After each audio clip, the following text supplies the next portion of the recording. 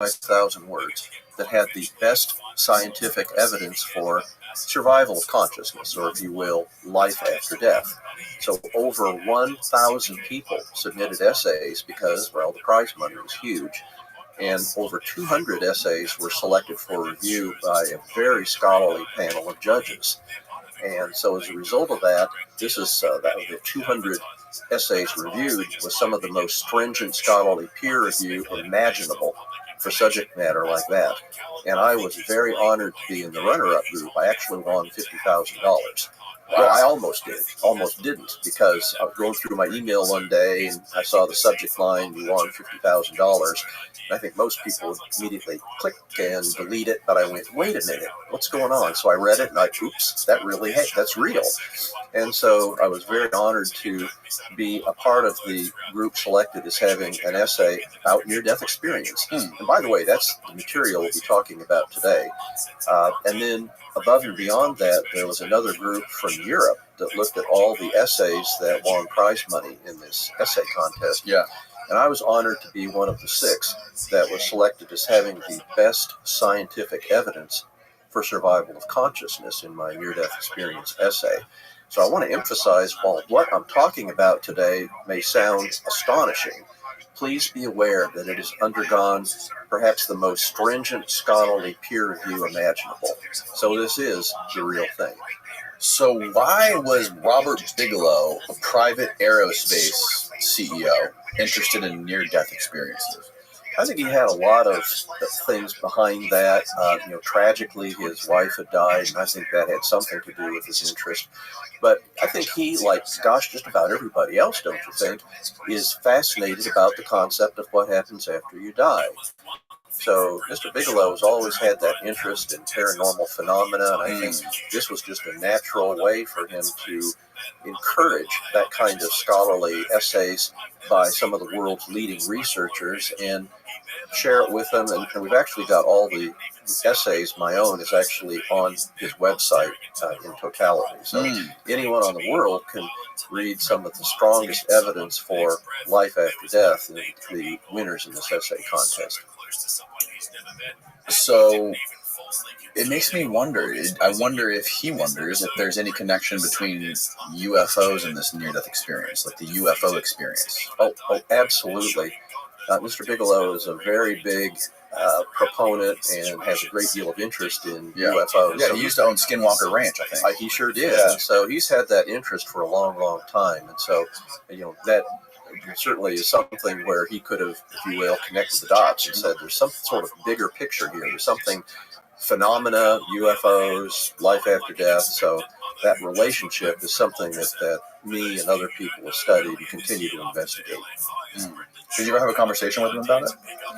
Not on that directly. I've talked with him, a very brilliant guy.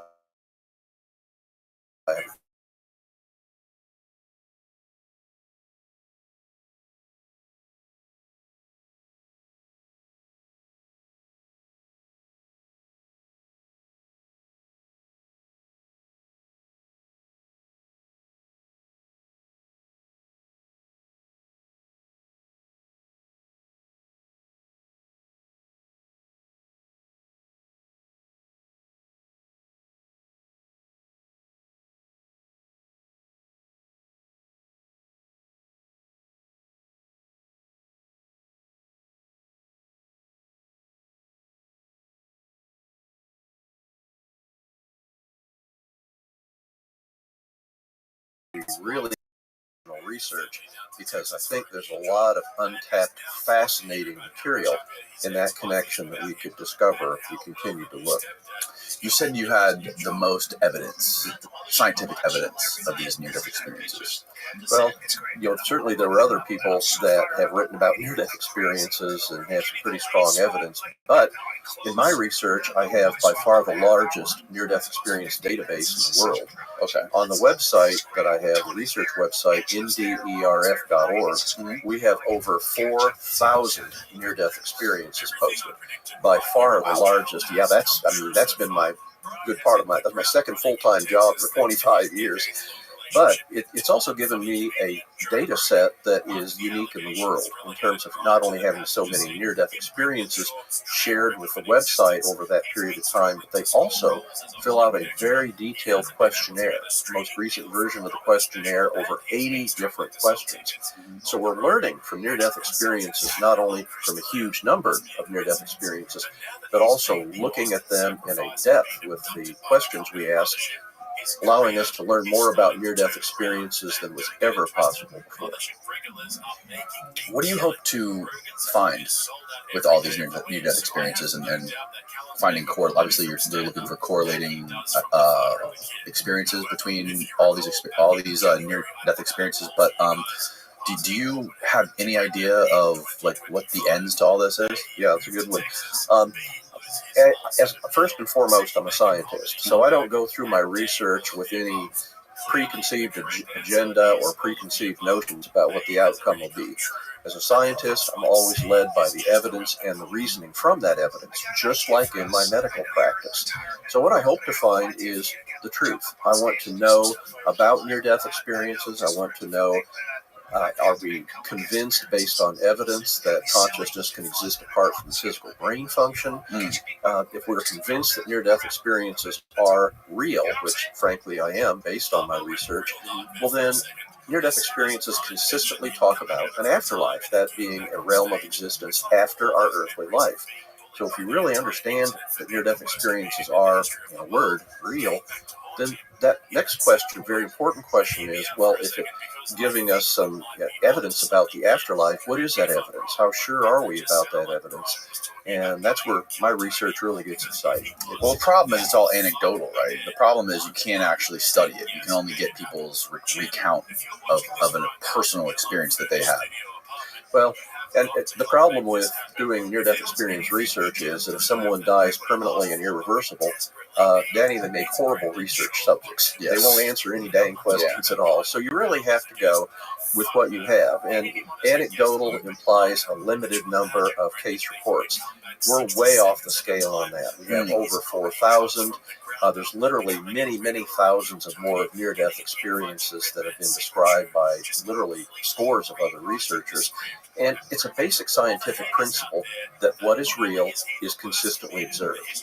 And we have that overwhelmingly in near-death experience, not only in my study group of 4,000, but it's corroboration with the same things that people are observing other research data sets. So I think given that the best we can do with near-death experience research, when you see that kind of consistency across many different researchers, among the young, among the old, among people with widely varying prior religious or cultural beliefs, even not believing an afterlife is possible, by the time you see that very consistent content of a near-death experience, how they change after the near-death experience, and how they consistently point to some conscious existence of life after death, I think you have to believe that based on evidence. Yeah, I agree with you. I guess what I was getting at is all of these stories or people that you have submitted, the 4,000, I think you said, that have submitted their experiences, it's all subjective experience, right? None of it, it's impossible to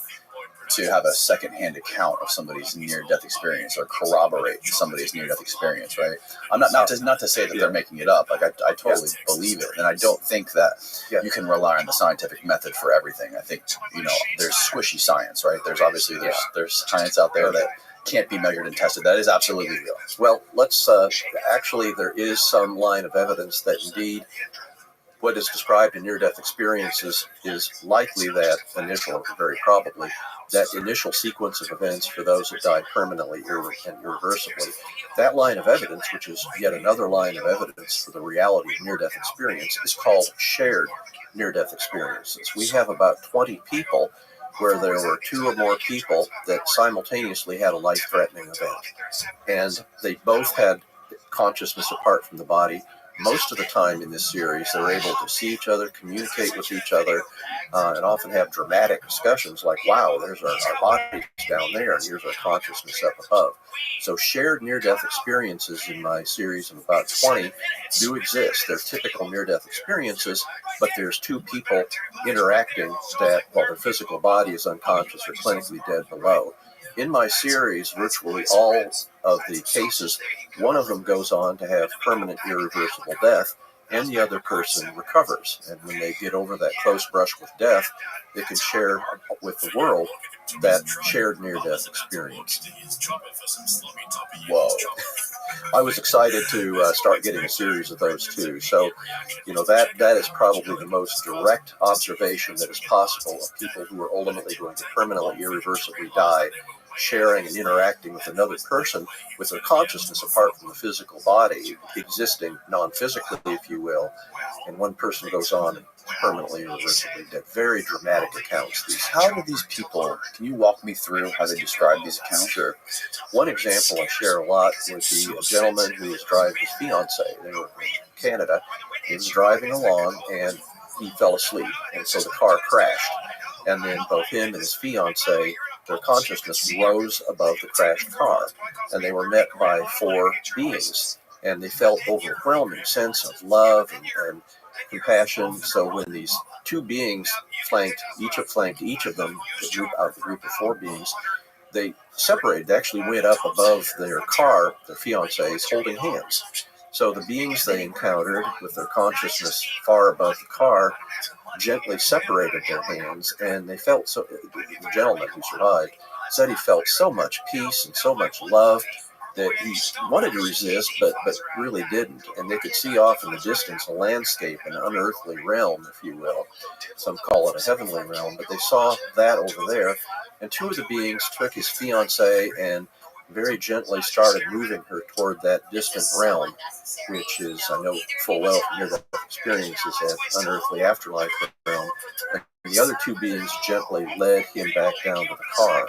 So when his consciousness, physical consciousness, recovered in the car, the front of the car was on fire, and his fiancée was leaning, and he instantly knew that was, in his words, a shell, because she was dead, and he knew that instantly, and he'd left his fiancée with the other beings above. Are there any other accounts similar to this? Yeah, we have quite a few. So that are very similar with 2 people at the same time. Yeah, we've had, just to pull another one out of the series I have, there was, I think this was another car crash, and there were several youthful people, and the cars were crashed, and there were 2 basically friends, and they were up stored consciousness. Again, in near-death experiences, by far most common when that initial part of the experience, when consciousness goes apart from the physical body, it's up over the body. So here were the 2 of them above the crashed car, and they were looking down on their physical bodies down below and dialoguing, and kind of their reaction was, I think we're dead, because they could see plain as day that their bodies weren't moving. They were talking to each other? Yeah, they were communicating about the fact that those were their bodies, the 2 of them, down below. It's a crash scene, and they appeared to be dead. And so they talked about that and had a dialogue, and then once again, the one of them went on and died permanent irreversible death, and when the other one recovered from what nearly killed him in the wreck, he was able once again to share those uncommon, but we have a small series now, a shared near-death experience. So, are there any of these shared near-death experiences where both of them survived? Now that's interesting. I haven't really found that, and I've looked. There was sort of a buzz about something that happened to a group of Arizona firefighters called the Hot Shots, but I haven't been able to corroborate that. And that was where 2 or more people survived and corroborated. But in the rest of the series we have, it's been one person. They were 2 people interacting. One went on permanent irreversible death, and the other person survived. We've had same thing. We've had building collapses, and we've had people, up above their body looking down, aware that they're down there and severely injured. But it's an absolutely fascinating study group of these shared near-death experiences. Yeah, so the story that Jeff Kripal told me about Elizabeth Crone, lady who was struck by lightning in front of her synagogue, was so astonishing, because she described going to like a garden that she couldn't even translate into words, and she was having a conversation with like her grandfather or something, and she said it lasted for 2 weeks, and she was in this realm for 2 weeks talking with people and having a conversation with her grandfather, and she describes following. At the end of it, there was like a light that came, and she made a conscious decision not to go to the light, but instead to go back to her body. Like she had a choice. Yeah, I know her well. I've talked with her directly, and believe me, that near-death experience was a real thing. Just to sort of take a look at some of the parts of what you just said there, it's astonishing to some people that you'd be sort of in a near-death experience, a beautiful garden. Many people describe landscapes in their near-death experiences in these unearthly heavenly realms that have beauty beyond anything on earth. There may be colors beyond anything that they say could possibly have happened on earth. Beauty that is indescribable. So it's not unusual that they literally don't have the words for what's literally an unearthly beauty and experience. Encountered her deceased grandfather, very common. The overwhelming majority of, like in my study, 94% or more, of beings encountered in these unearthly realms are deceased at the time of the experience. So that's not unusual either. And it astonishes a lot of people to, as you described, to talk with them for 2 weeks. And I need to explain that a little bit based on my study of near-death experiences. Near-death experiences are a tremendously accelerated consciousness. The overwhelming majority of people having a near-death experience say that time is either radically different or simply doesn't exist. So in this non-physical, unearthly realm of the near-death experience, it's very hard to compare time there to time on Earth. But you can say, well, in the communication we had, it would have taken 2 weeks, so that's probably the best estimate. Yes. And you have to understand, too, that consciousness, or the ability to process information, share, talk with deceased loved ones, or just experience this heavenly realm, is something completely outside of earthly experience. For example, people may have during a near-death experience what we call a life review. They may see a part or even all of their prior life, often decades. Typical examples like it's flashing on multiple screens, but they're literally reliving, or if you will, at least being aware of all of their prior life while they're unconscious, typically around minutes. Well, there's the famous coined phrase, you see your life flash before your eyes. Exactly. And that's happened to me. But there's been a couple occasions where I've come very close to death, but I've never lost consciousness, where I literally was about to die. And in one instance, I was in an underwater cave free diving, and I couldn't find the exit, and I was almost drowned. Wow. And I had my whole life flash before my eyes, but it wasn't like anything like this. Like, I wasn't unconscious. There wasn't any visuals, right? It was just like panic, I guess, and a sense of calm. Wow. But there's a clear difference, right? But that's something that's totally different from a near-death experience. Yes and no. We study those types of. First of all, wow, am I glad you got out of that? And that just gives me chills to be in an underground cave and go what you went through. Wow. Glad you made it. But Almost didn't. Oh yeah, those are called, what you experienced firsthand is what we researchers call fear-death experiences. You're afraid, you have that severe fright, and they are different from near-death experiences. One common way is that fear-death experiences are far more likely to have exactly what you experienced, a life review. Your life flashes before your eyes. So I've compared scores of these fear-death experiences to what occurs during near-death experiences, and statistically, your fear-death experience, like what you had, is statistically more likely to have that life review or life flash before your eyes. There's some other differences, but on the other hand, many fear-death experiences can extend and have a deeper experience and can have content remarkably similar to near-death experiences. I think both fear-death experiences and near-death experiences, as well as other types of experiences, are under that big umbrella, if you will, of spiritual experiences. So that'd be how I process it. Another interesting thing about Elizabeth Crohn's near-death experience, and to what you were going to your point about time dilation, she mentioned 2 weeks. I think Jeff Kripal said it was 2 minutes she was unconscious before they revived her. Luckily for her, she was in a synagogue. It was full of doctors. Yep. Is there a doctor in the house? Like, everybody raised their hand? Yeah, here we go. And what Kripal said, which was really fascinating, was that her recollection of the experience and the visuals were overwhelmingly Jewish. Do you see that? Do you see in people's recollection of their near-death experience, do you see any sort of correlation to their religious beliefs? Yeah, that's an interesting question, and I've actually looked very carefully as other researchers. First of all, and actually co-authored a scholarly book chapter on this, looking at all prior published literature some time ago.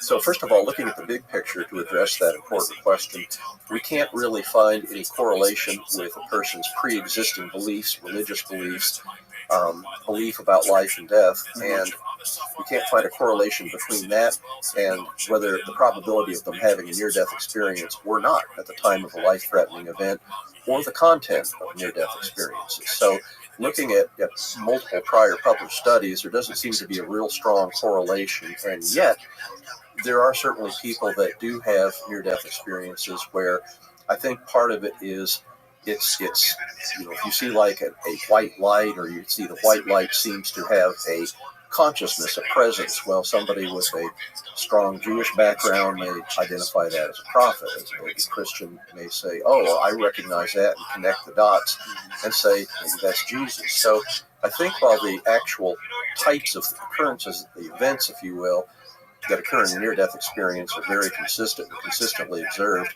I think there could be some overlap with their prior beliefs, especially religious beliefs. And I think just to take that and run, for instance, we have a series of people having a near-death experience in this unearthly realm where they may meet an amorphous, unformed being, light, energy, presence, and they may literally be asked, in what form would you like me to appear to you?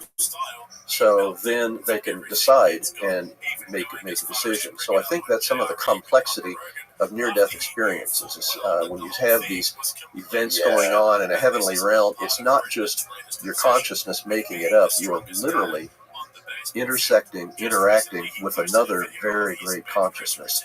And so there can be components of the experience based on the other consciousness, which, thank goodness, is virtually always described as profoundly loving, caring, compassionate. And so I think that may be part of why the near-death experiences are so strikingly similar in content, and yet they can have regularly described that individual specific type of content. I think that explains that adequately. It's like the movie Contact at the end when she meets her dad.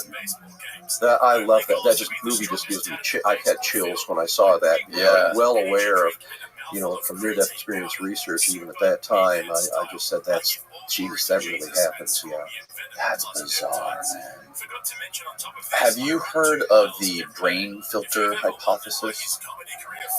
I've heard of my niche is to look at alternative or skeptical, if you will, hypotheses. So I'd ask you to explain that, put that in context. It's the idea that the brain is mediating states of consciousness, not necessarily producing them.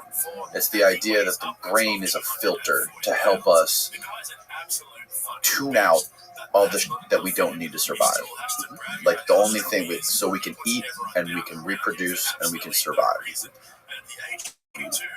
And the idea about this theory is that if you can find a way to shut down the brain, you can turn the filter off and bring in more.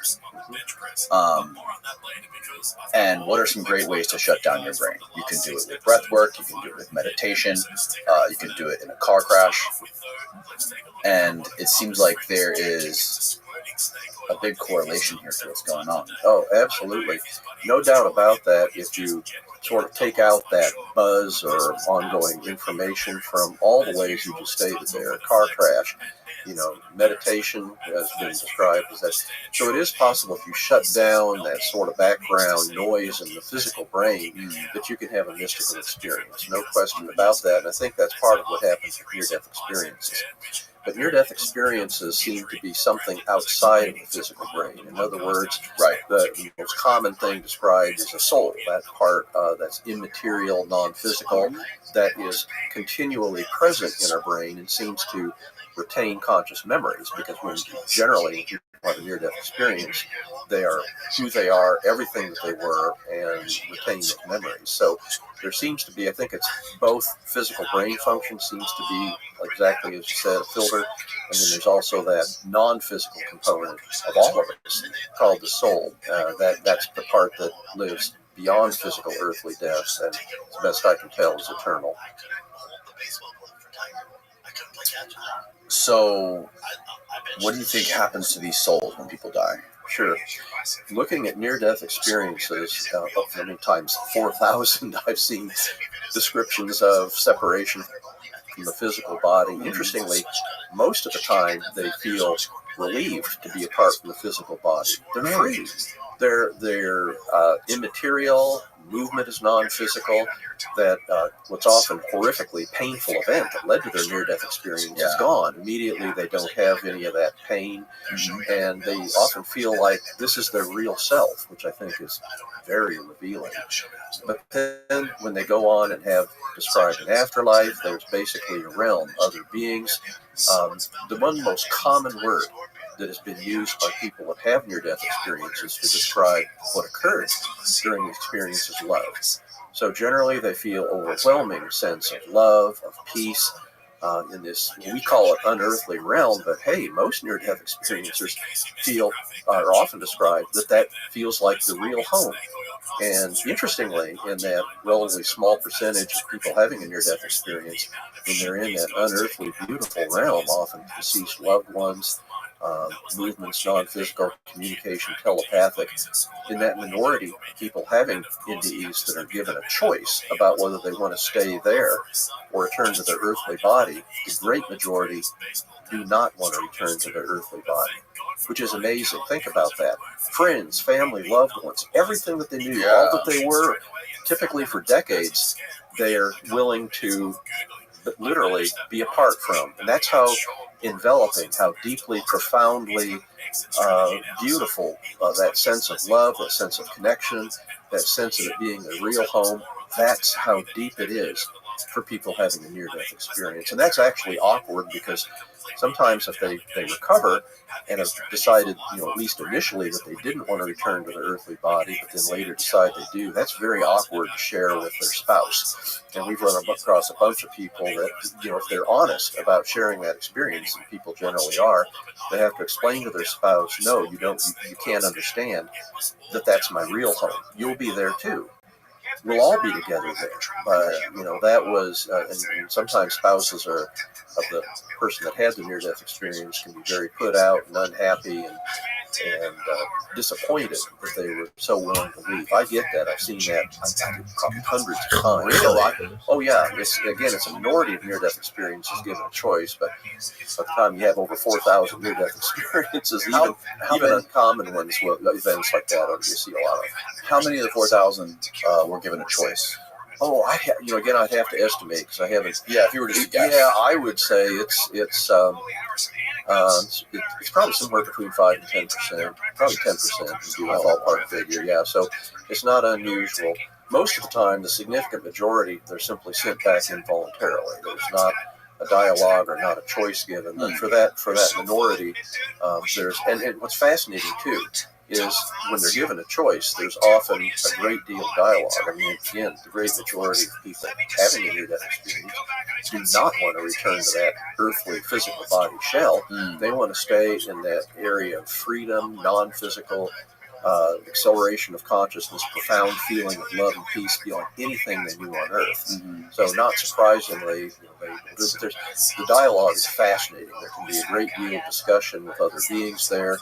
They literally can argue about wanting to stay there. So it's fascinating what leads to, and I've actually have studied that in a small series, about why ultimately when they had a choice and at least initially did not want to return to their physical body, well, why did they ultimately decide to do that? And so probably the number one thing that in the small series was for children. If they had children, especially young children, that was a pretty compelling reason for them to come back. But also another reason would be your work's not done on Earth. You have more things to do. You have more things to experience. One thing that is crystal clear in near-death experiences is that our earthly lives, however difficult they are profoundly meaningful and significant. And so as part of the decision about returning, that may be sort of a reason for many, is that they have more to live, their earthly life is important, so boom, they make that decision to return. Have you heard of, I think this is another thing that Kreipel was telling me about, but there's a phenomena with young children having memories of previous lives. And they're having memories of, like, violence in previous lives or violent deaths. And he is connecting, he made a connection to trauma. So, like violent or extremely physical or emotional traumatic experiences having to do with this brain filter opening up, right, and letting in more. And there's been many people, some of which I've had on the show before, who had lives filled with trauma and just terrible, terrible childhoods that now have these crazy, paranormal, phenomenal, unexplainable experiences in their daily lives. And these children, going back to these children who claim to have memories of previous lives, they were overwhelmingly male in their previous lives.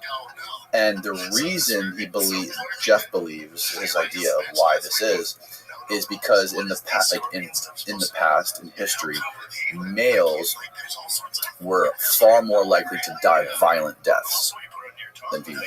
Yeah, that's fascinating. You're getting into the topic of, in the scholarly literature, they call it cases of reincarnation experience, or but that's basically pointing at reincarnation. Right. And it's interesting that children have it. It's children that are like on the cusp. It's before they actually learn language. Yeah, before they can actually speak and have a conversation in whatever language they're going to learn, right? Like there's some weird little pocket there where before their consciousness gets like hardwired to society or something. And while that's absolutely fascinating, I would say there's been some very good, serious research, in addition to what Dr. Cripple's been describing. There's a Dr. Ian Stevenson that has done a great deal of study about this kind of cases of reincarnation experience. There's literally been hundreds of these types of experiences identified in research like this, and I think it offers a very strong, compelling argument. But you're right, mainly it's children, and often very young children. Other researchers are seeing that too, that remember their prior lives. Interestingly, as these very young children get older, they seem to lose that memory, so they don't really retain it. It's very unusual. One reason I'm so fascinated about that is we have this concept of reincarnation quite regularly expressed in near-death experiences. And I'm going to admit this, okay? When I started my near-death experience research, I thought, no way, reincarnation doesn't make any sense. I didn't believe in that stuff at all. However, I'm led by evidence. And so over and over, we're talking about way over 100, hundreds at this point of near-death experiences I've studied, do talk about remembrance of a prior life. Now, in my reincarnation evidence in near-death experiences, there's not that predisposition for males. They say their prior life or lives that they remember. Interestingly, even if they're a male or female in this life, they may have been a male or female in prior lives, but or had multiple sort of different genders, often going back. So I'm not really seeing that preponderance of males. And also in near-death experiences, there's not that preponderance of remembrance of a traumatic death. When you have reincarnation discussed in near-death experiences, and maybe that's the explanation, they're just living mundane lives. I mean, I wouldn't believe it. You wouldn't believe it if everybody talked about that they were Cleopatra in a prior life. You just don't see that in near-death experiences. When they do remember and have some details of their prior life, and they're very mundane, very what you would have expected from decades to centuries ago.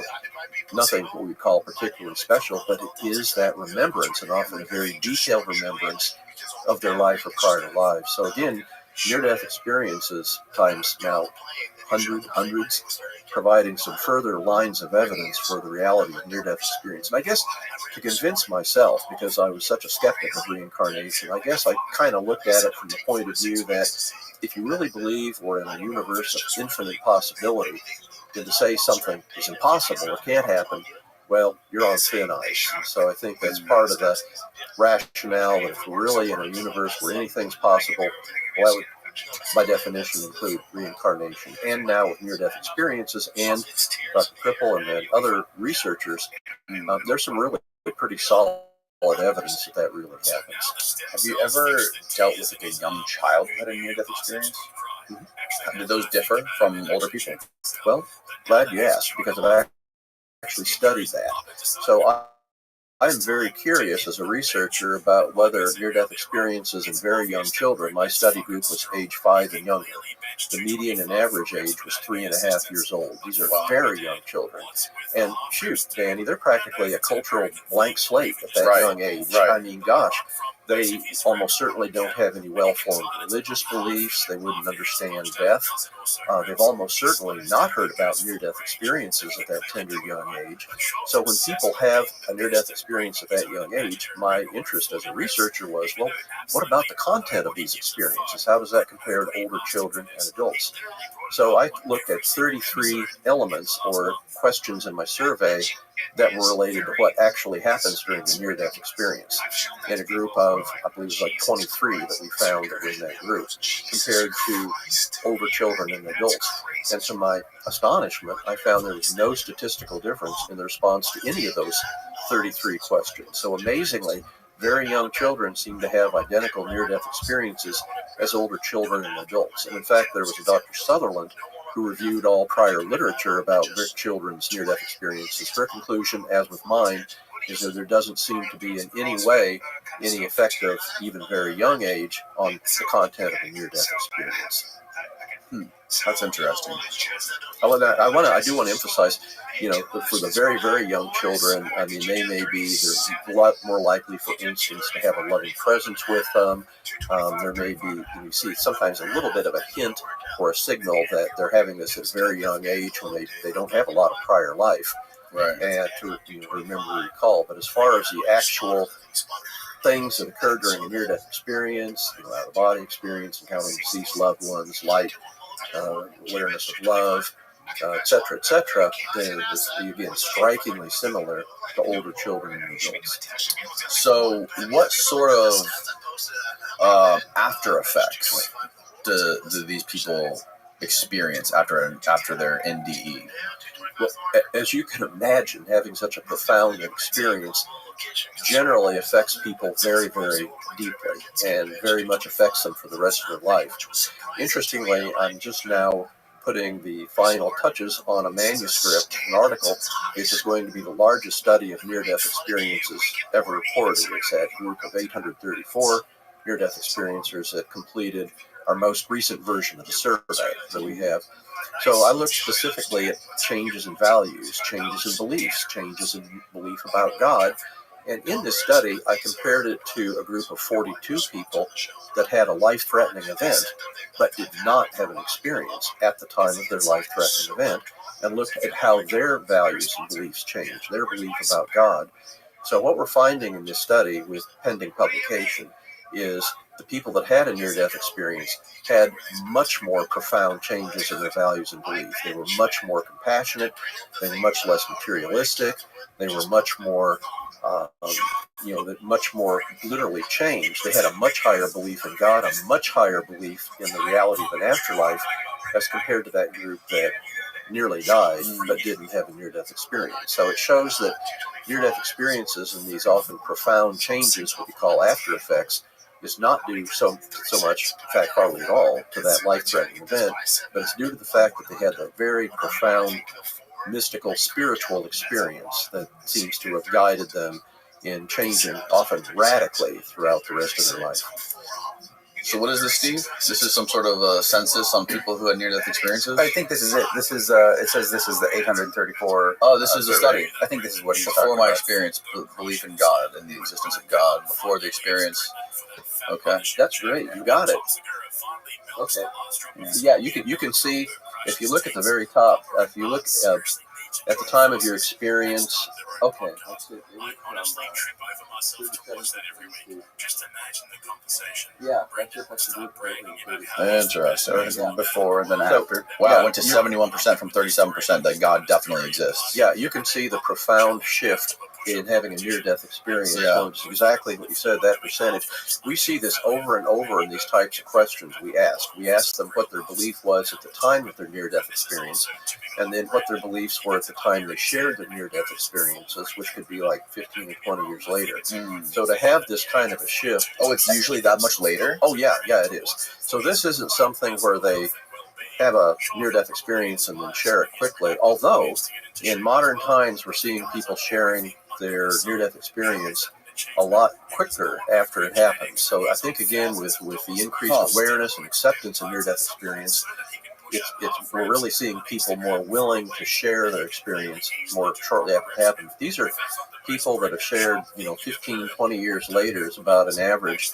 And yet I can't think of any other single life event that could so profoundly change people's beliefs and attitudes, double, tripling the percentage of people that state they're greatly compassionate in life. For example, that's right in the study that we're developing for publication, basically an overdoubling of their belief in God, probably about a tripling of decreased loss of fear of death, or, doubling, tripling of people that have a near-death experience as an after effect, believing that they absolutely believe in the reality of life after death. So this is something that isn't just a small change in their attitudes or beliefs. It is profound.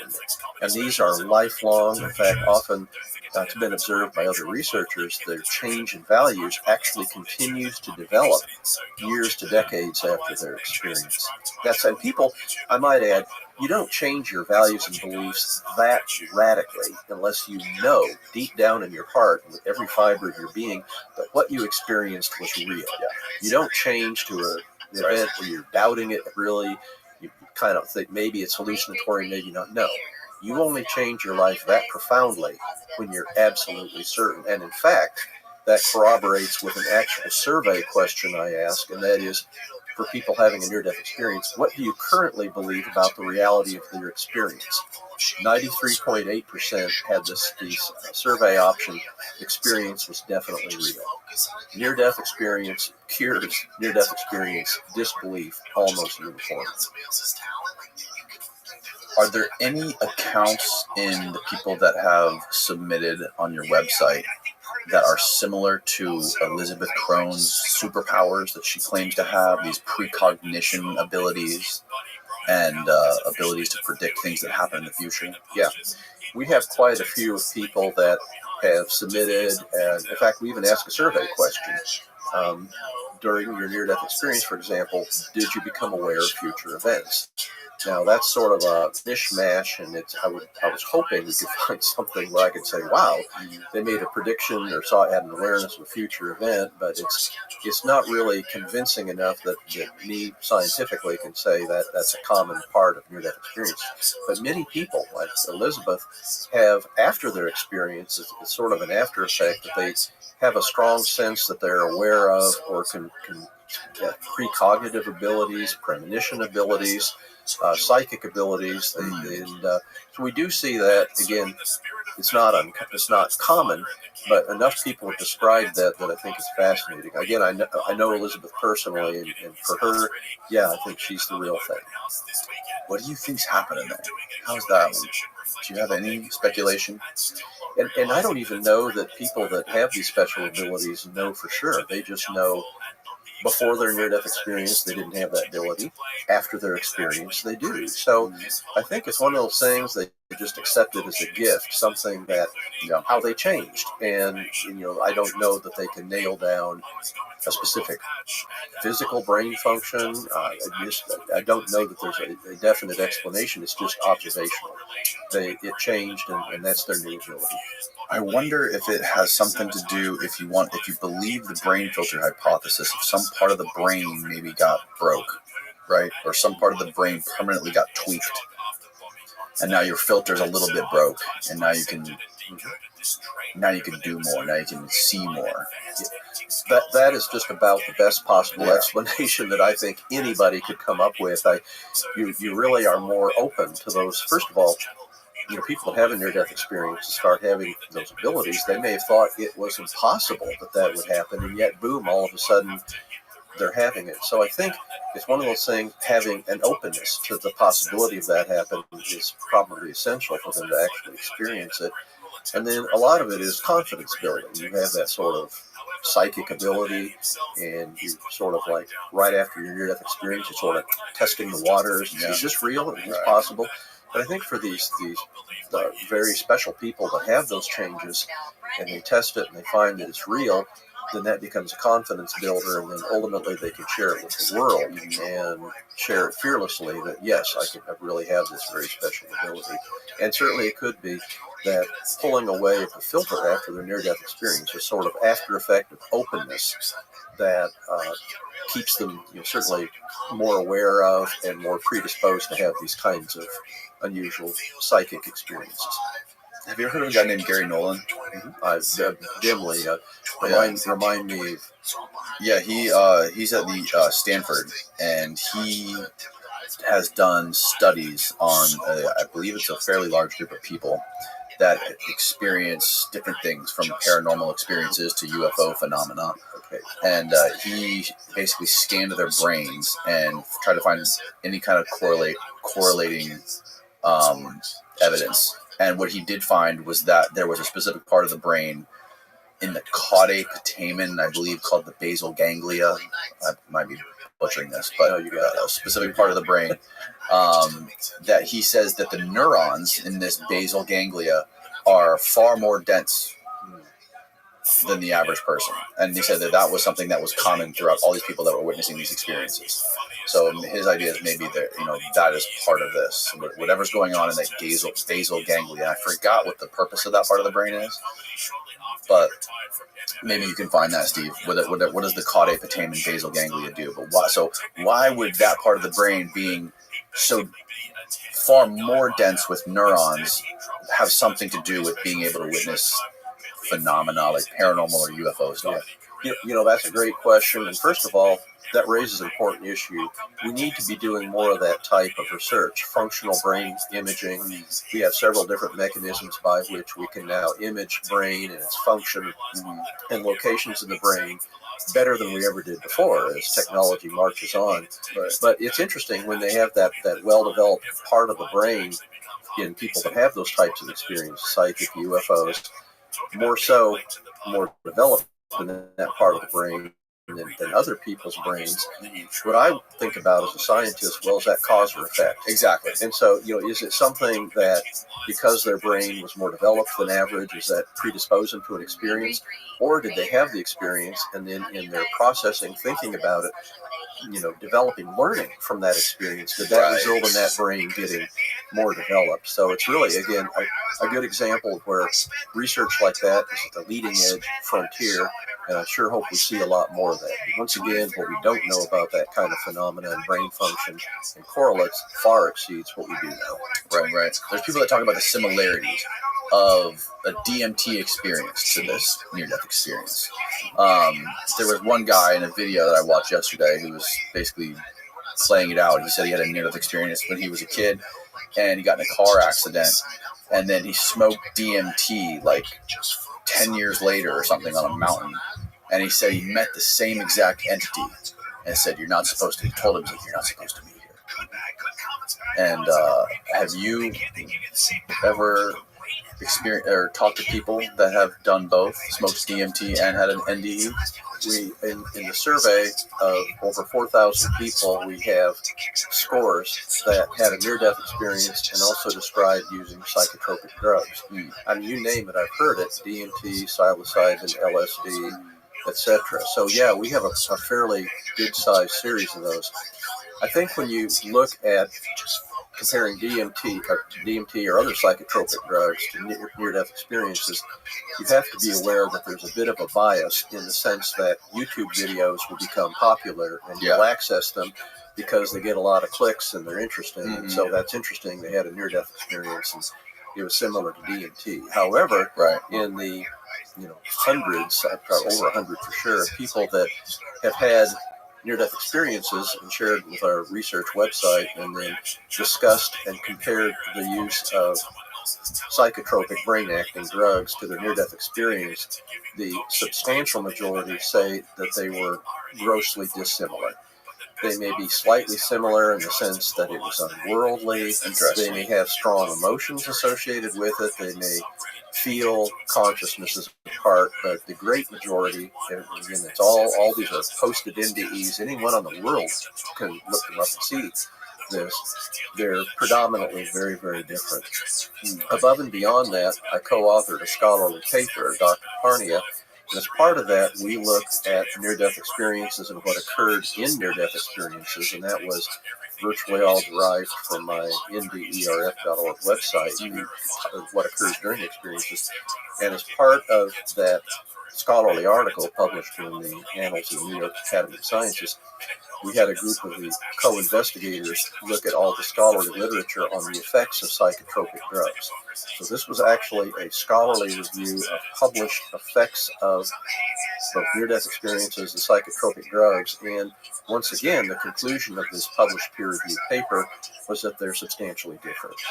And if anyone has any doubt about that, Where can we find that paper? it's at the Annals of the New York Academy of Sciences about 2 or 3 years ago. Okay. But what anyone can do is go to the website erowid.org, EROWID, which is by far the largest collection of first-person experiences with psychotropic drugs by the scores. I mean, there's some I hadn't even heard of. But if you go there and look up DMT or psilocybin and some of the more popularly named substances that purportedly mimic near-death experiences, all you have to do is go there and then look up hundreds of first-person experiences, do exactly what I've done.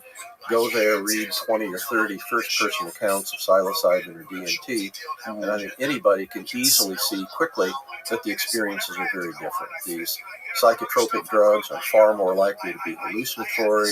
Events in these psychotropic drug experiences skip around like dreams, no surprise.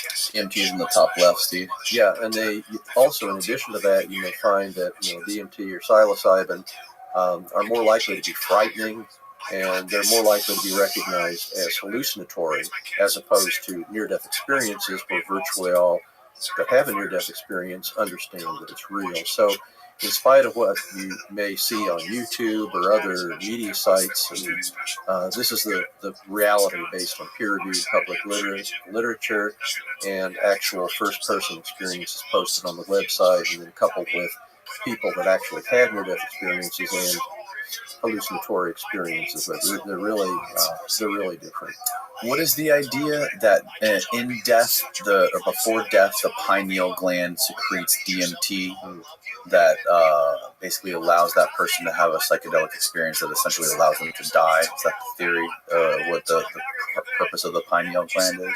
I would, while that's a theory, I would have to say lots of people have had cardiac arrest, their heart stopped, and then they're resuscitated and come back to life. And thank goodness we have thousands, probably tens of thousands of people, even here in America, that have survived that horrific close brush with death. I would say almost uniformly they don't come back and describe a hallucinatory experience associated with their heart stopping. So I think, while we still need to study the effects of the pineal or other brain chemistry mediators, there doesn't seem to be any resuscitation of these people that come back and describe something that would be a hallucinatory experience due to the pineal or anything else. But these people who their heart stops, they do have NDEs. Oh, absolutely. Right. When the heart stops, a cardiac arrest, that's one of the more common listed precipitating events of a near-death experience. Near-death experience, in my research, you have to be near death. In other words, so physically compromised that you're unconscious or clinically dead, like happens when your heart stops. So to understand how amazing it is that they have a near-death experience at that time, you have to understand the physiology of your heart stopping. Well, obviously, immediately when your heart stops, immediately blood stops flowing to the brain.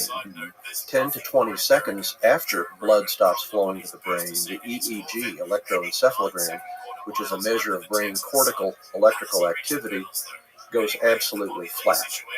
Really? After 20 seconds? 10 to 20 seconds. That's very well documented in the literature. So after 10 to 20 seconds after your heart stops, there's no measurable brain cortical activity, which is where your higher cognitive consciousness is.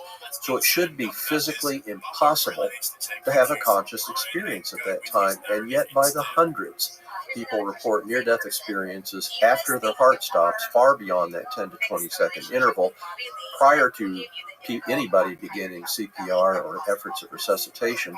So again, it's just yet another one of the stronger lines of evidence that after your heart stops and you have a near-death experience, absolutely medically inexplicable for that to be due to physical brain function. How do we know that the brain stops 20 seconds after the heart stops? Like, how many people have we measured with an EEG on their head when their heart stops? There's quite a bit of literature in the medical, various medical journals. I've actually cited that. These are big enough series that's generally accepted as being factual. That just seems like a crazy thing to study, right? Well, that's, like, how would you be able to time that, to have an EEG on somebody to be measuring their brain, knowing their heart's going to stop? Well, it could be people, they're in the hospital, they're having some neurologic situation, they have the EEG on. Actually, interestingly, there was a very recent study by Dr. Parnia called the AWARE-2 study, where they actually went out of their way to measure the EEG in people that, in a fairly good-sized series, that had a cardiac arrest. So that's by far the largest contemporary series of actual EEG measurements, and that was done prospectively. So that was published relatively recently, and they actually had targets placed, and they were hoping that people among these cardiac arrest patients would have a near-death experience and be able to spot a target with their consciousness apart from the body. Unfortunately, in this large study, basically only several people had a near-death experience, and they weren't actually in that group having their EEG being measured.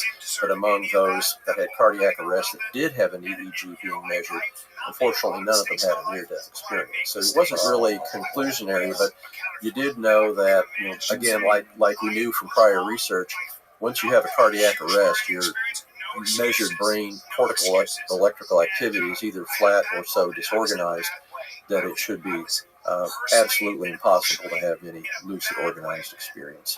What is this, Steve? This is from PubMed. Oh, this is the study you referenced, an awareness during resuscitation, multi-center study of consciousness and awareness in cardiac arrest. Right. He used the term recalled experience of death. But okay. That's been interesting. I've talked to other IDE researchers, and none of the rest of us are using the term recalled experience of death. Although, I want to emphasize, when Dr. Parnia, and he's, by the way, a friend of mine, when he coined that term, I think it was very appropriate, because there's so many people calling so many types of experiences near-death experiences that aren't. We've had some people, especially in the popular media, say that it's a near-death experience if it was This dream, is the study he was talking about. if This it is Dr. was Parnia. something that occurred during meditation. Well, Dr. Parnia, and I agree too, in my research, you have to be so physically compromised that you're unconscious or physically clinically dead. And that's where he said, just to separate these literally non-near-death experience researchers, non-near-death experience types of experience of so many other people. They want to be under that umbrella, near-death experience. But really, if you just stick with that rigorous, basically foundational definition of near-death experience that was started by Dr. Raymond Moody, who coined the term near-death experience in 1975, if you stick with that, I don't know that you really need to have a new term called experience of death. Right, yeah, I agree. So this says the abstract of this paper's cognitive activity and awareness during cardiac arrest are reported but ill understood. The first of a kind study examined consciousness and its underlying electrocortical biomarkers during cardiopulmonary resuscitation. In a prospective 25 sit-in hospital study, we incorporated independent audio-visual testing of awareness, including explicit and implicit learning using a computer and headphones. Yeah, this is the definitive study of measured or prospectively evaluated consciousness. Bottom line, unfortunately, they had like only a couple people that had a near-death experience, and they couldn't really correlate that with any EEG measuring. I'll jump ahead a little bit because I've read a lot on this. Right, interesting. So, okay, so of the 567, 53 survived, 29 completed interviews, and 11 reported CA memories and perceptions suggestive of consciousness. I want to emphasize that isn't necessarily during CPR. In other words, they did CPR, heart rate returns, so they may have a period of unconscious or returning to consciousness, and then after they were conscious enough to do the survey, then they remembered something. But that doesn't mean, I want to emphasize that was occurring at the time the heart stopped. It occurred from the interval of them losing consciousness due to cardiac arrest to being conscious enough to answer the survey question. Right. So that doesn't really give what the kind of information we all would like, and that would be, what about consciousness right when the heart stops? So that really isn't designed to, or at least the data they have doesn't really directly answer that. Yeah. Well, it's interesting, when you said earlier that these people that go into cardiac arrest, they said they don't experience any sort of hallucinatory experience. In general, yeah. In general. But like, isn't the pineal gland responsible for dreams? Yes, I believe it's involved certainly in dreams. So I wouldn't describe a dream as hallucinatory. Yeah, me too. I think most all of us have had dreams, events skip around. Right. You barely remember them. Right. You tend not to remember them in the long run. There's some crazy dang stuff that happens, certainly in my dreams, and probably in others. And you wake up and you go, sheesh, how did that happen? Right. Sometimes dreams feel very real. They don't feel hallucinatory, like I'm taking a drug. Right. So it's possible that the pineal gland could have something to do with it. Yet, I don't know even what to think of the brain being completely shut down for that period of time, how that would, didn't you say the people that had the EEG with no brain activity, they did not have a near-death experience? So maybe there's a phenomena where maybe it's possible that these people that do go into cardiac arrest, their brains somehow stay on, like some sort of spark goes off and the brains stay on a little bit longer than usual, maybe for a minute, and that could explain these experiences somehow. Yeah, ordinarily, if you can, when your heart stops, first of all, that's based on measurement or clinical observations. So sometimes when you diagnose cardiac arrest or heart stopping, there may be what's called fibrillation of the heart. It may be functioning at a low level, but just not enough you can detect a pulse. Right. So yeah, there is some possibility that, there could be, and I can't exclude that, but by the time you do EEG measurements, if there's no measurable cortical activity, well, that's really necessary to have a conscious lucid experience. We've talked about near-death experiences being hyper-lucid, consciousness above and beyond normal. So to have that type of supernormal consciousness, which the majority, about 3/4 of people having near-death experiences describe, that's just simply, super normal. Yeah. Well, I asked a survey question. Let me explain that. We asked a survey question, again, the same 834 near-death experiencer group that we can come back to. So a key survey question was, how was your consciousness and alertness during your experience in comparison to your earthly everyday life? And the possible options in the survey question, basically greater than, normal, equal to earthly life, or less than.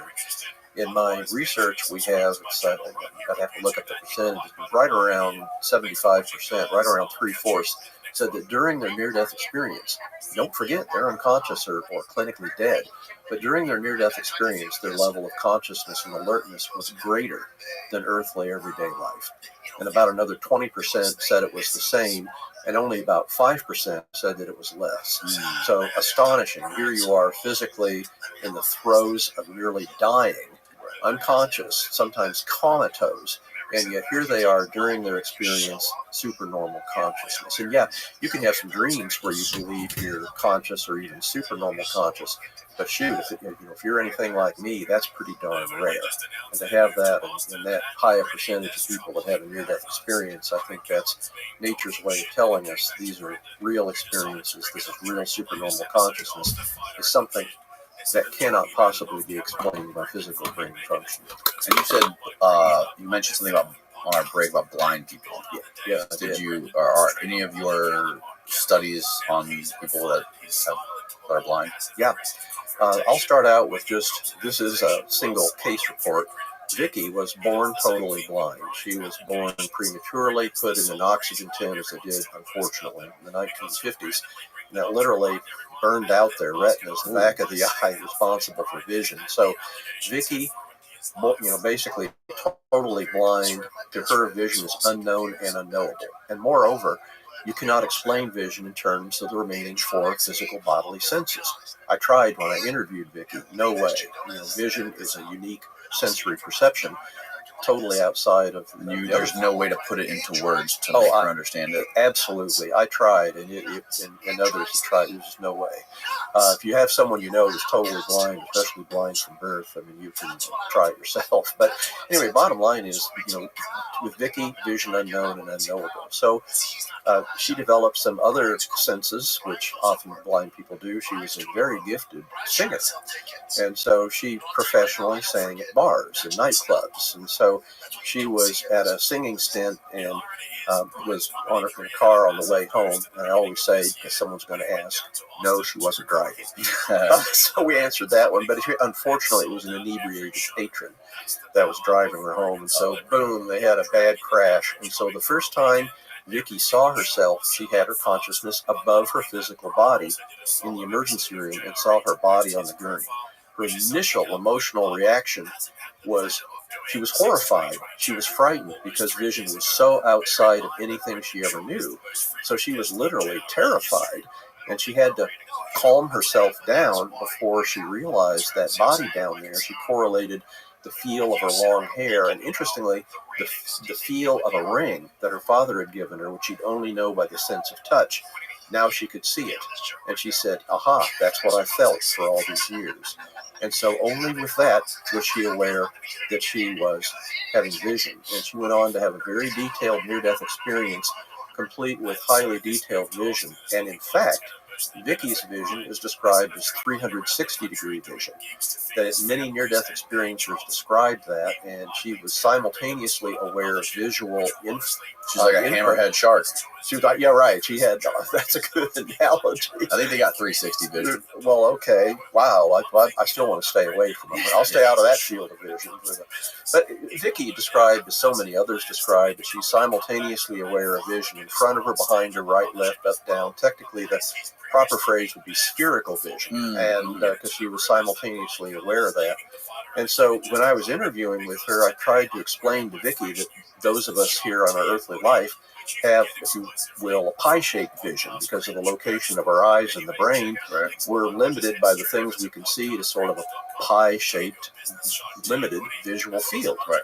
So I told Vicky that, and she literally laughed at me because her entire life experience of vision was spherical, and it was impossible for Vicky to understand how we could have such limited pie-shaped vision. She just laughed, thought it was funny, couldn't accept it. But that's one example. We now have a small series of people that have been blind, including legally blind, and when they've had their near-death experiences, their vision is not only normal, but often supernormal.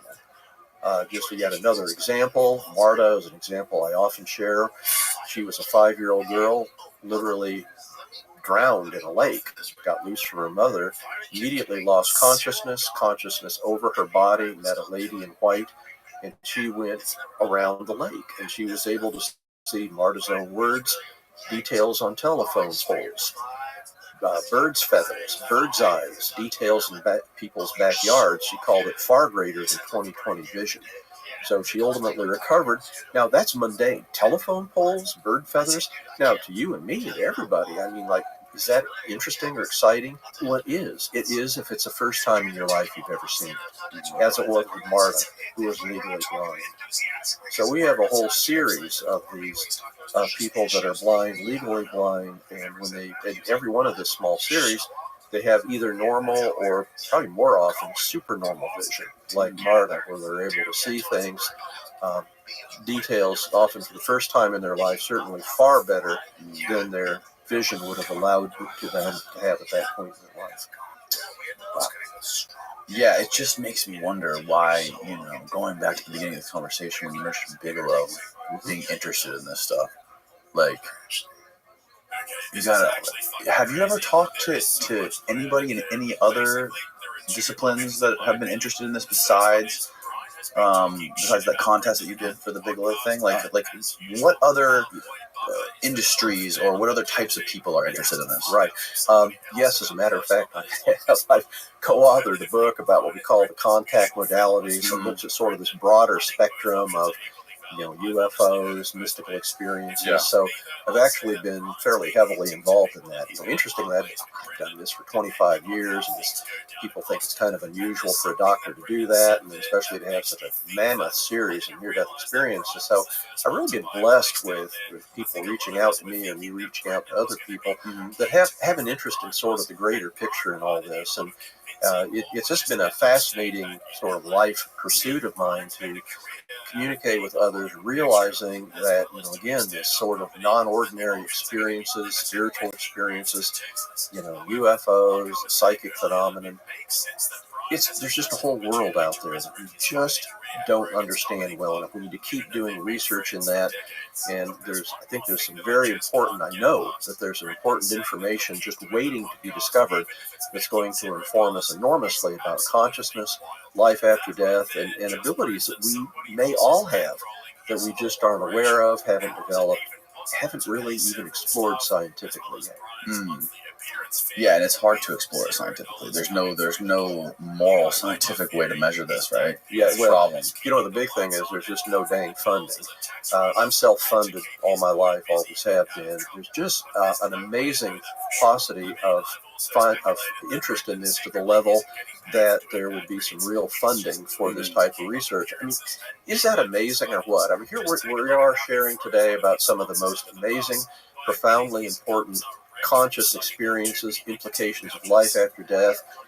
You would think, wow, obviously there's, from a variety of sources going to be a lot of interest, funding in that, support for that. Nope, we're all the lone wolves. So many other researchers. We do this because we believe it, because we love it, and because we're convinced that the information we're getting is important for humanity and understanding of some of the fundamental questions we all have about consciousness, life after death, and just really, what other abilities do we have, experiences that we have for humanity, and what do they tell us about consciousness or who we are as human beings. Yeah, I'd be really interested I mentioned to you briefly when we were off camera about Andrew Gallimore, the guy in Tokyo who's this neuroscientist doing the DMT, extended state DMT research. And that, it would be interesting to hear from somebody who's had a near-death experience who would be a part of that extended state DMT, where they're giving people an IV drip of DMT for a long period of time, for the whole day, and then bringing them out briefly, writing down what they're experiencing, and jacking back into the matrix. Well, we do have something like that. We have one of the most well-known public near-death experience individuals is Dr. Eben Alexander, an amazing guy who was a Harvard neurosurgeon. And he had a severe episode of meningitis. Actually, the two of us were on Dr. Oz show once. And Really? Yeah. Wow. We were so, he's again a bud of mine. But here I am looking with Dr. Oz up on the screen, and there's the CT or CAT scan of Dr. Alexander. And I knew full well there was that meningitis. I mean, it was horrible.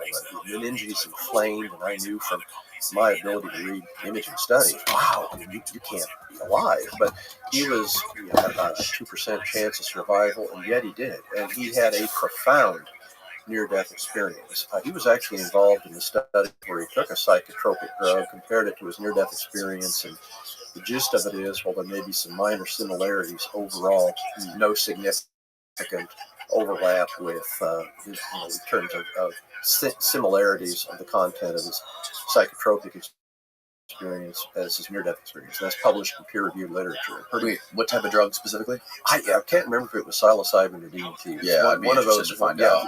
It's published and it's out there. But again, that's not a surprise to me because we've seen that over and over when people share their near-death experience on the research website compared to their use of psychotropics, and generally very different experiences. Yeah, and it's also interesting that they report it so much later.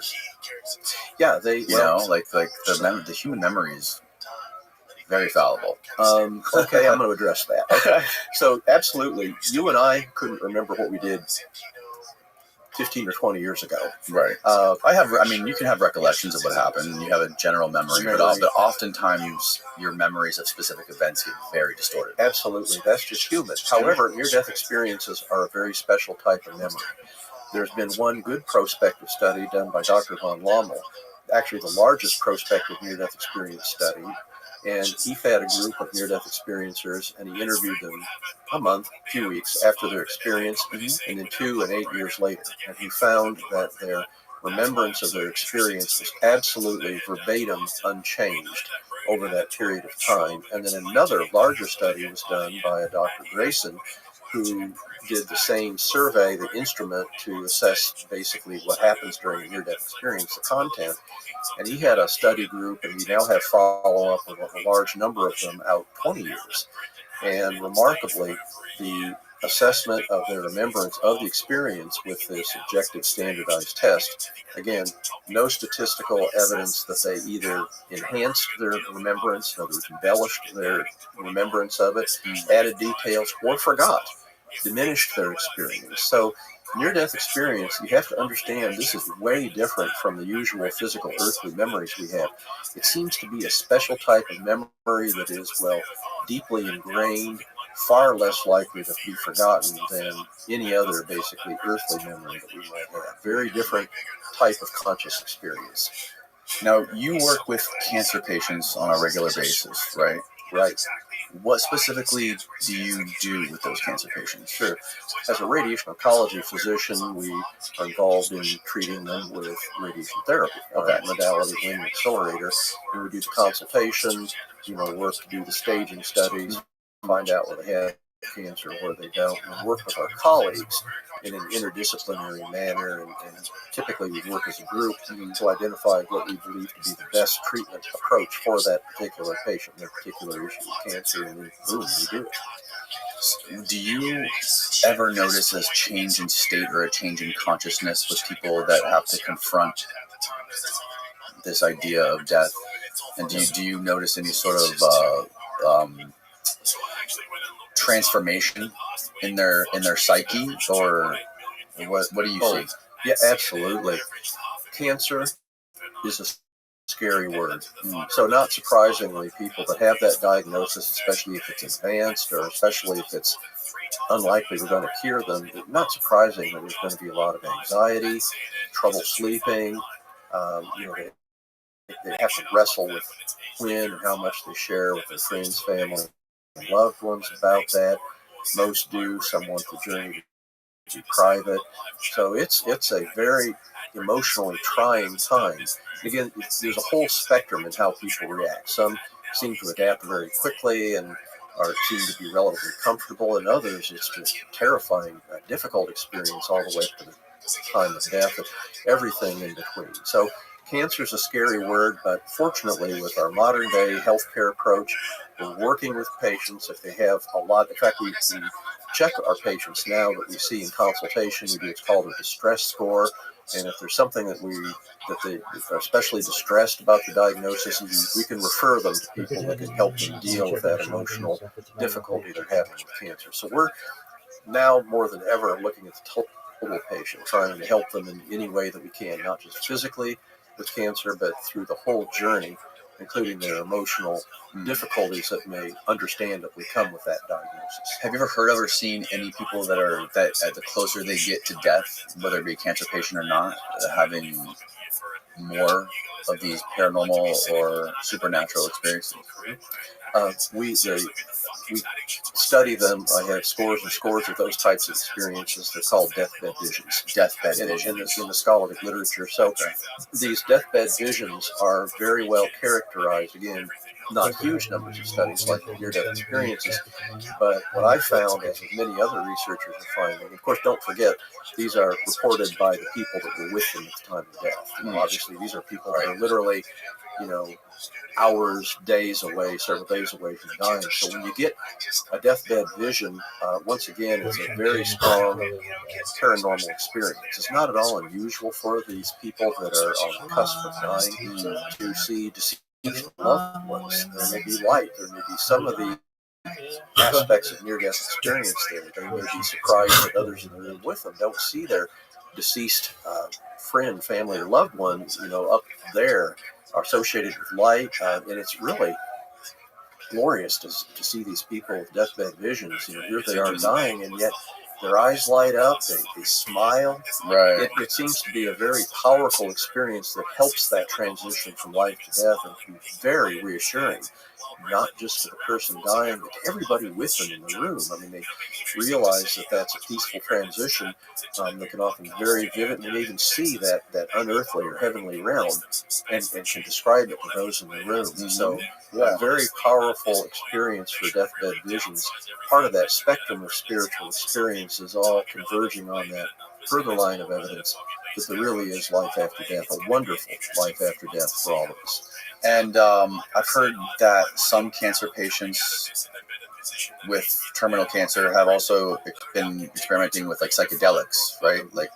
They've been giving people psychedelic mushrooms or different drugs. Well, under controlled circumstances, you give them carefully measured pharmacologic doses of it. So this is, again, you need to be real careful with this kind of thing. There's no FDA or Federal Drug Administration for illicitly purchased substances, so you dang don't know what you're going to get. Sometimes it can be very different from what is represented by the person pushing that drug. So, but there have been a lot of good, controlled, credible, well done, and even published ultimately scientific studies on this.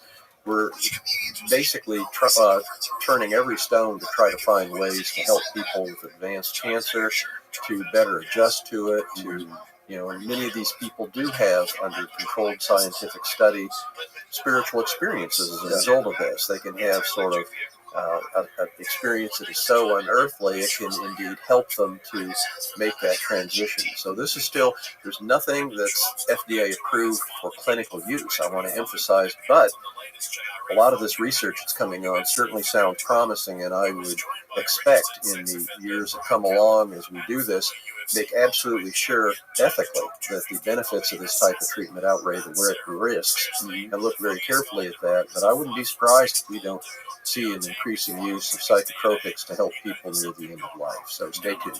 Yeah. No, I just remembered too. I had a guy in here a couple months ago who was an Army Ranger. He got shot in the head doing some military training, but he was wearing a helmet, so the helmet flew off and it knocked him off his feet, and he had a near-death experience. And when he came back, he had to go get some psychological evaluation when he got back to the States, and he had severe head trauma. And after that, he got admitted to the CIA's remote viewing program, and he started doing remote viewing and training people in remote viewing. And he was explaining this all to me. It was incredible. And a lot of these people had similar experiences, where once they had a crazy life-altering event, whether it be a head injury or a near-death experience, these people were getting admitted to these black projects doing remote viewing. And I know Bigelow's really interested in remote viewing too. Oh yeah, absolutely. Yeah, this is just yet another vivid example you bring up there of what we don't know about human consciousness, and the potential far outweighs what we do know. I mean, absolutely fascinating. And yeah, I know some people that were in the military remote viewing program. I know two of them personally, actually. And so I'm as with you, I'm intrigued. Again, you just wonder, more about that. A good example where we need more research. We need to have more people studying people, those rare people that have that gift, and just seeing what its strengths are, what its limitations are. Yeah, it's just, it seems like there is an elevated conscious realm that exists that people have the ability to tap into, that is completely separate from our sort of 2D reality plane of existence down here. That is, if once you, it seems like once you experience that, it's world changing, because this sort of existence, or this, whatever this consciousness layer of consciousness is above us, above our plane of existence, it transcends culture, it transcends religion, it transcends nations, everything. And I can understand how that can really blow somebody's worldview out of the water. And there's a guy named Chardon who studied this. He had this concept of a noosphere, where it was, the noosphere is, he described it as exactly that, just a plane of consciousness, a worldwide consciousness that exists above all of us, and that we can all tap into. And it's like, once you can tap into that, knowledge is just inside you, right? You don't learn anything. It's just like everything is connected through this somehow. Okay, exactly. Wouldn't it be awesome if, through the further research or investigating with an open mind these kind of phenomena, what if we could come up with a way for anybody on the planet to access that higher level of consciousness, to experience that firsthand? And just imagine the change we could have in humanity if that were something that we could access safely, reliably. Just imagine how that would change the world. If everybody knew that there was that higher level of consciousness, that we're far more than just physical brain conscious functioning, and that there's that bigger picture of consciousness. I think that's sort of the the golden pot of gold at the end of the rainbow, if you will, for this type of consciousness research, where it could really impact and be valuable to anybody, anywhere in the world. Yeah. Have you ever thought about ways to objectively study these NDEs? Do you think there'll ever be a way to tap into one of these NDEs somebody has? I've spent hours thinking about, I would love to do that. Obviously we cannot induce a near-death experience. That would be not only unethical, but illegal and dangerous. Among people that have a life-threatening event, only 10 or 20% have a near-death experience. 80 or 90% do not. So you have to always bear that in mind too. So, putting somebody into and people that attempt suicide and have a near-death experience almost never attempt suicide again, because they know they don't want to risk taking their own life at any future time. They understand the value and meaning of earthly life. So we know, induction of a life-threatening event is wrong at many different levels in many different ways. But what if you could find some way to sort of bring that little piece of heaven, if you will, that near-death experiencers note back down into everybody's earthly life? Well, I think part of it could certainly be reading about near-death experiences, and I encourage that. We've had people have their understanding of consciousness, their fears of death altered for the best by reading near-death experiences. Podcasts like this, extremely valuable. I think a lot of people can come away with this knowing, wow, there really is that bigger picture, there's a life after death.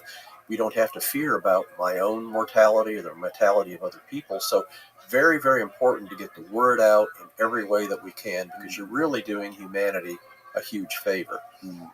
What is the most bizarre near-death experience account that you've heard of? Oh, that's great.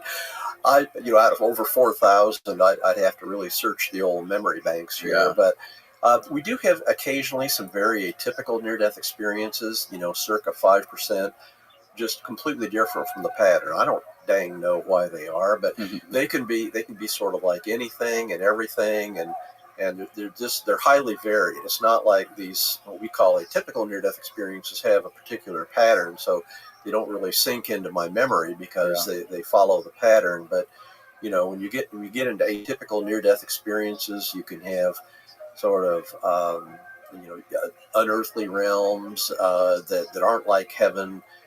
You can have sort of The experience can skip around. You can have, very rare. Just it can be anything. Has anyone ever described like a terrifying experience, like hell? Yeah, there's a very, very small percentage of near-death experiences in which they either are aware of, visualize a hellish realm during their near-death experience, or are actually a part of it, impacted, in other words, are actually in that hellish realm. So, first of all, these are very, very unusual. Second of all, I want to say I've done a lot of writing on this, and at this point, I want to say that that's sort of the final frontier of my near-death experience research. I'm still actively looking at that, but as best I can tell at this point in time, there's a couple caveats to these awareness or actually being impacted personally by these hellish experiences. Number one, I don't believe that in near-death experiences there's a shred of evidence that we, you, me, anybody is at risk for a permanent being condemned to some permanent involuntary hellish realm. That is absolutely unknown, and that's over 4,000 near-death experiences, my own and other credible researchers that have published on that. So what's going on? Well, as best I can tell, and this is again from talking to my own research and other near-death experiencers that have had profoundly deep experiences, what I think is going on is that these are people that are in the afterlife that somewhat like some earthly people. They simply make a series of, and typically it's multiple, sequential, very poor decisions that ultimately end up with them being there. I mean, these are people that even in the afterlife may retain so much hatred, anger, resentment to other people that they are literally comfortable being with others that have those values in the afterlife. In other words, this paradoxically is for the people in those hellish realms, their heaven, because that's where they want to be. They choose to be there. They choose to be there because others are there that are like them, and that's what they want to do. One important caveat also of seeing people in these hellish realms is that some of the strongest line of evidence that even in the afterlife, free will predominates. Here on earth, we can choose, but if you can choose in an afterlife to be a party that, to literally involve yourself in those hellish realms with other beings, that's some of the strongest evidence I can think of that you can choose as a being, as a spirit, even in the afterlife. And I want to also emphasize that many near-death experiencers say there cannot possibly be hell in that heaven or in that afterlife, and they're correct. And I'll explain that. When we are aware of or observe these type of hellish realms, they're almost always sequestered. They are separated from the rest of the heavenly realms. In other words, they're all in a particular place, and the hellish beings don't directly impact, harm, interact with, literally, those other people that are virtually all others, spirits in the heavenly realm. So that's another important caveat. But I'm still, again, I want to emphasize, I'm still actively investigating that, and, stay tuned.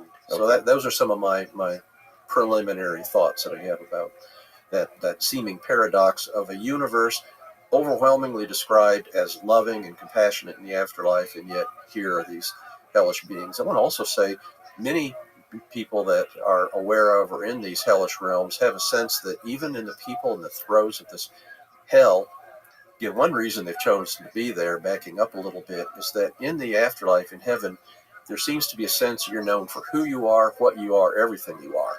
So you can understand from the perspective of these hellish demonic beings, if they were to be among other spiritual beings in heaven, they would be immediately known instantaneously for being the evil, antisocial beings that they really are. You can just imagine how they would be reluctant to do that. So that helps explain why they tend to congregate together. So there's that perspective too. But many of the people that have had these hellish near-death experiences have the sense that all they ever had to do in this hellish realm was to, out of free will, request to leave, want to leave, sincerely desire to leave, and that they could return back to the typical heavenly realm. So again, back to that great caveat, me and other near-death experience researchers looking in this, I don't know that hardly any of us believe that we're at risk for a permanent, involuntary, hellish existence in the afterlife, and that's important. How many near-death experience researchers are there? Oh gosh, a lot of them. There's sort of like a core of some dozens of us that do a lot of research and do a lot of talking about that. There's probably hundreds that have done either an article or done some research, shared a little bit, studied it informally, talked about it. So a lot of it's sort of a spectrum. People that are really heavily involved, like me. There's a small group. Well, it's not that small. Shoot, probably dozens of us. And then other people that do it, sort of publish a few articles and then go on and do something else. And and then just other people that sincerely study hundreds, maybe even thousands of near-death experiences, and share that with other people formally or informally. So there's sort of that spectrum of research interest. Well, Jeff, thank you so much for coming and explaining this stuff to me. This is fascinating stuff. Is there a place people can go to find more of your work and your research, or even get in touch with you? Sure.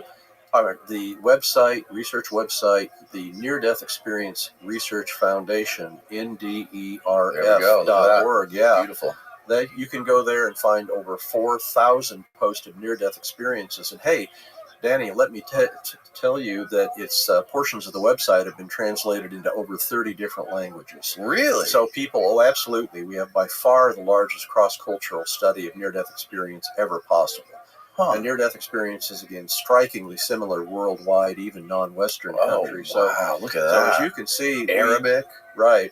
And a big shout out and thanks to my wife, Jody, who's webmaster of this huge website. Shout out, Jody. Yeah, without great job. Without her amazing talent and dedication to this, there's absolutely no way that I could be a full-time doctor, do my research, and even think about maintaining a website like this. Jody's an attorney, and yet she has stepped down her full-time practice to devote her full-time duties to this incredible outreach, because both of us believe so profoundly that this is a critical, if you will, path that we do to help reach out to all of humanity, sharing these important messages about near-death experience that we've learned over the decades. Are you still getting these every day? How often do you get new experiences filled out? Bunches. We get... every time we do a big media event, we can get dozens, we can get scores. So whenever we do this, they come trickling in like at least one every several days on the average. So it's actually a significant part of my duty outside of being a doctor is to continue to review these experiences, categorize them, near-death experience, probable ND, possible ND. And I love doing that. I mean, it's a labor of love for both me and Jody. We look at these experiences, and our goal is to share them back, other than correcting obvious grammatical and spelling errors, to share back exactly what has been shared with us lovingly, to sharing that lovingly with the world. You'll notice on that website, by gosh, we don't have anything for sale, and we're not soliciting donations, because we think that would pull back from the credibility of our predominant focus, which is to make these fascinating and important experiences shared as openly as possible with everybody. It's fascinating. I'll link your website and everything else below. Thanks. And thanks again, man. I really enjoyed this. Great interview. This has been fantastic. Thank you so much. My pleasure. Good night, everybody.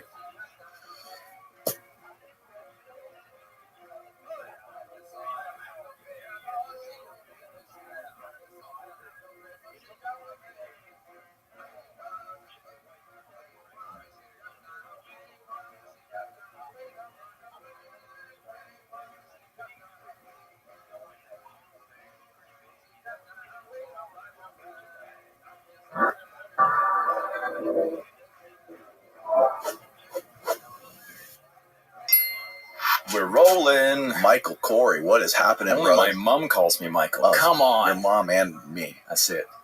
What's going on, dude? You got the sickest YouTube channel I've ever seen. It is so brutal, the things that you do. Brutal. That's an interesting choice. Explain. Brutal is the word that I think best describes your video, going out into the jungle in Tanzania, I think it was, and hunting baboons with those dudes with arrow poisons, and you're barefoot and they're biting the necks of deer to kill them. That is like pure brutality to me.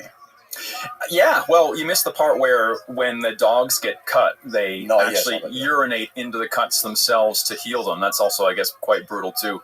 But honestly, man, the reason why I like that kind of content is it's real, and we don't see real very much anymore, right? In a censored world, we think that everything is PC, and we hear these stories about faraway places thinking they're all savages and they don't know how to behave. But those guys, like the Hadza in Tanzania, there's only 1,000 left, and they live authentically how we did back when we were all hunter-gatherers. They're one of the last tribes in the world still living true to our very roots.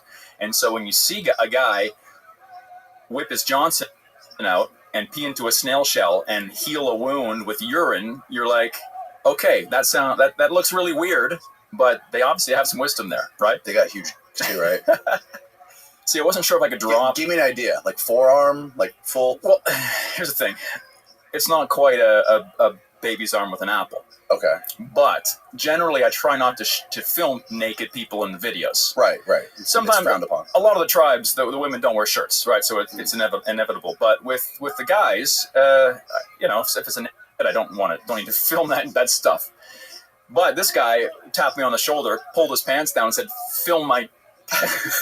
And he peed into a snail shell, and anyway, I can't put that on. I can't put that on YouTube. That's the behind the scenes stuff that Patreon. I put it on Patreon actually. Yeah. Uh-huh. Oh my god, dude! I brought you a present, man. Did you really? I guarantee you'll never in 1,000 years know what it is, or guess what it is. You're probably right about that. Look at this dirty stained bag. It's stained from what's ever in there. All right, you ready for this? Is it drugs? Oh, I might have forgotten. Hold on. Oh, no, it's there. Did it break off? Wow, dude. Hold on, it's an assemble. Well, that didn't quite survive the. What is this? Is this the wiener? That's a stick. No, this stick. There we go. It's like a Lego project. You can put it together.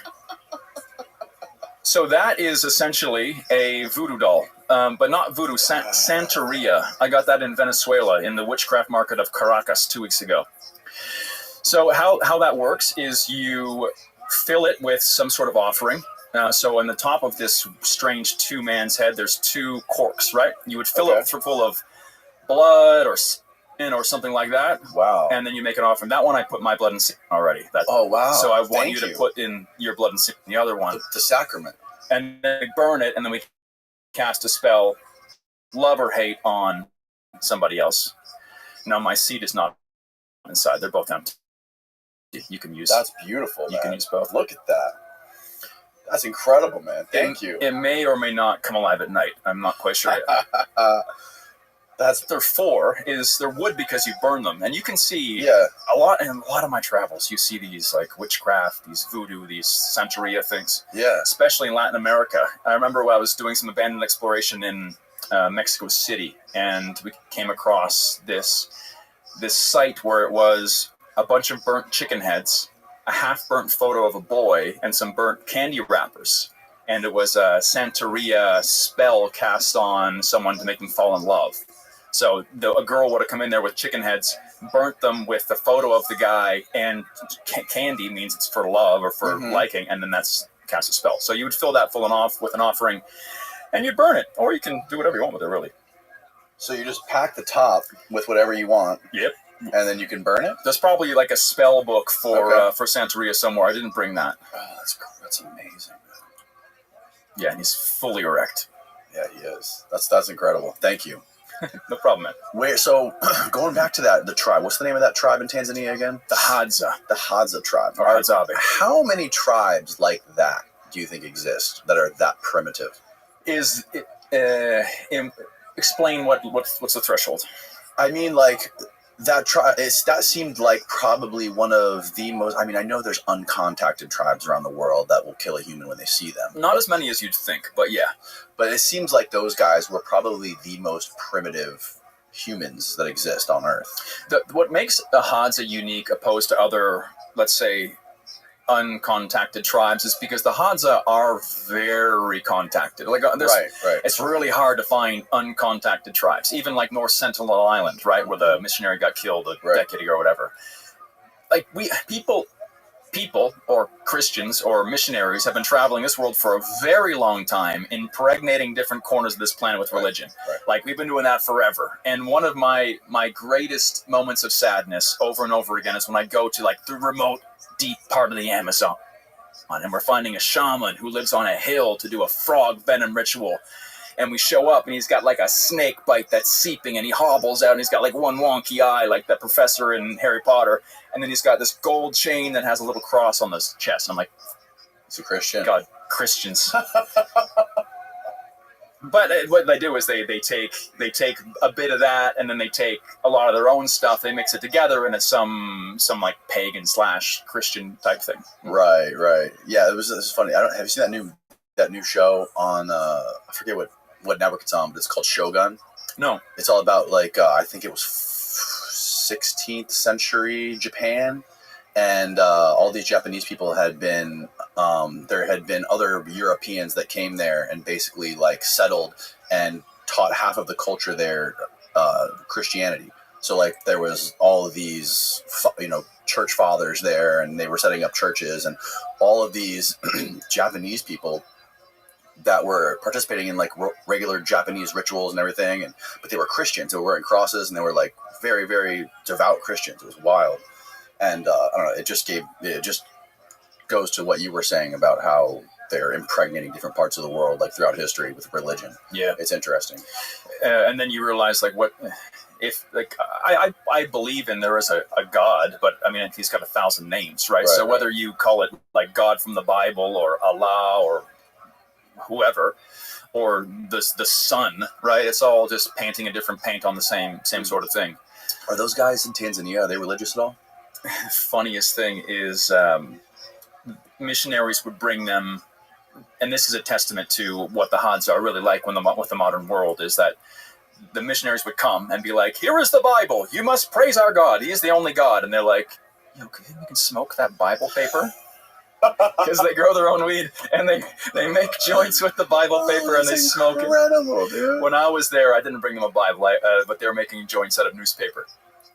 Yeah, but that's the attitude the Haza have, and that's why they seem more uncontacted than they are, because they completely reject the modern world. They think it's poison. They don't want anything to do with it. They want nothing to do with it. Wow, dude. No, to the point where I've been there 3 times now on 3 different expeditions hunting with them, and we'll be out there running through thorn bushes. There's a horrid plant there that's called the wait-a-bit acacia. And acacias are generally like these big thorny bushes. And it's called a wait-a-bit acacia because instead of a straight spine, it's a fish hook.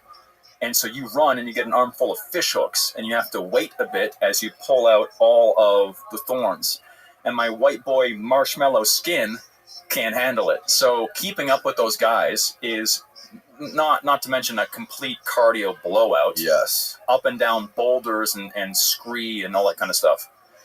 There it is. Wait a bit, acacia. Look at those thorns. That's nice. It. I love this. This is awesome to be able to say things and have it pop up. Isn't that beautiful? That first photo. So you get a bunch of those in your arm, and you tear some holes in your shirt and your skin, and you got to wait a bit to tear them out. And they're everywhere. But the Hads have been running through the forest forever, and their skin's like elephant skin. Right. And so they don't give a shit, man. But that's why it's hard to film them. And there's not that many good videos, is because most people can't. Like, you can't handle the landscape. It's horrible. And what is their language? Is like tongue clicks? Yeah, it's called Hadzane. Hadzane. Yeah. And is it all clicks, or are there different sort of idioms or like different ways that they use the language? Do they have any sort of? Is there any sort of connection to any other African languages? Yeah, they speak their own language, but I think it's all. I'm not like a linguist here, but I think it all has a very similar root to, I think it's maybe the San people in South America. Don't kill me if I'm wrong, but there's a few click languages that I think have a similar root. But a lot of clicks, and it's really interesting. And part of that tribe too is this boldness when you hear them talk. Sometimes too, it's very full and energetic and very directive. And the tribe's very interesting because there's not really a chief per se. There's a hunter that maybe is a bit better that kind of guides the group, but they're quite independent, each one of them. But anyway, you're out in the bushes and you're trying to keep up, and you're there, and let's say we haven't caught anything yet, because generally when you catch something, you eat it. So let's say everyone's hungry, and I was there with one of my boys, and we had some Quest bars or whatever. And they wouldn't touch them. They wouldn't touch anything that wasn't just straight honey. They love honey. Interest. They think it's poison. I actually did an interview with them. I did like a question and answer video with them about their beliefs, which was hilarious because with these hunter-gatherer tribes, you think that they would have very interesting answers to what's the most important thing in life? How do you be happy, right? And so maybe you can guess, but what's the most important thing in life? To me? Well, let's say you're... To them. To them. I mean, I already know the answer. Okay. Meat. Meat. What's the key to happiness? Meat. And everything is, so it's hard to get these philosophical answers because their day-to-day is just go out. Survival. Yeah. And all this shit we cake on the rest of our lives, man, is just problems of a life where we have all of our bases taken care of. Have they seen like videos or pictures of like New York City? I don't know. They don't have phones. But with the Hadza, it's strange because they are one of the very few tribes in the world that actually reject modernity. Whereas you can go see the Maasai or you can go to the Amazon and you might go to a tribe that looks like they're living traditionally, but they got like a cell phone and like if you go see a tribe, you pay for a tour. Often what happens in many parts of the world is you go to a tribe and they hear tourists are coming, they take off their jeans and their t-shirt and then they put on their loincloth or whatever and then you have a authentic experience. Oh, yeah. Which is still like, I'm not completely against that. They still are showing you what the culture is, but to find a true, authentic, living how you would imagine and fantasize tribe, man, that has been the most difficult thing about my job, finding these people, but also the most rewarding when you do. Because you can't just say, oh, I want to go see the Hadza or the Maasai or whoever. You have to really ask the right questions, find the right contacts, get the right guides, and then you can have the most holy, as in like whole experience possible. But it's difficult because again, there's very few tribes that are living completely traditionally. Because most people want a phone. It's very convenient to have like a shingle roof and cattle. You know what I mean? Like why wouldn't you want that? Why would you want to go hunting every single day for food when you can go buy a 6-pack of beer and get some cookies at the store or have some chickens or some cows? It's just so much more work to hunt. So the fact that the Hadza, what makes them unique is that they are true to their life. They live in symbiosis with other tribes, like the Datuga is one of them, that have rejected hunting and keep cattle because it's so much easier. And one of the biggest problems the Hadza have is that they have these other tribes with their cows going through the jungle, scaring away all of the animals, and they can't hunt. So that's what makes them unique, is that they have nothing to do with the modern world. How did you first hear about them?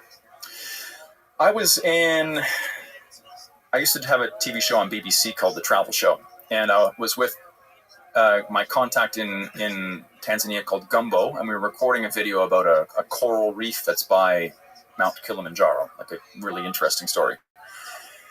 And I think I heard David Cho talk about it on Rogan years ago, but there wasn't any contacts or content about it on the internet at the time. And so I asked him, because we were already in Tanzania, and he had thought he had heard about this tribe that there's like 1,000 left in the west part of the country, and it took a while of drawing the dots together. Yeah, he did like a Vice piece over there, right? I think that's what it was. Yeah, I remember him talking about that too. Yeah, that's how I originally found it. So you got there and you found a fixer or a guide that basically could speak their language, and they have a relationship with these guys, and they're able to introduce you, and they're like, what is their incentive to bring you in and let you film all this stuff? At the tribe. Yeah, those tribes. We would bring a donation. Okay. So this is generally how it always works. I'll give you another example. Last year I went to go visit a tribe called the ostrich-footed tribe, or the Vadoma, that's in northern Zimbabwe. Very rare people that they live in the mountains, and the scientific side of it is that they inbred so much that their feet have 2 toes, like lobster claws. Their story is that that's them. We were there last fall. Whoa, look at their feet, dude. Yeah. That's wild. So they believe that their great-great-great-grandmother came down from the sky. She was a bird, or maybe he was a bird, and he impregnated a local person, and now they have bird feet, ostrich feet. But there's no connection up there. It's very rural. So to be able to get that, we had to work for months to be able to find the right contact who could get the people together to meet us, to then do a meeting with the local village elder to then get permission and blessing from the tribe. And then we had to go there specifically to be able to meet with another leader. And so generally there's 4 or 5 people in this chain where you have a fixer for Zimbabwe, and then a fixer for like the province, another fixer for the local location. And then you have to make it happen that way. Yeah, that is insane. Ectodactyly is what it's called. It looks like they have they're really big feet. Mm-hmm. And if you look at her hands on the left, actually, it affects both hands and feet in some people. So her hand on the left, you can see her right hand has also a bit of a claw. Oh, God. Yeah, it was a very interesting story. But it brings up an interesting question, dude. Is like, because of the modern world, now we have more migration of people. The tribes are intermingling. It's almost gone. You can go to these villages, and there's only in the population there was probably like 400 people, and there was only maybe 7 or 8 who had it. So common, but not as common as it used to be, which I think most of the tribes had it. Because the world's so connected, these things are going away. And yeah, like genetic deformities are, it's not you'd want them to go away. Right. But also so does some of the magic of the world at the same time. You know what I mean? When as the world opens up, and I'm not wishing there's more people with genetic deformities, but as the world opens up and all of these very specific things are getting exposed and we're intermingling more, the cool shit's going away, bro. Like literally we're like the last generation. So the Omo Valley in Ethiopia, the big ass lip plates, you know, ever seen those photos? Yeah. There's very few people with those left now. Because they see Hollywood movies, they see the reggaeton videos, and those people don't have it, and that's what successful is. Their grandmother might, but who wants to be like their grandmother? And so the cool shit's just slowly going away. Yeah, you can see that with the horns there. So incredible, right? Yeah, man, that's fascinating shit. So okay, so you got there to those guys in Tanzania, and you guys went on you followed them on like a baboon hunt, or were they targeting baboon, or were they just trying to go find anything they could get? They'll eat to feed the village. They'll eat anything. And these are like, and you didn't necessarily like stay in a village proper. These guys were more like a nomad hunting tribe. They have a main camp and they have hunting camps. So I've gone 3 times. The first time we went to the main camp, but generally we would stay in hunting camps, which would be a couple little straw shacks, kind of like a lean-to, you know what that is? Yeah. And then from there we'd go hunt, but baboon is their favorite. Baboon is the best meat. That's bizarre. And they love eating baboon ass. I saw that. That's their favorite cut. He said we like the fat ass on the baboon. Yeah. Because baboon asses are like huge, man. Badonkadonks, big pink fatty things. So that's so wild, man. And then there's that guy who nailed a baboon from like 100 yards away in the pitch darkness with a bow and arrow, homemade bow and arrow. His name was Cha'aba, and Cha'aba, yeah. It was one of the most incredible feats of human strength and ability I have ever seen in my life. I was like jumping up and down when that happened. When I was watching that, I couldn't believe it, man. Yeah, they call it going to war with baboons, man, because baboons are very aggressive and they're smart and they've got huge teeth like a lion would, and they attack, right? And so they had you saw the video where the only way we could get them is we had to go raid their camp at night. So me and the boys snuck up in bare feet in the pitch dark with our arms in front of our eyes, so the weighted bit acacias didn't hook our eyes out. And then we had to sneak up, gather rocks, and then at a certain moment, one of the guys had borrowed one of our flashlights, and he had to flick it on, and we had to make monkey sounds and throw rocks at the baboons on top of this Lion King rock, going, and they all ran around the other side where the hunting Hadza, the top guys, all just filled them full of arrows, man. So they were on top of like this big sort of cliff type rock, like a bluff, like the thread of the Lion King. Yeah. Why do they hang out on those? Because they in the middle of the night. Because they can see their surroundings. Are they nocturnal? No, but they would want to be in a spot just like you'd put a castle on a cliff, right? Because they can see their surroundings. They can see if people are coming. And they would spend half the day there. That was probably their home. And they'd go out, forage, come back. But from there, they could see most predators, not the Hadza. They're a special breed. We had a guy in here a couple months ago, maybe 2 months ago, Andrew Ugles. He's obsessed with hand-catching animals. And I forget where he was. He was in some sort of some African country. I forget which one. But he hand caught a wild baboon. Damn, no way. He tried to catch a wild baboon. I think he failed. And now he's only got one hand. No, he's a psycho, man. He's upset. He's Australian, and he goes around the world trying to hand catch these animals. And I think he found some guys like, hey, can you help me catch a baboon? And this guy, he just wanted to make money, right? He's like, oh, of course I know how to do this. And the guy caught a baboon, put it in a giant cage, and he just wanted to go in the cage with it and hand catch it. And the baboon was like so smart, it somehow moved its way to the entrance of the cage where the door was, and it blocked him in. So he couldn't get out, and it trapped him in there. And then he ended up like climbing across the ceiling while the other guy distracted the baboon so he could escape. Like that was a scary story. The problem with the world now is we see monkeys eating bananas and riding a tricycle. Yeah. But if you see any kind of monkey in real life, they are not fun. They are scary. Yeah. And they'll bite your face. They'll attack you. They'll grab your shit.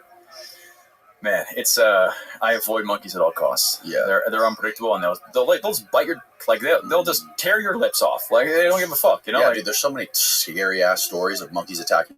Yeah. There's videos of like monkeys stealing children on the streets. Yeah, it's for insane. Sure. No way. And then those guys, like, another thing, how they caught that deer and the guy literally bit its throat to kill it. Like they don't use knives or anything like that. They just use their teeth. Yeah, what I didn't show in the video, because YouTube actually has been very generous with my content, because there is some stuff in there that is very real and graphic. But they're documentaries. So in a documentary setting, and I'm not trying to glorify violence or anything. I'm just trying to show how the world is. Right. But what you didn't see is they took a rock the size of a fist and just smashed that poor little thing's cranium 3-4 times, then bit the throat as it cried. Oh, yeah, and they were biting its ear to try to get it to cry, to call its mother in. Right, because it was a baby deer. You bite the ear, it goes...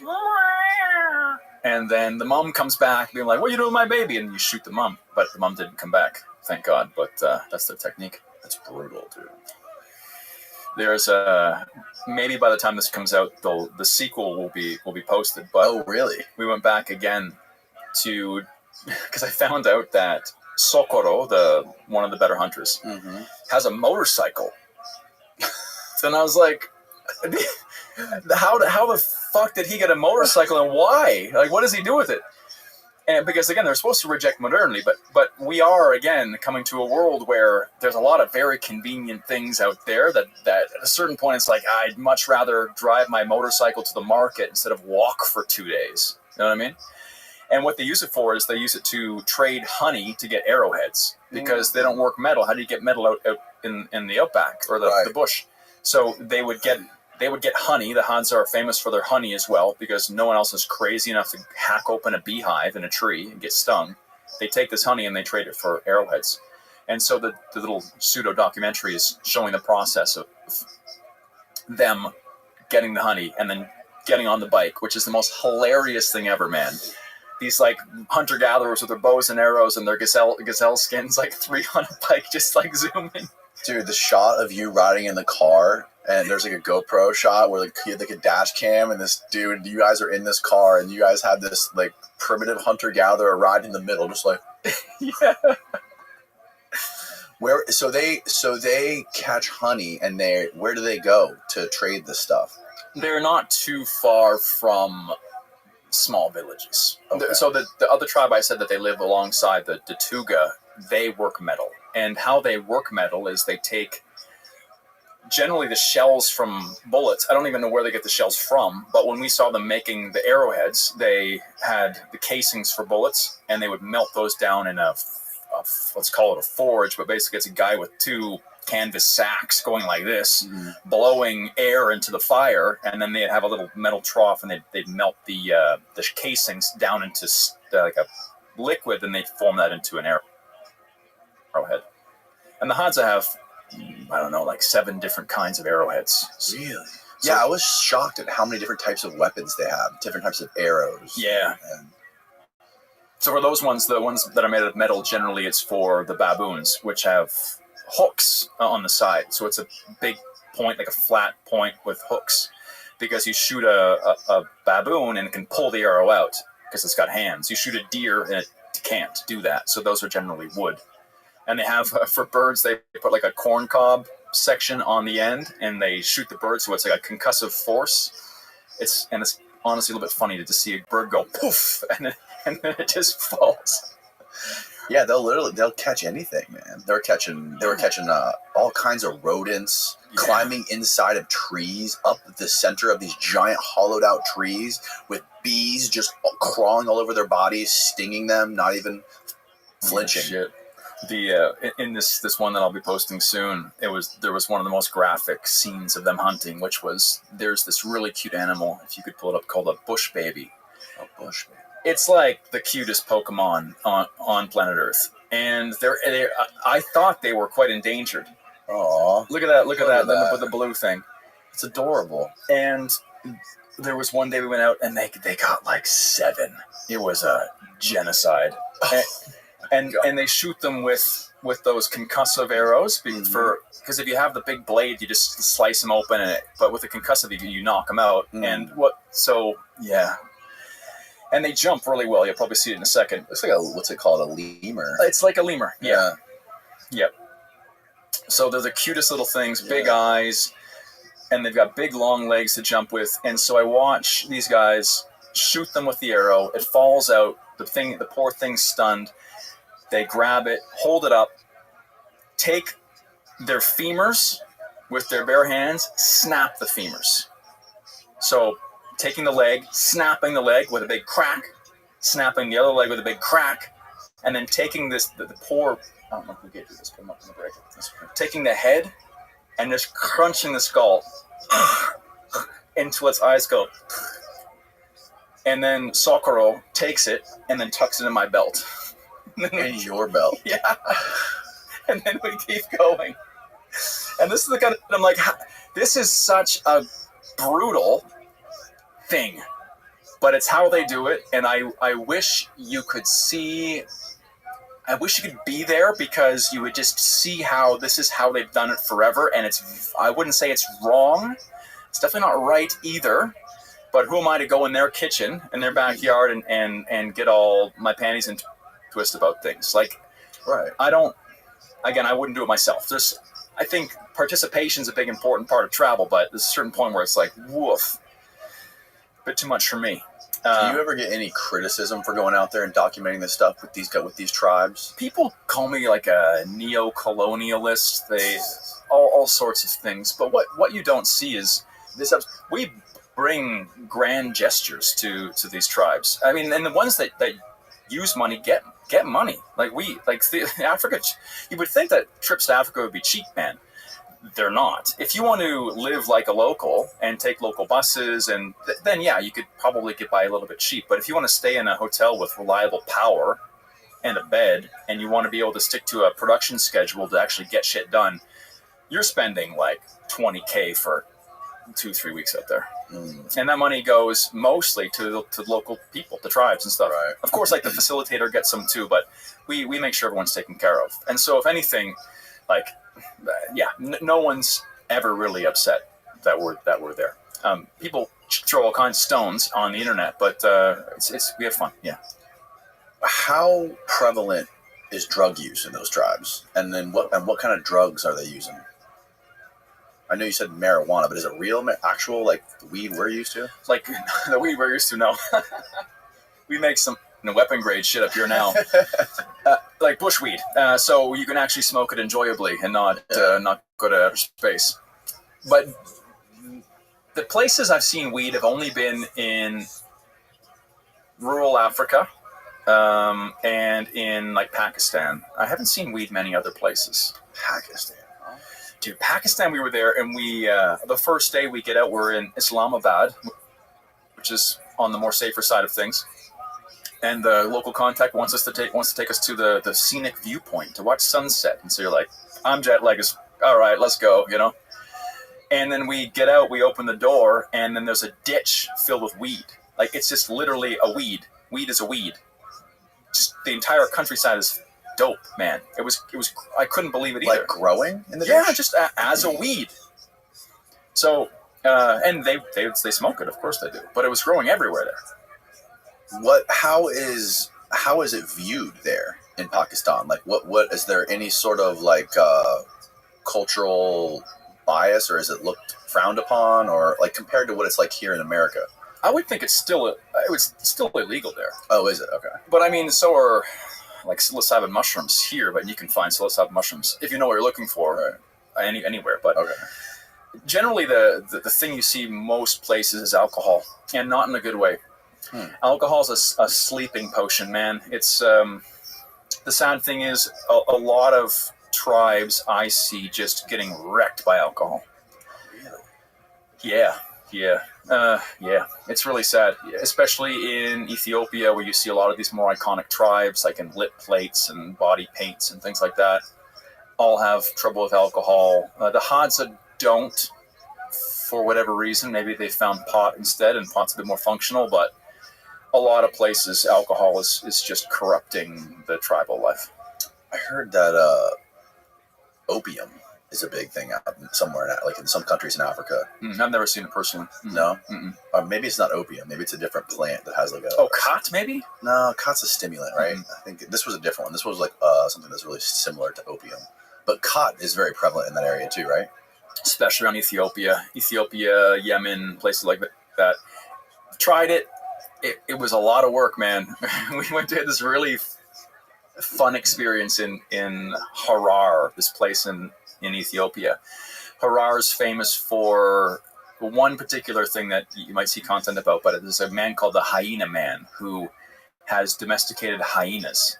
And every night he goes out and you can put a piece of meat on your shoulder and there'll be a hyena come and eat it. And you can put it in your mouth like Lady and the Tramp, and a hyena will come bite it out of your mouth. In this place called Harar, where they were the cleanup crew for the city for a long time. Anyway, there we had khat, and they're selling it everywhere, and we sat in a khat den, so it was almost like this small little dark amphitheater place with like music and espresso, and you just sit there and chew green leaves like a cow for like an hour and a half for like a medium high. You get higher off a fucking 3 milligrams Zyn than you would chewing on literally a grocery bag of that shit for an hour. Really? Well, we chewed. Is it similar to Zen? No, okay. I chewed a basketball's worth in an hour and felt A basketball. felt less than this coffee. I felt like I was a bovine, man. I felt like a cow in a field. Oh my god! Somebody needs to fucking do an airdrop of Zen. Yeah, Zimbabwe. just change it all. But apparently people say it's addictive, and our local guide there was really against it. Really against it. Everyone was walking around carrying a little bag full of it, and he said it made people lazy. And I just saw people sitting around chewing, a lot of chewing, but it really, I don't know how much you'd have to chew, man, but I got really impatient after an hour. I had this dude on here one time, this Eric Zulegger. He went to this place called Somaliland, which is like right next to Somalia. Yeah. And I think he was the ambassador. They made him the ambassador to some other country. Anyways, he was the ambassador for like a month. And he was explaining to me how prevalent khat was and how everybody there was just like addicted to khat. They had like their teeth were falling out, their lips were rotting away. And there's like a lot of like pirates out there too, right? In Somalia, yeah. Between Somalia and I guess it's probably Yemen or whatever it is. Yeah, pirates are a big problem. Somalia is not a place you generally want to go. But yeah, khat's very famous there too. And I think, again, I only had that one experience, but I think one of the biggest problems too is because people can get addicted, apparently. And then from there, when you're trying to grow crops, there's more, like if you're a farmer and you have field and you can make more money with cod than anything healthy like a vegetable or whatever, then you're just going to grow cod because you want money. And so there's more and more cod fields, less and less actually crops to eat for agriculture. And so I think, and cod takes a lot of water. So I think that's the biggest problem, is that farmers want money, so they grow that, and there's less food and less water available to crops and all that kind of stuff. I think it's the biggest problem. Right. How far is where you were from Zimbabwe? I was in Zimbabwe last year, but Zimbabwe's down near South Africa, kind of like it's down farther south.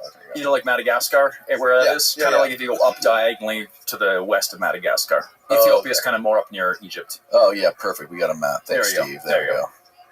I'm geographically challenged. I was almost right. It's more across, but yeah. Yeah, so that's where the ostrich-footed tribe was. They were in Zimbabwe. Okay. Dude, I also tried to get my nose pierced by a local tribe in Zimbabwe when I was there. You tried? Yeah. You didn't succeed? No, we succeeded. Oh, okay. We succeeded. If you want to pull it up quick, it's yeah, pull that one up. So I had this, because what I want to do is I want to have the most authentic experience possible, right?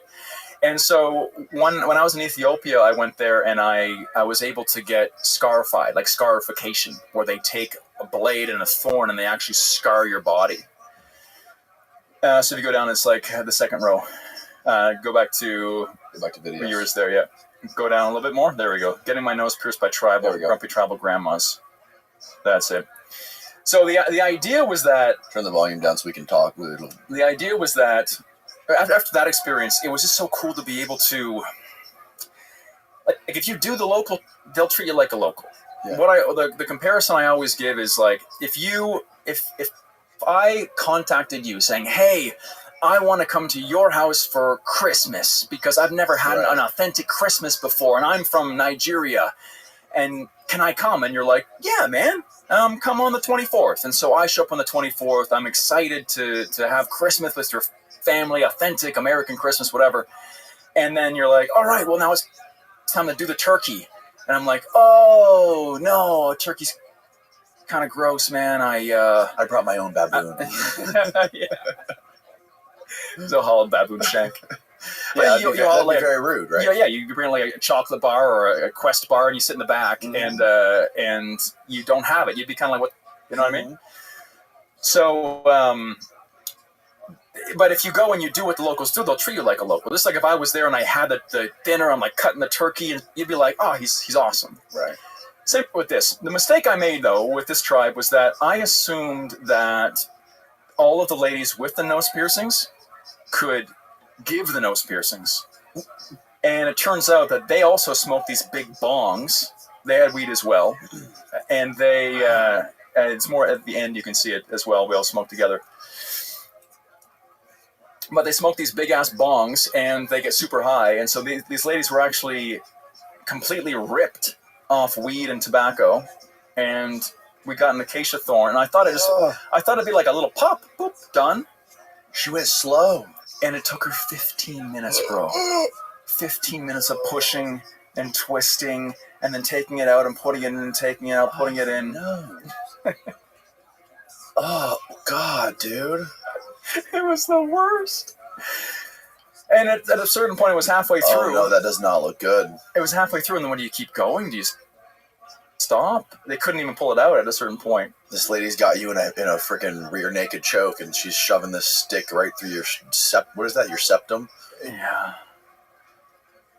And so the lady on the left is completely grossed out. And it turns out none of them knew how to do it. They had no idea. Did any of them bathe? Do they bathe there? There's not much water. I don't know if they would bathe. Do they smell? No. You know how like people here, you can tell when someone like doesn't take a bath. They have a certain smell to them. Yeah, no, they don't smell. They don't. No. Because the body's got like natural defenses to that stuff when you're out there, right? Yeah, I think we don't give our body a chance anymore, man. Right. If we're always using toothpaste and shampoo and sunscreen, the body can't do its thing. That's what I'm saying. Like it's gotta be so much dude.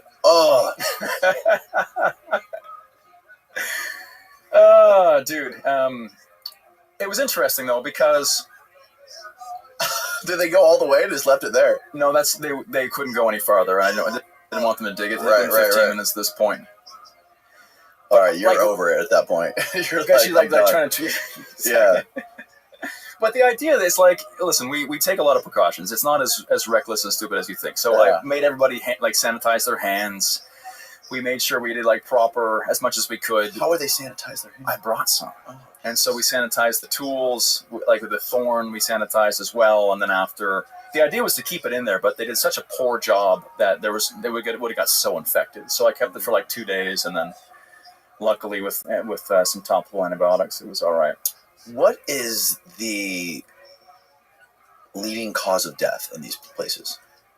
I would say probably dysentery, or in the sense of getting dysentery. Yeah, tomato. What is dysentery? What does that mean? I think it's just a slow death by diarrhea.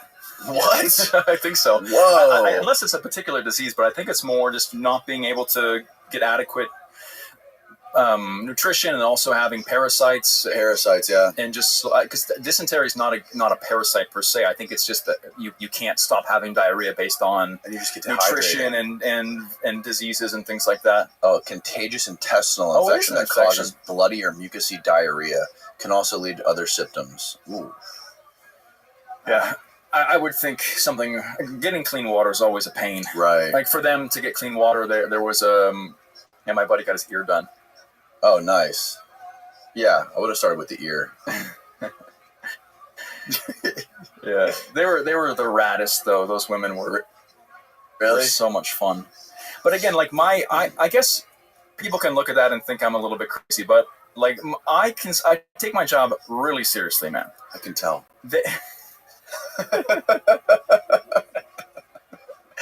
For a lot of these tribes, they don't see foreigners that often. And so if you're going to go hang, like I want to be able to, number one, have the full experience because I like that. Number two, I want to be able to make them feel good about the experience and that I'm not thinking they're weird or gross for doing their practices. Because for them, it's everyday stuff.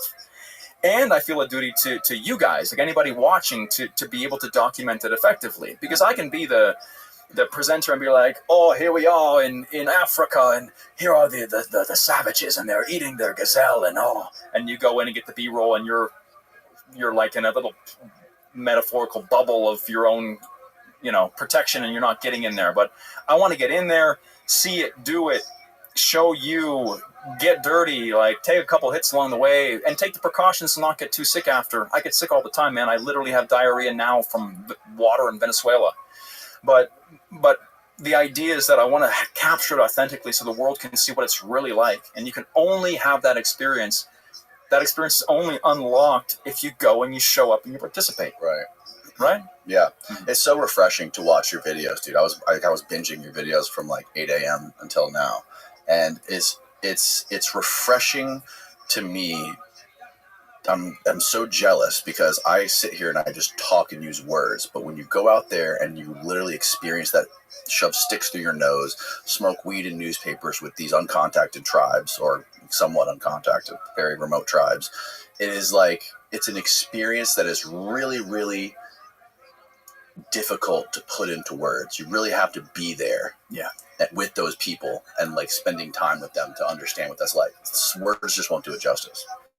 And what YouTube helps with is that, or at least the style of capturing, which is a bit more vlogging.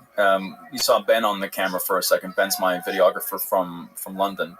One of the only guys I could find who could keep up and be masochistic enough to enjoy these trips sometimes.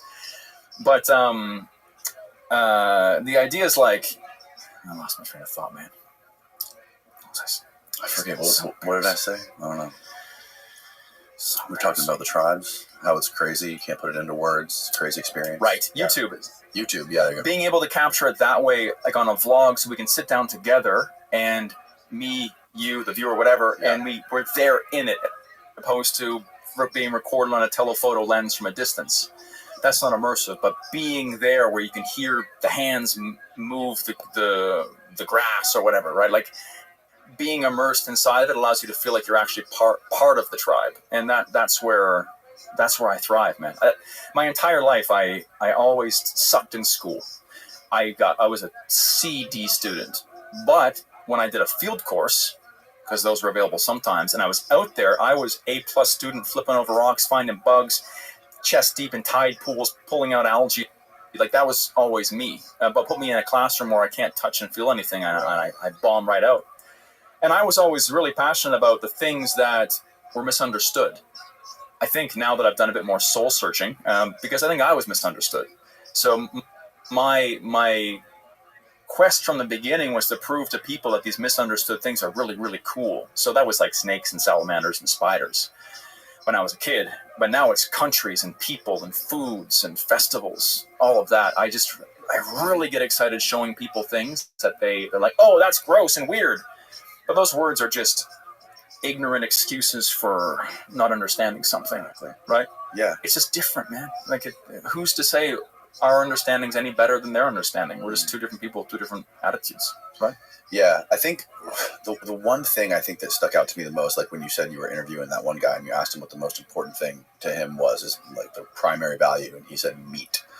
And it's like a lot of these cultures out there, a lot of people that live in Africa and these remote places, their number one worry is survival. And it's amazing to me, first of all, that they can exist at the same time that we can exist over here, driving around in electronic cars, using iPads and, smoking vapes, whatever, running around basically wearing, whatever these helmets are the Google helmets that you can live in virtual reality at the same exact time in different parts of the world. But like it is like the complete antithesis of that, what they are living in. And meat is the most important thing, and survival is the most important thing to them. And there's I know there's like a big poaching problem in some parts of Africa, and there's people out there who get paid lots of money to shoot rhinos or elephants or whatever for their ivory and for their tusks. I guess they export it to China. There's a huge demand in China for that stuff. Yeah.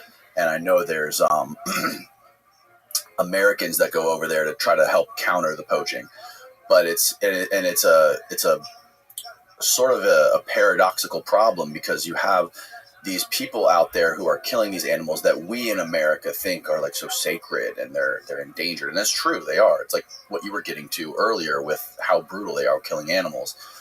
But it's like when you need to kill this sacred animal to feed your kid, it's different. Like if your kid is starving, are you willing to go murder an elephant or an endangered rhino to save your kid?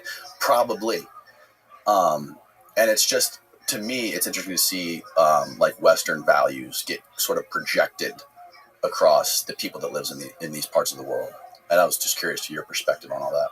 Well, it gets really philosophical, right? Because I think of like a zebra, for example, right? Beautiful animal. And over here, like, they're quite special, right? But if they were to kill a zebra over there for food, and maybe we would be against that, or even like a lion, for example. But like, what makes one animal more valuable than another animal? Like being endangered, okay, that's valid. But like intelligence, is that something we value? Like a dolphin or like a porpoise? Yeah. But pigs are pretty smart, man. Pigs are smarter than a lion is, right? Or an elephant.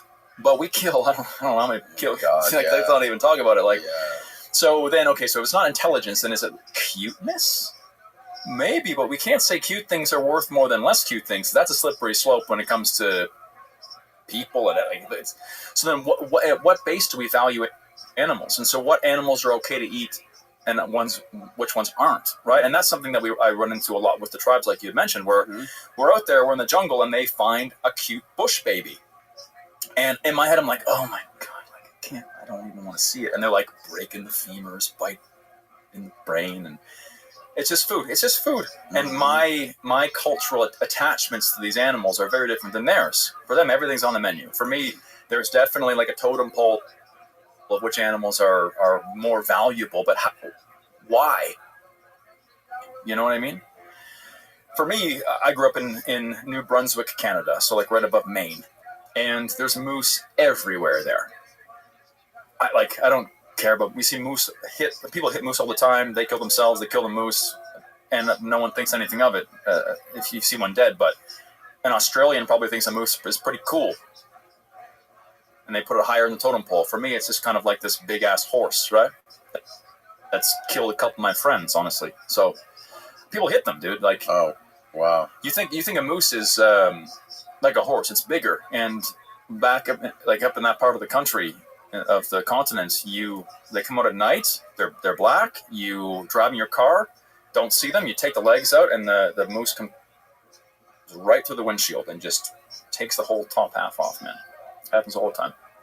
It's interesting. We just had I just had this other guy on here who he made this movie called The Cove, where they slaughter dolphins in Japan, in Taiji, Japan. Yeah, have you seen that? Mm-hmm. It's crazy, man. They take these fishing boats out into the harbor or out into the ocean, and they basically like herd all these porpoise into this little tiny cove harbor, and they put a net across it so they can't escape, and they take sticks and they just stab them to death. And you see these dolphins like, "Arr!"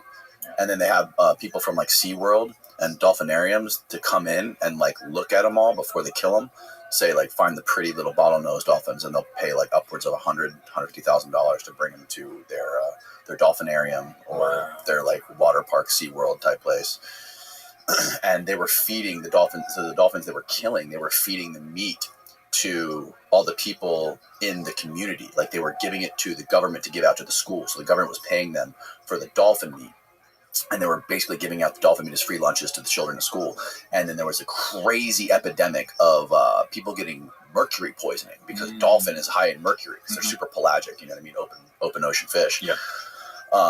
And they had to do all this, you know, they had to like go there and protest, and there was like suing the government over it. Like this guy, Rick, you know, he's a super big time dolphin conservationist, and he literally sued the Japanese government over this many times. Went over there, and you know they were fighting about it, saying this goes back into our culture for you know however many centuries. And then you know you have the whole stigma of the United States bombing Japan, and they don't want to do what we want them to do, and it gets really messy. It gets complicated, and again for us it's absolutely appalling. No excuses. Mm-hmm. And for them, it's something they've been doing forever. And who's right and who's wrong? I like to think that they shouldn't be slaughtering porpoises and dolphins, right? But there's no international police that can go in and control that kind of stuff. But where do you draw the line, right? So like something like that, or like FGM, like a female genital mutilation in Africa. You know, like that's a cultural. Have you heard of that before? No. Oh, dude, there's like a whole rite of passage where they literally cut off, for the sake we're on YouTube now, like certain parts of the female genitalia so they don't feel, and they sew that shut. Happens, right? So that's a cultural practice that still happens today, by the way, and it's slowly being banned and phased out, and that should be, because it's absolutely terrible. Okay. Yeah, so mostly Northern Africa. Human rights violation that affects 230 million girls and women in 30 African countries in the Middle East and Asia. But there's a lot of ways that it can be done. Sometimes you take off with some sort of sharp knife, or you can sew the shut completely. It's horrible. Why do they do that? Just tradition? Most of those countries there would be Muslim countries. So I would assume it has some ties to female modesty, things like that. Oh my God. So obviously it should not exist on this planet. It's horrible. Then, for example, in Ethiopia, we said there's the lip plates, right? Where little girls, before they can consent to anything, have their lips cut and they have put the dish in, which is not as invasive. But we interviewed a girl there who said, I wish I didn't have it. And she had this huge, sagging, like, floppy lip because her father chose to put that in her face. And now she doesn't have it, but you can't get rid of the scar. It's like those dudes who have used to have, like, like plug earrings. What are they called? Oh, yeah. And they have like a big, like, floppy ears. Yeah. Like, you can't fix that, you know what I mean?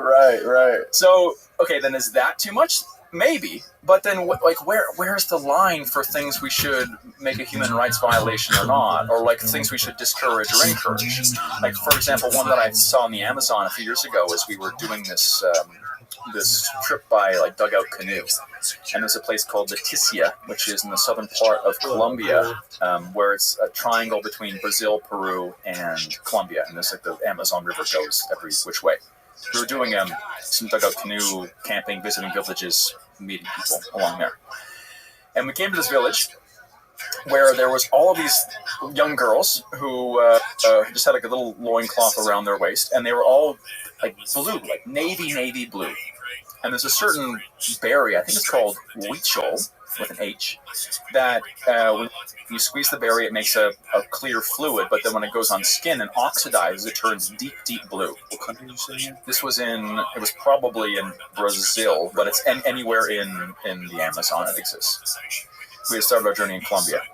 But all these girls were blue, and we were asking questions, and they were saying, oh, it's now getting to the time of their lives where they're going to have their first menstruation, and then what happens is they get colored blue, and then very shortly they'll go into a hut, like a grass hut in the darkness. They'll spend 1 month in this hut. The women of the village will come in, and they'll pluck out each hair of their head individually. So, until they're bald. And as they pluck out each hair on their head individually, they'll teach them by candlelight what it means to be a woman. And then after a month, they'll come out, they'll be bald, they'll be blue, and they'll be a woman. And there was a human rights group that had been in there a few months ago, they were saying, that was trying to ban this rite of passage for women.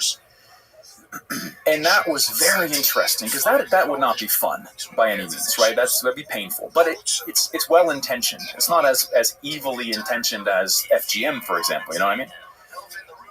And then it's like for men, especially, like pain is so necessary sometimes. You know what I mean? Like men, I feel, need pain and challenge to be able to actually become men. Yeah. And you see those rites of passage all over the world too, right? Where there's some sort of, like, another example of the Amazon is there's the Maui Sawi tribe. Ooh, this is like, Maui Sawi? Maui Sawi? Steve, we're looking at bullet ant gloves right now. Where they take these bullet ants, which are these good inch-long ants that are called bullet ants because when you're stung, it feels like a bullet, and they put 100 in each glove, and they weave these gloves out of reeds. And the guy puts his hand in, the boy, and he gets stung hundreds of times over 15 minutes, probably thousands of times, by bullet ants, and he dances. And I think he does it like twice a week for a month or something like that, where it's just the most extreme pain possible. And like scarification in Africa, or like vision quests, or like pain just seems to be the thing that humans need to be able to change their lives.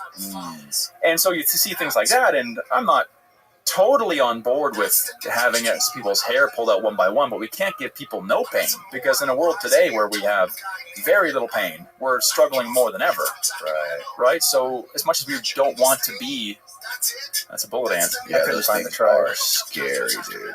Put in bullet ant glove. I've heard stories about these things. Glove. Paul Rosalie's talked about these. There we go. Bullet ant glove. Oh my god. Look at that. That's it. Look at that, dude. That makes my heart pump right now just thinking about it, man. Maui. Well, I'm scroll down front of the photo. I think it was in there. Yeah. So that's not fun, but I've never tried it. But again, like pain. Do humans need pain? Should we remove all pain and discomfort from a human's life? Yeah. Well, we're doing it here, definitely. In the United States, we don't, we're building a culture to avoid pain. So everything's about distractions and comfort. It's the opposite of what your YouTube channel is. Well, that's honestly part of the reason why I do it, man, is because I feel that if I have a challenge on the horizon, or I have really a proper spectrum of what pain and discomfort is, then I can come back into everyday life and accurately assess how much pain and struggle I have. But I think the human soul needs struggle, and I don't think it's a coincidence that with the least amount of required struggle ever in our existence, we are struggling more than ever. I think there's a direct correlation between those two things. Yeah. So moving on from Africa, you went to Indonesia, and you documented this like death cult tribe. These people that they seem like they're modern. They seem like they're modern relative to the Tanzanian tribe, because these people are walking around in pretty like blue jeans and collared shirts, and they have iPhones. Yet they like venerate the dead. They have this bizarre culture where they keep their dead relatives in their houses for years, and then what? They sacrifice animals, and that's supposed to shuttle them to the afterlife. Yeah, so that's in the Indonesian island of Sulawesi, which is not a very common place for people to go. And the cult's a funny word there. Can you find that map, Steve, so you can show us so we can see like where exactly that is in Indonesia? Sulawesi. Sulawesi. It's the island that looks like a llama. How did you discover this place?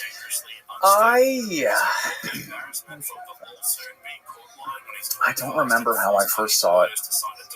I generally have a big map, like a Google map, where I pin everything I come across on Instagram or on YouTube or whatever, and eventually that all comes together in the trips. Yeah, this was wild. How in the did they carve those square cutouts in the giant boulder? Yeah, by hand, bro. So how long did that take? So it's interesting. Oh, I saw one. Take some. I don't even know, 5 years or something like that. What? So it's incredible as you go there, and I was searching this out because I had a really tough time dealing with my grandmother dying. And she was the sweetest old lady and just the most perfect grandmother. When she heard we'd come, she'd spend days baking cookies and pies, and she'd have a whole pile of things ready, and she'd be waiting at the top of the driveway, and she'd give us big hugs, and she slowly succumbed to Alzheimer's and then dementia and died. I couldn't make it back to see her die. I got stuck in a snowstorm in Toronto. I was in, I don't know where I was, Africa someplace, couldn't get back in time, and made it to the funeral, but I didn't get to say goodbye. And had a really hard time digesting that part of my life. And so it made me really question what death was, what it meant. I had been in Mexico a little bit and knew a bit about Day of the Dead and how their understanding of death is a little bit different, where you can still hang out with your grandfather, grandmother after they die. You go to the grave, you play the music, you bring the food, you have a little party. It's on Halloween, isn't it? Or close to Halloween? Yeah, right after. The last day of October. Right.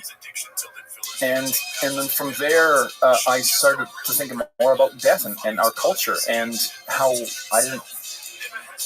Like, we're all scared to die, you know? That's something that's very common is a fear of death. And so I came across this Walking Dead festival, was what it's called. And this place is called Toraya. Where Look at that wall, dude. Yeah. How tall is that wall?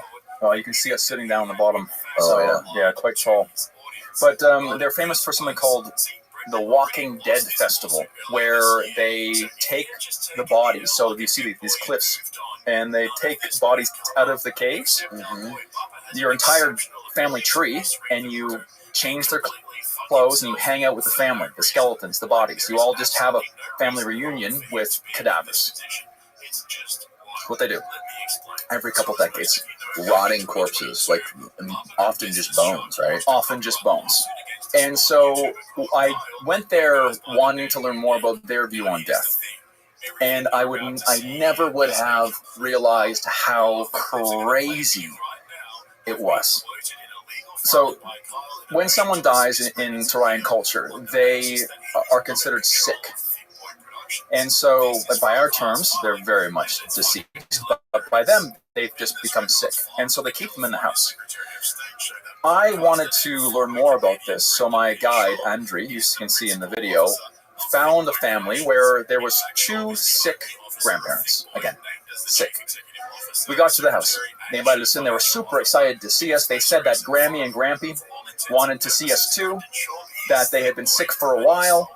Grammy had died 3 years ago, I think, something like that, and the other had died 3 weeks ago. So the one that's more decomposed had died, I believe, 3 or 4 years ago, and the other had just died 3 weeks ago. And they're waiting for their funeral. But these people aren't dead. Okay? They're just sick. And so what that means is every day the family goes in, they bring them food, they sing them songs, and then Grammy and Grampy still communicate to them in their dreams, in the bird song. There's still very much a relationship between the sick and the alive. And in this case, they were waiting because they were saving up for a funeral for both of them together. Because funerals, people spend, let's say, like if I was going to put it in USD equivalent for us, they'd spend 100,000 USD on a funeral or more. That's like more than people spend on weddings here. Yeah, it's considered a giant party because it's the biggest party of your life. It's your death party, man, and you have to be sent away correctly. And so there's special water buffalo there that are bred and sacrificed for the weddings. There's albino water buffalo. And so generally what you want to do is for your funeral, you want to have 10, 20, 30, 40, 50, 100 buffalo killed for your funeral. Because, and there's only certain kinds of buffalo, certain color patterns. So you want to buy a buffalo with a white head because in the afterlife, once you kill that buffalo, the light gets emitted from the head. You want to have, and he's going to lead the pack. You want to have a buffalo with a white ass because he's going to go in the back and he's going to light the back. And so you want to have all these different buffalo with different white splotched patterns to be able to lead the way into the underworld and pave your way to see your ancestors. And so they have these giant death parties where they spend $100,000, kill 40 buffalo, all this kind of crazy. And then what happens is they get buried in those cliffs like you saw. And then 10 years goes by, whatever, and they bring out the entire family. And I had the most beautiful realization with my guide, where I was obviously quite shocked when they started pulling out dead bodies from this cliff. And they're filled with ants, and they're all wrapped in cloth, and they're taking the cloth off, and there's ant colonies living in the body. It was just a lot. And they're in this cave. There's hundreds of coffins with bodies, and they're pulling them out one by one because they're all coming out. They're all going to be put in the sun. We're all going to hang up together. And they take out some great grampy who still has his military uniform on. They give him a new cigarette. They take his skull off his body. They hold it up, and they're like talking, like, "Oh, look at Grampy, give him a cigarette." And this girl comes over and says, "Mike, this is my grandfather. I haven't seen him in 15 years. It's so good to see my grandfather." And I'm like, what the fuck is going on? And I'm like, Andrew, man, this is a little, like, too much, man. And he took offense. And he said, "What do you mean this is too much?" And I go, like, this is, like, these are, like, dead bodies. Like, don't people get sick? Or, like, and he goes, "This is your family. Like, you came from these people.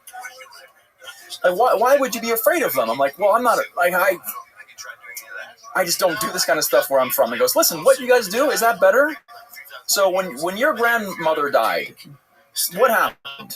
She died, you put her in the ground a couple days later, and have you gone back to the grave? No. Right? Mm-hmm.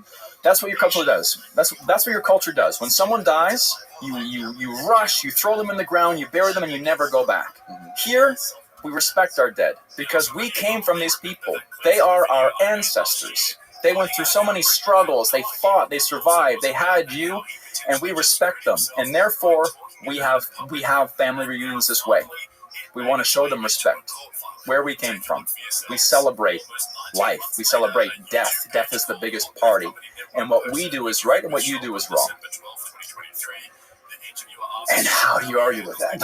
I mean, he's not wrong. Right. Someone dies. We rush them into the ground. He was saying as well, like, what if someone can't make it to the funeral, right? Then you never get to say goodbye. And that's part of the reason why they wait so long, is so everyone can be there who needs to be there. If Uncle Jerry can't make it, you don't have the funeral because Uncle Jerry needs to say goodbye. And the funeral is when they die.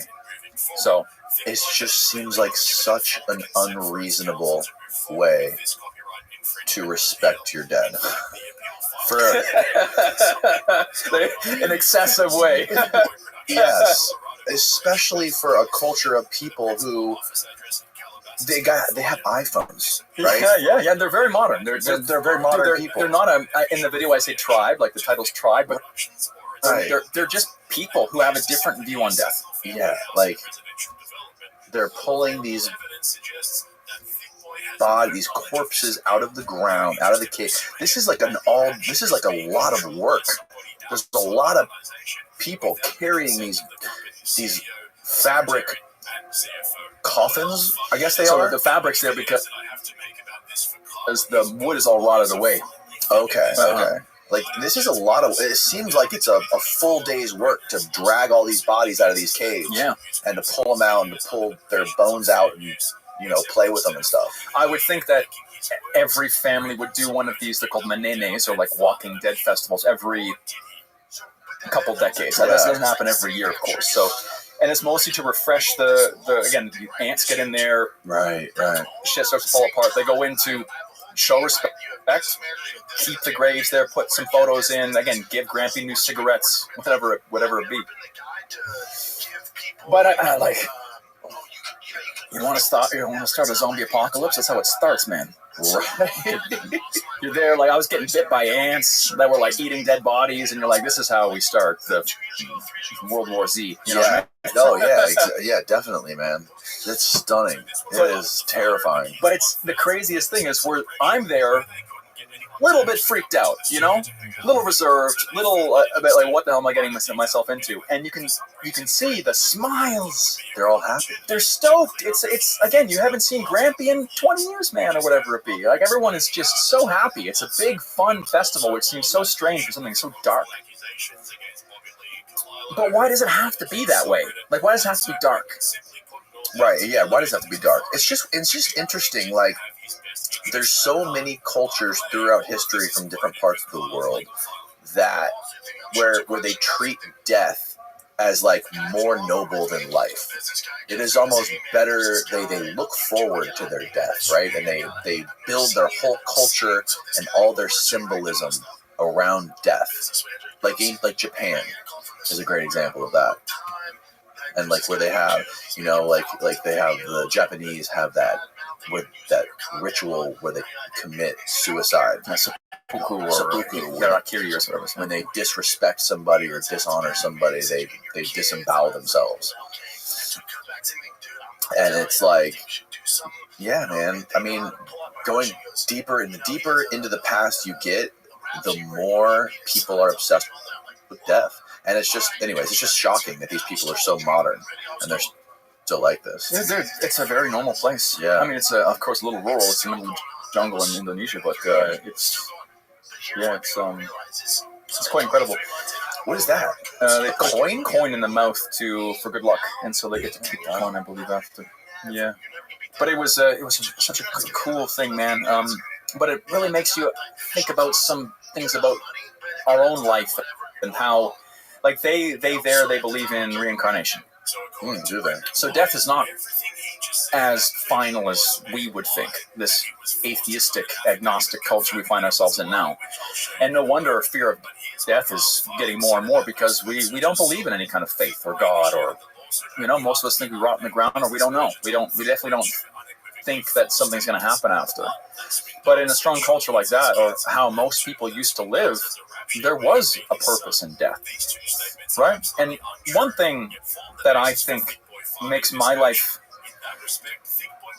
interesting is, you're familiar with Graham Hancock, yeah? Yes. So Graham Hancock is, I believe, a journalist by title, but he's done a lot of books about archaeology and anthropology and things like that. And what, I believe that's true. But really what sets him apart is that he was one of the only people to go to all of these different places and study ancient cultures. So, for example, like an Egyptologist would only study Egypt, right?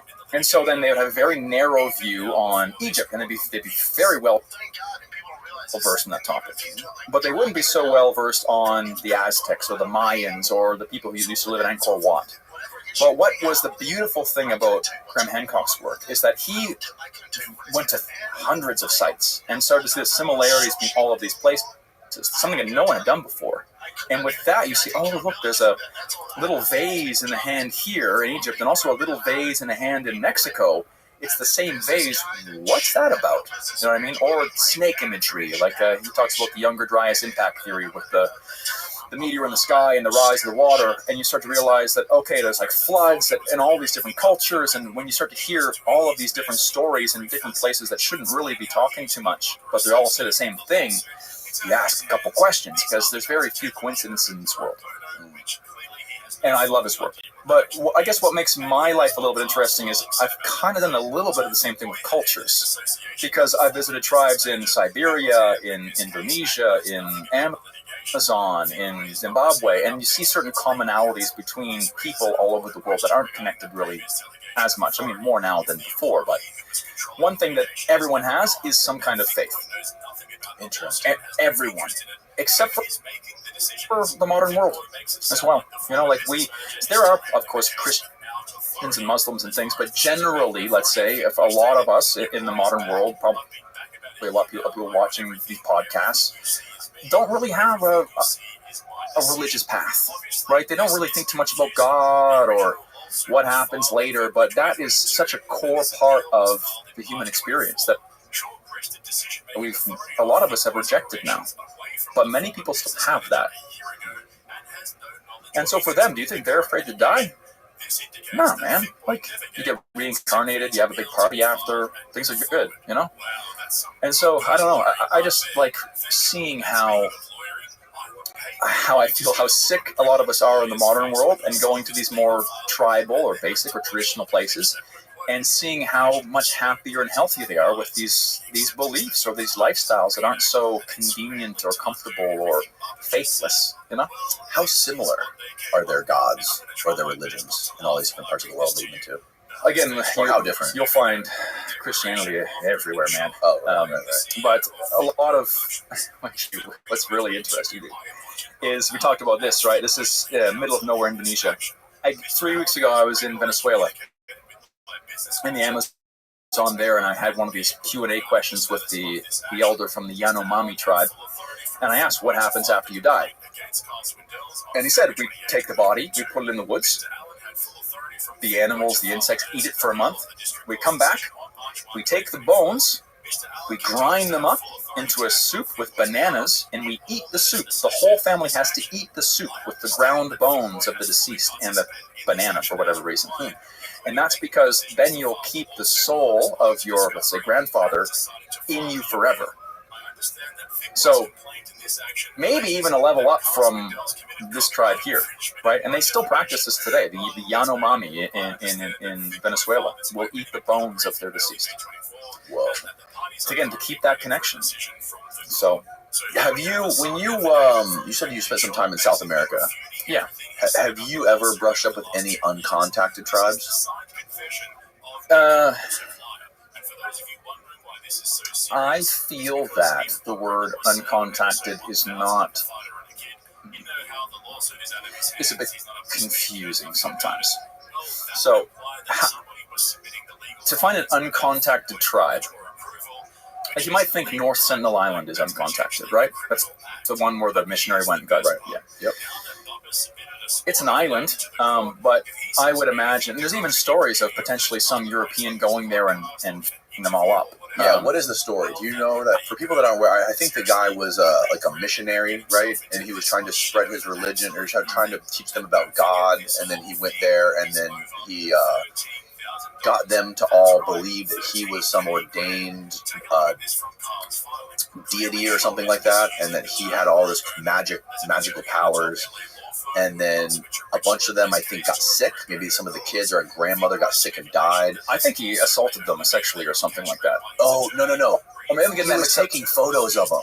He was taking photos of, like, the kids and stuff. See, I'm getting this mixed up with the Rick and Morty episode. Have you seen that one?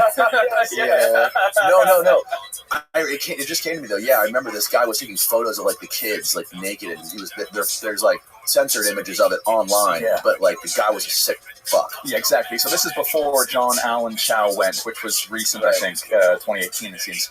And there was a freighter, like a freighter ship that ran out of gas or ran aground right there, and they literally like ravaged that ship within a couple days. They literally like pulled everything off the ship, all of the tools, all of like the metal, like the whatever steering wheel it was, everything they could have used.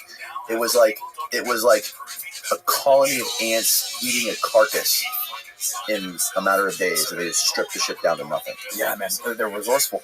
I guess I'm not trying to burst the bubble too much on uncontacted tribes, because you'll see a lot of people throw that word around a lot, and coming from experience, it is very difficult to find an uncontacted tribe. Mm-hmm.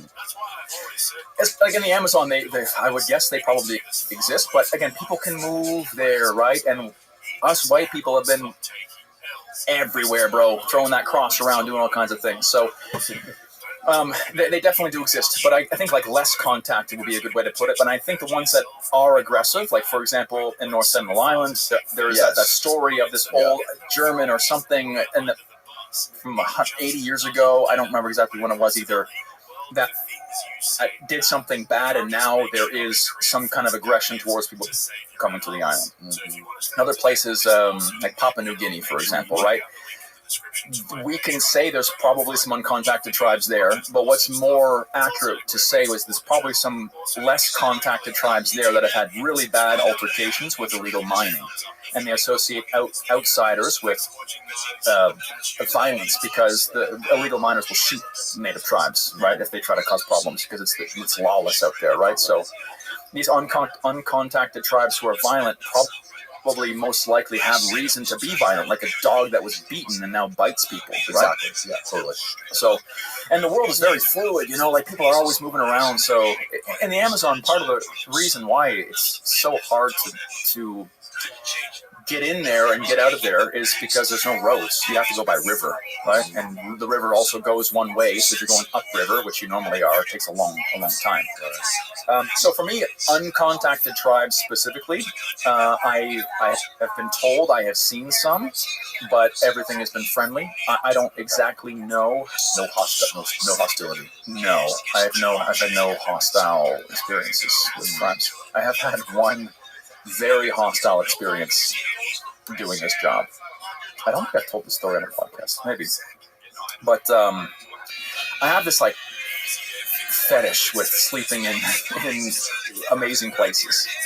I grew up as a Boy Scout, and so camping was something you do with like a little group, and you go to a campground, and then along the way I realized you can camp wherever you want. If you don't get caught, right? Right. And so I started finding weird places to camp, and so I've camped like under Africa's second biggest waterfall recently, and whoa, yeah, in Angola we did that. And then there was a place that I found, and since like we live in North America, there's not much for like castles, right? So I've always had a fascination for castles. And I was traveling in Turkey, and I found a castle called Satan's Castle. Really? Yeah. You gotta find this. And I wanted to camp in a castle that was like the fantasy, you know what I mean? Because there's like some ruins and both, but I wanted to find one that with like a tower and like a rampart and like really a castle feel. But the problem is, like in Europe, anyone that's still well preserved is like it's guarded, it's got tickets. You can't go do that. You have to find one that's abandoned. But generally, if it's nice, it's not going to be abandoned. Until I found this one in a really remote part of Turkey, near the border of Georgia. Here's my video. And it was, you can find maybe the very beginning. Oh yeah, there's a photo of it. Wow. So, holy cow, dude. Isn't that the most... That is bizarre. Wait. All to my... Look at that. Look at... Pause. Okay, this is going to be important. Oh my God. Stop it, Steve. Stop. No. We missed it, Steve. Insane. Exactly. That is the full castle fantasy. I didn't want to just go... I wanted to sleep in a fucking castle. How did you get there? Exactly. It looks like Cersei's castle in Game of Thrones, where the dragons live. It's perfect, isn't it? It is. And abandoned, and in the middle of nowhere. And I was... What country again? Turkey, near the border of the country of Georgia. So it's like northeastern Turkey. And I'm going to refer to this photo in a second. You want to keep it up because it's going to be important to the story, which is crazy, mind-bending. So I wanted to camp. As you can see, I was able to make it happen. But it was such a remote part of Turkey. And I had to rent a car and drive hours from the nearest big city to get there. And I didn't quite know what I was going to get myself into. I just saw a couple crappy phone photos, but it looked like it was going to be epic. So I got my little tent, I got my equipment, my drone, all that kind of firewood, packed it on the way, got to this this place, and there's a road that goes to this really kind of crappy town that's just cheap and tarps for roofs and bricks, like maybe 20 little houses. And then there's this road ends, and there's a little path that goes along the side of, the viewers can see it here, right? Mm-hmm. Yeah. So on the left, maybe you can see it, there's like a little winding road that goes, as there's like a break, see, on the left-hand side? There's a path that goes along there, then it dips down and it comes back up. So I park my car, it's like maybe like a half-mile walk, maybe almost a mile to walk along this little edge.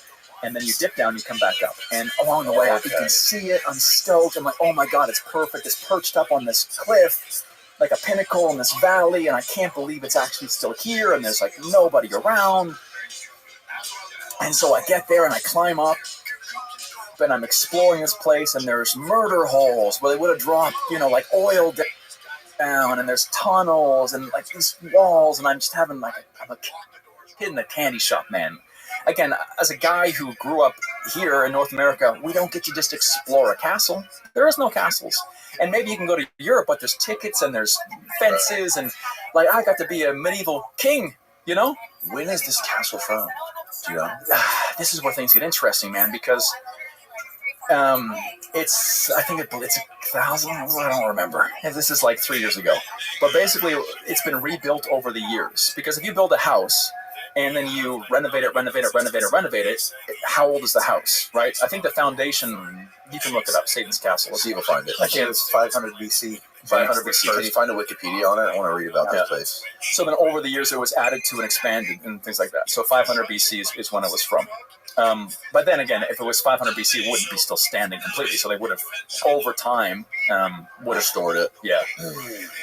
That is the coolest thing I've ever seen. Yeah, man. So epic campsite for sure, and didn't see a soul. So I was there exploring it. The sun was going down. Having the time of my life. One really weird thing that I saw when I was there, though, is there was like floodlights that were around the outside, but they were like broken, and the wires were cut and looked like they had been, I don't know, like busted for like 5 years or something like that.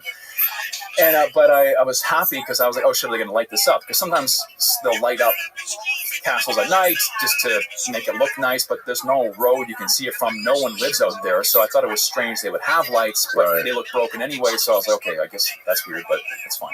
Do you know why they call it Satan's Castle? I think because they believe the devil lived there. Yeah.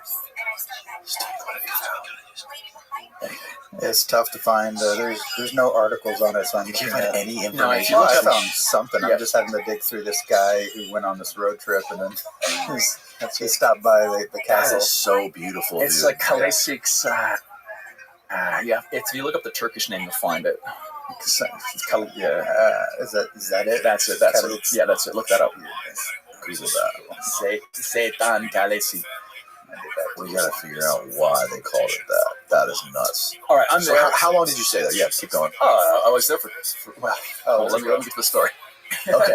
So the idea was to spend the night there. All right. It's Satan. You might have to translate it into English. Yeah. What does Satan mean? Satan. It's a. Blah, blah, blah. I can't read that.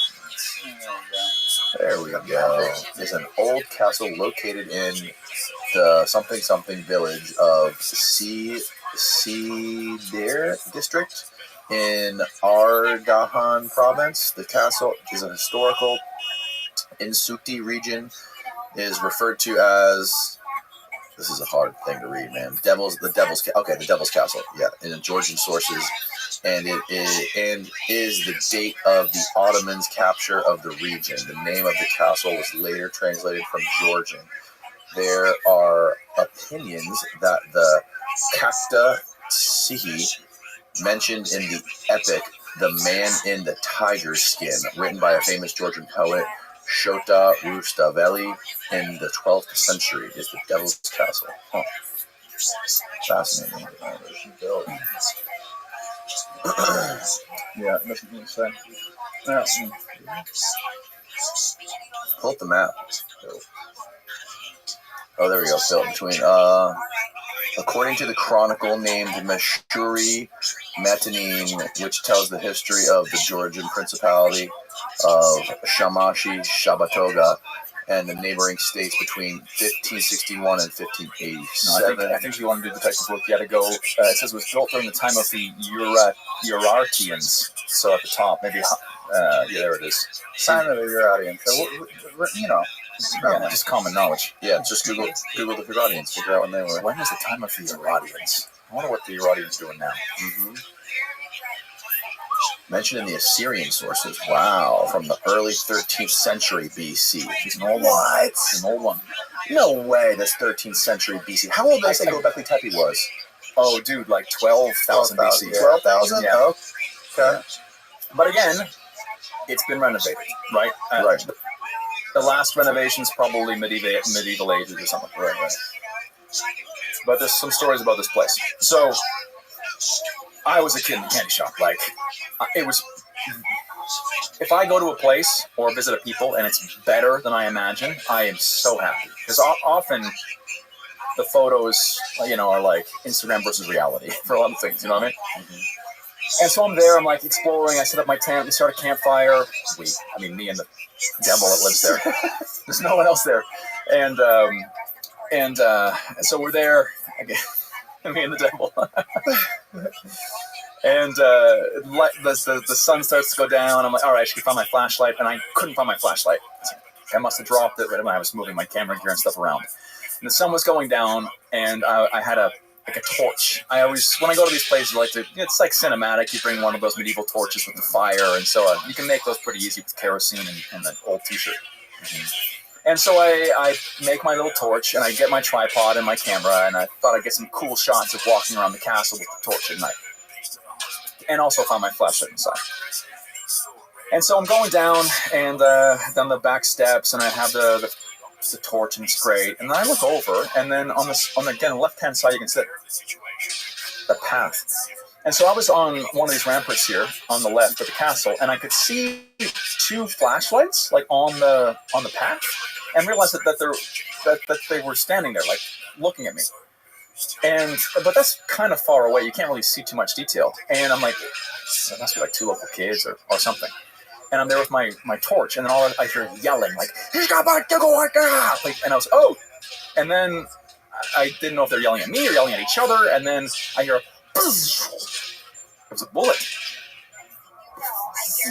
Bullet zipped over my head.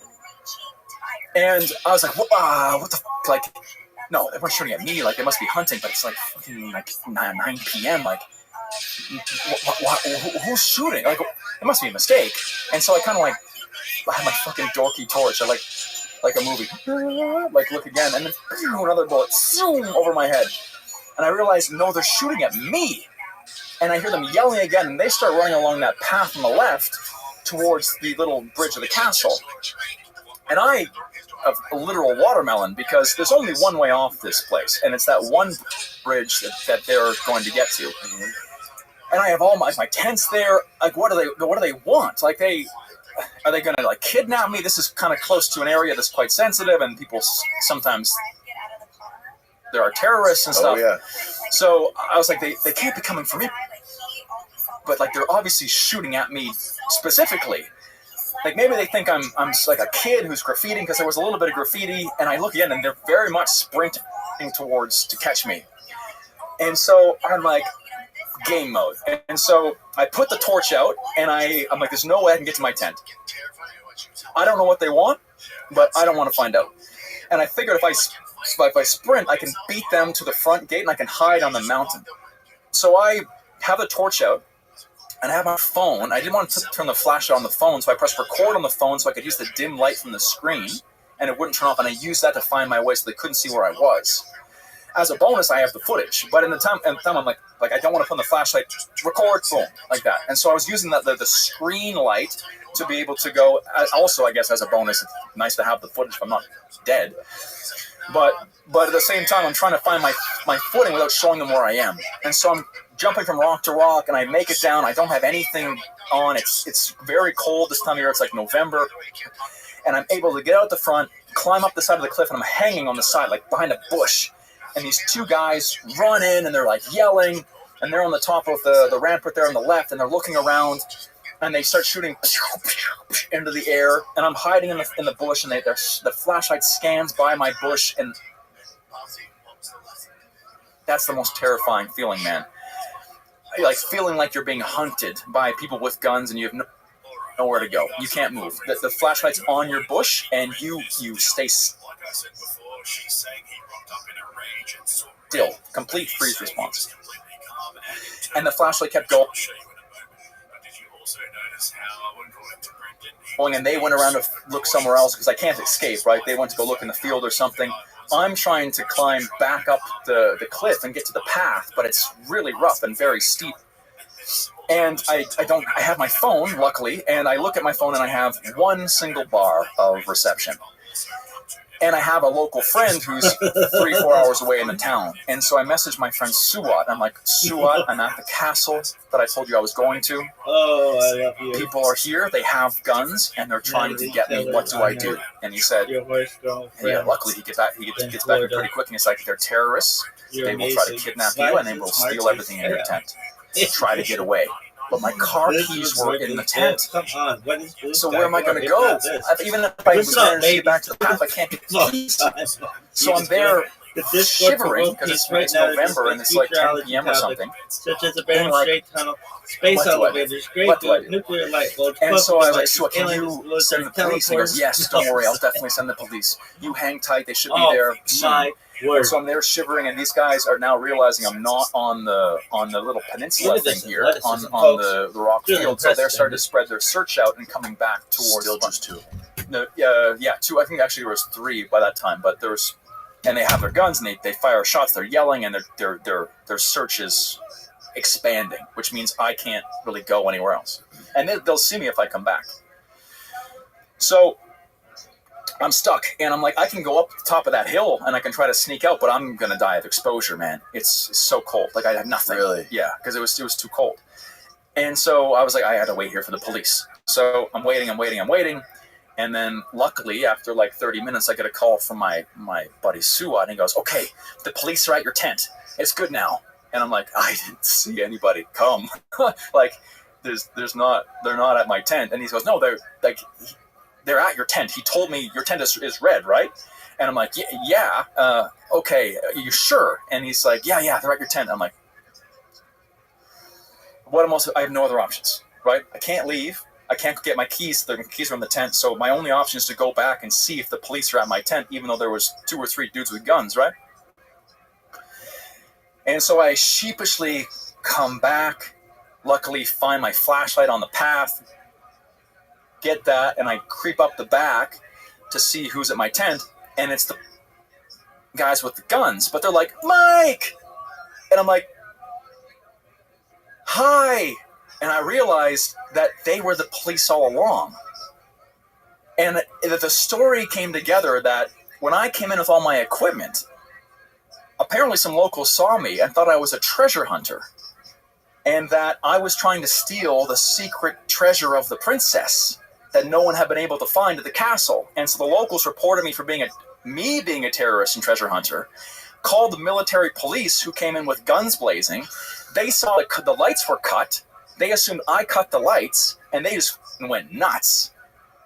And so they're like, "Mike, where were you? We were looking for you." And I was like, "What the fuck?" I was like, "Dude, how many times did you shoot at me?" And they're like, "Oh, like 8 times. And I was like, "Well, why did you shoot?" And we're conversing with Google Translate, basically. And they're like, why are you here? I'm like, "I was just like making a YouTube video." And they're like, "YouTube channel? I subscribe. What is channel?" Oh my Lord. And so they're like, no, dude, you can't stay here because there's too many wolves and bears and they'll eat you alive, apparently. And so they literally, they brought me back to my rental car. They drove me in my rental car to the local hotel. Then we smoked cigarettes and drank what's that drink called? Like a local whiskey, for the night until like 3 a.m. and then they left. Oh my God. And everything was totally fun. Oh. But like, why? It brings up so many questions. Why would just sneak up on me, man? Like, just sneak up and catch me. Hey, are you stealing the treasure? oh no, you're a tourist. Like, why shoot so many times? Why? Oh God, it was just shoot first and ask questions later. Yeah, that's insane. So I didn't end up spending the night, man. But that was the most. That's the closest you come to death on any of your excursions. I mean, they wouldn't have shot me, I don't think, but it was close. But I could have so much. I could have. They wouldn't have executed you, but they easily could have accidentally shot you. Or I could have fallen off the cliff climbing. Right. Or exactly. I could have not had any reception, and then fucking I don't know what would happen. Like, dude. So do you bring any kind of weapons with you after that happened? No, I don't know. I think especially if you're by yourself in a remote place. Imagine the scenario. All right, so they see me, like they did. They shoot. I hide. They come in with their guns. I'm there with a machete saying, "Let's go, boys." Yeah, it's not gonna work, right? No.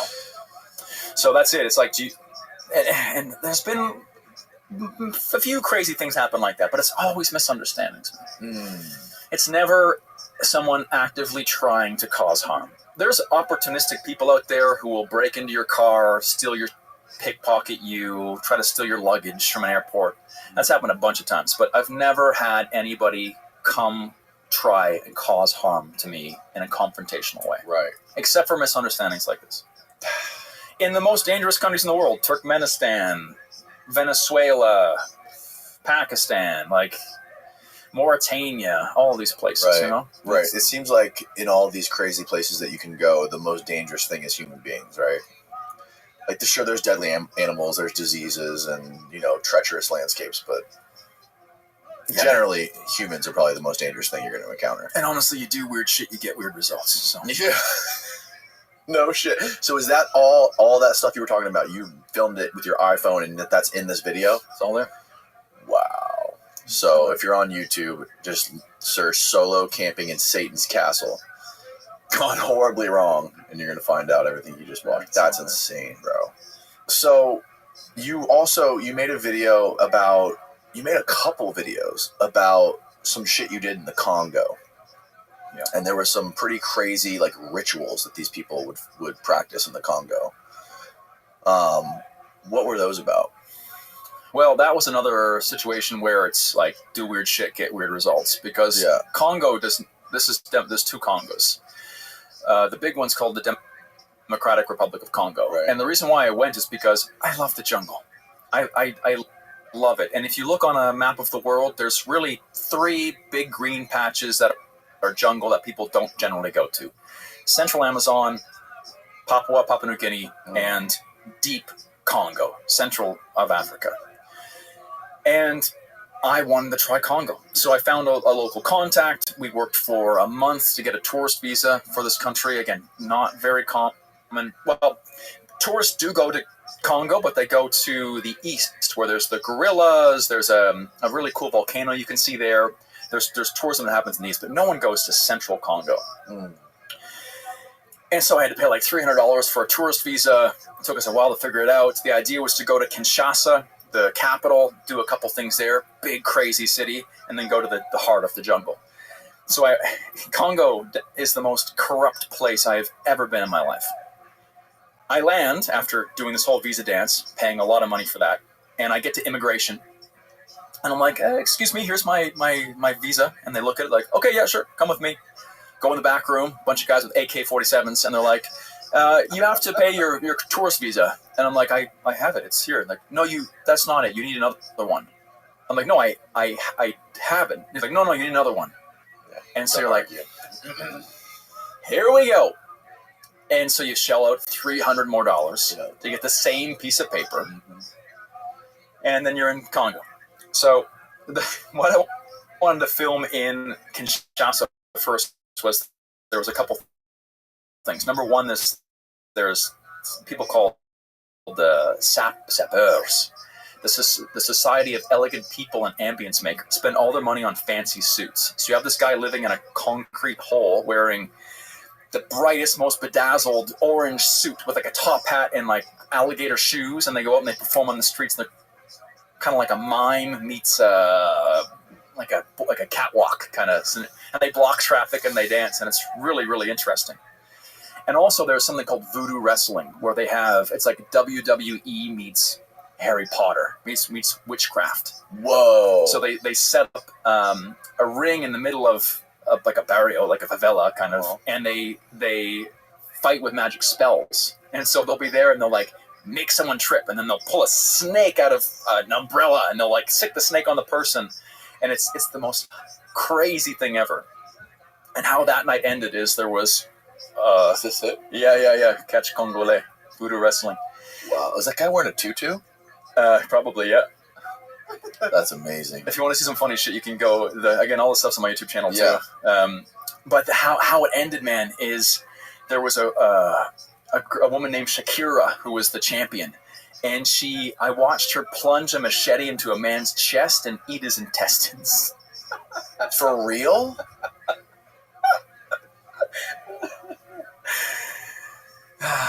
No, but it looked real. Oh. That was funny, Mike. But she really did eat intestines. So it's just kind of like WWE. I'm sorry if you believe in World Wrestling Federation, but it's a little bit fake.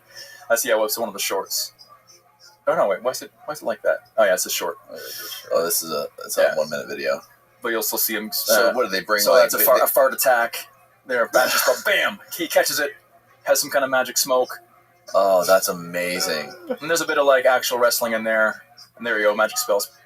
Boom! Ouch! This is WWE inspired, obviously. Yeah, for sure it is. Yeah, look at the magic sleep umbrella. He's putting wine on them. Look at that. Oh, orange juice. Wow. That's a Shakira on the left. Boom. And then there's.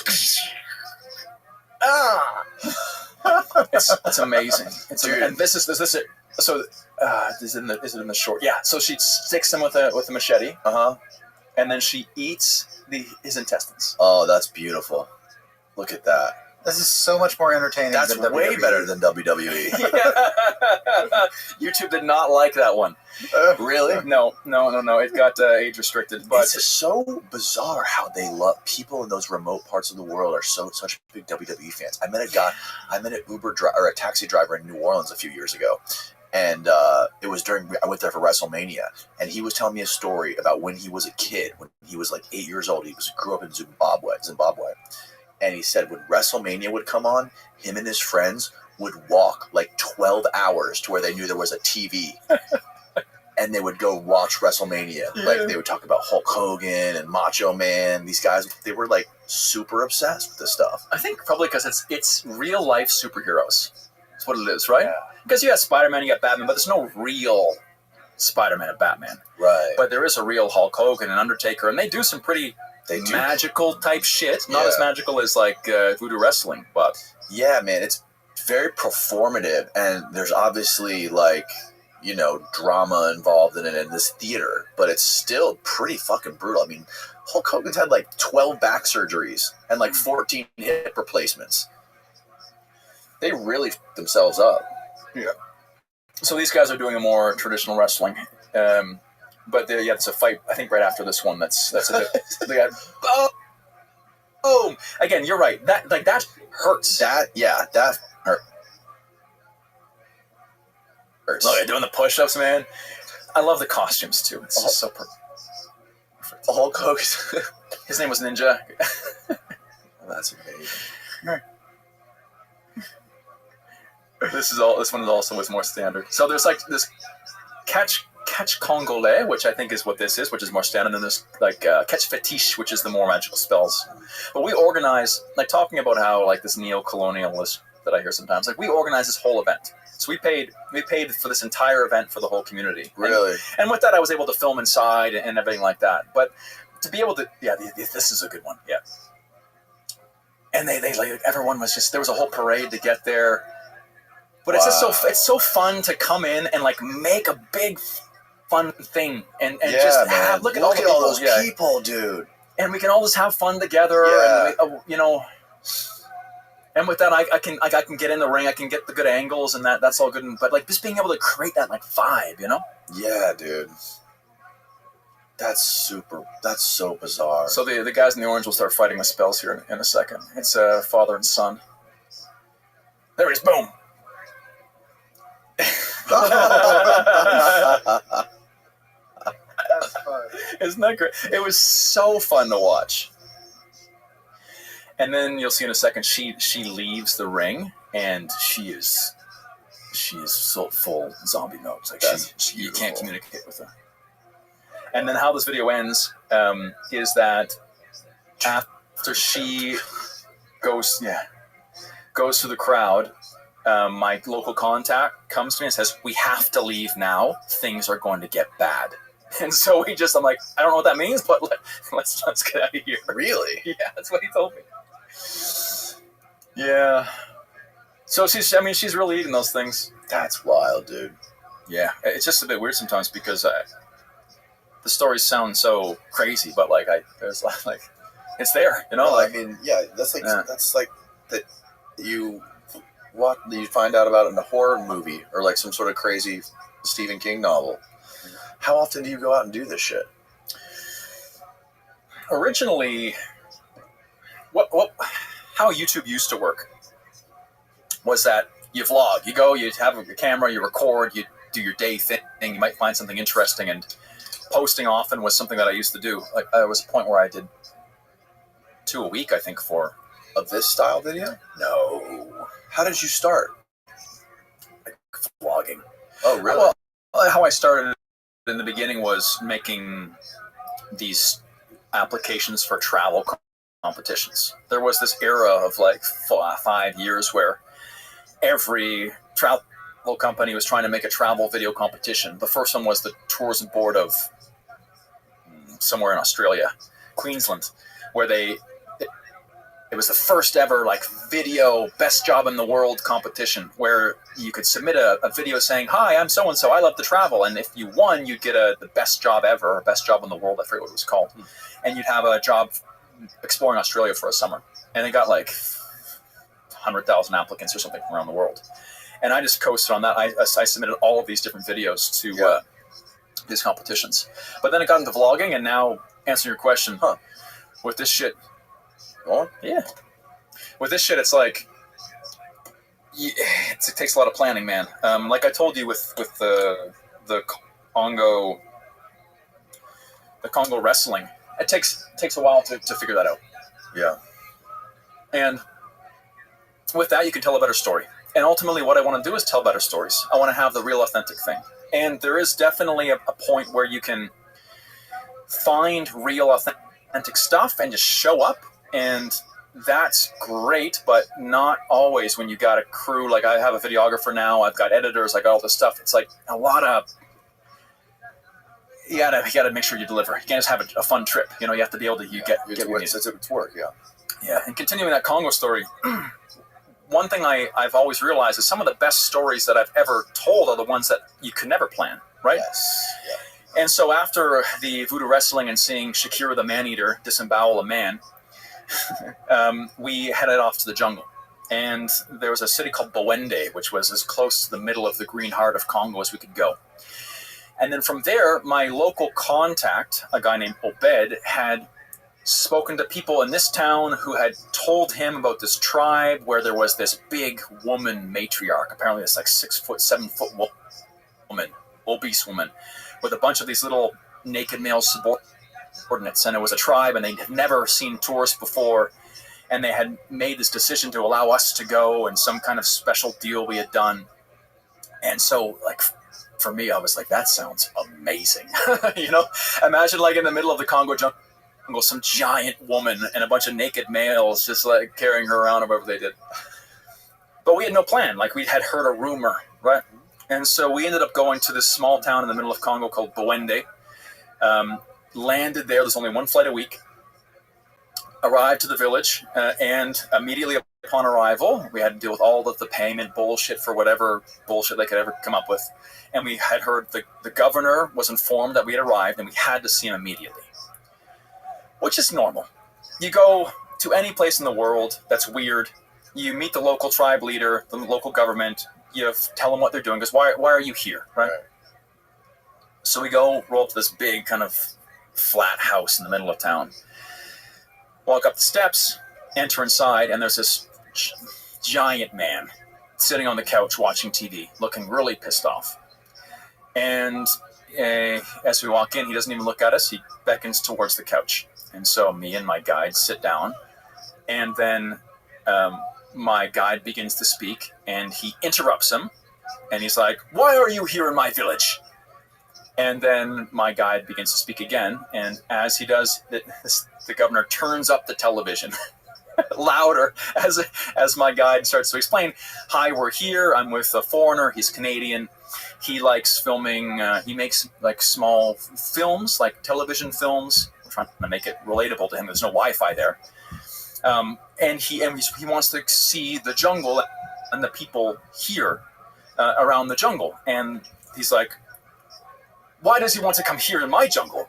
And I start to jump in. I'm like, "Well, I find the people here very interesting, and I have a biology degree, and I love the jungle." And he goes, "Well, you have forests and you have people in your country, so why come here?"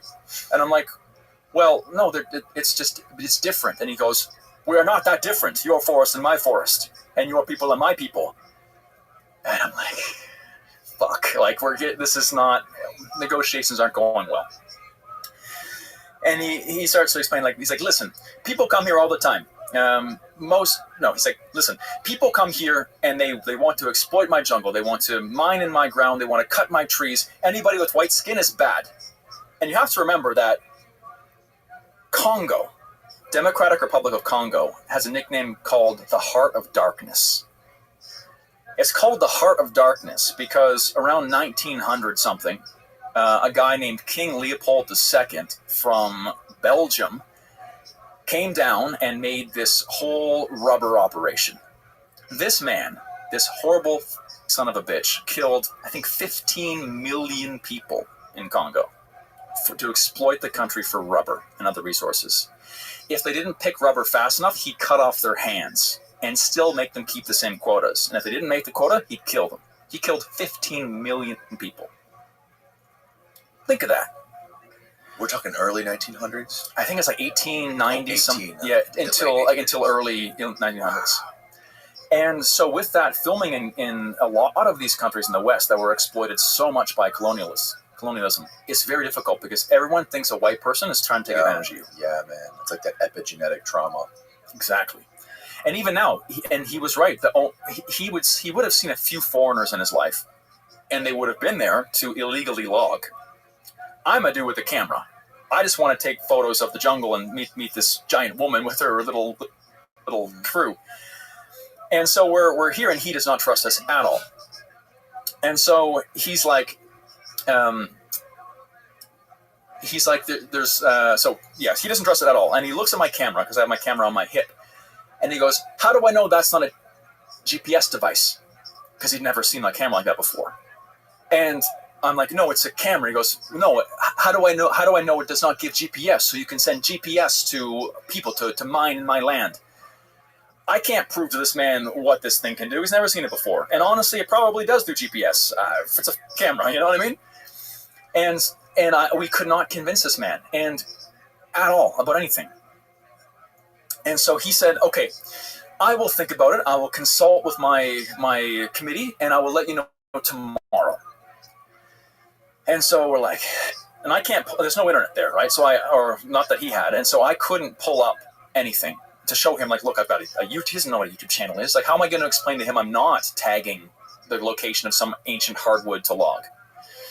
So we go back to our little shack of a hotel, and we sit. And then his security guard comes over late at night, around 9, 10 p.m. And their power goes out, generators go out, people sleep, kind of stuff, right? So it's weird to see people that late.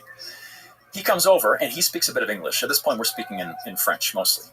And he explains, "Listen, the governor didn't meet with the council. He's not going to let you pass. He's going to keep you here. And he's going to make you leave on the next plane out, because he's not going to let you continue in the jungle. Next plane, it's a week. So we're not going to sit in a hotel for a week." And so he's like, he's like, "Listen, I was able to find some internet, dial-up or something somewhere, and I can see you do photography. You should tomorrow morning get 2 local men on motorcycles and leave the city early before he can catch you to go to the border of the state. And once you're out of the state, then he has no power.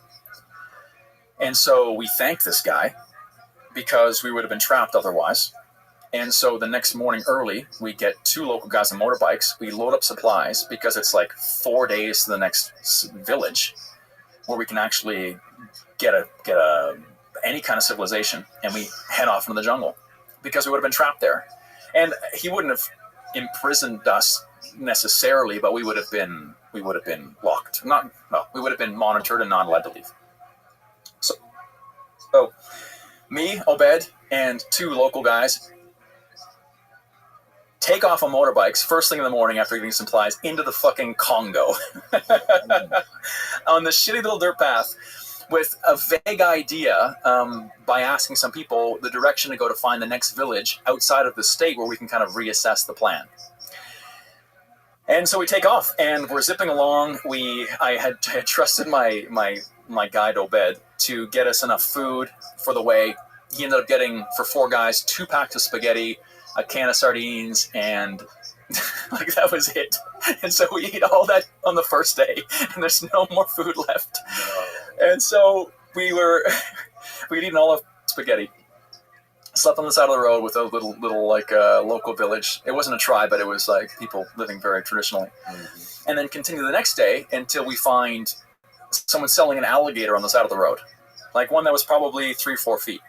And I didn't know why or what, but he was there. He had an alligator in his hands, and he, my guide, my driver, stops. And so there's 4 of us stop by this alligator, and my driver's like, "Oh, like this is dinner," and there's a 4-foot alligator, and I'm like, "This is dinner." He goes, "Yeah, we'll eat that tonight." And so the guy takes a machete, the guy who has the alligator, the crocodile, whatever it was, cracks in the head a few times. We tie it up to the back of the bike, and we continue. So then there's like a hilarious video of this overloaded motorcycle with a dangling alligator in the back as we're going through these dusty roads. There's the Congo River, one of the most powerful rivers in the world, that goes through this part of the country too. And apparently we had forgotten it was wet season or something, and it had flooded the path. So I double checked with my driver, like, what do we do? And he goes, "Oh, we can drive through." And I don't own a bike. I haven't driven that many bikes. I just assumed that you couldn't drive a motorcycle through water for very long. My driver said, "Don't worry, it's fine." So we plow through this flooded part of the trail, and the bike gets flooded completely and stops in sunset. And we're in the middle of nowhere in the Congo jungle with no motorcycles and a dead alligator dangling off the back. Yeah, dangling off the back of the motorcycle. And so we don't have like there we are. We don't have a tent or any. It's also a beautiful situation. It's beautifully insane is what it is. Yeah. So this is like, they had tried to build a bridge or something. Cows in the road. That's my guide. We're like, what's going on? This is our bridge. Is it going to hold the bikes? We don't know. So this is before it got flooded, though? Yeah. And very soon we'll get flooded. So we're continuing. It's before the alligator as well. Mm-hmm. And I think it's probably a crocodile. And we continue, and we do have tents, sorry. And that's people illegally, this is it. So this is people illegally logging. Yeah. Oh, shit. Mm-hmm. And it was a Chinese guy. So logging is not permitted there? I think that, so this is the road getting flooded now. It is and it isn't. It's like you pay enough money, you can do anything you want. So I think people get bribes or whatever it is. Bikes get flooded. God, dude. And we get stuck.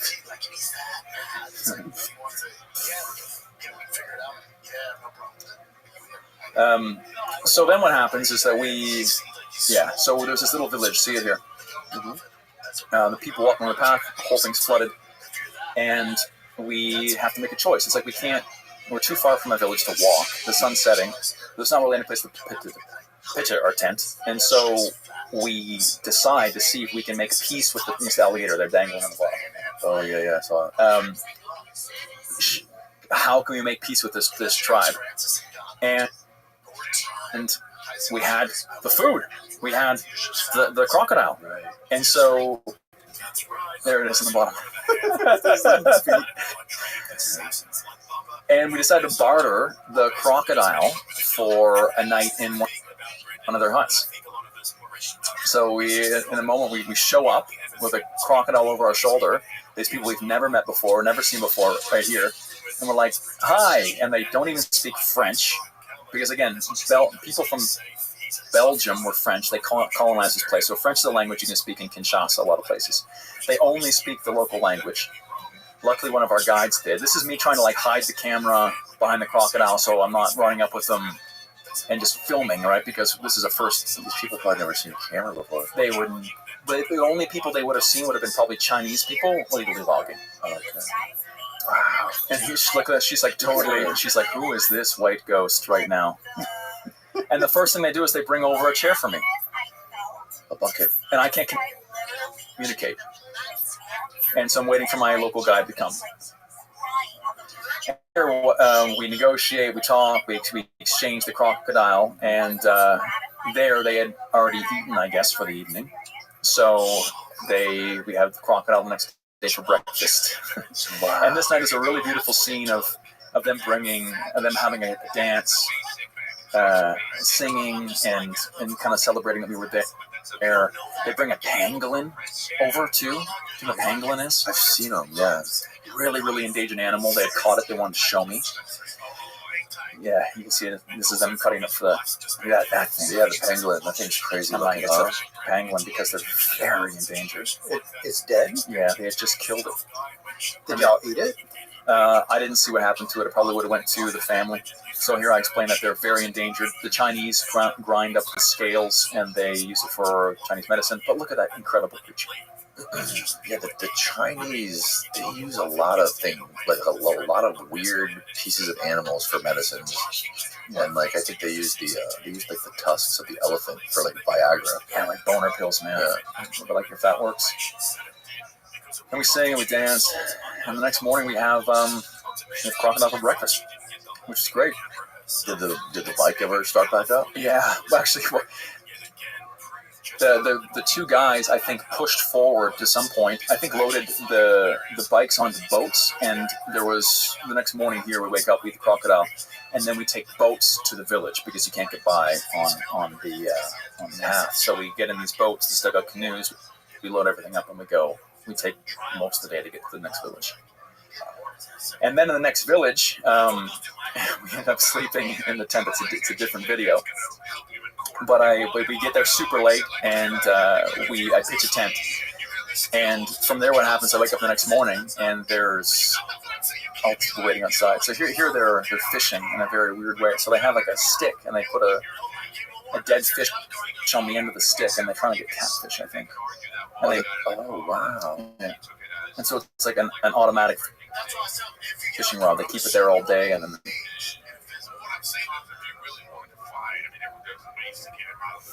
But this is something you couldn't plan. This is not part of the plan at all. But that's so wild, man. Make lemonade, And the sequel is what I'm showing here now, which is hunting with the tribe in Congo, where they. Yeah, this is the next video. It's a green mamba that attacked us. So they poison it? Dude, it'll kill you in an hour. Really? Yeah, and they end up eating it, which is the next video.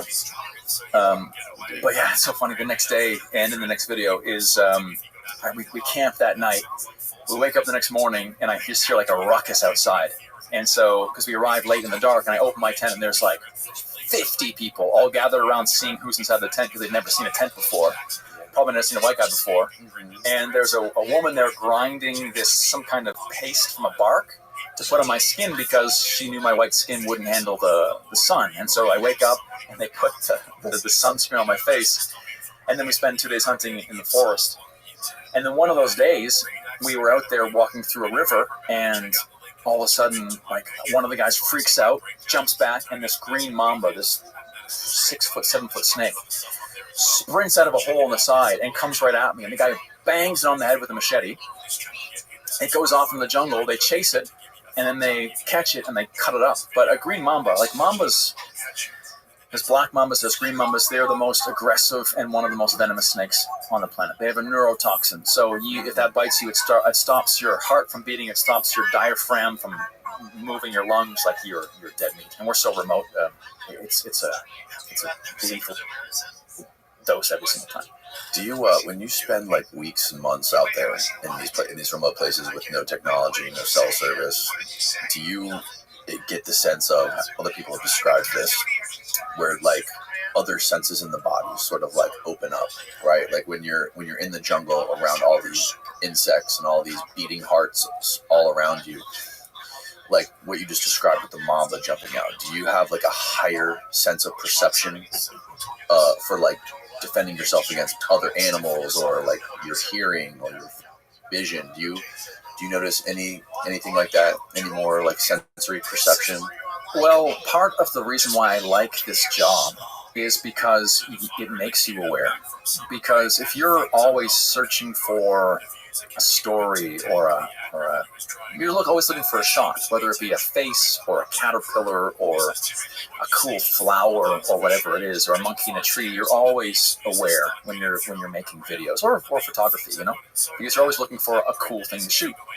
And so what amplifies that even more is hanging out with guys like this who are like, oh, hey, look, the ants are moving. That means it's going to rain in the next hour. And then 45 minutes later it rains because because the ants do this at a certain time. Ancient knowledge that we've all lost. Yeah. And like even knowing what medicines to use, what plants counteract other plants, and how there's like a poison ivy, and beside a poison ivy there's always some kind of other plant you can rub on the poison ivy, and it's just incredible to be able to do that. Yeah, everything you need is out there. It's incredible. It really is. Yeah. And those moments are special, man, because you're just people doing what people do, and it's nice to be able to communicate in charades and just joke around, and they're still doing fart jokes and all kinds of stuff. They actually smoked a lot of pot too, those guys. Really? Yeah, they had a homemade bong made out of bamboo, and so they smoked a bunch of pot. And you said, I think you said it on Mark's podcast. Shout out to Mark, he's awesome. Yeah. Mark Gagnon. You mentioned on his podcast that at all the I think you said you've been to like 90 something countries, right? Yeah. You said that the one thing that you found in common between all these countries was singing, dancing, and drugs. Yeah. I want some. That's interesting. Singing and dancing for sure, which is just storytelling. Like, think about this. You are one tribe visiting another tribe, and you don't speak the language. How can you communicate who you are, where you're from, what your values are, what your tribe stands for? If you can't communicate, you dance and you sing and you show the struggles of your people. You show your courting rituals. You show all of that. And so song and dance is an international language.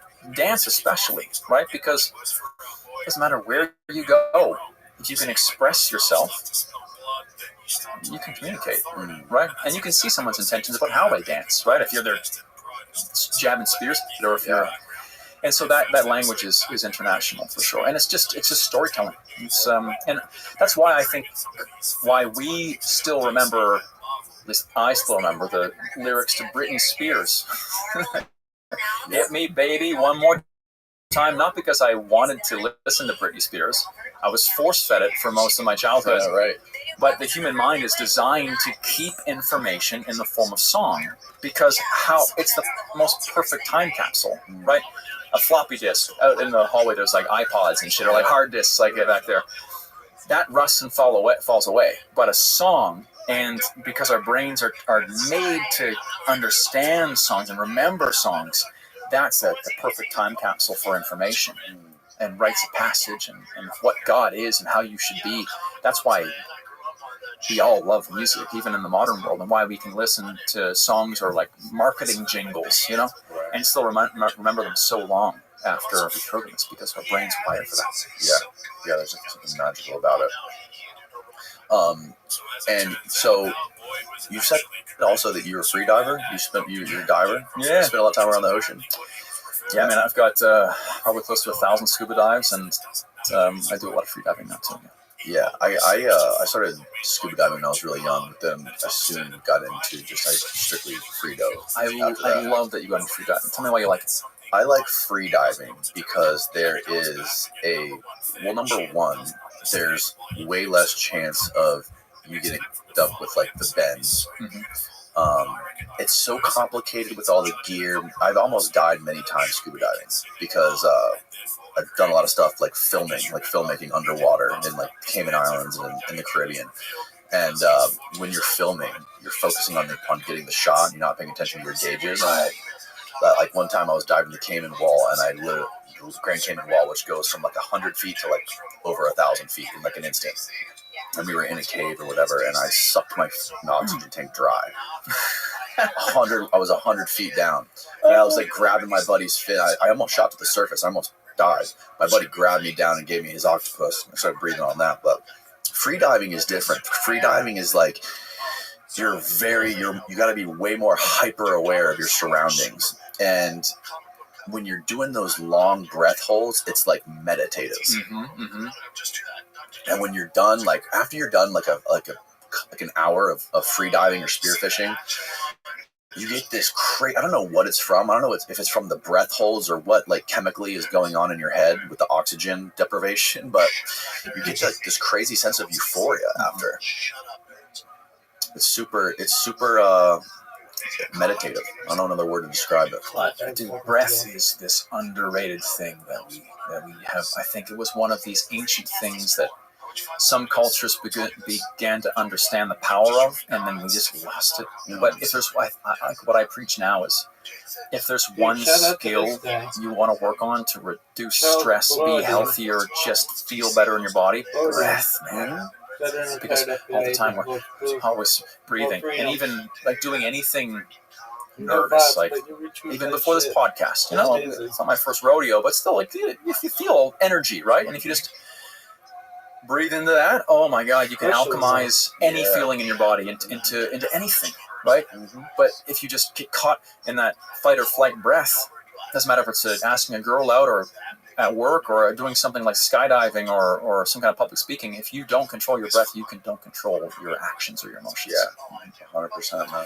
And freediving, I respect you a lot for that, because I would say it's one of the most difficult skills to learn, because it puts you in direct conflict with your fear response. It puts your brain against your body against your mind. Because when you first learn to hold your breath, then that feeling of, oh my God, I need to breathe, right? And how the convulsions start to happen, literally of a physical response, that's a scary feeling, man. And especially if you've never dealt with your panic response before, your panic response will come in because you're essentially suffocating yourself. Yeah. We used to free dive through these caves, these grottos in Cayman, where you could it wasn't that deep. The bottom was probably maybe 50 feet. And these caves, you could swim into these caves. You could do like these crazy swim throughs, right? Where you could swim through it. It would be like beautiful, like sand on the bottom, and then just like caverns above you. And then you could see the light shafts, right, where you could escape. And there was one of the last times I did one of those swim throughs was when me and my buddy were doing it. And I went down like maybe 30 seconds after him, and I was behind him. He got to the exit, and I was like done. I was like, I got to get to the surface. And he was going up the exit super slow, just like taking his time. And I was like, there's no way I can wait for him. So I just darted, kept going, looking for an exit. Couldn't find an exit. My life's flashing before my eyes. I finally find that little light shaft, and bro, my head barely fit through it. I was like squeezing myself through this hole out of this cave, and I was like scraping my whole torso trying to get out of it, dude. It was the most terrifying thing. But free diving, it's super dangerous, and people get shallow water blackout all the time. A lot of people, I know a lot of people around here in Florida, we're surrounded by water, so there's a lot of spear fishermen and free divers I hang out with around here, and it's just like part of life being in Florida, man. Yeah. My buddy Manny, he's been on, I guess, before he makes these tridents, and he he free dives, and he used to get gators with these things when he was younger. That is some badass Florida Everglades right there. Yeah, he still hunts gators, but now he mainly just hunts tilapia. But he's killed like boars and stuff with these tridents, and they're like super heavy duty.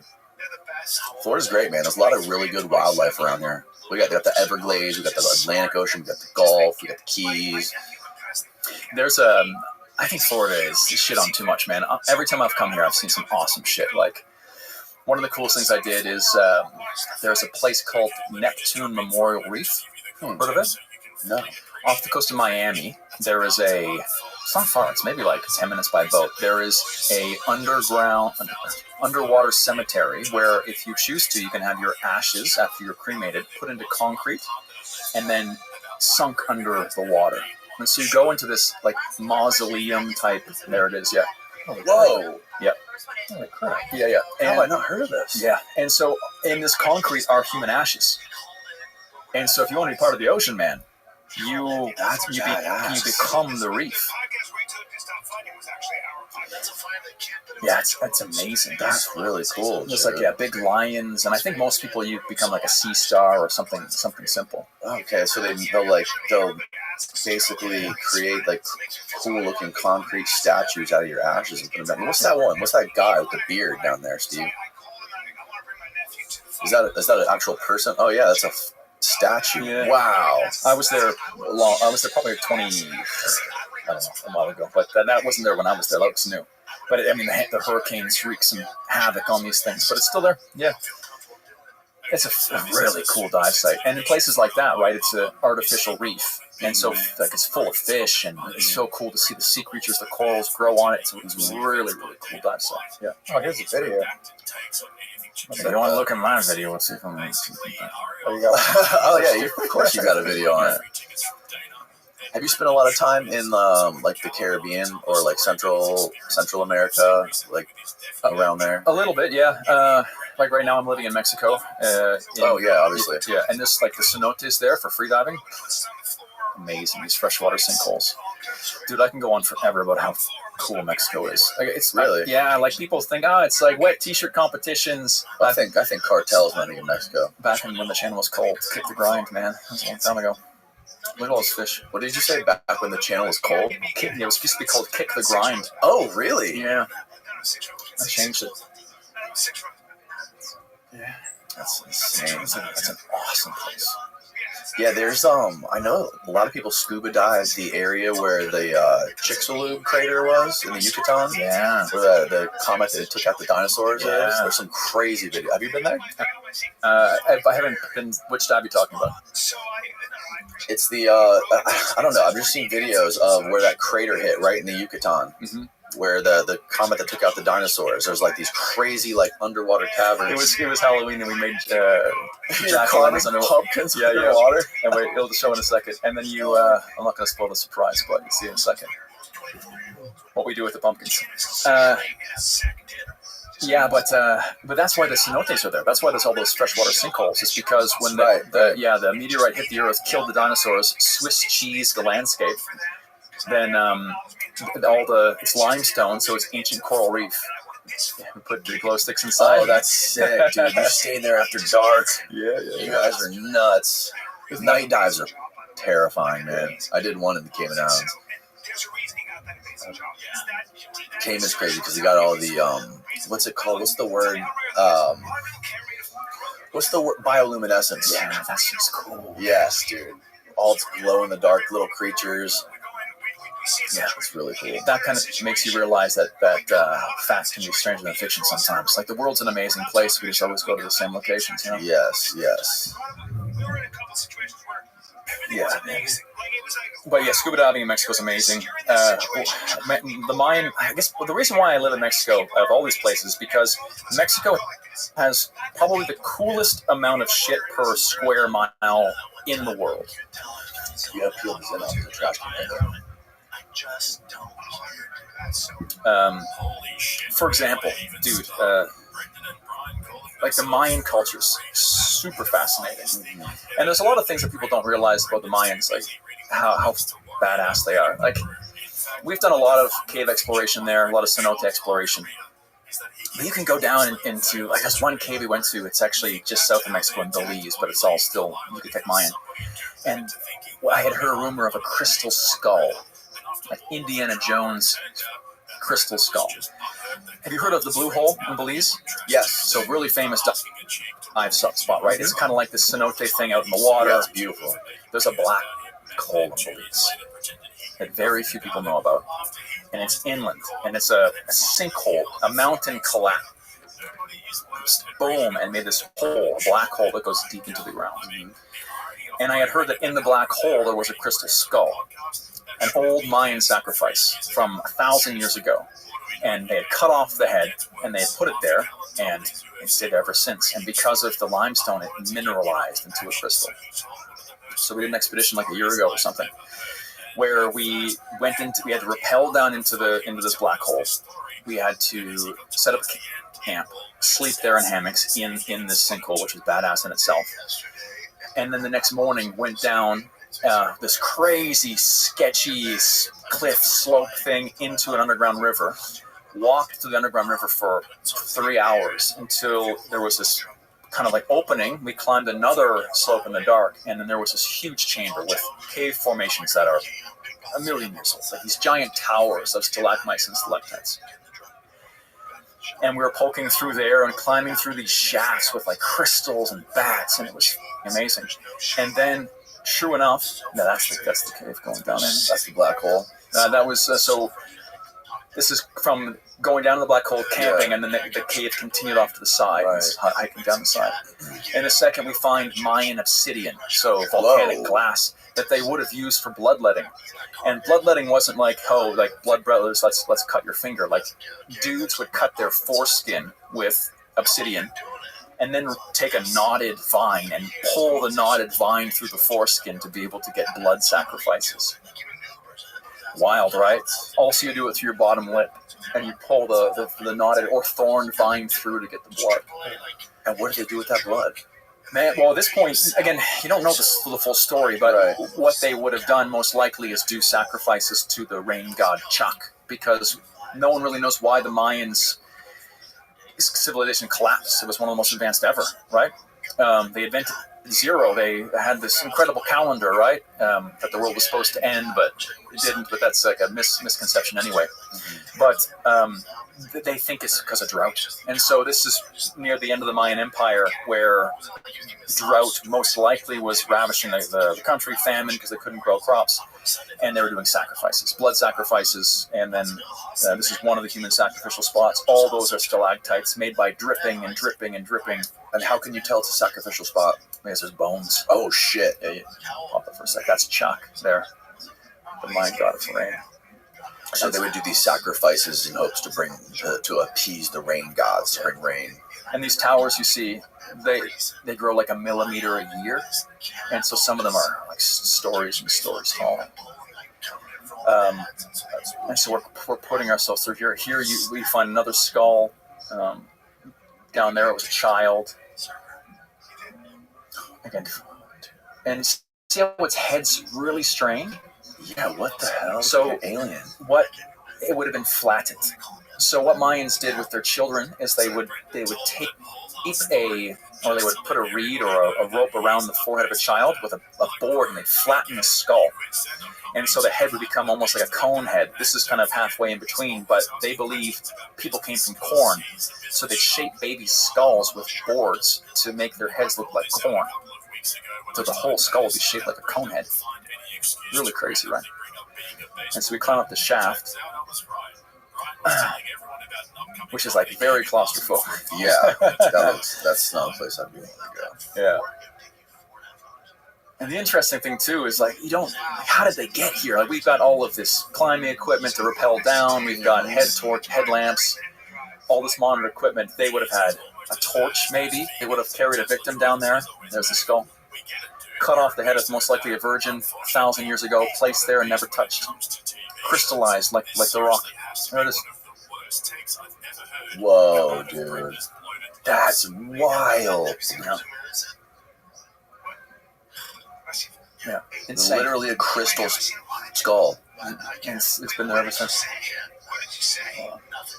Shout out to a place called Ian Anderson's Adventure Lodge, where they have if you wanted to go to the black hole, you can go check out their facility there. Oh, really? Yeah. This is kind of like a secret. I mean, obviously the secret's a bit out, but you can go speak to them, and it's a thing people can do. I don't want to say that too much because it's very difficult to be able to get there. But if you're fit enough, and if it's still there, like part of the curse of this job is like you uncover something and anything can happen, right? But look at that thing, man. So imagine this. Let's just put ourselves back there for a second. You have these Mayan warriors with shaved teeth because they used to shave their teeth to points. They used to embed jewels into their teeth too. So you have these like conehead guys with sharp teeth with jewels embedded going down, probably off psilocybin or some kind of hallucinogenic. They had these strange things, I forget what they're called, but it's like a butt trumpet where they would put things into their butt. So they would do hallucinogenics most likely through the rectum, they think most of the time. And they bring down these people who were probably also tripping. They could have been. How do we know they did it like that? Because there's still a lot of imagery. Like there's like codices, like codex that are still, you can still see them. So there's still images of what they used to do that you can see. I mean, not like cave paintings, but some of the old books that still exist. And they would have cut off a head from somebody who was also probably tripping, right? And then leave it there, and then 1,000 years later, you got a crystal skull, man. And one really interesting thing happened around my life then is I had my first really powerful ayahuasca trip. Shortly after that, a few weeks after that. And I took way too much. Where? In Mexico. There was a shaman that had come up from Peru who had a particularly potent kind of ayahuasca called sky ayahuasca. And I've got a guy, a good friend of mine named Arturo in Mexico, and it was one of his contacts that he had worked with many times with a lot of different things, medicines. And so I had this rare opportunity to work with this shaman who had this crazy ayahuasca, and I'm Mr. Fearless and Far, bro. You know, like I've looked under the your fears. Exactly. I've looked under the bed. I've seen the monsters. I've tackled my fear of public speaking, of heights, of all this shit. So I'm like, I know my childhood wounds. So I thought, and didn't think there was too much that could make me have a bad trip. And I've been able to talk myself out of other bad trips I've had before too. So I went in arrogant, man. That's not a good spot to be in with hallucinogenics. So, do you want the abbreviated story or the long story? Long story. All right. We got time. All right. So basically, we go to this spot in the jungle in Mexico. There's a group of 15 of us or so, and sun is set. We're sitting around a circle. We have a shaman there, and he's pouring his ayahuasca. It's in a little shot glass, like an ounce, probably like 2 ounces. And he's got a candle in the middle, and a bunch of people that I haven't met, just randoms from all over Mexico. And it was so interesting. He cracks open this bottle that he has ayahuasca in, and he starts saying a prayer to it. So he blows on it and says some prayers. Immediately, the wind kicks up. And I'm like, what the? Like, I travel the world trying to find ghosts and demons and unicorns and devils, and like I'm so down for that, but I have a bit of a scientific mind, so I want to see proof. I can't explain that. Coincidence maybe, but it seems like a little bit too much of a coincidence. He blows on it, the wind picks up. He doesn't even bat an eye. It's like that's what normally happens, apparently. I don't know. He reaches over his candle, starts pouring it in the glasses. It looks like a giant tarantula, the silhouette of his hand on the ceiling of this yurt. And he pours everyone a glass, and so I take my shot, and everyone goes around. It tastes like the clippings from under a lawnmower, and like gasoline, and like plants, and almost like scraped it from the bottom. And then the funny thing about these ceremonies is that they happen in the dark, right? If you've done psilocybin before, acid, whatever it is, like generally it's in the day, right? And if you have mushrooms, for example, you can go to a dark place, but you can kind of change the channel by focusing on something else. In ayahuasca, you're in the dark, essentially by yourself, the whole time. There's people around, but it's not a shared experience. It's a very much individual experience.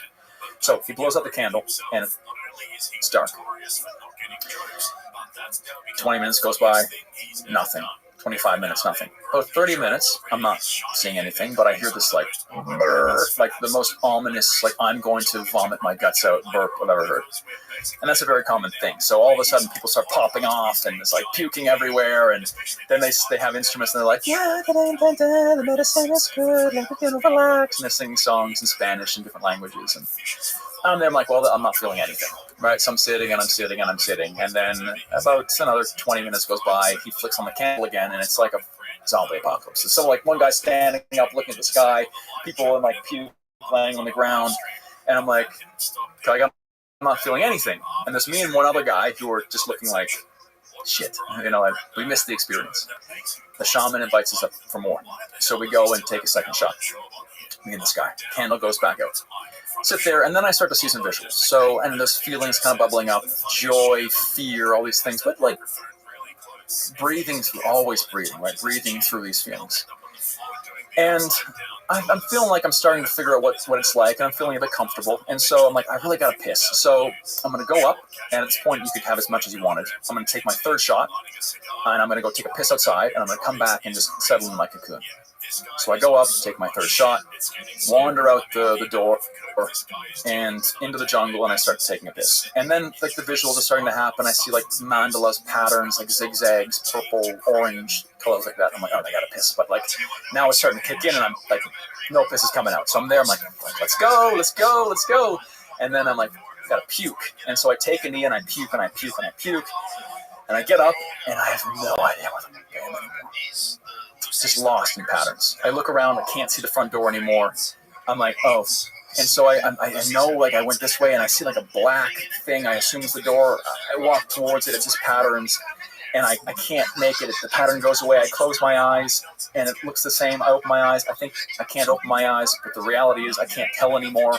And I look down, and I see this pile of, like, wriggling leaves or snakes or something, and I'm like, that's probably not snakes. And I just lay down, and I have a little blanket, and I lay there like a little toddler with my little bum out of my blanket, just like, because I'm out in the jungle, and I'm there, and I'm having this, like, my heart starts racing, and it's patterns, but I can still kind of like cling on to reality, and then my world starts to rumble. And everything starts to like shake in my vision, and I feel like the world, these patterns just start like ripping open like this, and I feel this absolutely all-encompassing panic. Fear doesn't even do the word justice. Like terror, like pure primordial pond scum creationary terror of just, I am now lost. I am on a speeding train holding on by a pinky. I have no idea where this train's going. And with the opening of the world, I'm there, and I feel this presence of something. But this something can see everything, like see through me, and everything, every cell of my body can see inside. And I feel like it's almost like, dude, the biggest pip of all time. This feeling of, let's say the whole world was watching you shit or something. This feeling of being so vulnerable. Like everything can see you. There's nothing you can do. Violating intention, violating your entire, everything's done, everything that's been, it sees everything. And then, as my heart's pounding and racing, I feel like what it's doing is it's showing me what the world is, what the universe is. That what I'm seeing, this white light and these patterns exploding everywhere, like this is what the universe is made of. And the terror is coming from that this thing is showing me the minutia of existence, and I have no idea what the fuck I'm looking at. It's like an earthworm being shown the schematics of a rocket ship. The earthworm can't even understand what paper is, let alone how to fucking get to space. Like, I have no idea. And so in that, I feel like my heart's like starting to beat right now because I'm going back there. In all of that, it's like this presence is like, oh, so you wanted to see behind the curtain, eh? Like, this is what you wanted to do? Have a look, like this is everything. You can't even begin to understand this, you insignificant mote. You are an atom in a grain of sand on an infinite beach. You don't even have the right to look, but here it is. Congratulations, you got what you wanted. And it was horrifying. The same way if you'd never seen inside a human body and someone just tore open a human body in front of you, you'd be like, what the But you have to admit, it's a little bit fascinating. Like your bloody heart pumping, your intestines, like the lungs. Like it's an amazing creation, these meat suits we have. But it was that kind of feeling where you wouldn't even know how it worked. Like you don't, no idea what I saw. And with that, I was having like panic attack after panic attack and having to like breathe through. And luckily, the shaman was very good at what he did, and he said in the beginning, the more you fight it, the more it'll fight back. And so, again, we're back to the breath. No matter how much you're panicking, no matter what's happening in your life, if you can breathe out of these feelings. That's all I had. I didn't even know where I was anymore. So just with the breathing, remembering every trip has an end, I was there. I couldn't tell. That was the scariest part. Because I didn't know where I was. Lost in the abyss. So I'm there with my little booty hanging out of my blankie, and I remember saying, it's okay, baby. It's okay, baby. Every trip has an end. Baby. It's okay. And then slow, I don't know how long I was there for. Generally, an ayahuasca trip is 4 hours, 5 hours, something, I don't know. If you have like multiple, then it's longer, but generally it's all said and done in about 6 hours. So I was there for maybe an hour or two, and then once I could crawl again, I crawled back inside and snuck up into my little like pad there and spent the night. How long does that like super intense feeling of the universe being ripped open? How long does that last? You can't tell, but judging by the time where I could come back to reality, I would guess I was probably there for like an hour. But after that, it's somewhat manageable. Then like a general ayahuasca experience, you would be able to mostly control yourself. Like that, I had a lot. If you have like a heroic dose, you kind of lose yourself. But if you were to go have one shot or two, even, you wouldn't lose track of reality. Generally, depending on your body and your tolerance. But dude, that for months. Really? Yeah. I missed one important thing there. What started the story with the skull is in the presence of that God is what it was. I felt that I was so insignificant that the only thing I could ever possibly do with my life is just give myself to this thing. I have no other gift to give. Can't give money, can't give any possessions. The only gift I can give as a human being to whatever that was my life. And then I got how human sacrifice could be a thing. Because we looked at the crystal skull.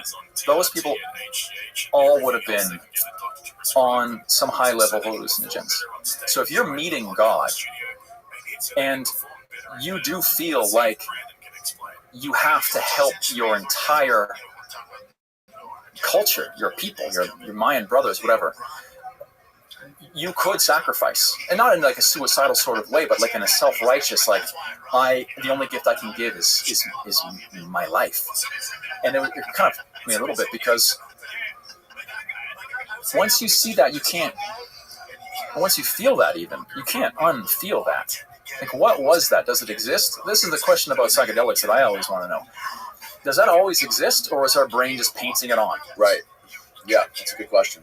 Is that something that's always there, and that just like our brains are filters that are filtering out that world so we can survive and eat and reproduce, and when we take these psychedelics, it maybe breaks that filter so we can see what's really here? Are our perceptions, our smell, our sight, is that just a filter? We'll never know. It felt real, but we'll never know. I considered myself agnostic before that, and it took me, this is about 1.5 years ago when that happened. And I've been slowly realizing that, like, yeah, there's probably something else, and I probably saw it, and I can reject it, and I can feel.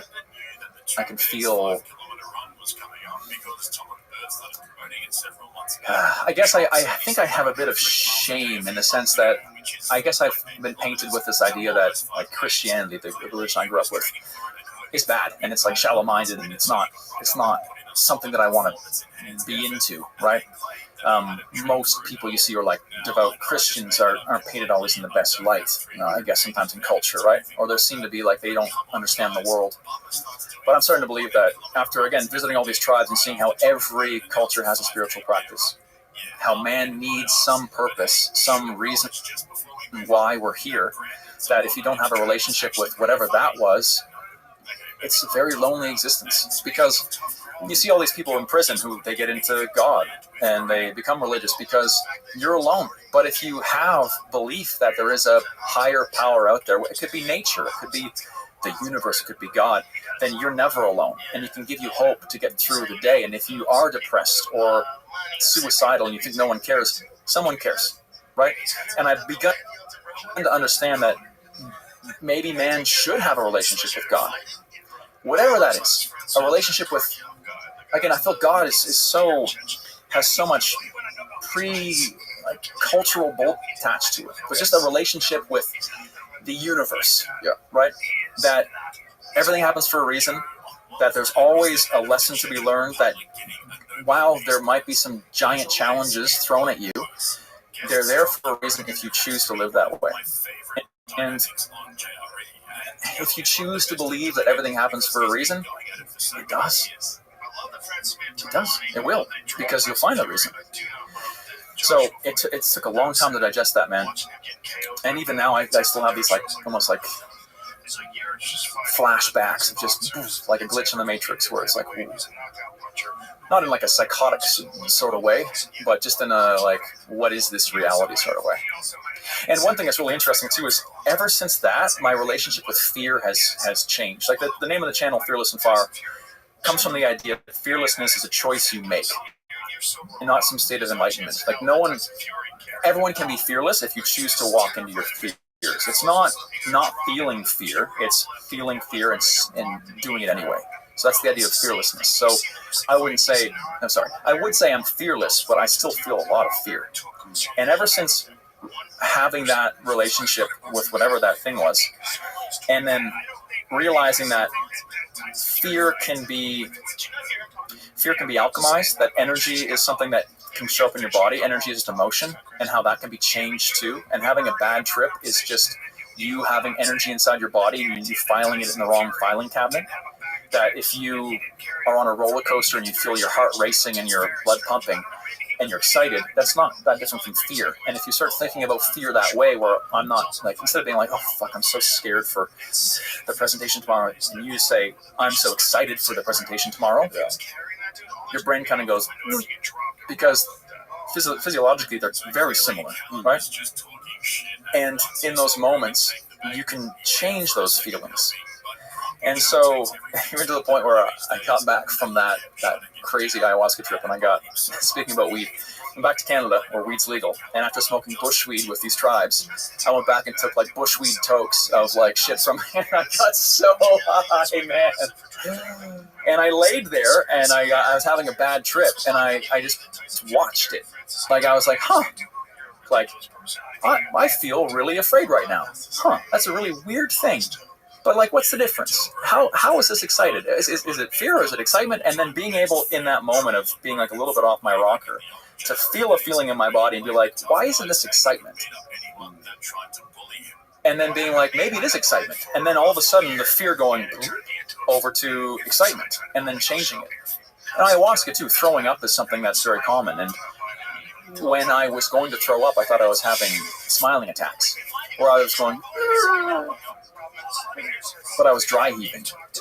But I was like, wow, I'm smiling so hard right now. And then at the same time, I thought I was hungry.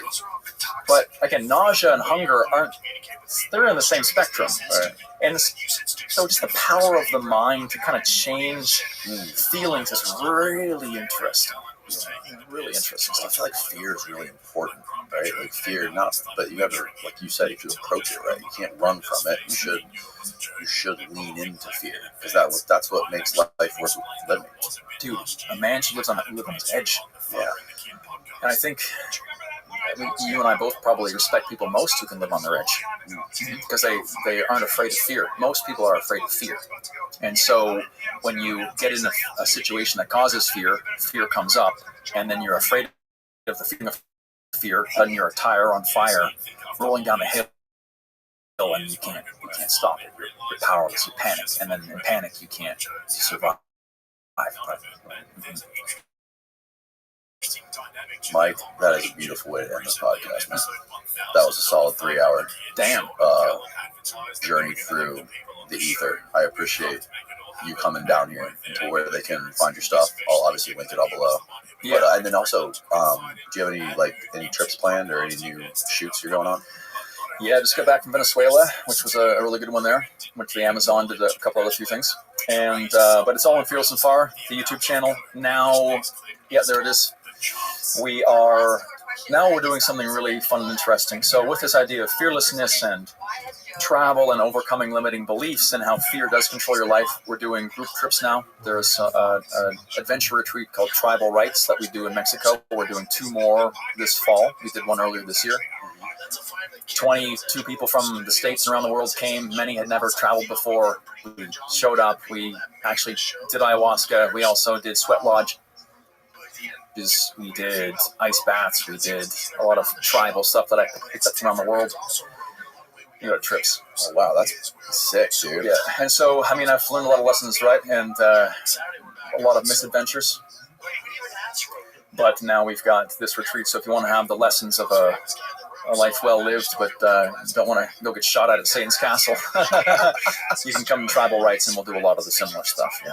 Hell yeah, man. Yep, I'll link it all below for everyone. And thanks again, bro. Man, thank you. This has been an amazing conversation. Thanks for having me, man. Cool. All right, goodbye, world. No, I asked him that. See, I would have asked him for that. I would rather pay and not ask him. I would have paid and he'd be like, you're here. I'm like, yeah. Should ask him. Like, it's just not. I don't feel comfortable doing it. Like, even close people around him ask him. They have to ask him for something. They need something from him. And it made me feel sick. And I called him like, I feel bad for you. He's like, don't feel bad for me. Because it's fine. He's like, it's fine. This episode has been heavily censored due to some of the unsettling topics discussed. I know you guys can handle this, but YouTube cannot. If you want it uncensored and ad-free, it's on Patreon. Please hammer that subscribe button below and enjoy the show. I think that whoever knows complicated names for a long time. That's it. I was doing a press tour, so I was like, hey, can I come on? But he would say yes. Hallelujah, Neil. Let's do this thing. Gnostic informant. Nice to meet you, finally. Dude, nice to meet you too. You got an amazing YouTube channel. Thank you. How did you get into all of this ancient religious stuff and ancient texts and linguists and this whole world? It's actually a funny, well, not funny. It's not funny. It's an odd story how I got into it. I didn't do it the academic route. I didn't get a PhD. Went to prison and became a reader in there. And I became a full-blown Christian at first. Read the Bible cover to cover. And joined the church when I got out, all that stuff. But even when I was in there, I was just into reading the Quran, the Vedas, whatever text I can get my hands on at the library that was in the prison. It was ancient mythology. I was reading it. Wow. And actually, it's funny because my mom was sending me books when I was in there. She was trying to find psychology, self-help stuff. She was trying to fix me or whatever. Right. And one of the books she sent me was Jordan Peterson's Maps of Meaning. And I was 21. I turned 21 in prison. I'm 34 now. So this was a while ago. And I was not educated, trying to read Jordan Peterson. It was all gibberish. I had no idea what any of this stuff meant. It's an academic book. Right. I had no business reading that book. I had no idea what any of it means. But it still was fascinating. I'm trying to make sense of it, and it was this is interesting stuff. So I don't know. Jordan Peterson planted a lot of seeds in my head when I was young about like ancient religions and all that kind of stuff. Mm-hmm. So when I got out, I became a Christian, full-blown fundamentalist Christian for a while. Mm-hmm. But I always had that heretic spirit. So I was always trying to read extra. The Apocrypha text, what do those say? Pastor, like, be careful reading those. It's not part of the 66 books of the King James. It shouldn't be read. No, whatever. Are you still religious? No, not at all. Okay. No, not even close. But I studied my way out of Christianity. You studied your way out of Christianity. That's the best way to put it. I read about the ancients, like Celsus, his arguments against Christianity, Porphyry, who the Neoplatonists were, all these different, what was going on in the 2nd, 3rd century, all that stuff. Just became fascinated by it. And just educated myself. And then when I started my channel 3 years ago, my main goal was to just get academics on my show, interview them, ask them questions, whatever their expertise was, whatever book they wrote. Mm-hmm. I'll read the book, get them on, ask them a bunch of questions about it. Bart Ehrman came on a couple times. What is, to you, the biggest, most blatant misconception of Christianity? Or modern that people don't know? Like, yes.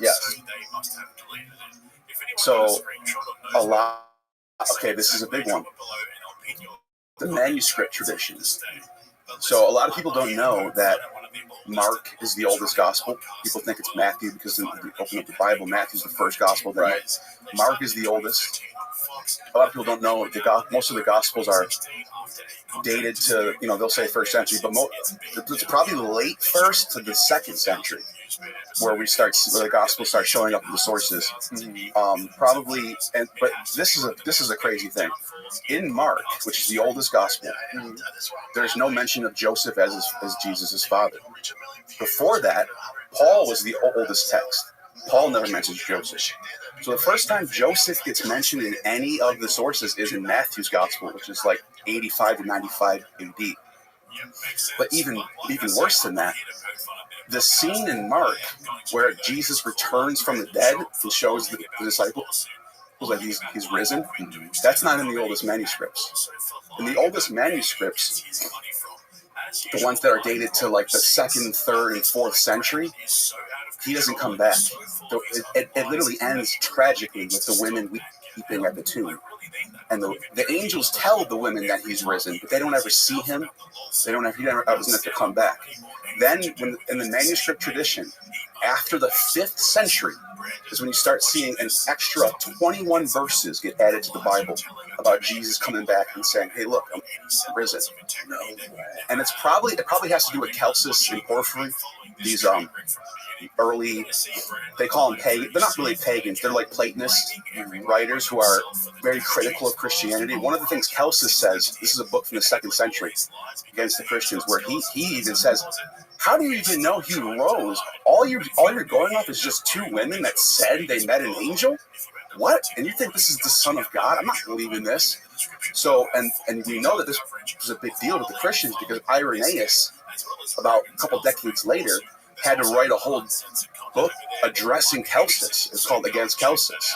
So he was like, Celsus was like going after these Christians. He was whooping that part out. Wow. And like philosophical, like debating wise. Yeah. He was beating them up pretty bad. Right. Which makes me think that's why they added those 21 verses and said, wait a minute. No, he did come back and here's what actually happened. But if you could fact check me, whoever's watching this, Mark's the last chapter of Mark. The last 21 verses in that last chapter do not show up in any of the manuscripts before the 5th century. The last part of, did you say Mark was the first one to write about it? Mark's the first gospel. Mark's the first gospel. And none of the manuscripts before that. Yes. Can you say that again? Okay, so Mark being the first gospel, right, we have manuscripts of Mark. Right. So the first actual Bible, church Bible, where it has the Old Testament plus the New Testament, is in the 4th century, 325 AD. Okay. before that, it was all individual manuscripts. So you have Mark floating around by itself, Matthew floating around by itself. Okay, got it. And some people would put together their own little, like a guy named Marcion put together a New Testament, but it was 7 epistles of Paul plus Luke, and maybe Acts, I think, but I can't remember. But Mark, the Gospel of Mark that was in circulation before the 5th century only had those up till the last 21 verses. So if that's Mark right there, you go to the last chapter. We just lost Neil's audio, or I did at least. I need to my mic. I was on his. Okay, let's all right. This one goes all the way down to the 16th. Yeah. Okay, so if you go down, this is Mark 16. Yeah. So if you go all the way down to the bottom, where it says, keep going. All right, go up. So afterward, he appeared to the 11 themselves. Yeah, as they were reclining at the table, and he rebuked them. That's not in the oldest manuscripts. That's added. All of that stuff. And this is consensus. Any Bible scholar will agree with me on this. This is not something wild. Is there a way to access online the original? Yes, there are. How can we see find the original? Bart Ehrman is a textual critic. Dr. Bart Ehrman. This is Bart Ehrman. Yeah. Okay. And he has like the different manuscript traditions and the translations of them, what they say, what the variations are. And you could just like look up, like they'll point out that those last, so the last verse is 19 or 20 actually. It's all the way up until when you start seeing Jesus appears to Mary Magdalene. That's the last verse of the oldest manuscripts. Now this is right there. Some of the earliest manuscripts do not include 9 through 20. No way. I'm sorry. I said 21 verses. I'm sorry. It's 11 verses. My bad. 11. Okay. Yeah, those last 11 verses. You don't include 16, 9 through 20.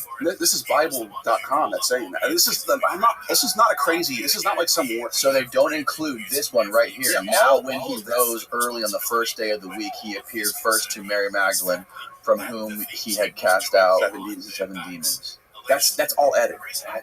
And because people are criticizing and saying, wait a minute, how do you know this is even true?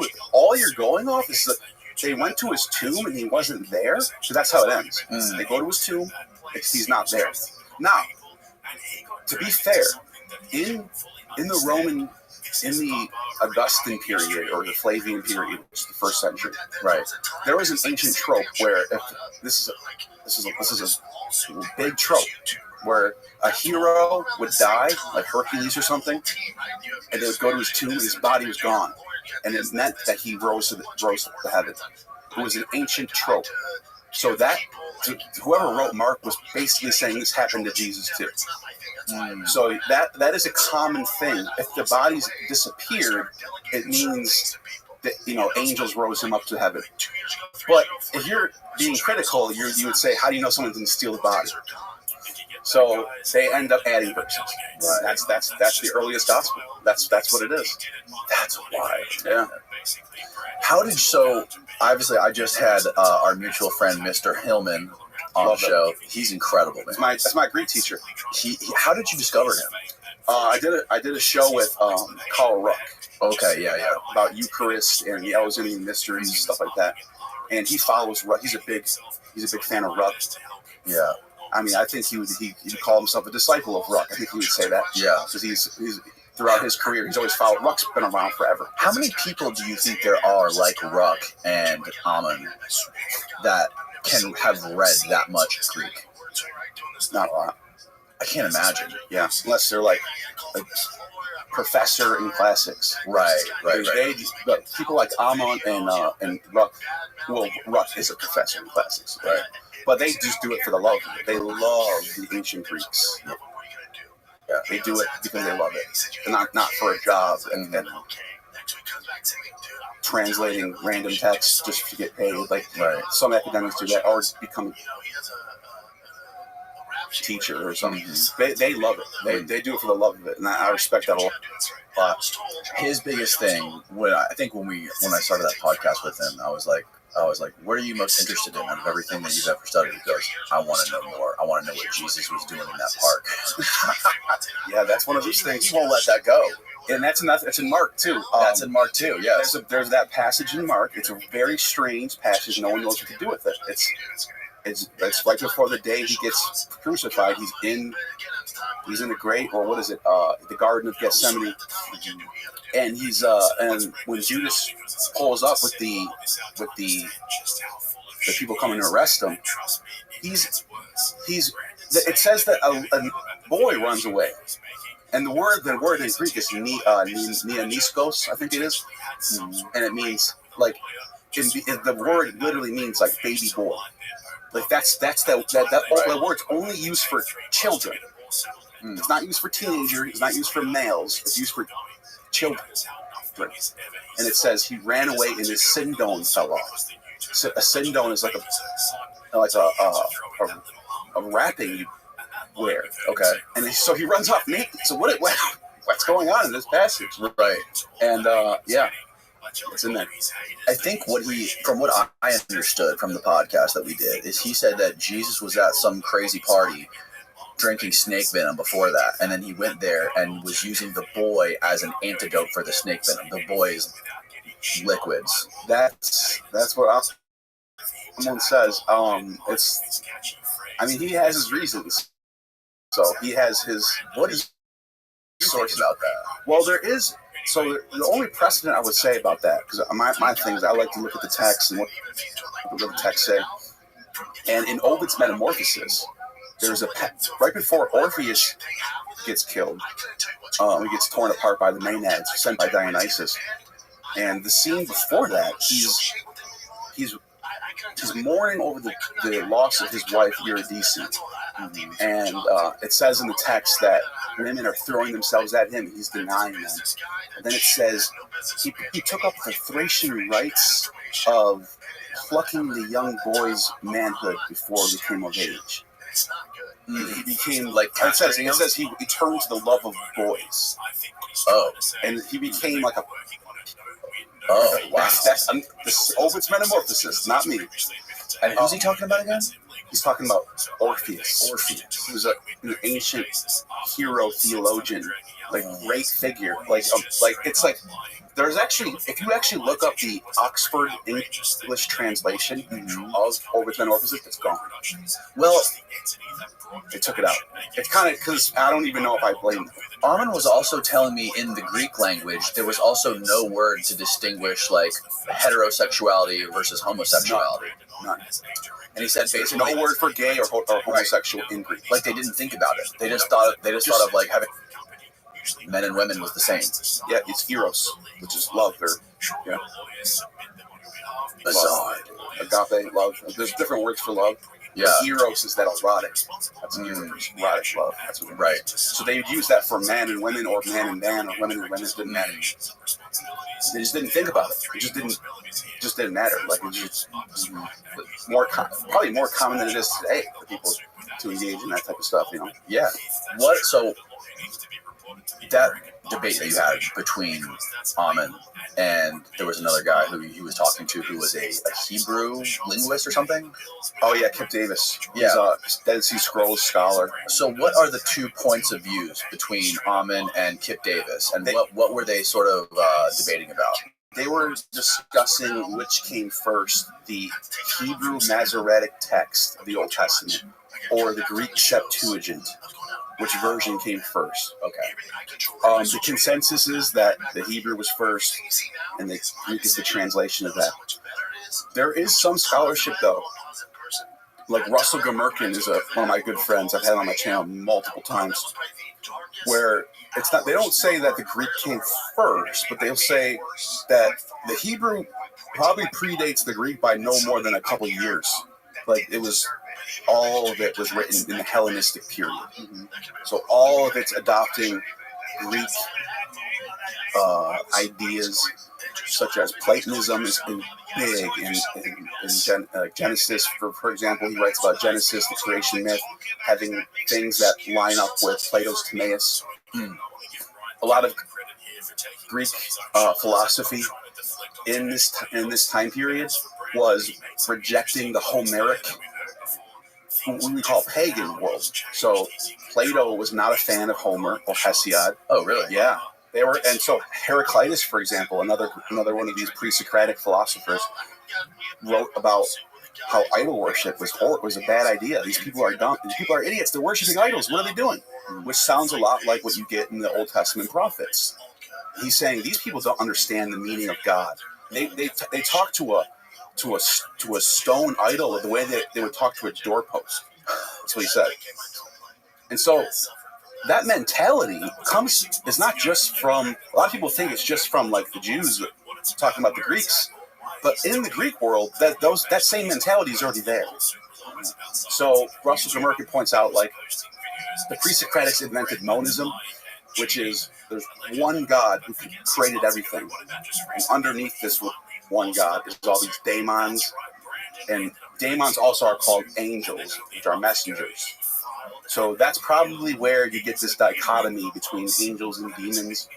A daemon is just a god. But an angel, or an angelos, is a messenger. Hermes is called the angelos. Messenger. So what it looks like is these are all daemons, but the ones that are loyal to the one, the monad, or the one, or the good god, or the creator, demiurge, whatever you want to call it, those are, if they're loyal to him, they're going to be his messengers. So they're going to be angels. If they're not, they're just daemons on their own, so they become demons. So you can see right through the Greek sources, you can see that angels and demons is already something that's already. So they're not necessarily bad. They're just not loyal to the main creator. Right. They're just it's distinguishing them from the angels that are loyal. Yeah, and there's even early Christian denominations that would say, like, Zeus and Athena and Aphrodite, they're all demons that Jesus came to save everybody from. Like that's one of these early Christian groups called the Parete. The Parete believed in all the Greek mythology world was all legit and real, and they're Christians. They're not saying it didn't exist, but they just think that those daemons are evil. And this actually persists even well beyond the Nicene Creed. Pope Gregory writes a letter, and this is in the 6th century, I think, 5th or 6th century. Pope Gregory the Great, one of the great popes that everybody, Orthodox or Catholic, they're all venerating this guy. And he writes a letter to the bishop in London. He basically says, like, their gods are demons. Like, he's basically saying they're worshiping demons. Like, even though they're just like, it's Odin and Freya, whatever those gods are. I'm just naming off names from gods from that. Maybe not Odin and Freya. Whoever's being worshipped in Britain in that time. But he tells him, he says, listen, they're going to do what they're going to do. Don't destroy their temples. Don't destroy the pagan temples. Here's what you got to do. He says, take holy water, or he says, first remove the idol out. That's the demon. Take the idol out, replace it with a cross, and then sprinkle holy water in the temple and convert it into a church. So their doctrine, the way they're growing the church is by repurposing ancient pagan sites into churches. This happens. There's thousands of examples of this, all over Europe, North Africa, Mediterranean, where ancient pagan temples get reconverted into churches. So essentially, what Amon and Kip, right, they were disagreeing about was Amon was saying, yeah, here's the video right here. If you, I don't know, you can find it on your channel, on your playlist. Yeah, it's on my playlist. The Septuagint, which is Greek, Amon was arguing that the Hebrew came out of Greek, or Hebrew came after Greek, right? Because the Greek language is like 250,000 words, and Hebrew is only 8,000 words. And then you guys were arguing about certain phrases, I guess, or certain terms And he was showing how there was like one word for fear of God. Theosebes. In Greek, theosebes, right? Yeah. And then in Hebrew, they turned it into like 2 or 3 Yeah, words. Amon was making good points. And he was arguing like, look, in the Greek language, there's thousands of words. There's even 5 words for one thing. Like, there's so many ways you can express yourself in Greek. And then in Hebrew, it's a very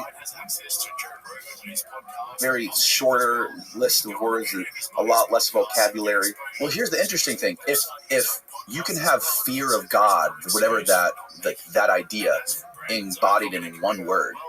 Right, and exactly. And in Hebrew, it takes 2 or 3 words into what it means. Yet still, Greek has 250,000 words, and Hebrew only has 8,000 words. That's insane. He was saying, like, look, it actually doesn't make sense for someone in Greek to take these 3 words, fear of God, and then add a bunch of them into this one word, theosebes. It would make sense that they would translate it as it is. You can actually write out, like, phobos is the word for fear. Tes theos. You could say that in Greek. So it would make sense if you're translating it, you would just say fear of God. But he's saying they're using a technical term. This word theosebes, which is a technical Dionysian cultic term. Why would they pick that word to translate these 3? So he's making good points. And, Kip was just like, dude, I don't even know what you're talking about. The scholarship says this, the consensus says this. He's just throwing down consensus. And I'm not a big fan of people who just waive the consensus to disagree with someone's argument. Like, either their argument's good or it's not. You should look at the argument, not just say, the consensus says this, so you're wrong. It's like, if that was the case, there would never be any changes in anything, because the consensus would just stay the same. Consensus is always changing. It should always be changing. So that I don't agree with, but I will say this. I am not a linguist. I don't know. I'm not an expert Hebrew or Greek, so I can't sit there and judge who's right between them. Right. But what I can do is I can look at the history and say, look, we can test this. There is a way to test this. And so whether or not the Hebrew or Greek came first, I don't really care. I want to know is how old can we date the Masoretic Hebrew Old Testament? When does it start showing up in the sources? People think that people think that Moses wrote the Torah in the Bronze Age. Some people say 1300 BC. Moses started writing the Torah, and it's been passed down since then. And then new books were added or whatever. That's nonsense. In fact, when Israel got conquered by the Assyrians, by Nebuchadnezzar, in 597 BCE, most of the Jews were brought to Babylon. Everyone knows the story. It's famous. The fall of the first temple, right? But what we found out later is that a lot of Jews went back into Egypt. And it was like an exodus backwards. And they settled in this city called Elephantine. So Elephantine is a city of an ancient Jewish city in Egypt that dates. We have texts from that period from archaeologists who dug up papyrus, thousands of papyrus. So we know what they believed in. We know what their ideas were. There is no Moses. There is no Noah. There's no David. There's no mention of Abraham. The best. And they're worshiping multiple gods. So wait, Gillette, if the Torah the best shape you can get before Nebuchadnezzar in 597 BCE, wouldn't these Jews in Elephantine have Moses and Abraham and Noah in these texts? They have zero. We have thousands of texts from this place. No, not one mention of Abraham. Not one mention of Moses. How does that make sense? Where did it come from then? Well, like Amon points out, like I've been pointing out, like Russell Gemerkin is pointing out, these texts are written way later. Yeah. And they're just backdating themselves, which is common. This happens all the time. It happens in Greek sources, the Sibylline oracles. They backdate themselves. They'll say, this is a text from 10,000 years ago. Like, this happens all the time. This is not some random thing. That's Elephantine. That's where they're settled. And they dug up thousands of papyri and inscriptions. And they have Yahweh. They call him Yahu. The different spelling of the way Yahweh. But he's there. So it is the Jews and they're writing in Aramaic. And sorry, remind me again what year this is? They fled Israel in 597 BC. 597 BC. So between 597 and 410, that's a long time. 200 years, right? Yeah. We have texts that are dating between 597 and 410 from that city, dating texts from that period, and none of them mention Abraham, Moses, or Noah. And when were Moses and Noah supposed to have lived? Way before that. Way before that. Way We're talking like Noah's 2,000 years before that. 2,000 years before that. Moses would be almost 1,000 years, 800 years before that. And when did the very first writings of Noah and these guys? Okay, this is a great question. We can't say when's the first time it was ever written down. We can say if there's anybody who ever mentions Moses, who's the first one to do it outside of the text that's claiming, that you can't date the text with the text, right? Right. You got to use an outside text. Who cites this text? Who's mentioning this text? You want to know the first time it's ever mentioned? When? Hecataeus of Abdera in around 320 BC. First time Moses is ever mentioned. He writes a text about Abraham. He writes a text about Moses and Noah. It's Hecataeus of Abdera, that's his name. A guy named Berosus, a guy named Manetho. These guys, they're all contemporaries with each other. Late 4th century BC, early 3rd century BC, you start hearing about Moses, Abraham, and Noah. Wow. Before that, nobody mentions them. And for some reason, in Bible scholarship land, they don't talk about this. They know this is true. They won't deny it. They can't argue against it. But they'll say, there's probably an oral tradition, man. Just calm down. And I'll say, well, what about Elephantine? There are all these texts there from 200-year period. Right. And there was probably a fringe sect. So they'll say. When was the Dead Sea Scrolls conventionally? What is the conventional idea of when they were written? 1st century BC. 1st century BC. Yeah, so that's way later. You can't use that, yeah. And those are all in Hebrew? No, there's Greek ones. There's some in Greek, Yeah, too. some Greek. And I believe Amon was claiming that some of the Dead Sea Scrolls came from Greek. Yeah, so there's some, I can't really talk too much about this. I don't know too much, but I've heard that it looks like the Dead Sea Scrolls, some of them were translated from the Greek side. So the ones that we found, and I'm not going to die on this hill. I could be wrong, right. But there are people who say some of the Dead Sea Scrolls looks like it's coming from the Greek tradition. So, and by the way, in one of the Dead Sea Scrolls, because in the Greek Septuagint, Yah-O, which is the Greek way to spell Yahweh, there is no Yah-O in the Septuagint. But in the Greek manuscripts from Dead Sea Scrolls, Yah-O is in there.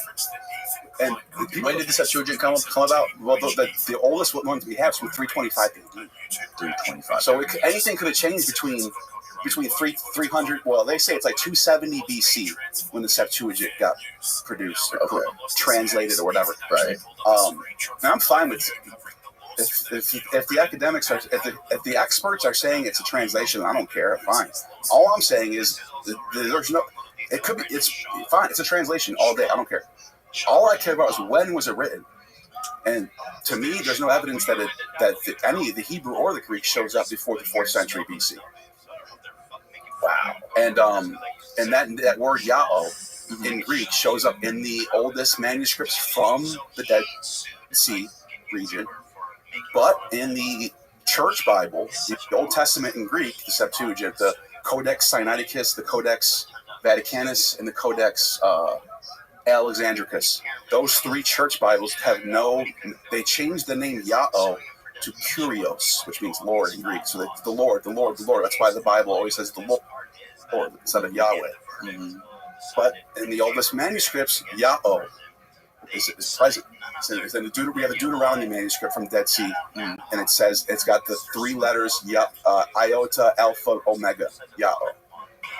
By the way, I think I know why they changed it, because Yah-O is actually an old name for Dionysus. Really? Yes.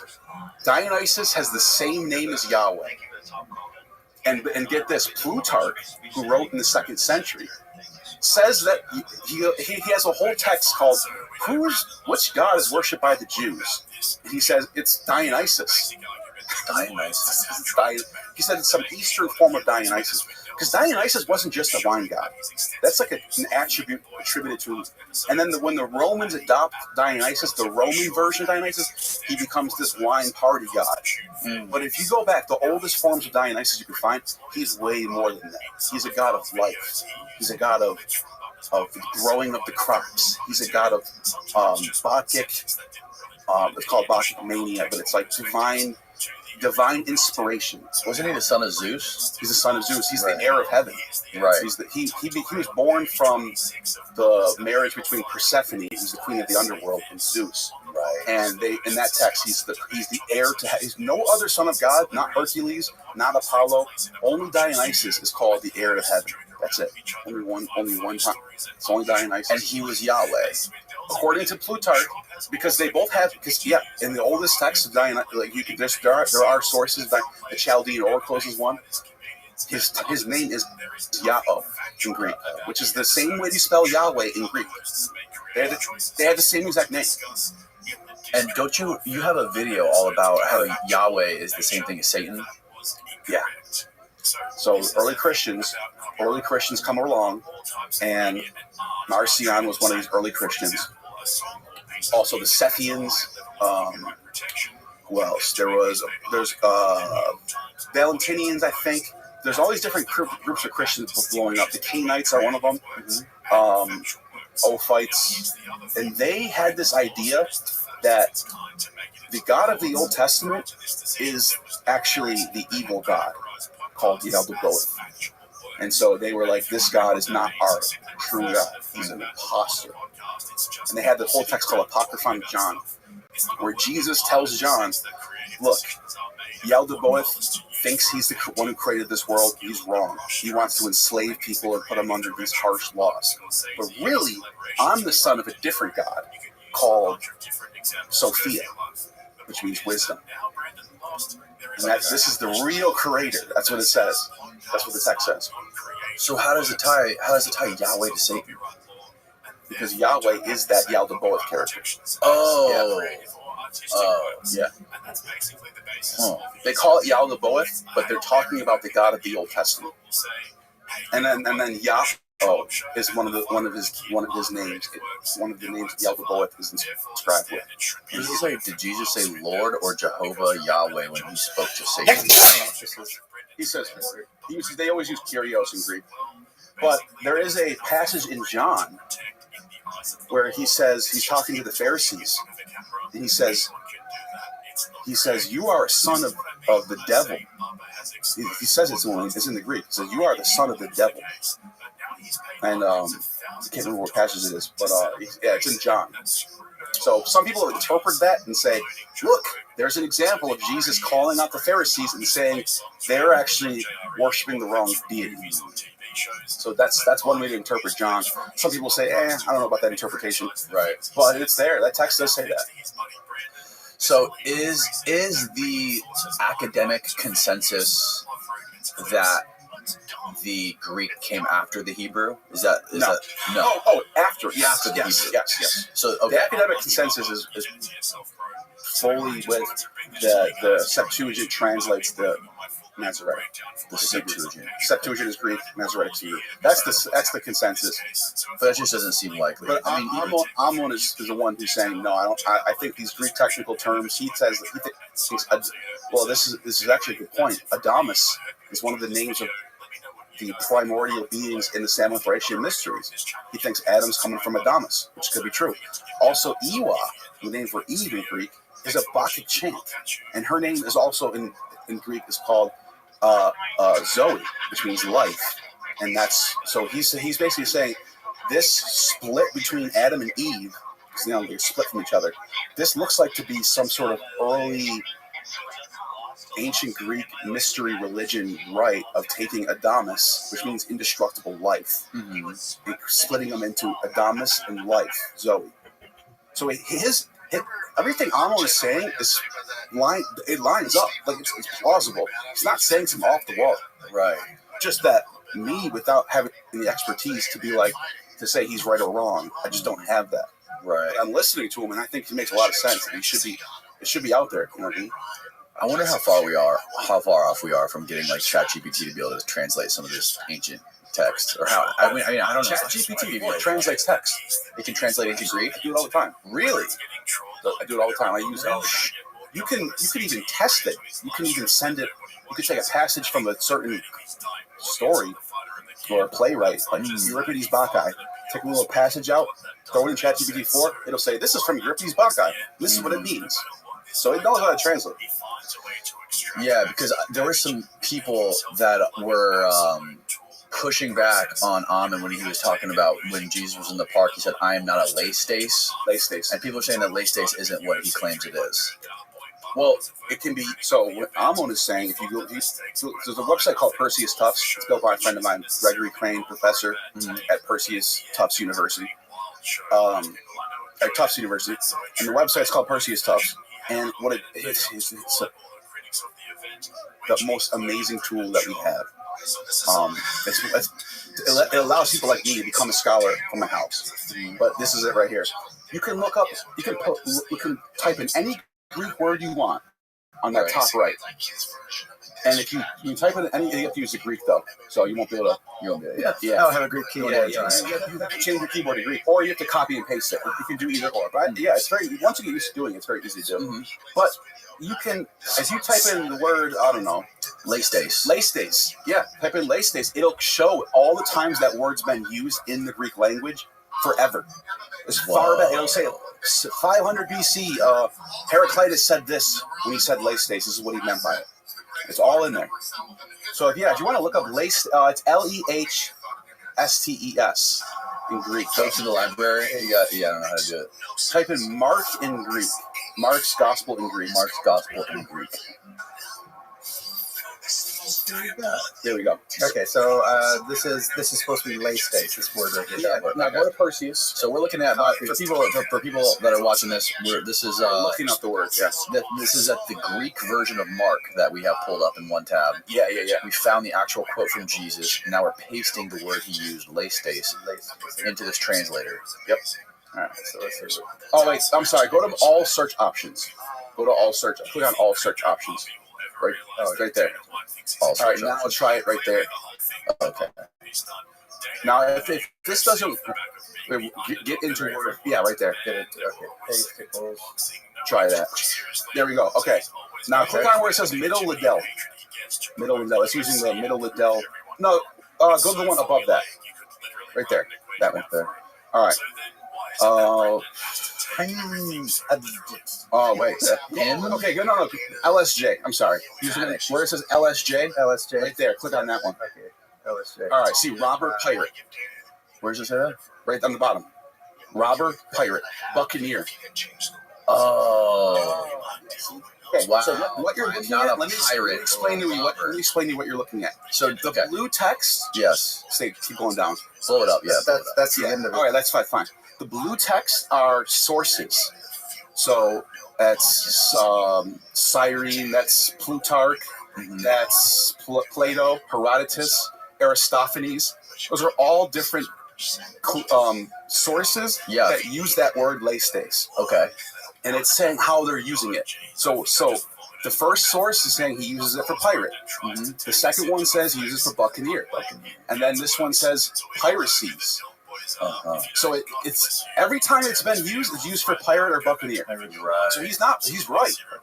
Robber. So whoever said he's wrong is objectively wrong because it's only used for pirates. But what would so he was saying when he was caught in the park, I'm not a pirate? Yeah, so if you look up that word being used, and so is that what we think now is a pirate? Well, in the ancient Greek world, buccaneers and pirates, especially the Thracian ones, human traffickers, were doing human trafficking. No, what? So she was right. That's crazy. Yeah, that's what they were known. They were known for, like the Thracian pirates were known for that. We had to They would steal people and sell them to the Scythians for slaves. We just had to do so much freaking work to figure that out. That's what scholars do. Yeah. Crazy. Did some scholarship right there. Oh my lord! But that's how you look up etymologies of words.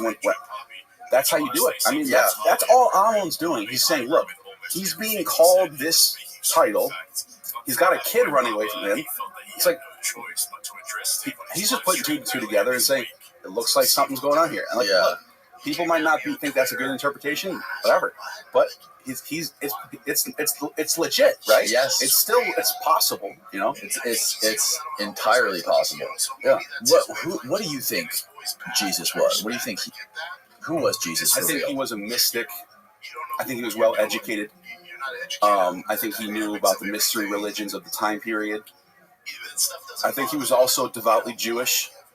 And I think at that time, Judaism, it wasn't Judaism, what we say today. That's Rabbinic Judaism comes after 70 AD.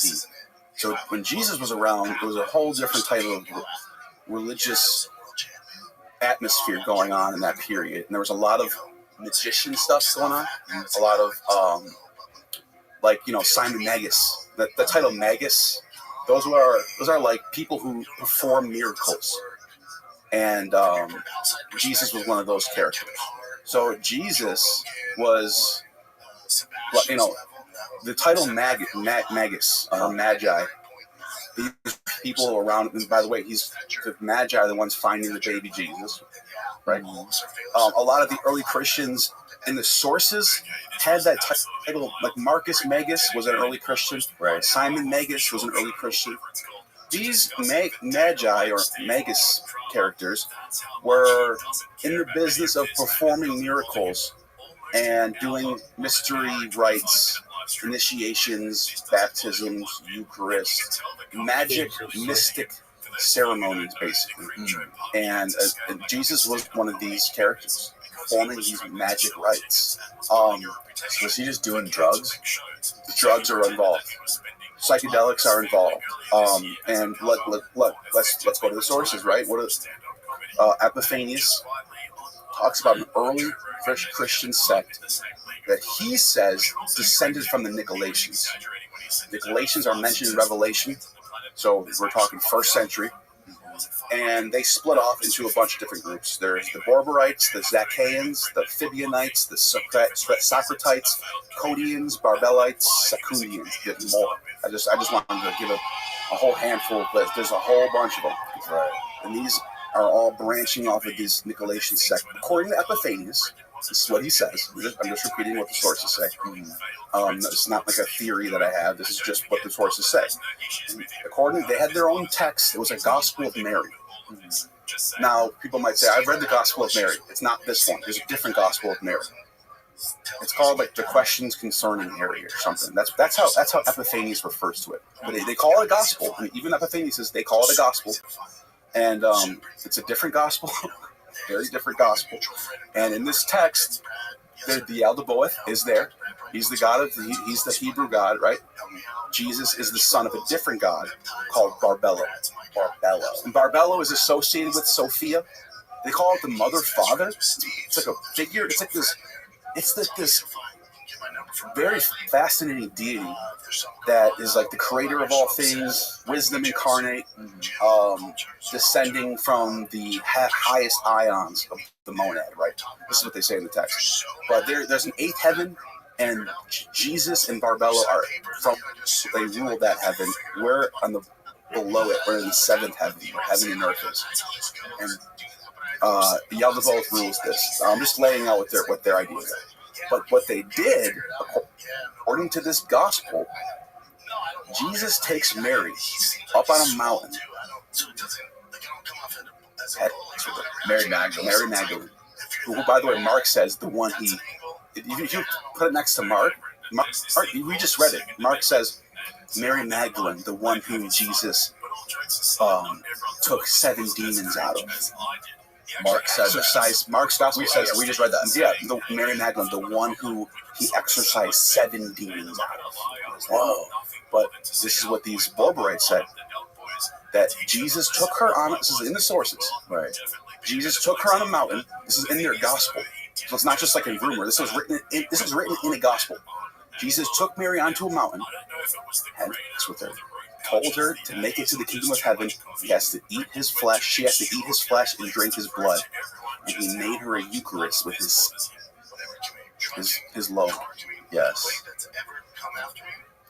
What the God, dude? And that's what it says. And by the way, so who, Mark wrote that? We don't know who wrote this. We don't know who wrote it. No idea. It's a lost gospel, but it's cited in the sources. It existed all the way up until the 3rd century, and then we started losing it because it's not mentioned. It existed all up to the 3rd century, and this was found on a papyrus scroll? No. This is just cited by people in the 3rd century. Epiphanius. Oh, it's cited. Yeah, okay. Epiphanius is one of these early saints in the church. He's talking about this in his text called Panarion. Okay. So then he continues. He says, that's in their gospel, but then we know, he says, they perform the craziest rituals where they take psychedelics, they speak in tongues, they prophesy the future, and they eat babies. So this was what I'm making this up. It's so crazy. But if someone's watching, like, what is he talking about? Just look it up. Panarion by Epiphanius against the Borborites. Or actually, look up Borborites on Wikipedia. Wikipedia even says Borborites on Wikipedia. Borborites.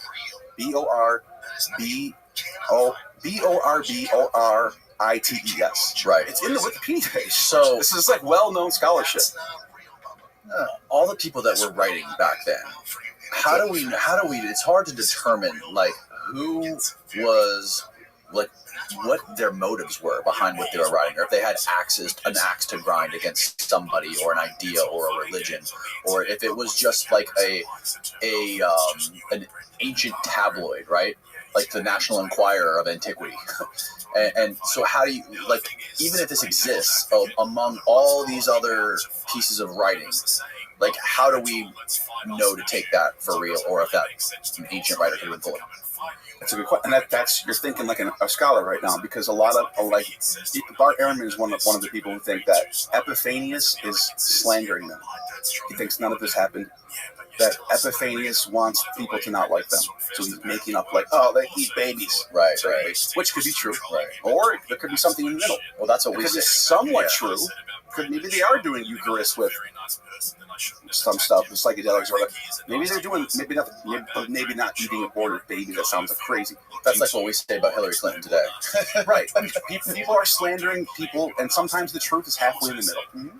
That's how I would approach it. Mm-hmm. I would take it with a grain of salt, because Epiphanius does not like these people. You got to remember that he's writing about people he does not like. Mm-hmm. So you got to take it with a grain of salt.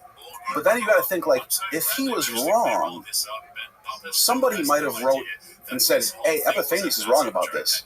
We don't have anything like that. Nobody contests that what he's saying. Okay. So that's another thing to think about. So, it could be somewhere in the middle. Right. That's what I would say. Now, Mary Magdalene, what is there contention? Because Amen also said something about her being a prostitute. Yes. Or it's pretty obvious. And then some people think that they were married, right? There are people who think that they're what is the contention there? And what it's just the way Mary is presented in all of the Gospels, not just the ones we have, not just the 4 main Gospels, but the extra additional apocryphal Gospels. There's another Gospel of Mary too, where Mary's the one who gets all the secret wisdom that none of the other apostles had. She's the highest of all of them, and that's called the Gospel of Mary. That's the one that we have. It was found in the Nag Hammadi scroll in Egypt.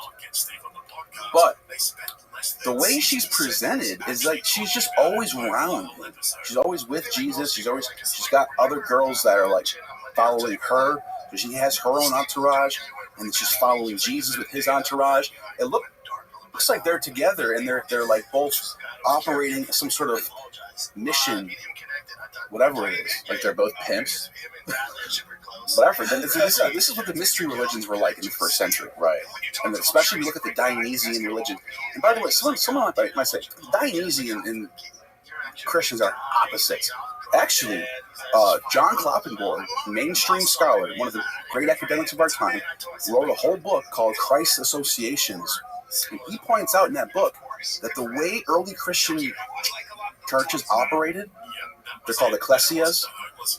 They were almost following the playbook of the Dionysian ecclesias. They were doing everything the same. So they're both groups are doing like, they bury their dead in the same catacombs together.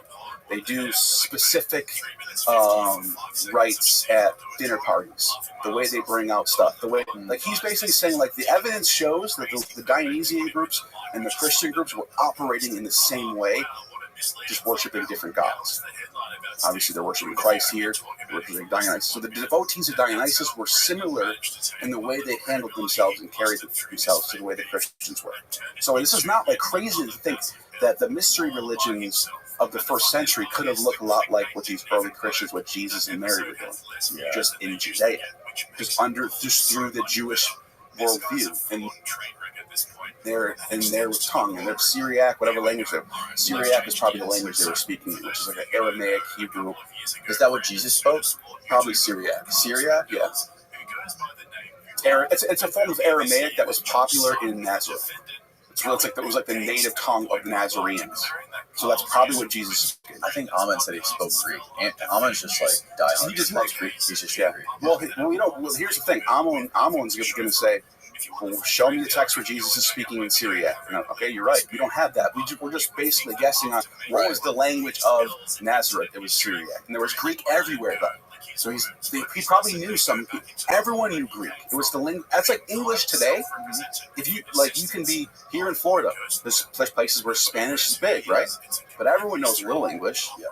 So he had to have known Greek to some extent because that was the lingua franca of that period in the Eastern Roman Empire. Right. So yeah, Amon's not wrong. He did speak Greek. Yeah, at least some of it. At least he had to. Especially how educated Jesus was. I don't buy this idea that they were just some random fishermen, and like even the Talmud says that Jesus was close to the government. His mother was close to the government, and there was a trial, and everybody was. It was like the trial took long or something because he was so close to the government. And like if you're we're taking genealogy seriously, which I really don't think you should. I think it's made up, but. His genealogy says he's from the Davidic line. Like, if that's true, then he's probably somewhat important, right? He's probably not just some random poor guy hanging out with some random fishermen. So there probably were like. What is the Davidic line? From King David's line. Oh, yeah. Oh, okay. So if that's any somewhat true, then he would be somewhat important, right? So I mean, who knows if that's true or not? But what I'm saying is, if you look at the parables that he taught and the things that he's saying, he's very well educated in the philosophies of the time period. He comes off as like a cynic/stoic. That's what he comes off as. So if you read the Stoics of the first century, by the way, Stoicism came out of cynicism. Diogenes was the great cynic philosopher. He invented the school of cynicism. He lived in the same time as Plato. They hated each other. They're arguing each other all the time. But Diogenes' student was Crates, and then Crates' student was Zeno. Zeno invented the school of Stoicism. So Stoicism comes out of cynicism. By the time you get to the first century, the Stoics were huge, and they end up blending in with the Platonists. Middle Platonism is Stoicism plus Platonism. And that was the dominant philosophy of the first century. And if you look at Jesus' parables and the way he taught, he lines up with the Middle Platonist philosophy of the day. So he obviously was educated, taught Middle Platonism. You know, it's so like it's such a weird thing to me at least. It's a bizarre field to study, just like these ancient texts and what was going on in these ancient religions and all the different translations and all the people telling these stories that happened hundreds of years earlier. Like, I was just watching this video this morning about the Library of Alexandria, and this guy was explaining how the modern idea of this great library that held all the knowledge of the world was like, I think it was 400 BC. And he was basically Alexander? Yeah, Alexander. Around 300 BC. Okay, around 300 is when it was at its like peak, right? Yeah. But his point of this video, he was trying to explain like how shit just gets lost in translation. And he was like, it was where Alexandria is in northern Egypt. This is the video. I love him. I watch every video he puts out. Yeah, This is the real deal. By the way, the title is fantastic. Pre-modernist. I love him, man. Boring Truth About the Library of Alexandria. He explains in this I'm a video. huge fan of him. I hope he sees this. Yeah, I want to get him on my channel. He explains where Alexandria was. Those books would not have survived in that humid environment. They would have to kept making copies and copies and copies to keep them up to date, so they wouldn't just disintegrate. And then he goes, modern people think the burning of the Library of Alexandria by either the Christians, the Muslims, or Julius Caesar, right? So Julius Caesar apparently did it around like 50 BC. Right. And, well, that's 300 years later. Those books would never have, most of them, there's no way they would have all survived that long anyways. And he's like, around 50 BC, he's like, that library wasn't all that important. No. There was other libraries, like the Serapeum and these other, places. And Pergamon had a huge library at that time. Antioch, Syria, Rome, the major cities all had their own libraries at that time. By 50 BC, Alexandria it didn't matter because everything was already in these other libraries at the time. But think about it like this. How different is the world from now between the time of the founding fathers, 300 years ago? Completely, we don't even, who knows what they lived like? Who knows what books they had? Right. Everything's different now. Mm-hmm. The same would go for, it's probably even worse between 300 BC and 50 BC. That's the same amount of time period, almost, maybe a little bit less. Right. But we're talking roughly the same amount of time has passed from 300. We think of the ancient world, we think of, 300 BC to 200 BC, everything was probably around the same thing, but no, it's 100 years have passed. Everything's different now. Right. Every 50 years, things are different. Even 50 years ago, everything was different than it is today. So you got to think, by 50 BC, whatever was happening in the Library of Alexandria is not what was happening in 300 BC. It's a different world. Right. And another point that he makes is that the first people to write about the burning of the Library of Alexandria was 200 AD. Yeah. Writing about something that happened apparently in 50 BC. Right. So that's another problem with sources. Do they know? Yeah. Well, here's another. So this is what I would say about that. This episode of the podcast is brought to you by Verso. The older I get, the more I want to invest in my health because I don't just want to look young, I want to feel young. Recent scientific findings demonstrate that it is not only possible to slow down the aging process, but it's also possible to reverse it. That is why I use Cell Being by Verso. Cell Being contains scientifically proven ingredients that target the root causes of aging. And that way you can avoid the whack-a-mole process that you get when you use regular supplements. It contains NMN, resveratrol, TMG, and together these ingredients turn on longevity pathways in your body to help fight the effects of aging. It also improves metabolism, boosting your NAD+, and so on. I started using Cell Being years ago, originally when nutritional scientist Dr. Don D'Agostino came on the show and explained to me all of the amazing benefits. Now I use it for pre-workout. I use it in the morning for an extra boost of energy, and essentially it is the holy grail. Verso also publishes third-party testing from each batch produced to guarantee you're getting what you pay for. So if you want to support the show, click the link down in the description. It's buy.ver.so/Danny, or use the coupon code Danny at checkout for 15% off your first order. Again, that's buy.ver.so/DANNY for 15% off your first order, and don't forget to use the coupon code Danny. It's linked below. Now back to the show. Whoever wrote about it in 200 BC or AD probably had sources that we don't have anymore. So he's writing about it, he's passing it down, and for some reason, that text survives. But he had access to text that we don't even have anymore. So there was different texts to their availability that are lost. Think about it like this. From all the texts that are ever written in the ancient world, I'd probably say less than 10% of them survive. So more text by far we've lost than what we have. Right. And if you keep remembering that, it's like there's a lot of stuff we don't know about, or we just lost. And then you have to go off of secondhand sources. What does the person say about the text? That's how they're called fragments. And a fragment means the text survives, but not in its original form. It's like somebody citing another text. For example, big example of this would be Eusebius is a church historian from the time of Constantine, 325 AD. Mm-hmm. And he wrote a text called Preparation for the Gospels, Preparatio Evangelica. And in that text, he like copies chunks of other texts that we lost. That's him. And he preserves all this ancient stuff that we wouldn't have it if it wasn't for him. So we have to go through a text to find another text. So what they call those fragments. It means that we don't have the real text, but we have someone else writing about that text. That's what a fragment is. Yeah.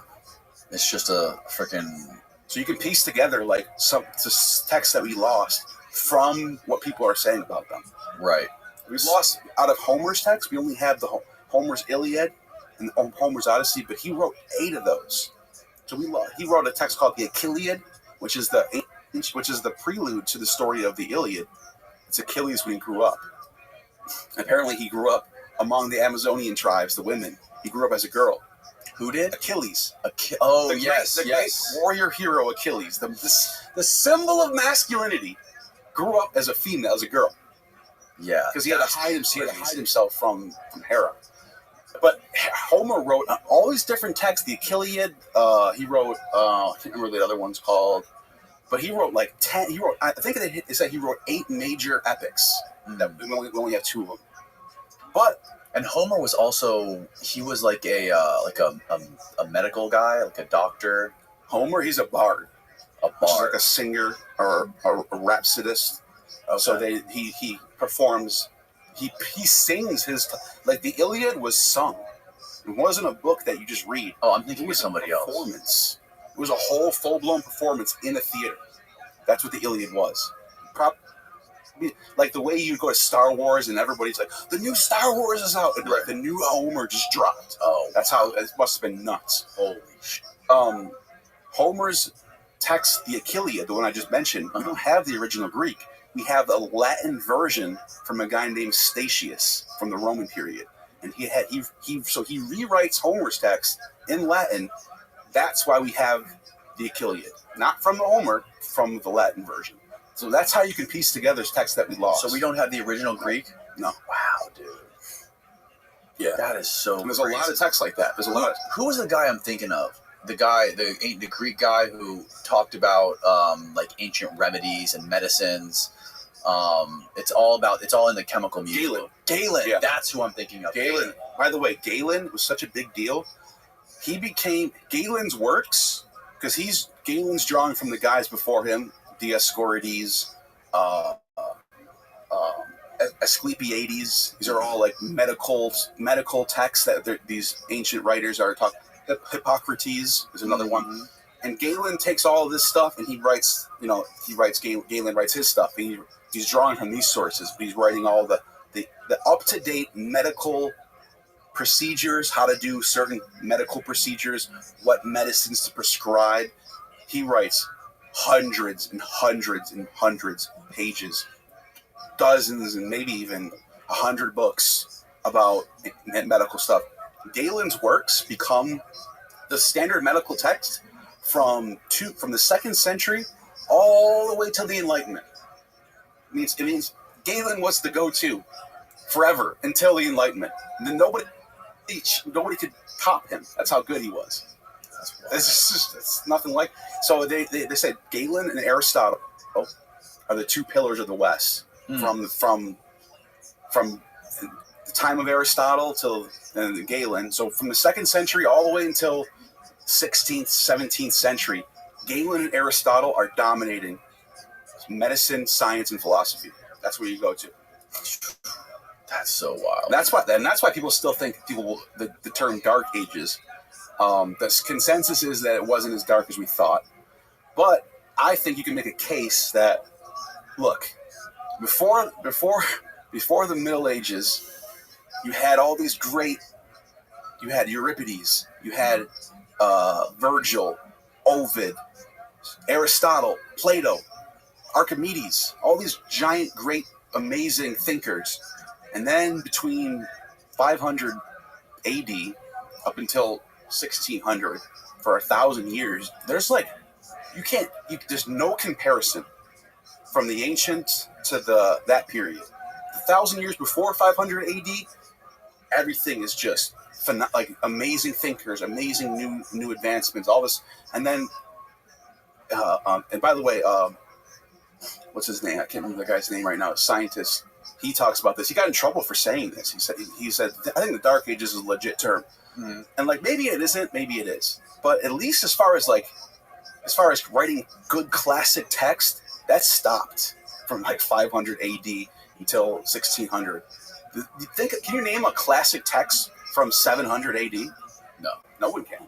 I mean, I'm sure the experts can, but in the household titles like Ovid's Metamorphosis, Homer's Iliad, it's all in the ancient stuff. It's all pre-Middle Ages, right? And then the Enlightenment is when all they did Shakespeare. You got all this, and it's like it took her back, baby.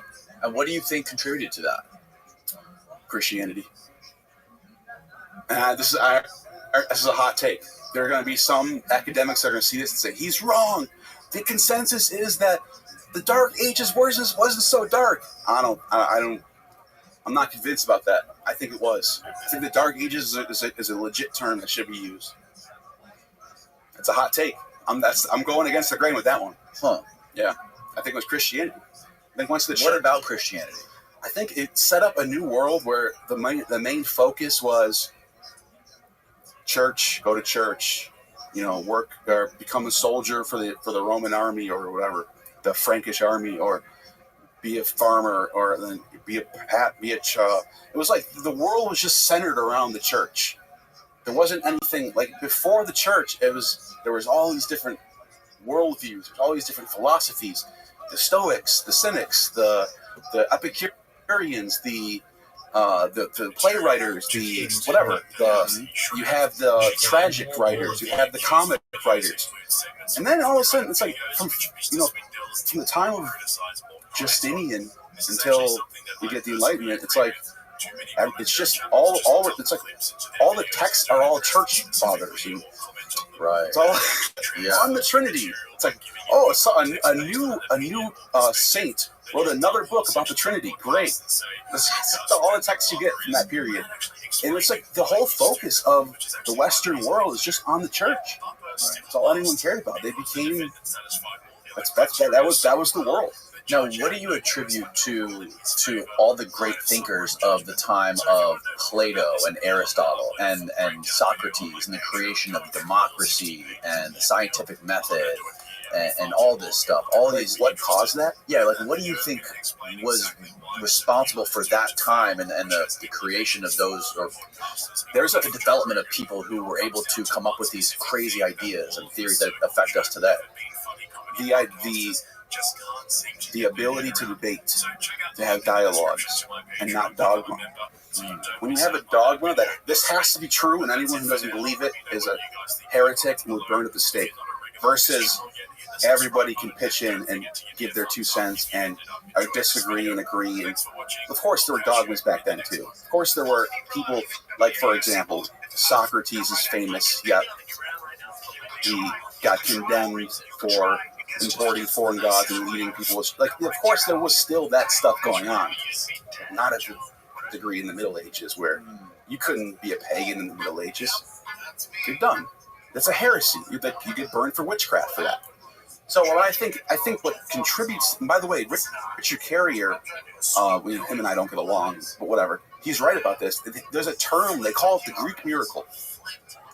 And they're like, people look at the classical period during the pre-Socratic era up until Plato, and they just go, what the hell happened? Right. There's just an explosion of intellect. Yes. And it's like, it's hard to even describe it. Just explosion of intellect during that time period. Never been seen before, never been seen again until 17th century. I wonder if it was psychedelics. I think that's a great theory, because psychedelics rewires the brain. And look, we know they were doing psychedelics because the Eleusinian Mysteries was centered around Tachyon, which is a drink that they made using it was a potion. We don't know exactly what was in the potion. There is some iconography to suggest that mushrooms were involved, but there's also ergot, which is fermented grain, right? And they would take this drink and it was called being inspired by the god, entheogen. This kaikion was what, like an ancient beer or something? Yeah, ancient beer, ancient wine. They would use wine or beer, depending on who's making it. And it was a potion with psychedelics, and they would drink this drink. And look, the Eleusinian mysteries. There's the Catholic Church, and everyone was the dominant religion of the Western world, Orthodox in the East, right? Before that, though, the Eleusinian mysteries dominated everything. It was the biggest thing there was. There's a story from a guy named what's his name?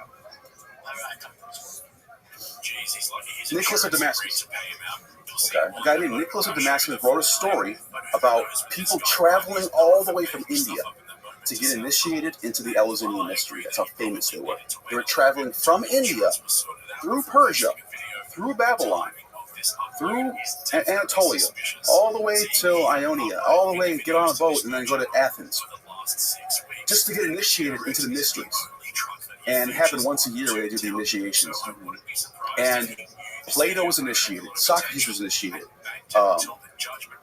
Alexander the Great was initiated, Augustus was initiated, Cleopatra, Julia Domna, all the greatest, most famous people you can think of were all initiated into the Eleusinian mysteries. There's another one called the Samothracian mysteries, which is on the island of Samothrace, and it was older, but it was almost as famous. We know that Philip of Macedon, the father of Alexander the Great, was married there to Olympias when he was prince of Macedonia and she was princess of Epirus, and they met at the initiation ceremony. But anyways, long story short, they said that at these mysteries, at these initiations, their lives would be transformed and they no longer feared death. So whatever this experience was, we don't know much about it because it was secret. And this is how secret it was. Aeschylus was one of the famous poets from the 5th century BC. He wrote the Promethean trilogy, great Promethean trilogy. He got almost killed. He had to go on trial. He won the trial, but he was guilty of revealing the mysteries of the Eleusinians. You weren't allowed to do that. You weren't allowed to tell anybody what was going on there. So all the text we have is very what exactly goes on inside there. We don't really know, but we know that when people leave, they report that their lives were transformed forever. The only thing we do know is we know that there was a saying when you went in there, and you had to say these words. It's almost like when they said, when you get a Eucharist. I don't know if you're Catholic or not. If someone watching might understand this. When you get a Eucharist, you put your hand out. They say, "Body of Christ, Amen." Mm-hmm. Well, the Eleusinian mysteries had their own version of this. You would after you initiate, you would say, "I have drinking from the cup. I have grabbed the." It's like I have received the image and I place it back in the chest. Those are the words you have to say. We don't really know what it means. We just know that we just have a couple of sources that say this. So you drink from the cup, receive the image, and you put it back, whatever that means. And they report, the people who were initiated said their lives were transformed forever and they no longer feared death, because the whole point of the initiation was salvation. And they said that if you're initiated in the mysteries, when you die, there's a special place for you in Hades, designated for the initiates of the mysteries. It's called Elysium, and where everybody just parties 24/7 in bliss. Welcome. And so when you got initiated, it was like getting your confirmation at the church. It was like, I'm part of heaven now. So that idea of salvation definitely is credited to the Eleusinians.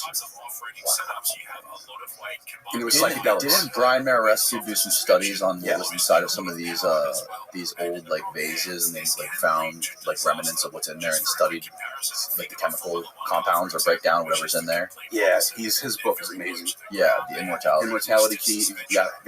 What is this? Elysium Fields? Elysian Fields, according to Homer. This is where you go. This is the place in Hades, because Hades has different places in it. It's the underworld. Oh, Tartarus is the pit. Tartarus is where people go to get tortured. That's hell. Elysium is above Tartarus. That's where you go, and that's where all the people who are good people and initiates. So you go there. If you're initiated, you're safe. Mm-hmm. Kronos, it says Kronos is the ruler. Kronos rules Elysium, and then Hades or Pluto rules Hades with his wife Persephone, who's called the Court. And so that's where you get the Fortunate Isles. And so there's a whole map down there. But that's where people that was the ancient heaven. That was the ancient underworld, or heaven and hell are right next to each other. It's like right across the street. Oh, and by the way, in the New Testament reflects this, because there's a parable about the rich man and the beggar, and the rich man ends up in hell, and he's like begging the beggar who's up there with Abraham. It says he's in the bosom of Abraham, and he's saying, "Give me a drop of water." And Abraham was like, "It's too late. You should have repented before it was too late." And like, they're right next to each other. The heaven and hell. So even in the New Testament, the idea of heaven and hell are right next to each other. It's reflected right there. Yeah, so it's not that far off from Judeo-Christian cosmology. They're all, look, we like to put a force field around Israel and then say these are all pagans, and then this is the monotheist. And they have different religions going on. That's not what it was. They were all borrowing from each other. They were all within the same cosmology. They all believe in different stuff, but they all, at the end of the day, it's all interrelated. It's like welcome Marvel and DC Comics. Like that separation didn't really happen. What's they were all the same. They were all worshiping different gods and different rituals. Absolutely. How'd you find out about me? It was in some guys their status, I think, on a server I was in. Okay, very well. All right, well, welcome to my server. I'm Rabbi ROTHSCHILD. Pleasure to meet you. I stream my life 24 hours a day, 7 days a week, 365 days a year for world peace. I've been doing so for more... Thank you. I've been doing so for more than 3.5 years. I'm live on 18 different simultaneous YouTube streams. I have more data archived on the internet than any person ever. Have you ever seen the movie The Truman Show or the television show Big Brother? I have. I've seen Big Brother, yeah. Excellent. Well, that's essentially my life. You can watch my life going back to the pandemic. We've seen the death of a queen, the birth of AI, the coronation of a king, and everything in between. The Economist magazine stated in 2018 that data had overtaken petroleum as Earth's #1 resource, and I have more data archived online than any person ever, and that may make me an influential person someday. And if that occurs, I'm going to make you, Dala, all your friends, all your family, independently wealthy if you're not already. I want you to be able to have generational wealth if you don't already, and I want you to be able to start charities and philanthropic organizations of your own. How does that sound? That sounds awesome. Thank you very much. Most certainly. I talk about things to help the world, like world peace. Additionally, ending world hunger through the use of technology such as agricultural drones, floating greenhouses, saltwater greenhouses, things like vertical farming, hydroponics, cloud seeding. I want to help end world thirst. I'm sponsored by cryptocurrency. It's known as Harry Potter Obama Sonic 10 Inu. I know that's a long name. Essentially, it's worth $100 billion. And one of the things that we do is we build wells in developing nations like Nigeria. I'm an advocate for the Life Straw Project and, most importantly, desalination technology, pumping Earth's seawater onto land to make it drinkable. How do those things sound? Sound great. Excellent. I talk about other things that I feel are important to the world. Things like anti-gravity, antimatter, faster than light travel, faster than light communication, things like quantum computing, things like cryptocurrency, things like de-extinction technology. People don't know this, but the first successful de-extinction took place in the year 2003 with the Pyrenean ibex, which was a goat located in northern Spain, southern France. Fast forward to the year 2021, a company out of Dallas, Texas is founded, known as Colossal Bioscientific. They've made it their goal that by the year 2028, or within 3 years, they want to reintroduce the woolly mammoth into the Arctic Circle, utilizing Asian elephant hybrids. They recently headlines with their direwolf project. The direwolves that they created are about 11 months old.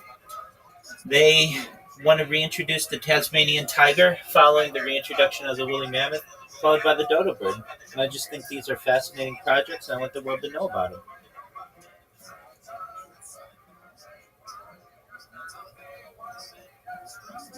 Additionally, I talk about things that may be beneficial to you, either now or in the future, like life extension technology. This is all with your consent, but eventually I may be able to give you the funding that you need to be able to utilize types of technology such as oxygen therapy, human growth hormone, stem cells, cryonics, cryogenics, things like cold shock therapies, and nootropics, perhaps ambrosia therapy. But eventually you may be able to get to age 100, 120 years old, and you may say, Rabbi, you changed my life, but my body's starting to break down. What's the next plan? Well, if you want, there may be the opportunity to utilize another type of technology known as life extension technology, where, with your consent, again, we scan your brain into a computer like a CAT scanner or an MRI, knowing where every atom is in your central nervous system, your peripheral nervous system, for later download as an android, an avatar, a cyborg, a cybernetic being, a clone of yourself, a robot, an ethereal being, whatever you want to be. But essentially what I'm saying to you, Dala, is that you may have an opportunity at digital immortality. What are your thoughts? That's amazing. I think so as well. And so that's what I do. I also create robots that promote myself on different social medias and just do my best to be a really positive person. More than anything that I talk about making you rich and having you live forever, all that other, that's cool. But most importantly, I'm just a positive person. I'm here to be someone who has an optimistic view on the world and just to give people hope. So you should know if there's anything that you ever need, I'm here to help you, okay? Amazing, thank you. Absolutely. With that, I'm just watching some podcasts. Feel free to enjoy. If you have any questions, I'm here to answer them, all right? Yeah. Excellent. Feel free to explore. But they all believe somewhat Discord. the It's same quite stuff. large. Like it was all borrowing from really each other, interesting things in it. You know. And going back to like, the Eleusinian mysteries, there was a lot of depictions of the pine cone. Yeah. Like somebody had the pine cone staff. Yeah. The thyrsoid, the thyrsus. The thyrsus, yeah. Dionysus held a staff, and he wore an ivy diadem on his head. But he had this staff. It was called a thyrsus, and it had a pine cone on top and a ribbon on it. And it was a magic wand called a rhamdos. That means wand in Greek. But the staff was called a thyrsus, but it was a type of rhamdos, which is a wand. And it was a magic staff. Yeah. By the way, Jesus, the oldest images of Jesus in the world that we have are not this old bearded guy. It's a shaven young guy holding a wand. You can look it up. Jesus with wand. Watch this. Jesus with a wand? Yeah, type in Jesus with wand. This is the oldest image of Jesus in the world. This is what he looks like. The oldest image of Jesus? Those are the oldest images of Jesus. Yeah. Those are from catacombs from the second and third century. You don't have anything from the first century. Where's the catacombs? Probably somewhere in Italy, somewhere. Blow that up, Steve. Yeah. That's one of. Now, I'm not gonna. We don't know which one's older, but these are the oldest images of Jesus that exist. They're the top 10. What is he supposed to be doing right now? He's holding a wand out and he's raising Lazarus from the dead. That's what that is. Huh. And by the way, look at him. He's got no beard. And how do we know that's supposed to be Jesus? It's the Christian catacombs. Oh, yeah. The whole catacombs is all scenes from the Bible. It's all, really? And all of them look like that. All of them have a young, perfectly shaven boy. Jesus is young. He's in his 20s, right? Right. He died around 30, 33. Right. So, yeah, he's just a young guy with a magic wand in his hand. He holds a wand. He's a magician. What do you think there's any connection between the depiction of the pine cone and the pineal gland? Could be. I mean, that's where the word pineal gland comes from, right? Because it looks like a pine cone. That's what they said. Right. So there's probably something. There could be something going on there. And by the way, we know the ancients were opening up bodies to look at the inside. Galen, yes. Galen writes about the insides of the brain, what it looks like. He maps out the whole human body. So they knew what the body looked like. They knew what the inner brain looked like. They knew what a pineal gland was. They might have called it something else, Right. but they knew what it looked like. So then that's possible. They might have said maybe there's a wand inside of us with the pineal gland on top. Right. That could be what they thought. God, you know? yeah. I would say that's a decent theory right there. I would say that makes sense. I mean, and it also makes sense, like the ubiquitous use of drugs back then, because of all of the famine and all of the people dying from combat and combat injuries and the plagues that were going on all the time. Josephus is rough. Josephus writes about first century Israel, and there are scenes where he says, when I was walking through Nazareth, and the whole road was just thousands of people on crucified, dead bodies on. The whole Israel was like that because it's war torn. They're getting destroyed by the Romans during the 60s, late 60s AD. And he says, in this one village, everybody was starving to death. There was no food, and the Roman centurions they started smelling something cooking, and they were starving. They're like, who's cooking? Who's got food? Let's go get it. And they ran into a building, and there was this woman named Marianne in Greek. Mm-hmm. And she was eating her baby. Oh my God, dude. That's how bad it got. So yeah, first century was a different world. It's so freaking wild to think about.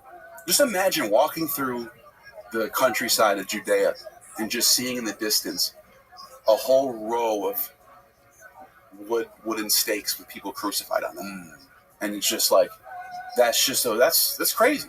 So is it true that the two guys that were crucified next to Jesus were also traffickers and pirates? That we don't know. We don't know what they were doing. There's no text that indicates what they were doing. That was something I won't say. Yeah, that's what he said. He's like, they were both lay stays. He might have a source to prove that. I don't know where he got that from. I'm not going to deny it. Like he might have a source to indicate that. I never heard that though. But here's the thing about Amram. He says a lot of stuff that initially you go, huh? And then if you just ask him and press him on it, he'll show you where he got it from. Mm-hmm. He's never he's always backed up everything he says. Yeah. So I'm sure there's a reason why he brought in a book. He brought in an actual book of Galen, like showed it to me, and I was like looking through it. He's pointing out things to me on certain pages and showing it to me, and we were like looking it up, and it's incredible, dude. That was like, I think that's what he got his PhD. Obsessed with the Greek.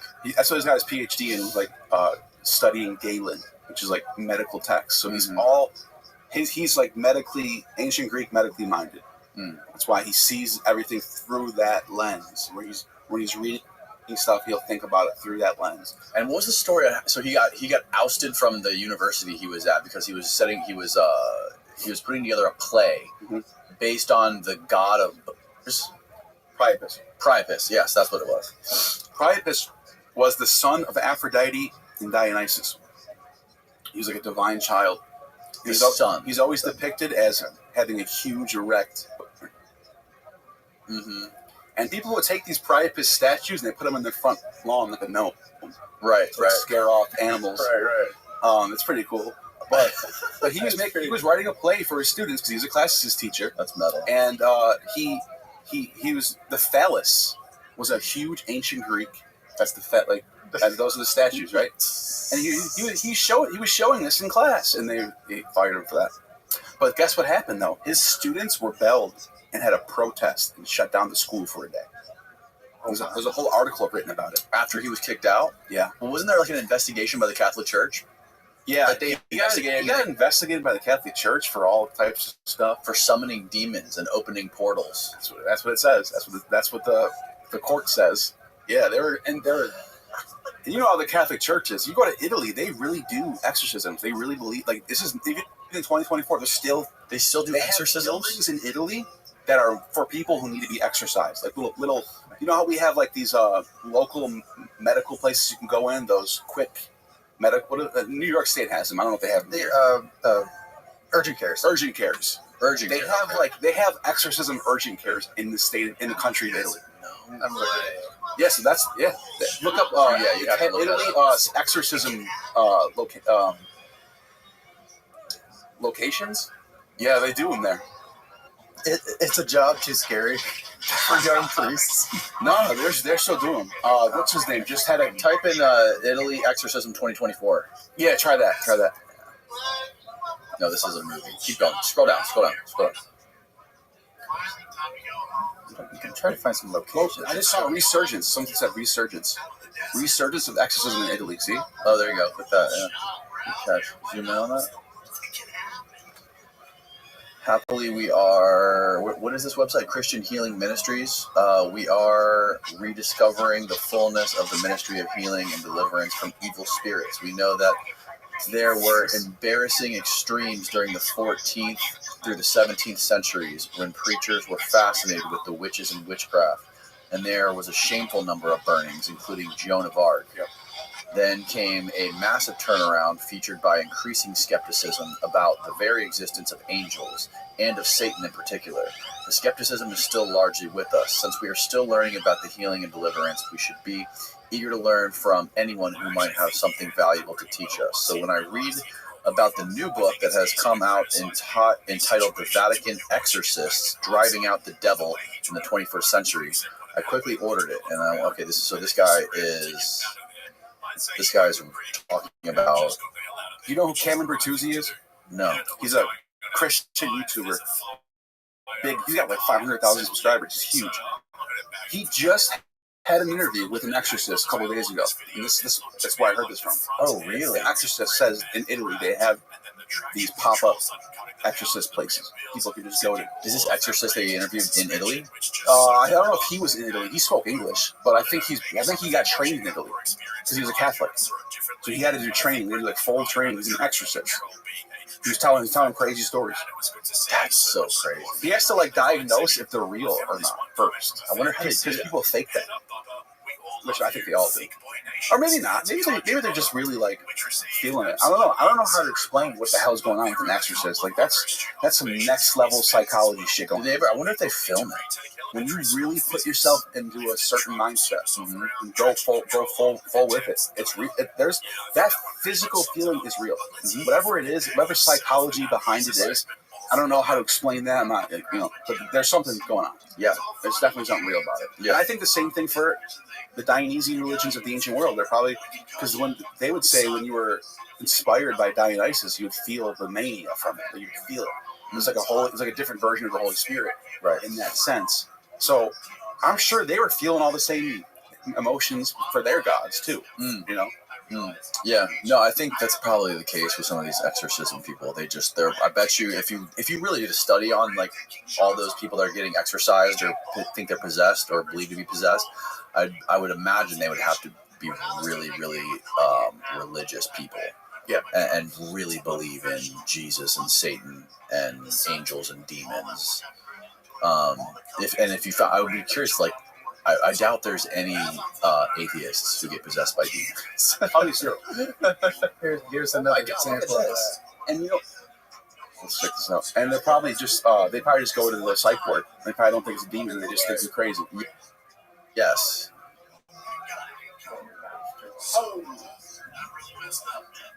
This guy's about to flip out. Yeah. That was actually a really self-aware and mature breakdown from Papa. I can't help but think that if he applied that same level of critical thought to every other aspect of his life... He's possessed. 56. He's a Christian and former pastor. He's been dealing with entrenched demons his whole life. His mother was a victim of incest. Previous attempt... Sam's demonization is complex and deep, but Bob must first start to get him. That's how he was a pastor, though. Yes, so exactly. He probably planted the seeds in his own mind. Yep. Here's the drama. Oh, he's faking. He's a bad actor. Yeah.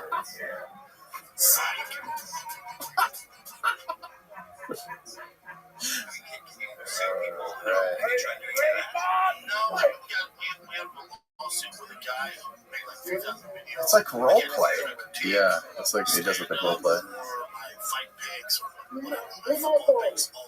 They're never gonna look at that guy the same ever again. That whole church, they're never gonna look at him the same ever again after this.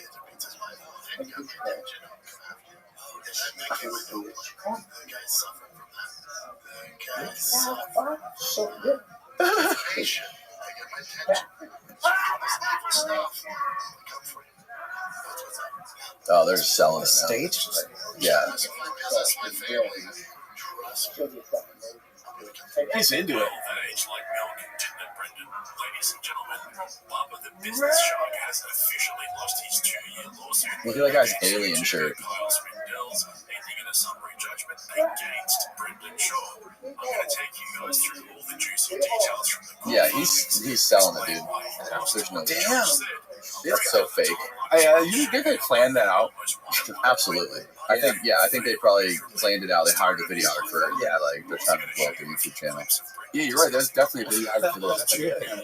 Yeah, they had that all planned out. Yeah. I mean, but like, I bet you they're not all planned out, but these people probably have mental health issues. And if you want to call it, like, if we're gonna call it spiritual or mental, there might be some sort of gray area, like we call it, like whatever you want to call it, right? Yeah. They might have those emotional problems that are going on, and you know, some might call it spiritual, some might call it emotional, but they're just two words describing the same thing, Right. you know, whatever it is. What was the burning purple? Do you know what I'm talking about? There was a recent article that came out where they discovered like this purple dye in Egypt or something. Yeah, I'm glad you brought this up because this brings back the Christian stuff. So Yeah. there is in a lot of these ancient texts concerning the mysteries, there's always a reoccurring thing about this drug or drink that was considered to be burning purple. And a lot of these seers, or prophets, were described as like purple stained teeth because they're drinking this shit, right? And that's what they call burning purple. And so, but get this, there's a group of Christians called the Valentinians, and just to do a quick little run up to that, I'll bring it back to the purple, I promise. But this guy named Valentinus was a really famous Christian in the 2nd century, maybe late 1st too. But he really became like famous in the early 2nd to middle 2nd, around 140 AD, somewhere around 140. 139, 141, whatever, one of those years. He ran during the election for the next Bishop of Rome, which is what the Pope is today. He was going to be the Pope. Okay. Bishop of Rome is the Pope. Pontifex Maximus. It's a title that goes all the way back to Julius Caesar. Julius Caesar was the Pontifex Maximus in his time. He was the religious leader of Rome. People don't know that. But after Augustus, the title went to whoever was the emperor. And then when Constantine, or somewhere right before Constantine, at some point they changed it to no longer as the emperor, the Pontifex Maximus. They gave it back to the bishops again. So the Christian bishop became the Pontifex Maximus, the highest priest you can be in the Roman Empire. And in the 2nd century, when the Christians had their own Bishop of Rome, Pontifex Maximus system that was different from what the pagans were doing when they had the emperor be the Pontifex Maximus. So this is a whole different thing. Anyways, Valentinus ran for this office, and he lost by like a couple of votes. He would have been the Bishop of Rome. He would be on everyone's list of popes right now. Peter was the first pope, right? And then there's John Paul and whatever, all the way down to who's the pope right now. He would have been on that list. He would have been like the 5th one from Peter, 4th or 5th. He was like, there's only a few between Peter and this guy. He just barely lost. I just wanted to bring that up because I want to show you how important these people were in the church early on. This is not just some random nobody. His successor his name is Marcus the Valentinian. His other title was Marcus Magus. And this guy got in trouble. He was in Rome. He was performing Eucharist, and he was adding some purple substance to the drinks, and he was causing people to hallucinate. It was a psychedelic potion. He was adding it to the Eucharist. We get this from Hippolytus talks about this, and Irenaeus. So we have two corroborating sources about this, saying that this guy Marcus, the successor of Valentinus, was performing Eucharist with burning purple in it. It says purple, it doesn't say burning, but it says he was adding purple to the drink, which, put two and two together, purple psychedelics has to be most likely it's this burning purple stuff that everyone's talking about. Right. And so he was causing, the people were tripping out and getting the Holy Spirit and seeing Jesus and Mary, whatever. Yeah. And this is what he was basically making it happen with this drug. So, Hippolytus writes about this. He says this guy was he's a magician. He was an illusionist. He was causing people to trip out with this drug, this purple drink, they call it. And, but yeah, so that text indicates that these early Christians were using this purple substance in their Eucharist. What was in the Eucharist itself? That's the wine. So the Eucharist is the wine, which represents the blood of Christ, and the bread is the body of Christ. Right. There is a precedent for this in the Eleusinian mysteries, because Demeter is the grain goddess, Dionysus is the wine goddess. So those two together, when you drink the kykeon, you're taking in the gods. And this is what they would say too. Dionysus was entering your body when you drank the wine. And Demeter was entering your body when you drank the grain, the beer. So this kykeon mix was basically having these gods enter your body, just like the Christians are doing with the Eucharist. Wow. Since we're on the topic of Marcus Magus and this purple stuff, right? I probably should give a little rundown, because this sounds like this is so out there. Wow, Christians don't do this stuff. That's crazy. This must be not true. But if you actually look at what these early Christian groups were doing, you'll see that this is not that out of place. I mentioned the Borborites, obviously, the one with that crazy gospel with Mary drinking the load. And there's another group called the Nazarenes. These are my favorite ones. 2nd century, they operated in Asia Minor, modern-day Turkey. And they had they were led by a guy named the Nicene Preacher. We don't know his real name. The only sources say he's called the Nicene Preacher. Never says his name. And he was basically equating Jesus with other gods like Dionysus, Attis, Adonis, Osiris, Pan. So he had a hymn. It was the Homeric hymn to Attis. This was an ancient Homeric age hymn dedicated to the god Attis. And in this hymn, whoever wrote it, I don't know if it was Homer or attributed to Homer, it's called the Homeric hymn. But in this hymn, basically what happens is it starts off with, "You are the son of Kronos, great son of Rhea, Dionysus, Bacchus, Attis. They call you, in Egypt, they call you Osiris. In Phrygia, they call you Pappus. In Samothrace, they call you Adamus." And it goes through and it lists all these sons of God characters, and they're basically saying these are all the same God. And the Nicene Preacher took this hymn and then changed it to Jesus. So the Nicenes believe that all of these sons of God characters, Dionysus, Attis, Osiris, Adonis, are all prophecies or prefigurations of the Christ. He also talked about how Christ is the fulfillment of the Eleusinian mysteries. So that's in the 2nd century. Christ is the fulfillment of the Eleusinian mystery. What does that mean? That's what he says in whatever fragment we have.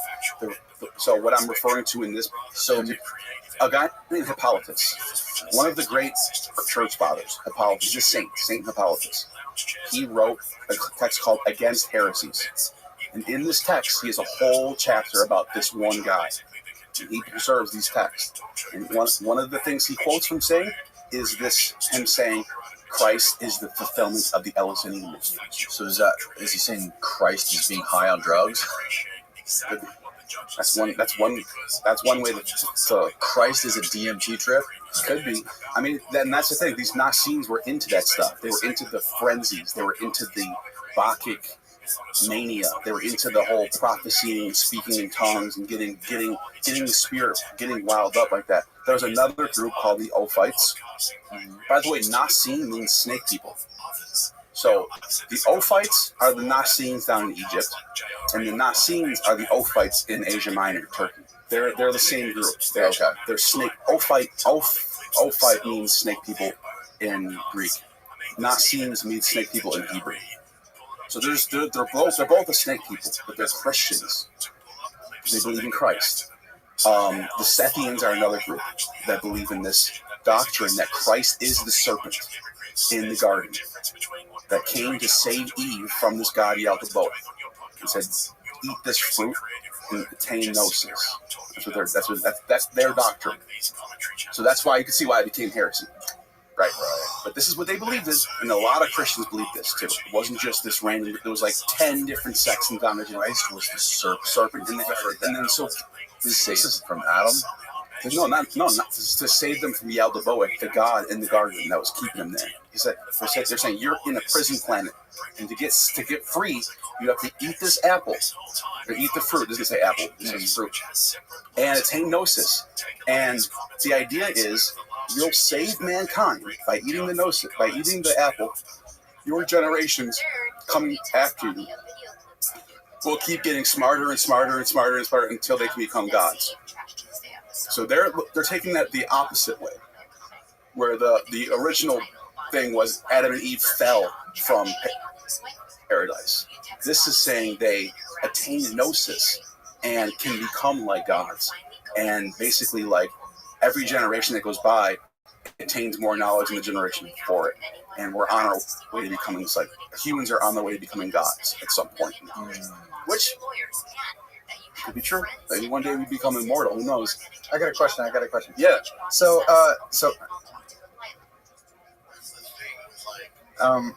you said that these the Nassim people, these folks right here. Yeah. Oh, no, that's Nicene. It's NASS or NAASS.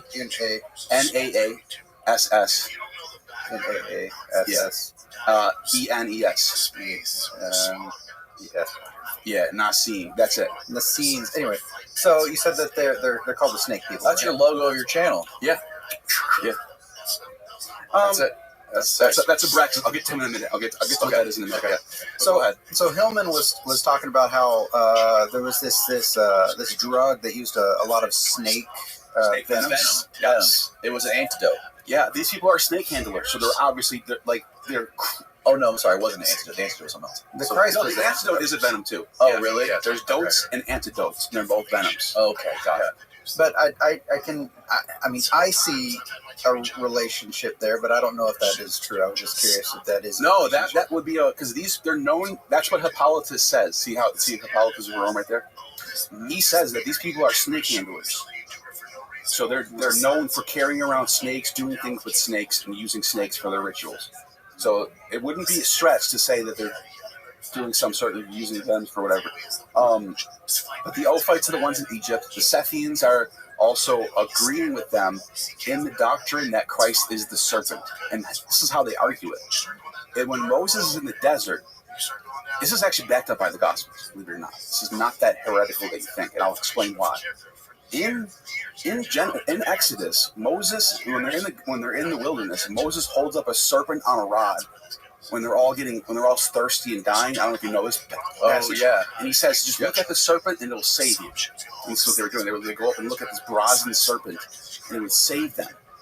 Then in the Gospel of John, there's a passage that says, it's from Jesus' own lips. He says, just as Moses lifts up the serpent, the Son of Man must be lifted up.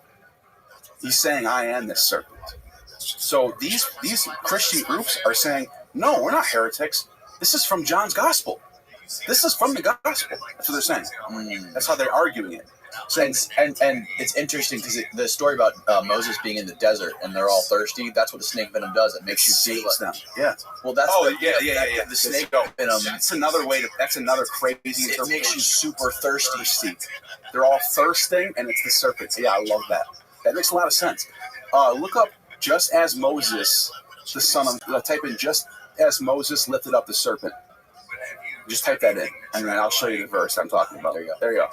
See, look at John 3:14. This is from the Gospel of John. As Moses lifted up the serpent in the wilderness, even so must the Son of Man be lifted up. So Christ on the cross is the serpent in the wilderness, the Son of Man. That means that's another title for Jesus. Oh, really? Yeah. So he's saying, just as Moses lifted up the serpent in the wilderness, I will be lifted up on the cross. He's basically saying, I am the serpent. It's not like you can't say that's wrong. Like, I'm just saying this is what these Christians. What does that mean? He's the symbol of wisdom. The snake was the symbol of knowledge and wisdom to nature. To this day, the medical symbol that you see in every hospital is what? Oh yeah, the snake. Look up the symbol of the Asclepius medical symbol. Is it like a snake and a shield or something? It's a snake on a rod. A rod? Yeah. Oh yes, that. That's the symbol of salvation. Whoa. That's from the ancient Greeks. That's the ambulance logo right there. Look, there's a cross on it and everything. Look on the blue one. Yeah, look, that's the Chiro. Yeah, I never really. I knew it was Chiro. CHIRHO. RHO. See? Wait, That's just a that's very similar. This is exactly the same. Yeah, there's no snake here. Yeah. But what I'm saying is they're saying that Christ is that snake on the cross. And so the medical symbol that we have to this day not only comes from this motif, but it predates that. It goes into the Greeks. This look up rod of Asclepius. If you can look that up real quick. Asclepius is rod. Yeah. You can just type in Asclepius rod. That'll work. Rod. Yeah. See? Okay. That's an ancient medical symbol of the Greeks. And so the Christians are just drawing from this motif. That's what Moses is doing in the desert too. He's wrong. They're applying the motif to Moses. It's the symbol of medicine. So this does play into Ammon. So that would mean Jesus was medicine. Christ is medicine. Christ is medicine. He's salvation. Christ is drugs. Yeah, dude. Isn't that crazy? Wow. That's Asclepius. By the way, Asclepius is another dying and rising god too. He gets killed and rises up to heaven. So it's this very common motif in the ancient Greek world for gods to die and resurrect. Very common. Attis gets killed by castrating himself, and then he resurrects. There's two versions. One of them says a tree sprang up where he stood, representing his resurrection. The other version, he actually resurrects as a human. What was the term for people who castrated themselves again? Galloid. And why were people castrating themselves? They're becoming initiated into the mysteries of the Great Mother. And there's a lot of people who think that, Steve, I can hear you crunching. The Great Mother religion was in close proximity to these Nazims. Because they would say the Nazim hymn, one of the Nazim hymns says, Christ is the son of the Great Mother. So there's a lot of overlap playing. Osiris is another one of these dying and rising gods. Osiris is killed by Set, torn apart, and then just like in the Gospels, where there's two women at the tomb at the end, it's two women, Isis and Nephthys, who find the body of Osiris and bring it together at the end, and resurrect it. And then in the Adonis story, two women are there for Adonis when he dies. Adonis is another rising, dying. This is like a common thread that we see. It's always God dies, two women mourn for him, and then he resurrects. It's like this weird thing that keeps happening, and it happens in the Gospels too. It's Mary and Martha. It's like, what's going on with that? What does that mean? It might be some astrotheology stuff. I don't really know, but and then even back in the ancient Babylonian story with the god Dumuzi, when Dumuzi dies, he's mourned over by the women. And then Ishtar descends into hell.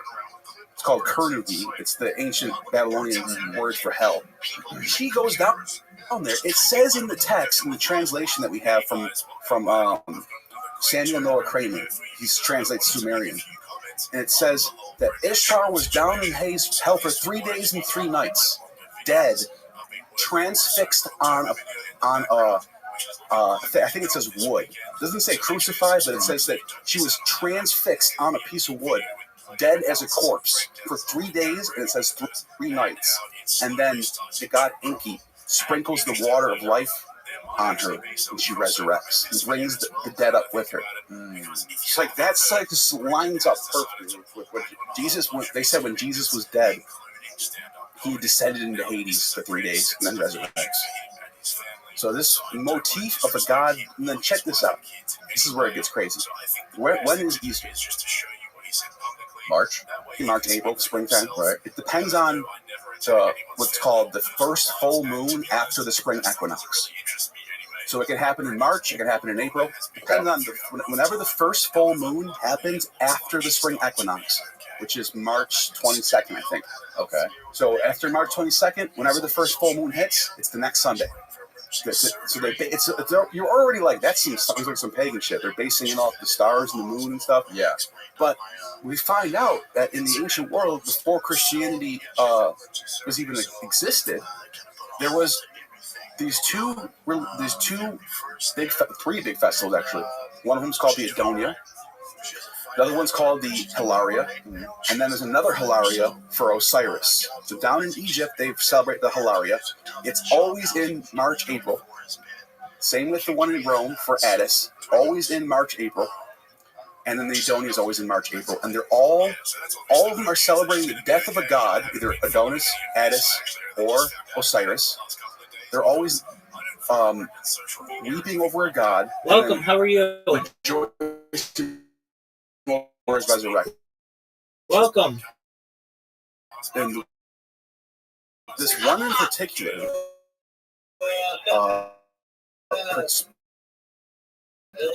passed down to us from a guy named Arnobius Sica. He says that the Hilaria Festival is a week long. How's your starts day? on March 15th. I'm well, how are you? And it ends on March 20. It ends on Can you show me? No. Okay, well, you don't know my entire life. I go outside quite often. I've streamed as far north as Santa Barbara. Doug, it's on my social media. It's at Rabbi Rothschild. As of right now, I'm watching a podcast. I think it's either March 15th or 22nd. Anyway, it's right at the spring equinox. Right when Easter is. Same week as Easter. I think it ends on March 30th or something. And he says there's a day of burial where they take a pine tree that represents the god. They bury it. This is all before the first century. This is all first century BC, before Christianity. Okay. They take a pine tree and they bury it in the dirt, and then they mourn for 2 days. On the third day, it's called the Day of Rejoicing. There's a day of blood, and that's the day where they castrate themselves, and the initiates would become priests of the Great Mother. So Attis dies from castration. The new priest, every year during this Easter festival, basically, it's called the Hilaria. It was called the Day of Blood. It was the day after the day of burial, where they would weep.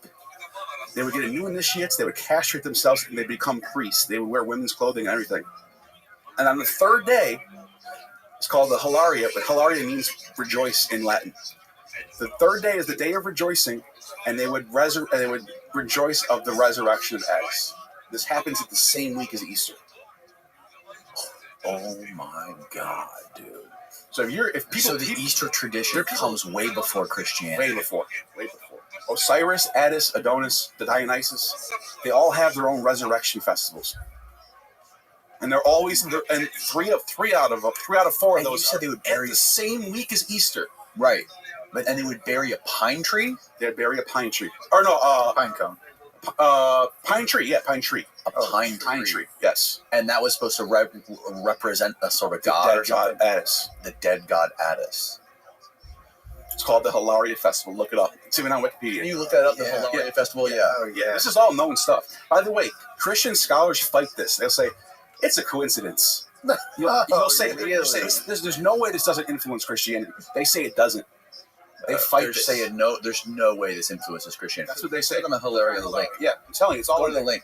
There you go. Hilaria. So if you want to read that for a second. The Hilaria, Latin for the cheerful one, a term derived from the borrowed adjective, ancient Greek, or the borrowed adjective. March equinox, see?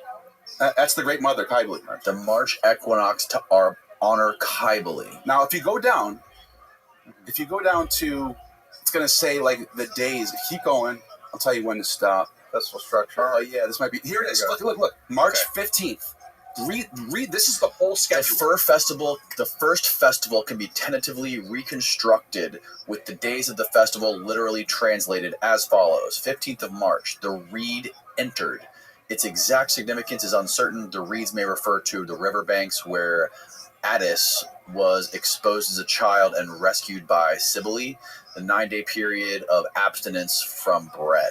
Like how they do right before Easter is Lent. It's like Lent. Right. Only milk was permitted to drink. Yeah. 22nd of March, the tree entered. A pine tree is felled. A tree is set up at the temple of Cybele. The trunk is wrapped in wool, and its branches decked with wreaths and violets. It's like a Christmas tree. Right. Oh, whoa. Look, it's like a Christmas tree. Now keep going. A pine tree is felled. The tree is set up at the temple of Cybele. The trunk is wrapped in wool, and its branches decked in wreaths and violets. Yeah, and they would put little toy Attises on top of it like an angel. This is what they said in the sources. Look, what? The next day they mourn. This is exactly what I just said. Just repeat. Look at. Then after the day of mourning is called the Day of Blood. Castration rituals would take place. Told you. The tree is symbolically buried for his death. And then look at the third day. Count from the day of mourning to the day of joy. Yep, the 22nd to the 25th, 3 days. That's 3 days later. Just like Jesus is dead on the third day he rises. Look, the day of joy on March 25th, the resurrection of Attis. Now you're going to sit there and tell me this didn't influence Christianity? Get the out of here. You are full of these Christian scholars in the SBL, Society of Biblical Literature, full of shit. They know this and don't care. So does it say anywhere on this page what part in history in the human time or the timeline of history where this started? 200 BC. Where does it say that here? Well, that's when they imported the god to Rome. And by the way, yeah, if you read the source that actually has the calendar, the guy who wrote that was living probably in this. I don't remember when exactly, but yeah, this was a festival that started the writing in the 4th century. Yeah, that's AD. when he's writing this though. He's a Christian. Okay. Yeah. Described the basic multi-day structure of the festivals as it relates to the myth of Cybele and Attis. Yeah, that's when the Christians are writing about this. That's when the Christians are writing about it. Okay. If you look at the importation of the cult of Cybele happens in 204 BCE. Click on Cybele. Yeah, click on Cybele. That's where you're going to find it. Bottom. Yeah, right there. Okay. Cybele. God, this is a lot of work to figure out. Yeah. It is. No, you're asking a good question. Look right there. 205 BCE. Keep going down. Oh, yeah, the very bottom. Okay, in Rome, Cybele became adopted and developed in particular in a particular form of her cult after the Sibylline oracle in 205 BC. That's when they started doing this thing. Recommended her conscription as a key religious ally in Rome's second war against Carthage, 218 to 201 BC. So, 5 BC. Yeah. Yeah, wow. And then they were writing about it at 300 AD? Yeah, but that's right. That's how it really happened. We have to go to the Christians for almost everything. And they kept repurposing this ritual. Sure. Throughout time, like from there up until Christianity. That's when it becomes a Roman religion in 204 BC. 205. I thought it was 204. Wow, dude. But that's when they start doing that. That's when the rituals all start. Can you find any sort of picture or illustration of that ritual, like on images? Like if you type in Attis tree, you'll see someone from that time period drew something on this.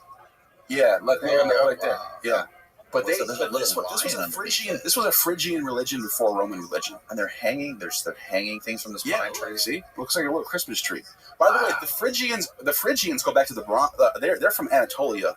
That's an ancient rite that goes back to the Hittites. They worship the Great Mother in the Hittite period, Bronze Age. So that's I don't know how when Attis comes in. Mm-hmm. I would say probably sometime in the Iron Age, but in the Bronze Age before that. Cybele or Kubaba, they called it back then. That's how old it is. She was worshipped by the Hittites. Kubaba. Isn't there a relationship between Christmas and the Amanita muscaria mushroom? Yeah, they said that because under pine trees is where. This is what John Allegra wrote about, I think. This is actually true. Pine trees naturally have Amanita muscaria grow underneath them for some reason. some sort of symbiotic relationship between pine trees and the growth of Amanita muscaria. So I'm sure this cult had something to do with that. Like I'd be surprised if it didn't. Are you familiar with John Allegro, the guy who wrote Sacred Mushroom? Yeah. What do you think about that? It's interesting. It's fascinating. He thought that I guess he was like the expert on the Dead Sea Scrolls or something. He dedicated his life to translating the Dead Sea Scrolls. I didn't know that. No, I like his work. I think it's fascinating stuff. Yeah, and he I guess his conclusion was that it was all based on ancient fertility cults. Yeah, and that's what and eating mushrooms. Like, but again, I don't think it's all based on that. But I think there's a layer of that going on, especially when you look at these other groups that I've mentioned that have these rituals going on. There is something going on with that. Right. What does it say? The symbolic relationships with many trees, including pine, oak, spruce, fir, birch, and cedar, commonly seen under. This is the Amanita muscaria. Yeah. Forms under. They grow underneath the pine trees. Yeah, they always. Whenever if you go to like on top of some mountain that has a lot of pine trees, you will find Amanita muscaria underneath them. Mm-hmm. That's everyone knows that. Dude, there's so much to this. Yeah, it's a lot of shit. It's crazy. How do you know all this, dude? From reading. Do you just nonstop reading? I like to read. Like, I like to, like, that's why even coming here, I'll sit in Florida. I'm sit at the beach and just read text. I'm reading. Right now I have a text from Carl Jung, who wrote a book with Carl Karenyi. It's like from 1940. And they're writing about Demeter and Persephone and Dionysus, the Eleusinian mysteries. That's what I was reading last night. Really? Yeah. Just to keep going through this list, though. Yeah. So those are the Ophites. That whole thing that you just went through with Easter is mind bending. That's the Nicene, and they said Jesus was Attis. So that's how you know there was a connection. The Nicene preacher says that in his text. So that's even more evidence. That's why I don't understand why Christian scholars are so reluctant to even accept that. There are some that do, though. It's just not the consensus. Okay. Like M. David Litwa, PhD, he thinks there's an influence. He doesn't think they're like secretly worshiping Attis. Neither do I. Mm-hmm. But I think they're just drawing from these motifs. Yeah. Which is like, who cares? Like, why wouldn't they? In any other genre of art, there's influencing going on. Well, the thing is, people take it literally. Right, Jesus dying and coming back from the dead 3 days later. They literally think but that happened. How is it literal? How could it possibly be an event that really happened when it's taken from a tradition? You would have to say that all of these traditions are prophesying Jesus. That's the only. And by the way, there is someone who does that. Eusebius argues that when Eusebius is confronted with all these motifs from all these other cultures, his response is they're just prophesying Jesus. They're all pointing to Jesus. That's what he says. That's his response to that, which is interesting. It's a slick response. Yeah. Then you have the Cainites. The Cainites are a group who flip everything on its head. They're the most rebel Christian group you're ever going to find. They name themselves after Cain. Canaanites. Not Canaanites. Cainites. Cainites. Okay. So Cain and Abel. Everyone knows the story. Cain's the bad brother. Abel's the good brother. Cain kills his own brother because he's jealous. Right. They call themselves after him. It's like he's the good one.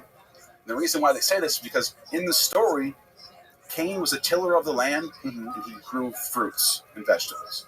Abel was sacrificing meat, and Yahweh or Yeldaboeth they call him, he accepted the meat offering instead of the plant offering. He says, no, he was a tiller of the land. He was a vegetarian. He was actually the peaceful one. So they flip the story on its head. Then they say that Eve was raped by God in the garden. That's one of their doctrines. He was what? Raped. I'm not going to say the word, our word. Oh. S8. Oh. So they said that, and then they say, like, they have the whole idea that Yahweh is the demiurge, is evil. They say Judas was a hero. Everything that's bad in the Bible, they say is good. Those are the Cainites. Cainites. There you go. Gnostic and antinomian sect known as the. That means they do anything. That means libertine. It means like they'll do whatever they want. There's no laws. Identified by many groups as Gnostics of evil. Yeah. That sounds pretty cool. I'm not kidding. That's a real group that existed. That sounds pretty metal. Yeah. And then you have Then you have the Carpocratians, and the way I would describe the Carpocratians is they were, first of all, they're down in Egypt and Alexandria, and they ran their group very communistic. Everybody was equal. You had to sell your property at the door, and you couldn't. Everybody, it didn't matter if you were rich or poor. You all were now equal under Christ. They are ran by this married couple, Carpocrates and Marcellina, who had a son named Epiphanes. And Epiphanes was like this young prodigy. He was writing all these amazing texts in his young life. He died when he was 21. I forgot how he died. But he was such a prodigy that they deified him. And they made him equal to Jesus. They were like, he became a god. They were worshiping. He had his own temple and everything on the island of Kefalonia in Greece. So that's a weird Christian group right there. When was that group? Second century. Second century. Most of this is second century. Okay. Yeah. Okay. So that was like, actually, no, late first, too. Because Carpocrates and Marcellina were around at the end of the first century. And they had that. Actually, the sources say that they had their child Epiphanes on the year 100. Okay. So it's right at the turn of the century. This is going on. Which, by the way, this is the beginning of Christianity. The Gospels aren't written until after 70 anyway. So we're talking, this is the first generation of Christians we're talking about. Yeah. It's not the second generation, or this is the first generation of, well, actually, if we're going to get technical about it, it is the second generation, because we don't know anything about, like, who was actually around, following Jesus around. We just know, like, one of them's name is Peter, and we know James is his brother. That's basically, but we don't really know what they were doing, what it was like. We know Paul came after. Paul never met Jesus in person. These people claim to know Paul. By the way, the next guy I'm going to name, Marcion. This is a perfect segue into Marcion. So Marcion is this character. He's one of the arch heretics of all. One of the big leading of the Gnostic Christians, and his father, Philologus, was one of the 70 disciples of Jesus. Okay. So his father met Jesus, according to the sources. And the reason why I think this is true is the people that are saying this hate Marcion. So why would they make that up? Why would they give him that point? There's no. So this to me, that's like a solid. This is true. When the people who hate Marcion are willing to admit that his father was this guy Philologus. Philologus is counted as one of the 70 in Luke, that says that he dispersed the 70 disciples out of the world to go preach the gospel. He was one of those guys, according to these sources. What does that mean? It means he's like chosen by Jesus to start his church, to go bring my church to another city and start it up. And where he went was Sinope, which is at the coast of the Black Sea. And that's where Marcion grew up. So the story lines up. Marcion was his son. Marcion became very influential in the Christian church. And by the way, Marcion, the Marcionites, when Celsus names the great church, he lists Marcion in the church. So this is first half of the second century. They're still not heretics yet. They're still part of the church at this time. That's how we know that. They weren't just heretics off the bat. They became heretics later when the church wanted to decide, what are our doctrines? What do we believe in? So they ended up making him a heretic long after he's dead. So in his lifetime, he's never a heretic. After he dies, 50 years later, he becomes a heretic. So anyways, this guy goes to Rome. He was like a millionaire, like an equivalent of a millionaire at that time. And he brings all this money to Rome and like tries to like gain influence in Rome. And then for some reason, it didn't go well. He ends up leaving Rome, going back to Asia Minor, and ends his days out there. But the Roman church didn't accept him the way he wanted to. He tried to go there with all his money and influence. He tried to become the boss. Like, it didn't work. So that's the Marcionites. Marcion was one of these Christians who said that the Old Testament God was the demiurge. He's evil. He's one of those Christians. So that's how. It's crazy because the son of one of the 70 disciples is saying this. It makes you think, was this doctrine really part of the Christian? It might have been part, like, normal Christian mentality to view the Old Testament God as not the same as the God that Jesus is the son of. And it reflects the attitude of the Christians against the Jews, because they're like, the Jews aren't real, we're the real Israel. That's their mentality. To be saved in Christ is to be Israelite to them. To be a Jew, it means nothing. They'll say, Jesus even says, Christ or God can raise up sons of Abraham from these stones if he wants. Who cares who your father is? Like, he didn't care about genealogies or who was really Jewish. He cared about the, what was in their heart rather than what their flesh was. Anyways, that's a Christian idea. Then you get this group called the Elkosites. These were now we're going to the opposite. The Elkosites are actually Torah observant, so they actually follow the laws of Moses, and they don't think the Old Testament God's evil. They think he's the real God. But this is where it gets crazy. The Elkosites thought that Jesus became, maybe after he died or something, but he became a 96-mile wide angel. So he's this giant angel in the sky that can fly around this thing. 96 miles. That's what the math translates to in English. I don't know what they say in the Greek, but if you translate it, it becomes. They say he's 96 miles. Then he had a sister called the Holy Spirit, who's just as big. What was the name for those giants back then? There was a name for them. Nephilim. Yes, maybe he became a Nephilim. And then obviously the Anunnaki plays into that.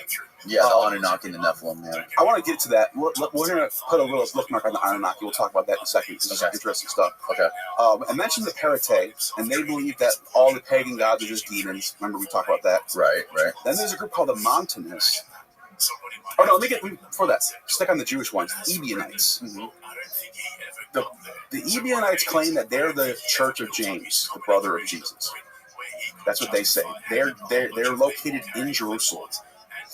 So they have some legitimacy here. There might be some truth to this. That they claim to be the real Christians. They don't think Jesus is God. They think he's just a prophet. They don't think he's divine. He's just another man. He was the Messiah, though. In their idea, the Messiah isn't divine. He's just the chosen, anointed one of God. Okay. But they think Paul's a liar. And they reject all Hellenism and Greek stuff. They're just sticking to the Jewish stuff. Okay. That's the Ebionites. From the branch of the Ebionites, there's a group called the Nestorians. And Jesus was called a Nestorian, so it's like, And apparently, John the Baptist was one of these Nestorians. And the Nestorians end up becoming another group called the Mandeans. What do you classify all these groups as? Like what?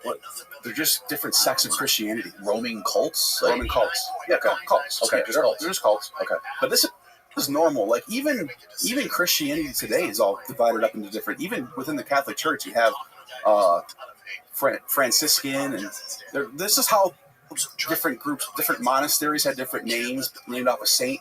Okay. So it's not like even Christianity today within Orthodox still does this. It's Baptist. Your name is basically named off your leader, like whoever your leader. Like Montanus was the guy named Montanus. That's his name.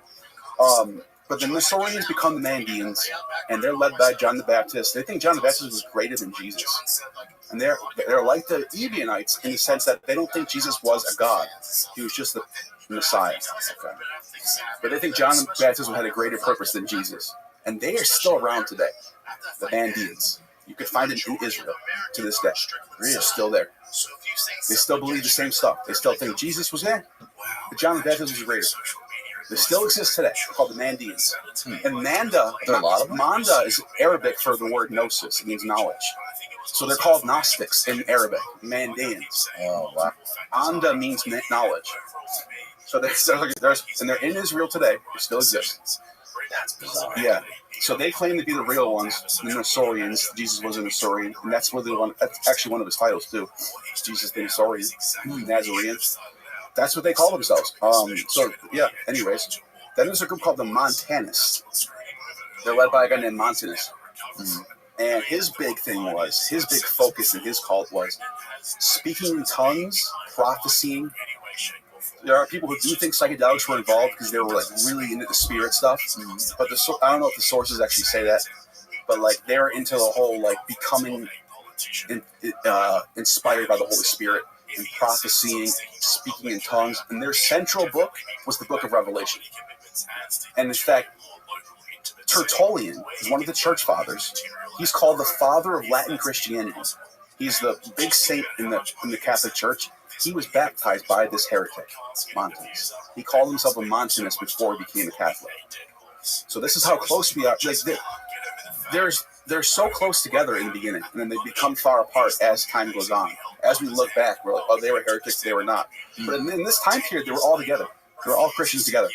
So this guy Montanus led a group of, like, I guess they were women.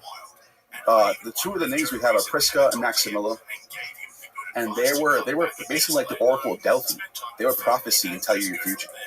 And like Revelation was considered heretical at first. They didn't accept the book of Revelation until like 415 AD. That's when they included Revelation into the canon of the Bible. I think it's like 415 or something. But 5th century, the book of Revelation before the 5th century was almost considered heretical. Most of the church fathers didn't want it to be part of the Bible. It was because of this sect, the Montanists, because it was their central book. And they said, no, they're heretics. We can't have their book be part of our Bible. But it's in the Bible today. We made it in. So Revelation, yeah, that was a Montanist text. And then, didn't, like, before 100, like, when Christianity started to become, like, really popular, mainstream, weren't, like, women a big part of the religious leaders? Just look at the text. You got Martha and Mary and all their whole entourage of women that are there. And it says in the text there's a whole bunch of them there. Yeah. Yeah, of course. Yeah, like women were performing rituals. They were like the heads of these running cults, and they were like a big part of the myth and the mystery. And then like around 200, I'd say. Around 200, around 200 is when they start saying no more women leading stuff. And then so here's a crazy part about that. Why do you think that was? I don't know. It just became really patriarchal around 200. Irenaeus and Hippolytus were the big leaders of this, and Irenaeus is famous for pushing bishop authority over all else. This is where the whole Gnostic schism happens under Irenaeus. He writes against the heresies. And he says that these Gnostics believed in personal revelation from God. And Irenaeus and Hippolytus believed in not personal revelation from God. The bishops lead the church. Bishop authority, bishopic authority. Right. And that was what he preached. And then, so here's where it gets crazy. The 7 authentic epistles of Paul, that all the scholars agree, even Bart Ehrman agrees, that these 7 epistles are written by one person, who's probably Paul. No other reason, it was Paul. But then the other 4 or 5 epistles that are written by someone else in Paul's name, the question is who wrote those, and why are they saying that it's Paul? Who's lying, right? Some people think, the church will say, it was one of Paul's secretaries. It really was Paul, but someone else was writing for him. Right. But here's the thing. Marcion had a canon before anyone else. Marcion is the first Christian to put together a New Testament. He took the 7 authentic letters of Paul. He only had seven epistles, and it happened to be the 7 authentic ones that scholars agree are authentic. It just happens to line up that way. The 2 other texts that aren't included in Marcion's New Testament is what is it called? Timothy, 1 Timothy and 2 Timothy, and Titus. Those 3 epistles that are supposed to be written by Paul are not written by Paul, and they're forged. This is what scholars think, and they happen to be not in Marcion's New Testament. Now check this out. What do you know? What's in this text? It talks about bishop's authority over everything else. So people think, and I myself included, I think 1 Timothy and 2 Timothy were written by someone, maybe Irenaeus himself wrote it, in Paul's name, to give it authority, to say, look, even Paul says bishop authority over all else. And then what else is in 1 Timothy? 1 Timothy has anti-Gnostic rhetoric in there, saying, these people call it gnosis. It's false gnosis. That's in 1 Timothy. Wow. And no other, and even in the other 7 authentic epistles of Paul, he says gnosis is good. So whether Paul changed his mind, or what really happened is he produced these texts because they wanted the doctrine to align so the bishops can have the authority. Right. So right around 200 AD, you start to see this push towards bishops, and no more personal salvation, no more speaking in tongues, no more Bacchic mania stuff going on, Holy Spirit, all that stuff. That becomes heretical. So that's what happened with that. So the next thing I want to get into is, I talk about the Valentinians. Valentinians, man, they had this crazy Pythagorean system where they do gematria. You heard of that? It's when names in Hebrew or Greek are given a numerical value. So Nero is 666, right? Right. So there is 24 letters in the Greek alphabet, right? Okay. Jesus' gematria is 888. Now, what do I mean by that? They take the letter for Yeshua in Hebrew, or I'm sorry, Jesus in Greek, and they give it, every letter has a numeric thing. This is well known. Gematria was a thing they did in the first century. So in Greek, Jesus equals 888. Now, if you go down, that's how you do the math. Jesus 888. Christos is 1480, right? It's cool. The one that's important is Jesus, though. Okay. So keep going down. I just want to show you something. It's pretty fascinating. What is this? 777. There's a lot of people who go way deeper than I do into this. They'll say like this numbers actually mean something in the heavens or something. Oh yeah, it's like sacred geometry. Yeah. And there are true to that, but the one that fascinates me the most is in the Greek alphabet. There are 8 different categories. Or there's 3 categories in the Greek alphabet. Maybe it's not on this list. Keep going down. Keep going. Yeah. Jesus. This is it. 888. This is it. Oh wait, is this it? Hebrew in the ancient alphabet and the numerical values of the letters. Yeah. Keep going down. Sound like Alman when you say that. Keep going down. You should just develop. You should just like. Oh, there we go. That's it. Go up. All right. So see how there's 3 lines of Greek. Yeah. What? There's L. Oh yeah. So there's 3. The first three rows are, or yes, horizontal rows are Greek. So what this guy, what the Valentinians put together, Valentine has put this together. Mm-hmm. He was saying that since Jesus is the Logos, he's the Word of God, his name in Greek also happens to be 888, which represents the 8 and 8 categories of Greek. There's 8. It's called like heptuads or something. 8 ogduads and 8. I can't remember the other one. But if you know Greek, you'll know exactly what I'm talking about. There's 3 different groups of types of letters in Greek. Okay. And so it's 8 of one, 8 of another, and 8 of another, which is exactly what his gematria is. So a lot of mythicists will say, look, he didn't exist. See, they made it up.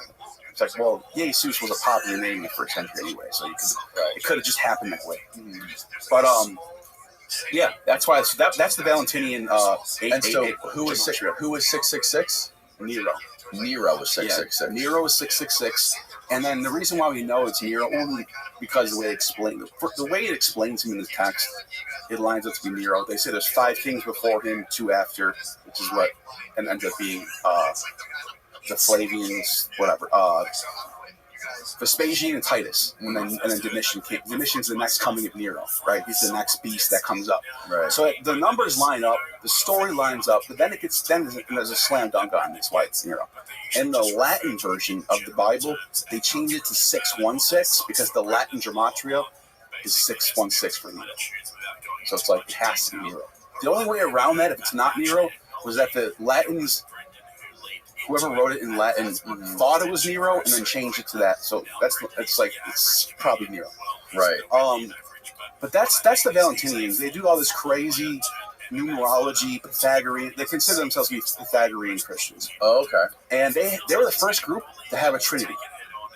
They called it a triad, which is what Trinity is. In Greek, it's triados. And it's God the Father, who's the nous, which means mind. Christ the Son, who's the Logos. And then Sophia, who is Zoe. And you're like, who's Zoe? Eve? It could be, that's the name of Eve in Greek. But in John's Gospel, John 1, if you want to look up John 1 in Greek, you can do this. This is actually kind of fascinating. This would be cool. John 1 in Greek. There you go. Interlinear Bible. If you look, it says, NRK it's N O logos, Chi O logos, and pros ton theon, right? Chi. So you keep going down. On the fourth verse, it says, "In him was life, and the life was the light." Now in Greek, you didn't hear that right there because it's in English, but in Greek, the word for life is Zoe. So it says, "En autu Zoe, hen kai a Zoe, hen tu phos." What did I just say? In him was the life, and the life was the light of the world. So John 1 contains inside of it the Trinity. Logos, Zoe, and God are all one with God. And even the first page, in the beginning was the Logos. You go up again. Yeah, keep going to the top. NRK and the Logos. In the beginning was the Logos, the Word. So John 1:1 is the Logos, John 1:4 is Zoe, but they're both God. So the Valentinians are saying, look, our Trinity is right there. And by the way, even today they say the Trinity is John. That's where you get the Trinity. Oh, wow. So the Trinitarian fathers are adopting this. They're doing it differently than the Pythagoreans. Right. They take the whole Sophia thing out, and they just say Christ is life. They kind of simplify it, but that's where it comes from. The oldest Trinity is a Gnostic idea. Wild, dude. Yeah. Greek is just like... Greek's amazing. Greek is incredible. When you translate Greek, you change it. You cannot contain the essence of the original Greek. It's impossible.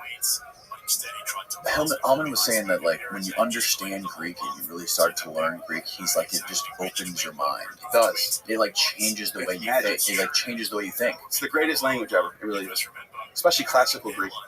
Yeah. It's different than modern Greek. Right, obviously. Yeah. It's just something magic about it, man. It really is. What is it about, like, how much... It expands the mind, man. It really does. A lot. I've been doing... Alman's been taking me through these workbooks for a year and a half to 2 years now. Is it just like the words like the one we were talking about earlier, where it's like fear of God? You have like these words that are Deus Ex. Yeah, Deus and Ex. all these technical terms that mean a lot of things. There's a lot of that stuff going on.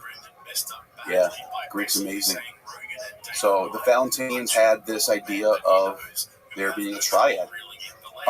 Then this is where it gets crazy. Basilides was a late 1st century Christian, and that's where you get that logo, the Abraxas logo, the one that's on my channel, with the guy with the serpent legs and the head of the bird. Oh, yeah.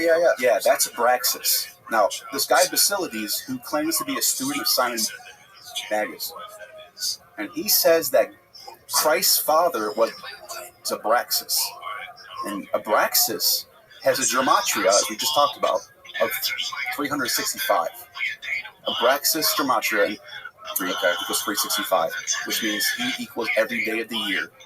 He also he has 7 letters in his name, which is the 7 letters of a week. And if you multiply, this is where it gets really complicated. If you multiply the consonants of the vowels, you get 12 for the 12 months. He's a calendar god, he's a time god. And then his head is of a bird, right? Gives him air.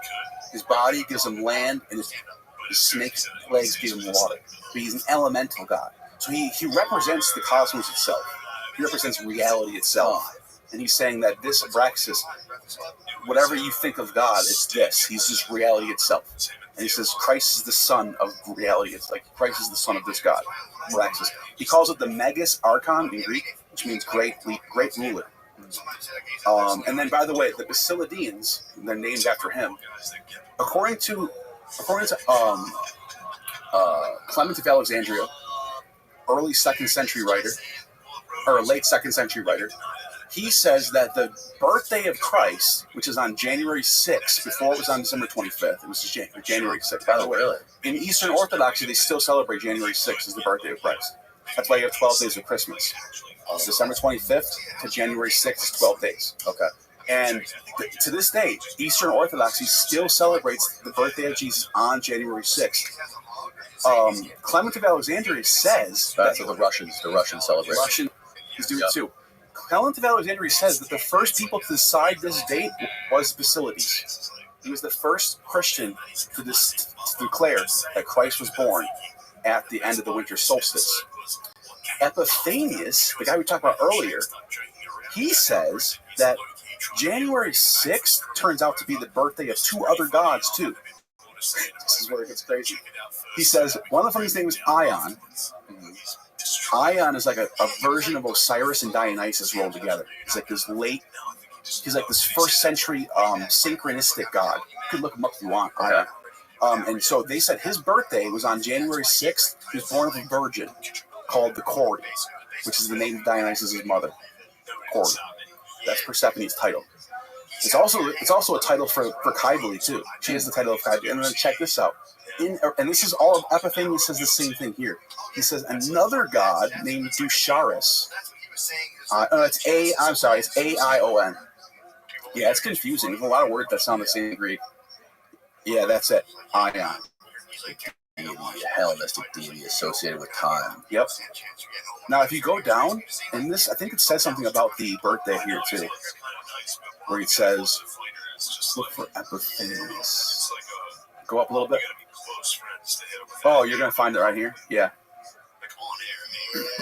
How do you spell Epiphanius? PH. Oh, EPIPH.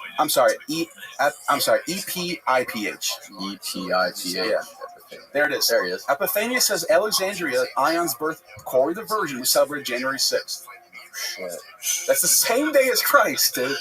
You got this god, this pagan god, born of a virgin on January 6th, the same day as Jesus. Isn't that crazy? They're just taking everything from previous shit. And so guess what? You ever heard of Petra? No. Look up Petra. Oh, the city? Yeah. In Arabia. I've been here. I was here. Really? Yeah, I went to Israel for like a whole month, and then I went to Egypt too, and Petra. Really? I did a whole tour. Look, click on that building. Oh. The top left. Look at that. Click on that building on the top left. Yeah. Can you zoom in on that building at all? See that guy in the middle? Very, very, very middle? Yeah, up top. Yeah, this is perfect. You'll be able to see it. Up. Where? Yeah, right there. That guy, that's Dionysus. He's holding a Thorisis staff. He's holding the pine cone staff. They don't call him Dionysus down in Arabia. In Arabia, it's Dusaris. Dusares. That's him. He's also born on January 6th from a virgin named Kubaba. Kybele. It's like all comes first circle. That's why I'd like. There's so much line. What do modern Christian scholars say about this? They just say, they're all borrowing from each other. Some of it's coincidence. They just kind of wave it off. How do they borrow from something that this hundreds of years in the future? You can't borrow from something that happened in the future. Yeah. And by the way, Epiphanius is later. So a lot of people will say Epiphanius is saying that they're copying the Christians, but it's like that's not. They don't even. I don't know. It's just so bizarre to think that, because these gods are worshipped in the first century, so they're already around before Christianity. So the idea that they would change up their own doctrine because of Christianity is kind of weird to me. It's possible. I'll admit it's possible. Now I understand what you said. That you studied your way out of Christianity. Yeah, this is stuff I'm discovering. Wild. Yeah. So there's that. He's another god named Osiris, born on January 6th, and he's got a virgin mother. What else? Let's see. I think I have one more. Oh, the Simonians. The Noetians are an early group. I'm just going to real quick go on them. They believe that Christ and the Father were the same God. They're the first ones to think that, which is the doctrine that Christians hold today, that Christ and the Father are both one together. They were the first group. They were heretics at first for that idea. And then later on, it became doctrine, so it's weird. But the Simonians are the wildest of all of them. And they're named after Simon Magus. And they were set up in Rome. They're actually from Samaria. That's where Simon Magus was from. That's where he met Peter. And in the book of Acts, Peter baptizes him. He was a magician. Remember in the text? I don't know if you read that. Simon Magus was a magician, pulling tricks on people. Yeah, you can look him up. I don't remember him from the Saint. Yeah, Simon Magus. Yeah, So here's the story about him. This is a crazy story. This is the last Christian group I will talk about. So Simon Magus, he gets saved by Peter, whatever. He ends up going to Rome with Peter to start the Church of Rome. And they have a schism, apparently, between the two of them. And Simon's followers deify him and say that he's the Son of God. He's the Logos. He's Simon Magus. Simon Magus. This is what they say about him. According to according to all of his detractors, people that hate him are saying Epiphanius, Hippolytus, all those guys, they're all right about this. This is all in their sources. So what happens is they say that he is Zeus and his wife Helen is Minerva, and they're like they're giving titles to these gods. There's a statue in Rome of an old Etruscan god called Semosenkis. It's super old, Bronze Age god. It must have been still sitting there in the 1st century because they looked at this statue, and because the letters Semosenkis almost sound like Simon, they're like, "That's you. This is a prophecy of you." And so this statue became Simon Magus' statue, and he became this god, Semosenkis, this old Etruscan god. And then it gets even crazier. He ends up having, this is what the text says. He actually starts having a magic duel with Peter, the Apostle Peter, the first bishop of Rome, the one that the church is named after, St. Peter. Right. He has a magic duel with him. And Simon Magus was like, "You know what, Peter? Let's do this, bro." He said, "I know I have more power than you. I know I have more Holy Spirit than you do. Let's have a showdown." Oh, is this where he levitates? He levitates up in the sky, and then Peter goes, "All right, bro." Whacks him down and kills him. This is what the story says. So that's how Simon Magus died. He has a magic duel with Peter, and Peter wins. And that's when, I don't know when that story was written. It's probably in the middle of the 2nd century when they wrote that story. I just had this guy in the podcast not too long ago named Jeffrey Kripal. Yeah. He's a religious scholar, and he wrote a whole book about ancient levitation. Yeah. And he thinks, He told you about Simon Magus? He was talking about basically like all these priests and these people levitating in antiquity, like just recounts and writings of people levitating. Yeah. And there was so much of it. A lot of it. A guy from an aerospace company, I think it was JPL, like hit him up, and he's like, "Yo, we want to learn about this levitation for like aerospace," and he like ended up doing some sort of a talk. This talk at a they were taking it seriously. No, they brought him to MIT, and they had him talk about it because they're trying to figure it out for modern aerospace. Dude, this is so wild. It's crazy. Yeah, it's super crazy. So what is the connection between, or the misconceptions between, the Nephilim and the Anunnaki? So the Anunnaki come from the Sumerian and Babylonian texts. Those texts came from when? Like 3000 BC. 3000. Yeah, like this is the oldest text that exists in the world. Like there's nothing older than Sumerian text. I mean, there's stories that predate these texts, but they're not written down. Sumer is the first place where we get written text. And they're in cuneiform and Akkadian, and they write about these Anunnaki. And there's these group of gods that, and sometimes they're in the underworld, and some stories they're in the heavens. Depends on what story you're looking at. Most of the time, it's the underworld gods, which is a misconception. People think that these are coming from above, but most of the texts describe them as in the underworld. But there are some texts that do describe them coming from the heavens, so that there is some credibility there. But they get lumped in with the Nephilim because the Nephilim are also described as these. Oh, these are the tablets. Those are the old ancient Sumerian tablets. Yeah, they're from like 3000, 2000 BC, somewhere in between 2500 BC. Yeah, super old. Now check this out, right? So the Nephilim are these like fallen gods. Sometimes they're called giants because Nephil can mean giant in Greek, but Nephil also can mean to fall. So depending on how you read it, it could be fallen ones or giants. And there's just two different translations for that. In some texts, they're the fallen ones. In some texts, they're the giants. Or maybe they're both. Maybe it's a pun. You never know. But they get lumped in with the Anunnaki because the story is very similar as the Anunnaki, in the sense that there are stories of Anunnaki being cast out from the presence of Enlil. And they end up serving other purposes. And that's how they get... So there's a very similar story happening between the two, which I think there's some credibility to that. But this is where it gets crazy. How the hell do you translate that? They can read that though. People can read that. Looks like chicken scratch. Yeah, it does. Samuel Noah Kramer translated all these texts that I'm about to describe. In one of the texts that mentions the Anunnaki, there's a guy named what's his name? Utnapishtim. And there's a couple different flood stories. One of them is called Artahasis. That's another guy. Mm-hmm. And the other one's called the Epic of Gilgamesh. Yes. And this guy, so depending on which story you're getting at, the guy whoever's in the flood story, he survives a flood. That's Gilgamesh, I think it is. Well, Gilgamesh, that's the name of the story. The guy's name is Artahasis, who survives the flood. Okay. And he survives this flood, and at the end of the story, he lets off a dove and a raven and waits for 7 days for them to come back. This is exactly what Genesis says for Noah. When Noah is at the end of the flood, after 40 days, he lets off a dove and a raven and waits 7 days for them to return. It's exactly the same. They're literally borrowing from this story. So the story of Noah surviving the ark is actually predated by thousands of years in this Sumerian story. So there's two ways of looking at it. You can be critical and say, yeah, this is an ancient story, an ancient pagan story being repurposed by the Jews.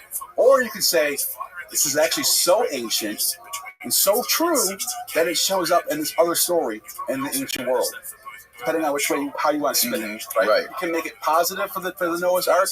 Say the Noah's Ark is so true that we find it in another version, in a different story.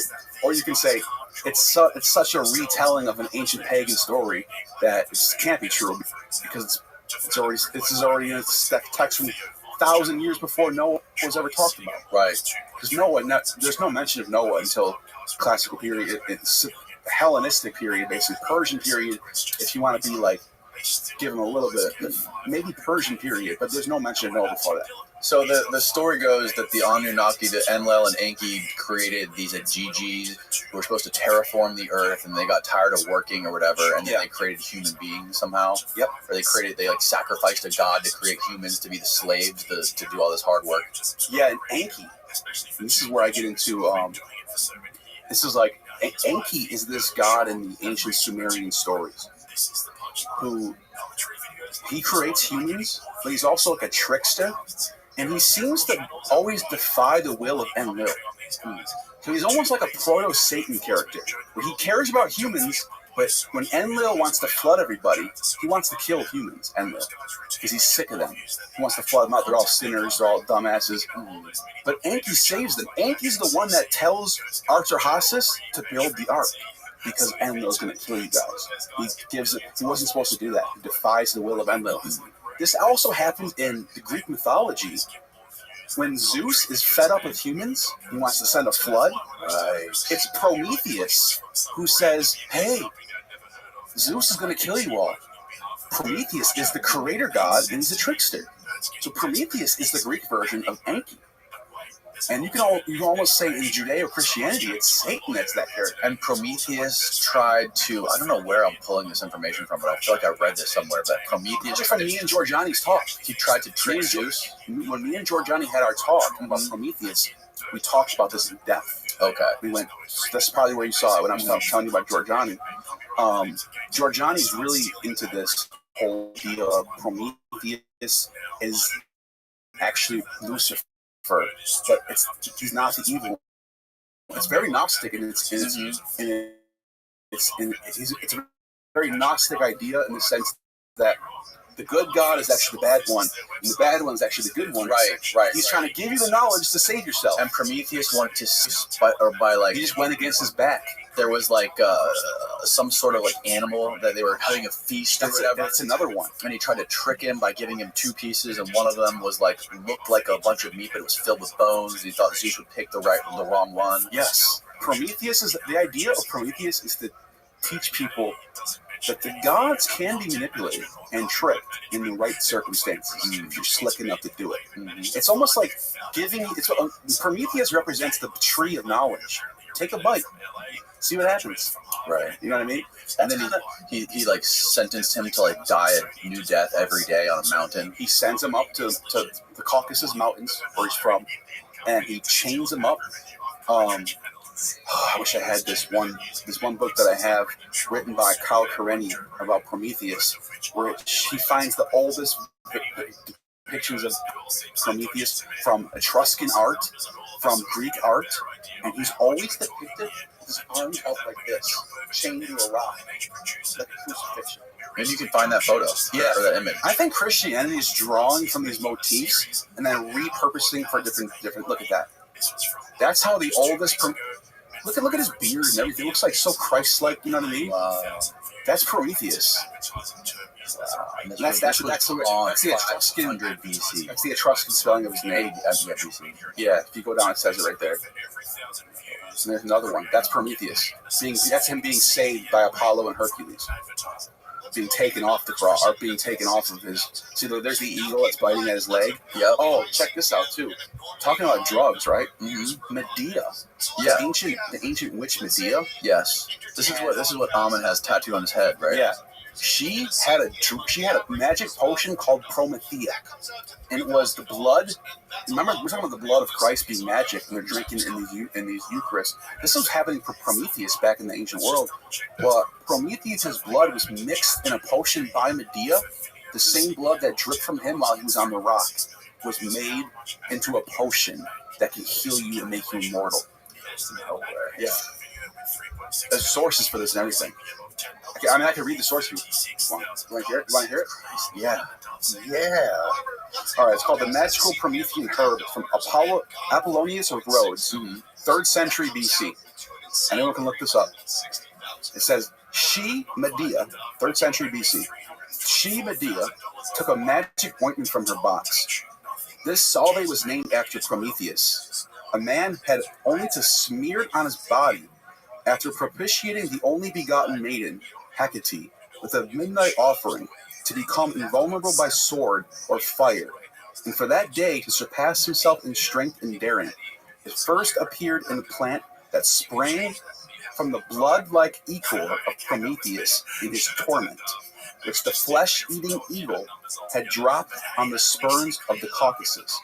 The flowers, which grew on twin stalks a cubit high, were of the color corsine, saffron, while the roots, talking about root cutting, that's where you get DMT from roots, while the roots looked like flesh that had just been cut. By the way, root cutters is the name of an ancient sorcerer. They're called root cutters, so they cut roots to make drugs with. Right. So these roots have just been cut, and the juice is like dark sap of a mountain oak. To make the ointment, Medea, clothed in black, in the gloom of night, had drawn off his juice in the Caspian shell after bathing in 7 perennial streams and calling 7 times on Brimo, nurse of youth, Brimo, night wanderer of the underworld, queen of the dead. The dark earth shook and rumbled underneath the Titan root when it was cut, and Prometheus himself groaned in anguish of his soul. There it is right there. There's a bunch of sources on it. That's wild. Yeah. You can see how. Look, it's not just that one source. There's a bunch of them. Mm-hmm. If you go, that's the one I just read. If you go down, look, Propertius, 1st century BC. He mentions it too. Valerius Flaccus. Up a little bit. Right there. Valerius Flaccus mentions it. Seneca. So that's 4 different sources that mention this magic blood ointment of Prometheus, called Promethea. So Medea. Yeah. Medea is the one who made it. So what do you make of the connections of the Anunnaki to aliens by Zecharia Sitchin? Zecharia Sitchin is famous for that. A lot of people are running with this now. Saying this. I've had people on this podcast. Yeah, they love that idea. I mean, look, I can't read Sumerian, so I don't know how he got it. He's apparently he can. Other scholars, Sitchin? Yeah, Sitchin can. Other scholars of Akkadian say that his translations are sound. That's what they say. I'm just saying what they say. He might be right. I mean, that's something I want to look more into. It's a fascinating theory. And Sitchin's... I don't just side with scholars on anything. I look to see what the argument is. I want to know, are you right? Does the data support it? I don't care what the consensus is. I look at the consensus because I want to compare it. Right. I'm always looking at what they're saying versus what person's challenging them with. And in the case of Zecharia Sitchin, he says that there's Anunnaki are fallen Nephilim, fallen aliens that in these stories are written about. But there's a lot of contention between his translation of the word Nibiru, the planet he says they came from. Yeah. Nibiru was like some sort of planet that was like between Mars and Jupiter, and it somehow got hit and transformed into Earth, like something like that. But I guess like there's a different translation of Nibiru. Apparently, it's not what it meant. It didn't mean some sort of other planet. Yeah, it's like another realm or something, like another heaven realm or something like that. Yeah, that's what they're saying it is. And Sitchin doesn't think that. He thinks it's a planet. I don't know. I don't know what to say on that. And he connected it to the pyramids somehow. Yeah. I don't know how he got there. I have to look into what he said, to be honest. But I did talk to my friend Josh Bowen, who's a Syriologist. I asked him about this. We did a video on it. It's gotten 1.4 million views now. But he says that here's what this is where he thinks Zecharia Sitchin trips up. He says that there's a lot of words in Akkadian that sound like it looks like two words together that sound like it might mean something else. For example, like we talked about this, how the word butterfly. We know what a butterfly is. It's a bug that flies around.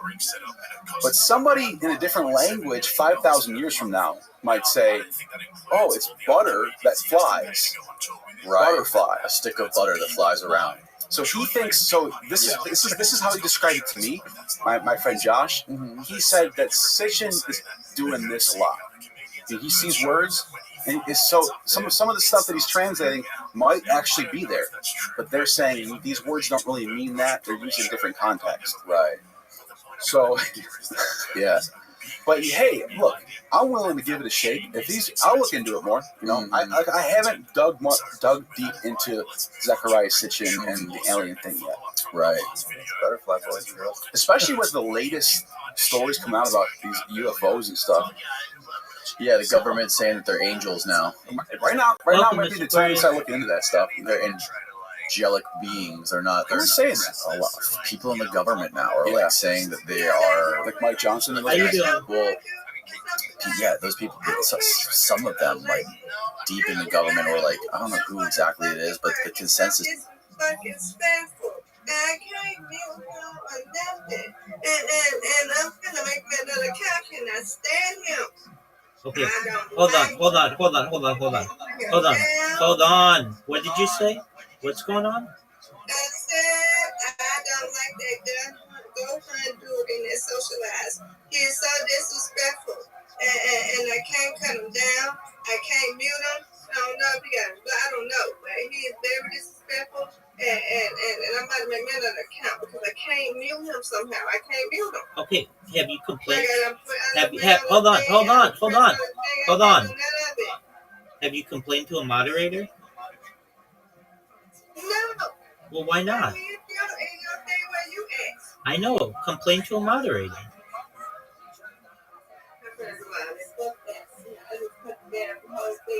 No, you just in socialize.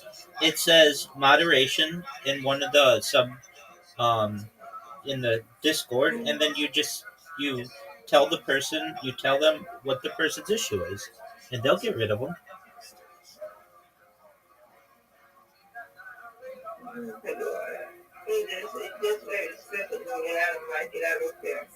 I just want to mute him. Okay, and you can't turn him down. I can't do none of it. Okay, but you can turn down other people? Yes. I'm not sure.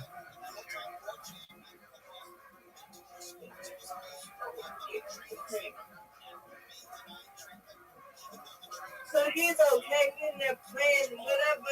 It's okay, but it's not even. All right, well, calm down. Everything's fine. You're looking at Twitch. You're looking at other people on Twitch. Here you go. People on Twitch. I wanted to do Twitch, but I'm not a gamer or nothing like that, you know. So. Sure. don't go live. Ain't no game for me. I know. Can't do that.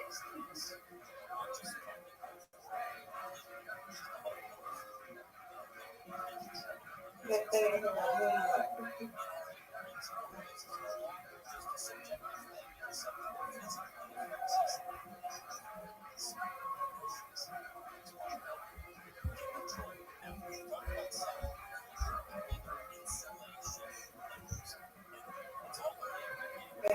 Get him next.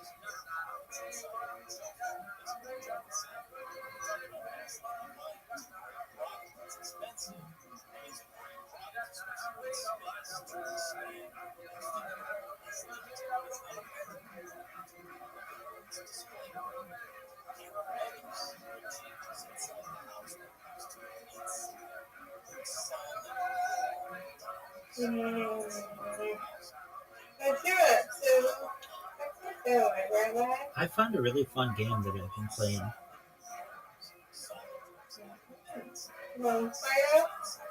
No, it's on the App Store. It's called Dictator, and I'm having a good time with it.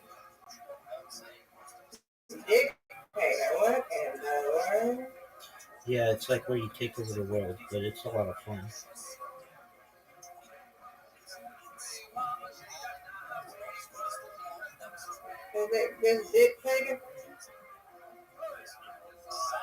Yeah, I mean, you just like, yeah, you just have like countries and stuff.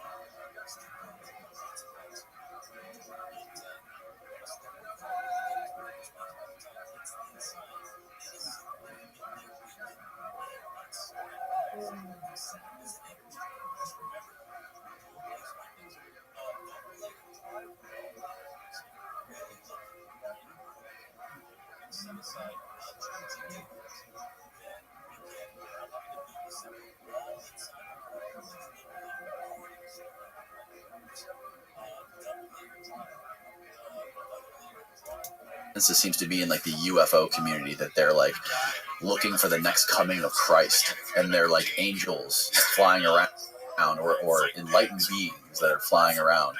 I'm telling you, this is you know who's the best person to talk about close encounters with is Giorgiani. I gotta get you introduced to Giorgiani. He was the one I was telling you about. Okay. Wrote, he writes about Prometheus. That's what I was telling you about. Oh yeah.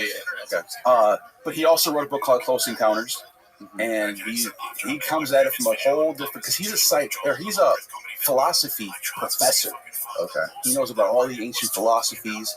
He's big into Persian history, Prometheus. Comes at it from a whole different angle that makes a lot more sense than what you normally get. It was like Ezekiel's wheel too. Like some people think like, oh, Ezekiel was seeing a UFO or a flying saucer or something like that. Yeah. I think he actually writes on that too. That's the in his book. But anyways, that's who you should. I'll show you who he is. And who was the Diana Pasulka was talking about? Yeah. Some sort of nun, Teresa. I forget her name, but there was a story she told about how it was a cherub or something. But the way she described the cherub was like depicting of like what we would think of as an alien. And she had, I forget what the name of this nun's name. If you go back into the Diana Pasulka episode, you'll be able to Saint Teresa, maybe? Maybe it was Saint Teresa. And then she like somehow like That was a good episode, right? transported to New Mexico or something like that. This was very recent, I think. Yeah. Anyways, But no, Pasuka, I saw her on this channel, and I watched her on Lex's show. yeah, She was very brilliant. yeah. She's PhD, I think, right? Mm-hmm. So it's like there are credible scholars getting into this stuff. They are taking it seriously. They're not just crazy people. So I mean, look, I'm open to see what's going on with that. And that's might be my next frontiers to look into. Yeah, it's super interesting, man. All right, well, tell people where they can watch your videos on your YouTube channel, where they can follow you, where they can get in touch with you, all that stuff. Just look up Gnostic Informant YouTube. You can follow me on X. I'm not too crazy on there. I'm not on there every day. I try to stay away from all that shit. But I'm on there, so you can follow me on X. I love what you're doing, dude. You're so deep into this Trying stuff. to go You're deep. so obsessed with this. Yeah, I love it. So, I love it. it's all I talk about. So cool. All I talk about ancient religious stuff. And you learned about all this in prison? That's where I started reading. When I got out was when I really got deep. Yeah, you got deeper. Yeah. You That's where I started it all. you fell down this rabbit hole initially. Yeah, after in high school and in my early, actually no, just at age 20 was when I really went deep into. I was going down a bad path, using a lot of substances and drinking a lot, and I ended up wound up in prison. But I was able to clean myself up because of, I guess you could say, going from one addiction to the next. Now I'm into like ancient texts. How long were you in prison for? 18 months. 18 months. For selling drugs? Yeah. Possession. You were talking about it a little bit offline. You were like manufacturing DMT or something. I had a big DMT phase, but that's after. Oh, this was after. This was actually. I gotta say this though. People talk about all the time how DMT saves their lives and stuff, and it does. That shit rewired my brain. And I had a whole phase, like 10 years of making DMT a lot, trying DMT, having experiences that I could wish I can. It wouldn't even give it justice to try to explain it on here. People who've done it know what I'm talking about. Yeah. Like meeting entities, having conversations with Brahma, the god Brahma. That happened to me once. Yeah. Wow. It was nuts. Let's keep talking about it. Let's go on Patreon. This is go on Patreon. Keep talking about shit on Patreon. So if you want to hear my DMT story, you gotta go behind to his Patreon. That's right. What's the link? We're going to Patreon. I don't know. We'll link it below. All right, I think it's just Patreon/Danny Jones. Hallelujah, motherfuckers. We're going to Patreon. Nice. Good night. That constitutes actual knowledge that the claim was false, because it had nothing to do with copyright. It was simply a public figure trying to silence someone else's criticism of them because it hurt their feelings. That's why I'm assuming that when Brendan Shaw went and did that interview, he said all that stuff about a defamation case going because someone said nasty stuff about his wife and kids. I think he was actually talking about a defamation case, because if he was talking about a copyright case, in my opinion, that would have to be the single most stupid thing an individual in his position could do, because again, this is just my opinion. A court could potentially infer from those public statements that All right, Chris Clem. Yes, thanks for coming down, man. This is Pleasure. great. it was simply an attempt to silence criticism. Hey, pleasure meeting you. I'm glad to be here. Thanks for getting me down here. So, explain to people that are listening what you do. What is a border chief? Yeah. So I was a Border Patrol agent. I was the chief patrol agent of Yuma, Arizona, my last 2 years of my career. So I'll just kind of back it all up. I joined the U.S. Border Patrol in 1995 and retired New Year's Eve, 12/31/22. So I've been retired a little over a year. Okay. It was, the Border Patrol, really, it's federal law enforcement. Our job is to safeguard and protect our borders. And really, it's between the ports of entry. The ports of entry is where people come in lawfully, where, come in from Mexico or Canada, or the airports, the seaports.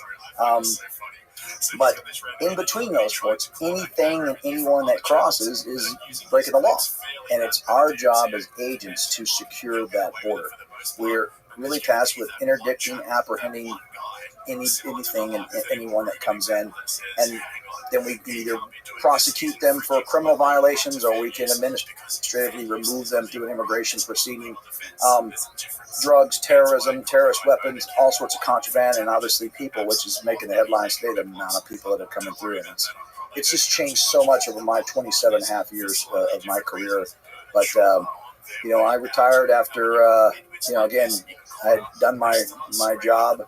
I've been all across the southwest border, Washington, D.C. I was the deputy chief in New Orleans, but was the chief in Yuma when Yuma was one of the busiest sectors in the United States. And we can dive into all that. I have so many questions, but I'm going to start from like a 30,000 foot view of this, and we'll kind of drill down as we go. Sure.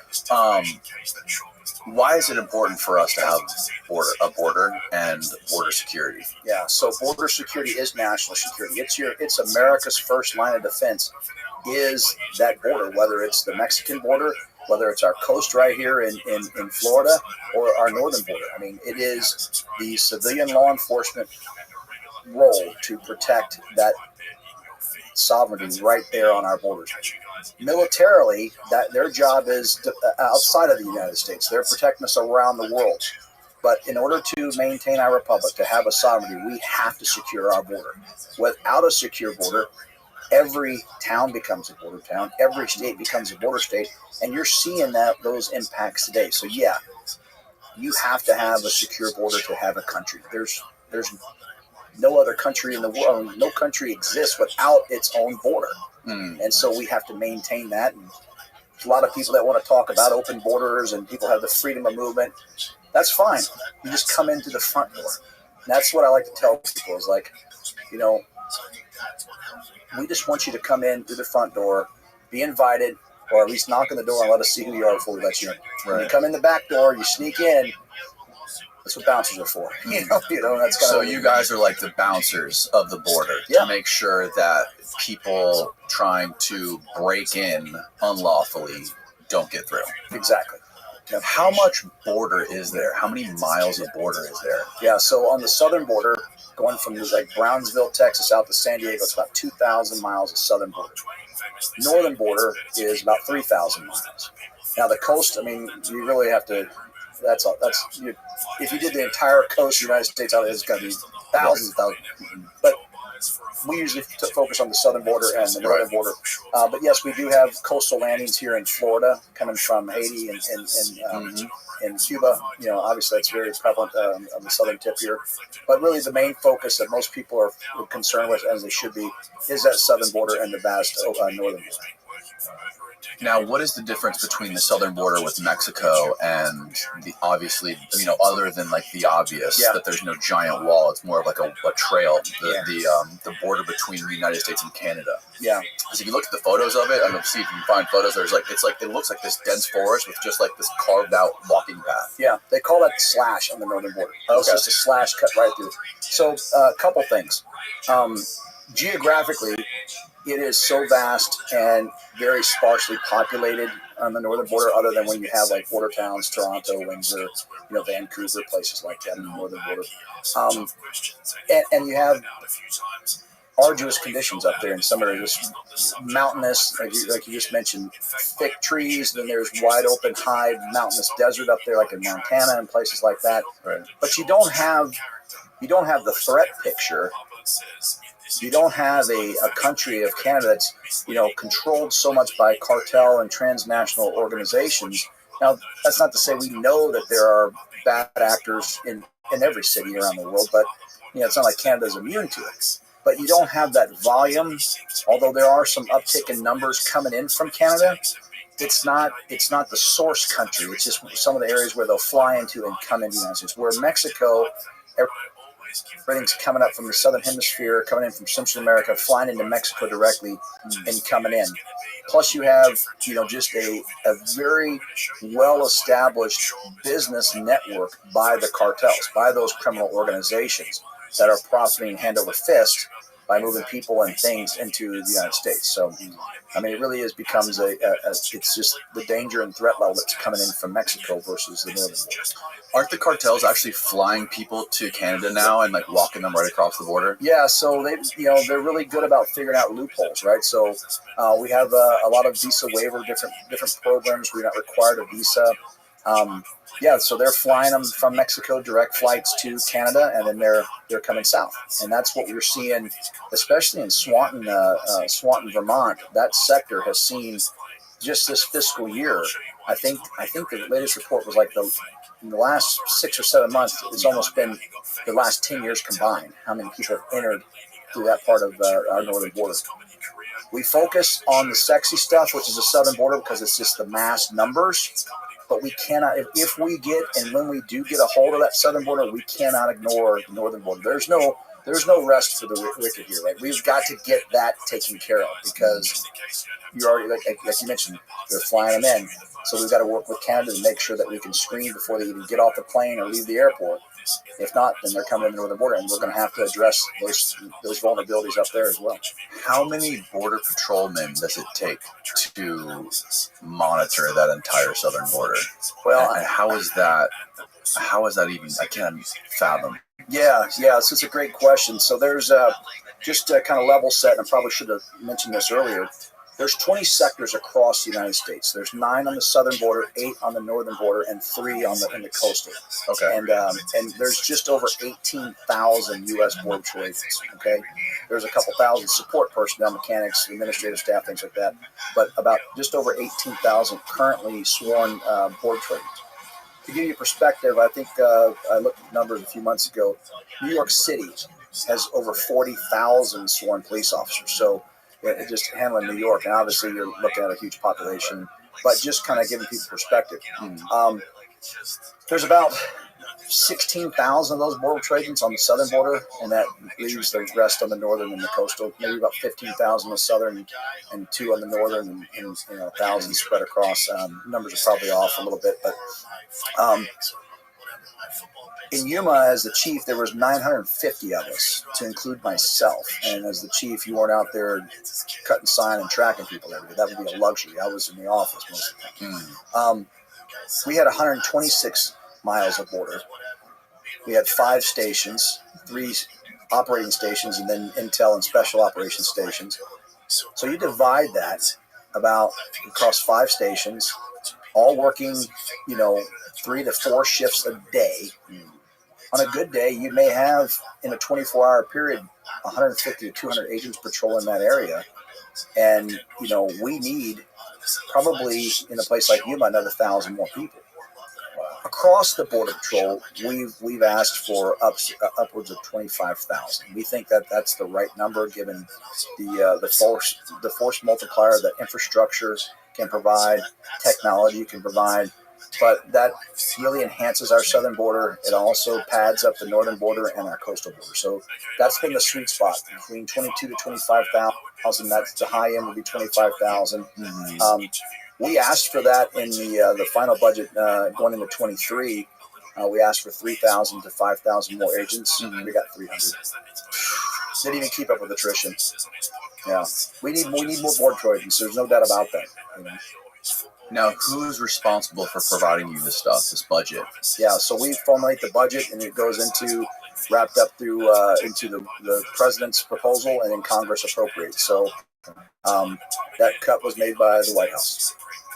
Congress funded the 300, but it really comes down to the executive has to ask for the budget.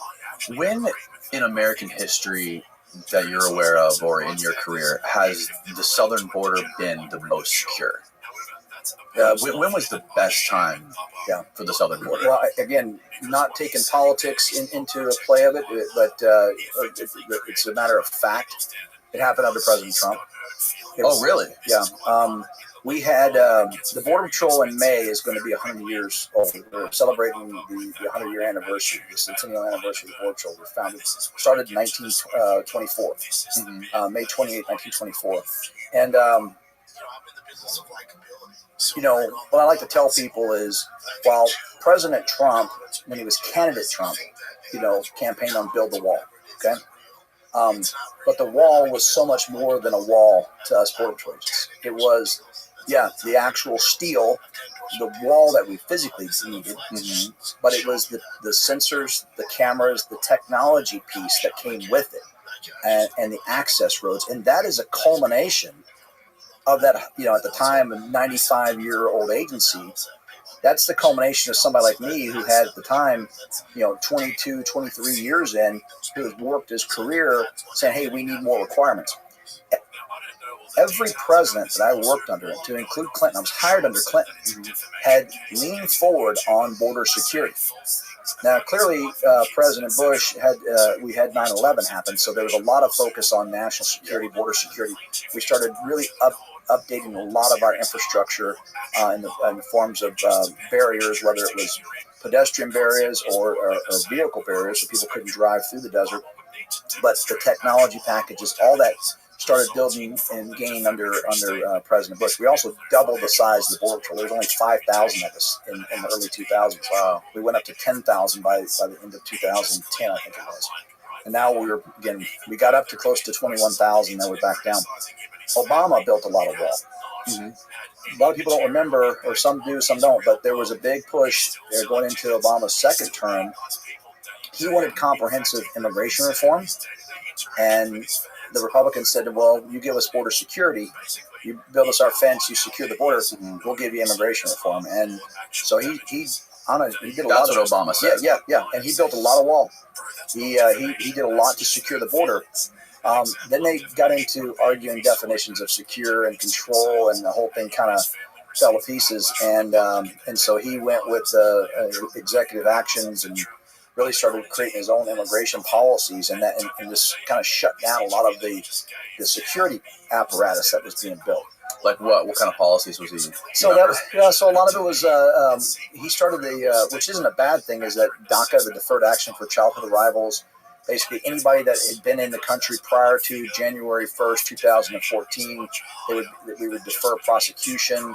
So that's a pull factor, because then people get to come in and then they claim. There's a lot of fraud involved with that. So there was a big mass of people started showing up at the border because they're like, hey, we've been here, and it's very difficult to kind of explain. But at the end of the day, when you have lack of consequences, when you're encouraging people to come in or they're going to get to stay, you start seeing this big push of people. So our walls are falling apart. So, well, hey, you know what? So is the southern border, right? So we started seeing this big influx, right? We had a bunch of people, unaccompanied children showing up, again, literally unaccompanied minors at the border that was overwhelming the system. Family units, mainly from Central America and Mexico, showing up under Obama. That's what I think motivated President Trump to say, hey, we got to secure the border and we got to build a wall. So getting back to what candidate Trump ran off of, very easy to say, build a wall, it could get a big crowd going. Make Mexico pay for it. Yeah, all that stuff, right? All those great talking points. He really kind of ginned up his followers. Got people fired up. Yeah, there were bumper stickers, there was all that. Well, when he became president, it took a little bit of while, but the transition team's like, hey, there's more to it than just building the wall. Wall is going to slow them down, but we actually need the technology, we need the personnel, we need policies, all that stuff. And he had I would say a not so. He had the House, but they weren't really supporting a lot of the things he was doing. There was all that infighting going on, and then he lost the majority. So he struggled at getting the appropriations, and he made a bunch of emergency declarations. And again, build a wall was a slogan, but it was so much more to us Border Patrol agents. It was years of requirements that are finally going to be met. So let the politics and the media do all the talking, but for us, we were actually seeing results of our needs being met. We started seeing, I think there was just over 570 miles of new wall, 30-foot wall put up.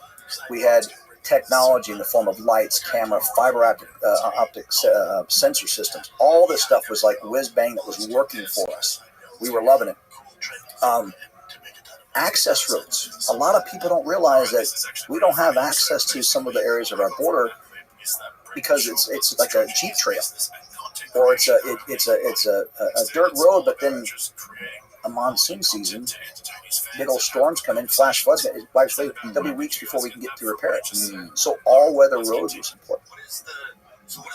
At that point, I would say the end of 18 into 19, starting 20, so late 19 into 20, things were all coming to play. The steel walls had been put up, technology was turned on, we were deploying more and more assets out there. We had policies like the Migrant Protection Protocol, which is Remain in Mexico. That was closing asylum loopholes. We were prosecuting target areas that were, putting consequences to repeat offenders. All that was making sense. And just to kind of back that up with some numbers, in 2019, Border Patrol arrested 905,000 people. All right, 905,000 arrests. That's approximately. In 2020, it dropped to 405,000. We shut that down. I mean, we had a 100% decrease. I mean, we went from just over 900,000 to just over 400,000. Wow. That's why I say it was one of the most secure borders we've ever had. Now, did it drop because the wall was there, because of the barrier people couldn't get through? And that was one part of it, and the technology, basically the enforcement apparatus that was out there, but it was the policy. There was all the people that were coming over here and getting in the United States, turning themselves over to us and claiming asylum. So that Migrant Protection Protocol said, fine, if you're going to claim asylum, we'll put you in the queue, but you're supposed to claim asylum in the first asylum country that you come to. So if you go to Mexico, which is an asylum country, and you pass through it and you get here, you can wait in the line for asylum here, but you're going to wait in Mexico. So we sent them back. And literally within a couple days of that going live, the numbers just dropped because people realized, well, they just closed that loophole. Because people were flying from all over the world, passing through multiple countries, getting to the United States, coming into where they could turn themselves in, where we hadn't completed wall construction, and then claiming asylum when we were processing. And okay, fine. When they claim asylum, we have to let them go for a hearing. But under the Migrant Protection Protocol, we did an initial screening and said, fine, you can be in the queue, but you're going to go back to Mexico and wait. Right. So we sent them back, and they realized, well, this is not what I was promised by the smuggling organization. Right. So that Remain in Mexico is what everybody called it. It was called the Migrant Protection Protocol. That and some other agreements with the cooperative agreements with other countries really kind of put a big kibosh on, this smuggling network that was bringing people in, taking advantage of the loopholes on the asylum claims. And that, those numbers tell that story because, getting back to the question, that's where it was the most secure because we had the infrastructure deployed and continued construction backed by strong policies that said, hey, if you do make it through these gaps, remember, these are all people that entered the United States illegally. You got arrested. During the processing, we asked you if you had fear of return. You go, yes, okay. Why do you have fear of return to your home country? Well, I like asylum. Okay. You can wait for it in Mexico. And when they realized that's not the bill of goods that they were told was going to happen, it stopped coming. It stopped coming, and those numbers just dropped. So that was a policy thing. Yes. That stopped those. That stopped. So what typically happens in you said, what year was it? There was 900,000? That was 2019. 2019, there was 900,000. 2020, there was 400,000. Yeah. So what is the definition of an arrest? Like, what typically happens when you arrest one of these people? Yeah, so an arrest is when they have entered we take that into custody. We've got to basically put our hands on them. How do you typically find them? So what's happening in these large numbers, they're giving up. They found gaps in the wall, and they show up in mass. 50, 100, 250 at a time, and they just sit there. Oh, really? Yeah, and so Border Patrol has to come get them. Why do they just sit there? Because they know that they're going to be taken into custody. They're going to be fed. They're going to be offered clean clothes. They're going to have access to medical. They're going to be taken care of. It's going to take 2 or 3 days to process. And because we don't have any place to put them, they're going to be let go. So let me just kind of walk you through that one more time. Border Patrol is supposed to arrest and process and return them over to another agency, which is ICE, typically. ICE, Enforcement Removal Operations. That's where they were supposed to remain detained until they have their hearing with the judge to determine if they get to stay or they get removed, deported. When there is no room to hold them, we end up having to release them on their own recognizance. All right? We call an OR. They're processed. They're want to see a judge. Mm-hmm. They're not from Mexico, so we can't send them back. The Migrant Protection Protocol is no longer in existence anymore. They get let go. That's where you're seeing these people showing up everywhere. So they typically, ICE can't detain them. They've entered illegally. We have no place to put them. We're not criminally charging them with anything, which is an administrative case, so we have to let them go. Wow. So we turn them over to a non-government organization, helps facilitate their movement to wherever they're going. Just to put it in perspective, when they're processed typically for a notice to appear, which means they're been charged illegally, in the country illegally. They are going to go through a removal proceeding, which means they're going to see a judge. And they'll tell us, they'll say they're heading to Philadelphia. We will use the reporting office, will be the Philadelphia ICE reporting office, where they will check in and their court dates will be set. Some of these court dates are 4 to 7 years out. So if you know that you got a 4 to 7 year window before you could be removed from this country, you're coming in. And you're coming in, and the smugglers are all profiting off all of this. They're showing up at the border, entering the country illegally, and 95% of the people are just waiting for Border Patrol to show up. Wow. Because they're going to be cycling through their system and spit them out and go where they want to go. Absolutely, and it's and paid for typically by the non-government organization, which is ultimately reimbursed by our federal government through FEMA grants. So, what is the name of the NGO? Well, there's a lot of them. Okay. I mean, so it just depends. There's you got Catholic the Charities Open Society Foundation. What's the Soros one called? I think that's Open Society. Yeah. But they're actually working in Central America and Mexico, help facilitate some of those groups that are outside of the country. But every Border Patrol sector, those 9 on the southwest border, there are local NGOs that are helping. And because we don't want to put them on the streets. I mean, by law, I've released you. I can walk you out the front door to the street. Well, that's not humane. And a town like Yuma, we couldn't do that. We were catching more people than the town had in the town, in the population. So we had a non-government organization that stepped up and said, "Well, we'll help this crisis." I think it's also just important just to go back, because I kind of jumped ahead.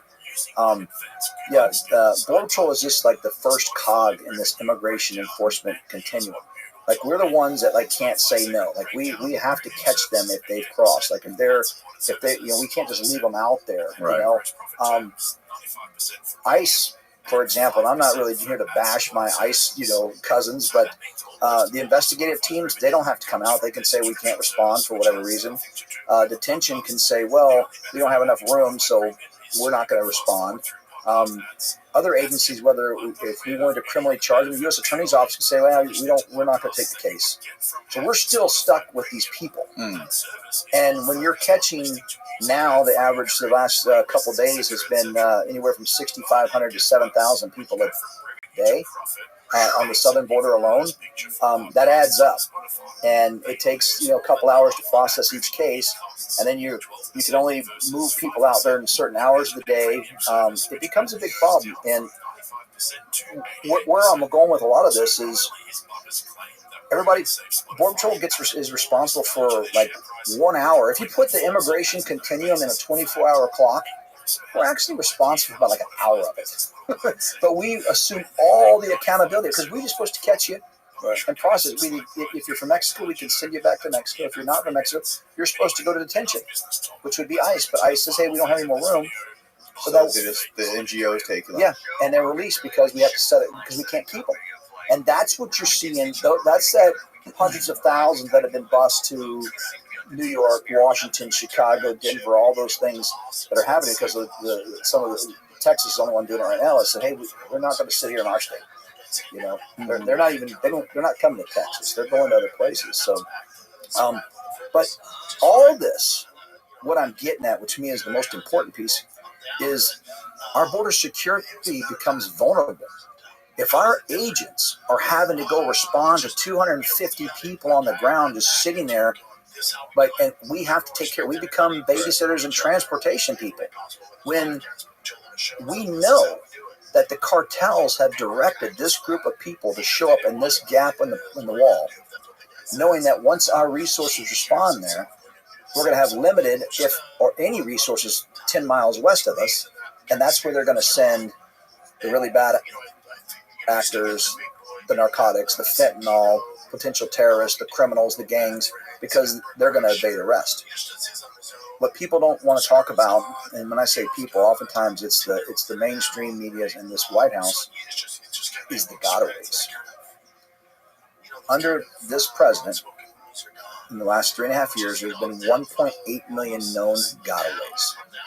Okay, by law, under the GEPRA Act, and it's government something. I don't remember what it stands for, but Border Patrol has to report every 24 hours apprehensions, turnbacks, and gotaways. So this isn't just some made up number. We actually have to report based on what we've discovered, and that's either through visual. We saw 10 people, we chased 10 people, we didn't catch them. That's 10 gotaways. We were driving along the border, we saw the footprint of 10 people. So we saw 20 feet, there's 10 people. We tracked them a mile, we caught 5, we saw 5 more run, there's 5 gotaways. Mm-hmm. Our cameras detected a group enter, we looked at, looks like a group of 20. Best guess is there's 20. We never responded because we couldn't. There's 20 gotaways. That's 1.8 million people. Now, when we've caught 70, 80 plus people in the terrorist database. Sorry, remind me how many gotaways? 1.8 million in the last 3.5 years. Last 3.5 years. Yeah. Basically 500,000 in the last 3 years, and we're about another 300,000 so far. We don't know who's in that mix, but statistically speaking, there's going to be people that are just wanting to get, have been working here, maybe went back south, just want to get back, and they don't want to get caught, so they're evading us. So there's going to be those just workers, right? Then there's going to be, again, the criminal aliens who know that if they get caught, they're going to jail.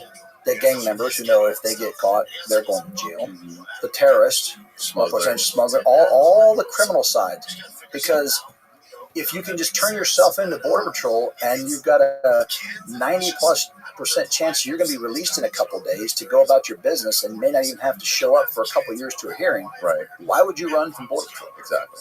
So those 1.8 million gotaways, they're the ones that keep me up at night. Still, like, what is coming, what is happening? And you've got... So they deploy the groups of innocent people to distract you from the people that are committing crimes and that aren't going to get through. Yep, that cat and mouse and deflection game has been going on since I came into Border Patrol. They'd send a group here so they could send the backpackers running dope or something else. How did you guys try to adapt to that? Did you guys recognize a pattern there and start to figure that out? So that's actually kind of funny, right? So I can tell you, when I was an agent, a patrol agent out there doing the shift work and pounding the sand and stuff out there, we would always respond to any entry. And I worked in some remote areas where you didn't have a lot of that give ups and people trying to deflect you because it was rugged areas out in the boot heel of Mexico and far west Texas that people were just not there. It wasn't easy for them to just show up at the border in those locations. So you really had to work for it. But as deputy chief and as chief in the sectors I was working, especially El Paso and Yuma, the border wall is designed to impede or deny entry or control and contain entry. All right? Because there's areas where we have a river, we can't put the wall in the the river, so we have to kind of concede some land. So we're controlling and containing illegal entries. On a land border, it's right there at the border of Mexico, so we can actually impede and deny entry in some of those locations. You asked the question, how do we adapt to that? So I would use the wall to our advantage. When you see these large groups giving up, we're controlling it. If they're just sitting down, let's wait and see, right? We can kind of keep. They're just on the other side of the fence. They haven't tried to go further in. They're just waiting for us to come open the gate and let them in, because it's already on our side of the border. This is specifically in where we had a river border in Yuma and in El Paso. So they're already in the United States, but they just haven't furthered their entry because they can't get over the wall. Right. Or they're not in a gap. And even some of the ones that would just sit there in the gap waiting for us. I had instructed our field commanders, hey, turn the cameras over that way. Keep an eye out. Because as soon as you send 4 or 5 agents out there and a couple buses, what happens? 50 people start jumping over the fence and running to the neighborhoods. So we've kind of played that decoy game. I don't want to give up too much of our, inside tradecraft here, how we do it, but that's kind of what we would do, is like we would delay our response because we wanted to create the bad guys become vulnerable, because they would get antsy. Hey, we got to run this group through. Right. So you're tracking what I'm saying. Is like, hey, we'll send this group here. We see it. Let's monitor it to see what happens, because we know if we go right away over here to the big group, something's coming right behind us. Right. And so this is typical what's always happened. It just happened in scale. That kind of was the game for decades. And then in the last few years, we've been seeing this huge increase. So I want to kind of, I know you got another question on this, but what I want to kind of make sure that I connect some dots here is, I told you what happened in 905,000. It dropped to 405,000 in 2020. Mm-hmm. Well, guess what happened in 21? It went up to 1.66 million arrests. Wow. And then in 22, it went to tripled. Yeah. Then it went up to 2.2 million in 2022. And then in 23, it went up to 2.4 million. And we're trending right now. Let's skip here. 21 was 1.66. 22 was 2.2 million. 23, it was around 2.4 million. And we're trending where this year, if they continue to hold, it'll be somewhere between that 1.6 and 2.2 million. You're talking arrests. Arrests in the southern border. Yeah. To which, what percentage of those arrests are just getting let loose, and how many are getting turned around? Oh, so a good percent of those, 75, 85% of the people that we catch are being released. Okay. Yeah. So why does that jump? Well, we had a change of administration. Mm-hmm. All right. On inauguration day, President Biden signed multiple executive orders. The first one was stop the wall. Okay. This is a very important piece. This is why we're in this situation we're in today. Remember when I said the wall was just a campaign slogan, but the wall system was our requirements? Yes. Well, so when he canceled the contract for the stop the wall, it was all those contracts associated with it. So they stopped building the wall. They stopped installing technology. They stopped working on the access roads. I can tell you in Yuma, Arizona, when that happened, we had all these gaps in the wall that were just where the contracts was going to change over. We had camera poles that we couldn't put the cameras on. We had light poles that we couldn't plug in the lights because that was all part of the bigger contracts. We had miles of dredged lines where we were going to install fiber optic cable. We had spools and spools of fiber optic sitting on. There are still, to this day, I was just in Yuma 2 weeks ago, stacks and stacks of steel that we could have used to fill those gaps. So when he cut that off, all the contracts that they bought and paid for were stopped. And he ended the migrant protection protocol. He shut down deportations for over 100 days. He canceled private contracted facilities for detention, and he reduced the daily capacity for ICE detention. That was a perfect storm, and that's how you go from 400,000 to 1.66 million. Why do you think they did that?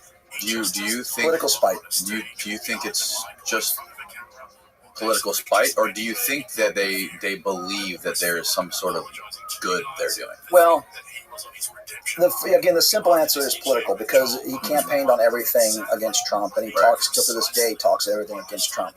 But I do think that there is a larger, more sinister kind of behind the thing. Like why? Because no country can absorb 8+ million people plus the gotaways in a 3-year span. I mean, it's not happening anywhere in the world. Why us, right? Right.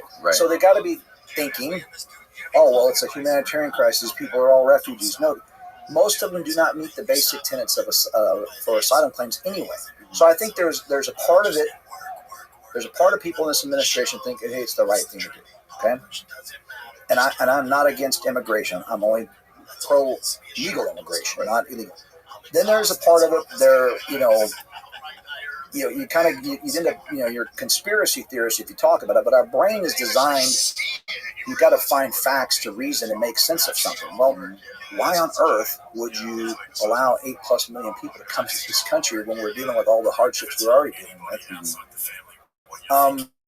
There is a play, or not a play, but there's a conversation going around, and I think it makes a lot of sense. Our census is based on population, not citizenship.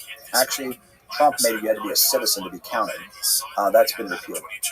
But that's how you gain representatives, and that's how you can potentially increase electoral college votes for your area. So, by most people that live there, they live there, but they don't have to be a citizen. Right. So if you have a heavily blue state or blue district, and you can send more people in there, and there's a population count, and say, hey, we've had an increase of 100,000 people. We need another representative. Well, it's a heavily blue area. You can get another blue representative. If you can add more electoral votes by adding to the population, you can, swing that. If you are in a purple state and you can send more people in there and hopefully shift it back to one of your colors, So there's that theory that's going out there. And that makes a lot of sense, because what some people are doing is it's about remaining in power. And if we can control, that again, that's a tinfoil wearing hat theory. So, but how does that work though? So just because there's more people living in so let's just say, for example, Tampa, Florida, right? This is typically a red state, right? It's gone blue before, but if there's somehow, let's just say, 1 million people from Haiti came here. Now the census in Tampa, Florida is 1 million people more than it was before. Did those people individually, don't they have to vote? No, they do.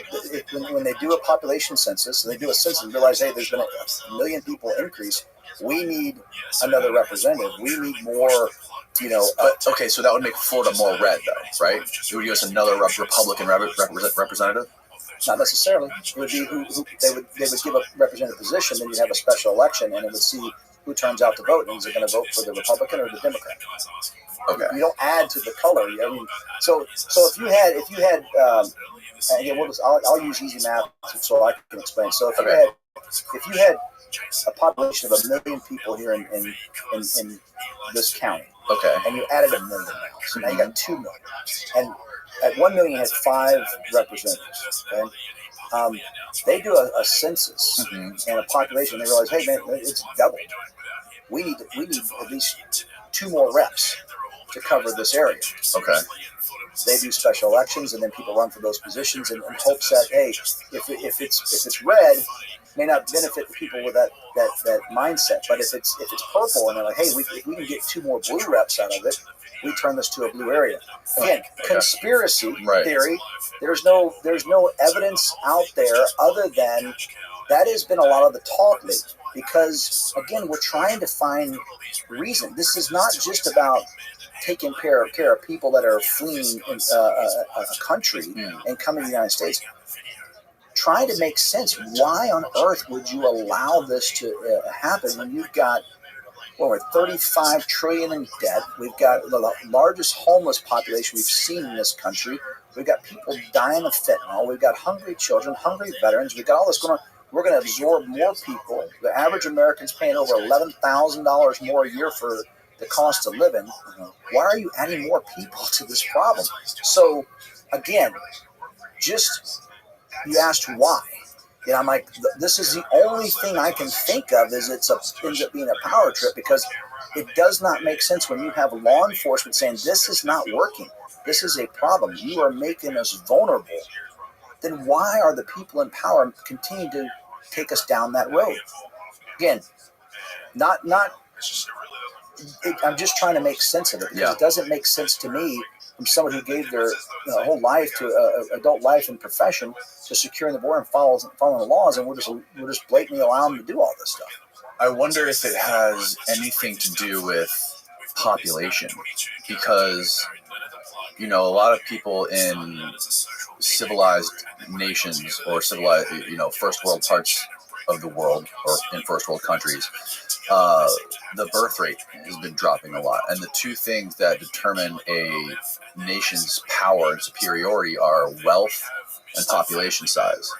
And I know that our population has been stagnant and dropping, but the one thing that's actually keeping the U.S. population at least level is all the immigration that's coming through.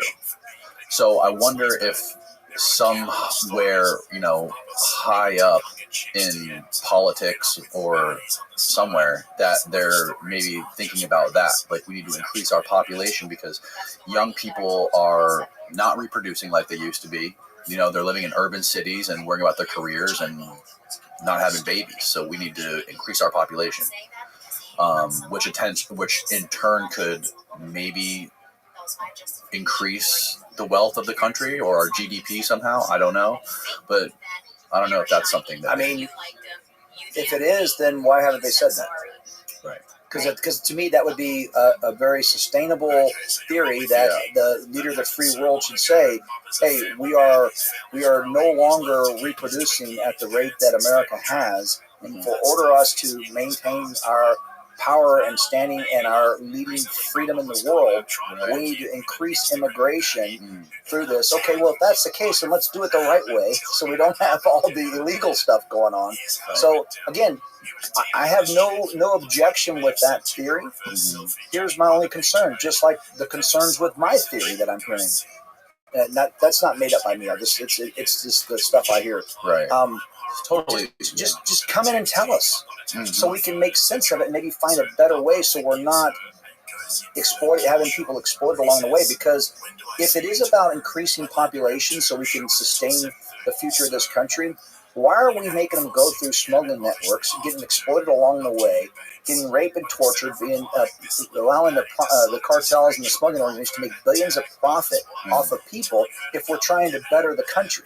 See, that's where I'm like, okay, I agree that maybe a good way to go is to increase immigration, but they're putting people in harm's way to do that. Why not make the lawful process more efficient, more easily attainable for somebody to come over here, if that's the goal? Because then you would actually have a probably more empathetic country than what you're seeing right now. Is you're seeing this erosion of empathy because people are getting tired of all the impacts. If you go to a major city that's received, Chicago has them lined up area. You look at what's going on in New York City, where they're getting 5-star hotels and getting debit cards. That's ticking people off, right? But if there was a reason, the method to the madness, explain it. We don't have to like it, but at least it allows our brain to start kind of reasoning out this. Right now, say, hey, we want to increase the electoral college and more representatives. Okay, I don't like that, but I get it. Hey, we want to increase the population of this country because we're declining. Okay, I get it, but at least I can start reasoning. But they haven't told us any of this. Right. We're just absorbing it all. My friend Luis Chaparro has been on the show a few times. He's a journalist. I've never heard of him. He's based out in El Paso, Texas, and he reports on all the cartels. And he goes back and forth, and he actually embeds with them and talks to them. They trust him. He was telling me that all of the cartels during Trump, they all loved Trump because he was so hard on the border. And the point of view of the cartels was it's easier to make more money when there's a perceived obstacle, right? So when all the people that are in Mexico are trying to come to the U.S., they all see the media and the news and building a wall, we're going to buff security. So now the cartels would say, well, we're charging $5,000. Now we got to charge $20,000 because now we got to get you across this big wall and it's heavily guarded. So they made more money from the perceived barrier of the wall that Trump was putting there. So I'm wondering, like, now that there's less of it, maybe they're not making as much money now. So well, I would say this. First of all, the key to any of this, the one common denominator is the cartels are profiting. Okay. Yes. People are being exploited, and cartels are profiting. It's when I was just again a year and a half ago, it was $5,000 to $15,000 a head is what people were paying. Okay, and that's just the typical rate. That's a $10,000 range, but it really just depends because it gave them some deals. Now, obviously, if you're from other countries, special interest countries, the price would go up. But here's how you look at that, right? You could have a super awesome car, all right, that's going to cost you $500,000. And you could pay high dollar for it if you got it, or you could buy 100 cars for $5,000. Either way, the cartels are making $500,000. So what I'm saying is, under Trump, they're going to drive the price up. Only one car is getting through, but they made their money with it. Okay, right. Under Biden, they can get 100 people in at the same price, and they still hit their profit lines. So it comes down to their profiting regardless. What they really love is they love election season, and they love the mainstream media, because that's the marketing for the smuggling organizations. We had the Trump effect, is what we called it. When he got elected, we saw, I don't know if the overall large numbers reflected, but we saw on the ground the impacts of, you better get in now because you're going to start building this wall. Right? Every election cycle, whether it's midterms, whether it's senatorial, whether it's presidential, the hype on the border comes up. And that's a marketing opportunity for the smugglers to say, get in now. Come on now. I just don't see where that ends until somebody really grabs the bull by the horns and says, all right, enough's enough, right? We've got to shut this down. Because my big concern here is the national security and the security piece. Politicians, mainstream media, they like to give us virtue signaling and false choices. They tell you that if you want to secure the border, that means you're anti-immigrant. If you're pro-immigrant, then the other side says, well, you must be open border. I'm trying to tell you is that you should be pro-lawful immigration, and you can have your ideas of why and how and who should come over here. But as an American citizen, it shouldn't be a political issue to secure our border. Right. I like to talk about our country should be tall fences and wide gates. The tall fences represents that border security apparatus. That's the wall where it makes sense. That's the cameras, the lights, the technology package, the access roads, where the Border Patrol agents need it. The wide gates is the lawful immigration piece that this country still needs to continue to flourish, as we talked about. If our community can't provide the labor force, small business owners need to be able to, or big business owners need to be able to find an efficient, cost-effective, kind of all becomes efficient, way of bringing in workers without jumping through, 4 federal agencies, waiting 2-3 years and spending thousands of dollars on an application you may not. Why do we do that to ourselves when there is clearly a need? People want to come over here. We know, for whatever reason, there's a lot of unemployed people that can work, but they're not working. And you got people trying to come over here looking for a better life. Can we find that sweet spot? I think we can. I think you take your extreme right and your extreme left and you put them on extreme recess and you bring some common sense in the middle and say, okay, small business owner, what do you need here in Tampa? Well, I need this. I can't find this type of workforce in this area. And you can't recruit it around the state or around the country. No, they're not coming over here. All right, let's get you some non-immigrant worker visa that will work this. But all of this happens once you secure that border. that's going to, safe, that's going to mitigate the threats that are impacting us, whether that's gang members coming through here, potential terrorists coming through here, fentanyl getting in here, because the fentanyl, it's coming in, it's getting brought in from China, and it's being pressed in these clandestine labs in Mexico, and it's being smuggled in the United States, and it's killing people every day. Right. But we have to secure that border first. That's that tall fences piece, where it makes sense, because walls do work when you put them in the right place. When you have your buddy Luis in El Paso, the vanishing point is seconds to minutes in El Paso. Right. They can literally cross the border and be in a high school in a 200-yard sprint. They can be in downtown. They can be in an apartment complex. They can neighborhoods. So you absolutely have to have that wall, because as I mentioned earlier, it's designed to impede, deny, control. You can slow it down. You got the cameras that's put in it that can call. The agents can be vectored right in there. They have a better chance of making an apprehension. And you get out in some of the remote areas, 10, 20 miles outside of urban and rural areas, the wall's not going to do anything. Because if you don't have an agent there, they're going to go up and over. But you know what? Cameras and sensors, drone technology, some even higher tech stuff can help us, because there's areas out there where they'll walk 5-7 days till they get to that vantage point, till they get to interstates. The wall's not going to stop that. They're going to go up and over that if it's in a very remote, desolate area. They still got a 7-day walk. But if you had cameras and sensors out there, you had agents out there on patrol, you can make that difference. So I don't know any agent that I've known closely or ever heard that we need a 2,000-pound wall from Brownsville, Texas to San Diego. But where it makes sense, we absolutely need that. If we get a new administration at the first of the year after the election, the plans are, the requirements are there, the plans are in place. I think they just need to revamp it to say, hey, do we still need this wall here, or can we go with technology? Where we didn't have technology here, we're seeing a shift in migration patterns. Should we put technology here? I think that plan would be so easy to vamp up and get it done that would allow people to have a standalone border security bill to secure the border, and then they can focus on a standalone immigration bill to say, hey, how do we regulate what's happening? How do we get the American workforce, whether it's agriculture, whether it's STEM, whether it's academia, whatever it is, how do we get them what they need?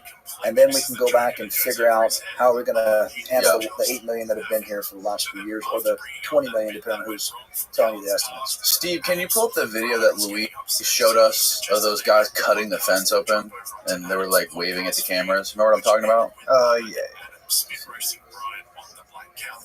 This video is crazy, because these guys are they're using some sort of wires to cut the fence, and then these guys are just piling through it, and the guys behind it are just waving at the camera, thumbs up, hey everybody, how you doing? Yep, they knew that was going to happen. Is that out in Arizona, or is that in El Paso? I don't know. It's El Paso. That's Arizona. Yeah. Look at this. Yeah, I think that's by Lukeville. So can you explain what's going on here? Yeah, so...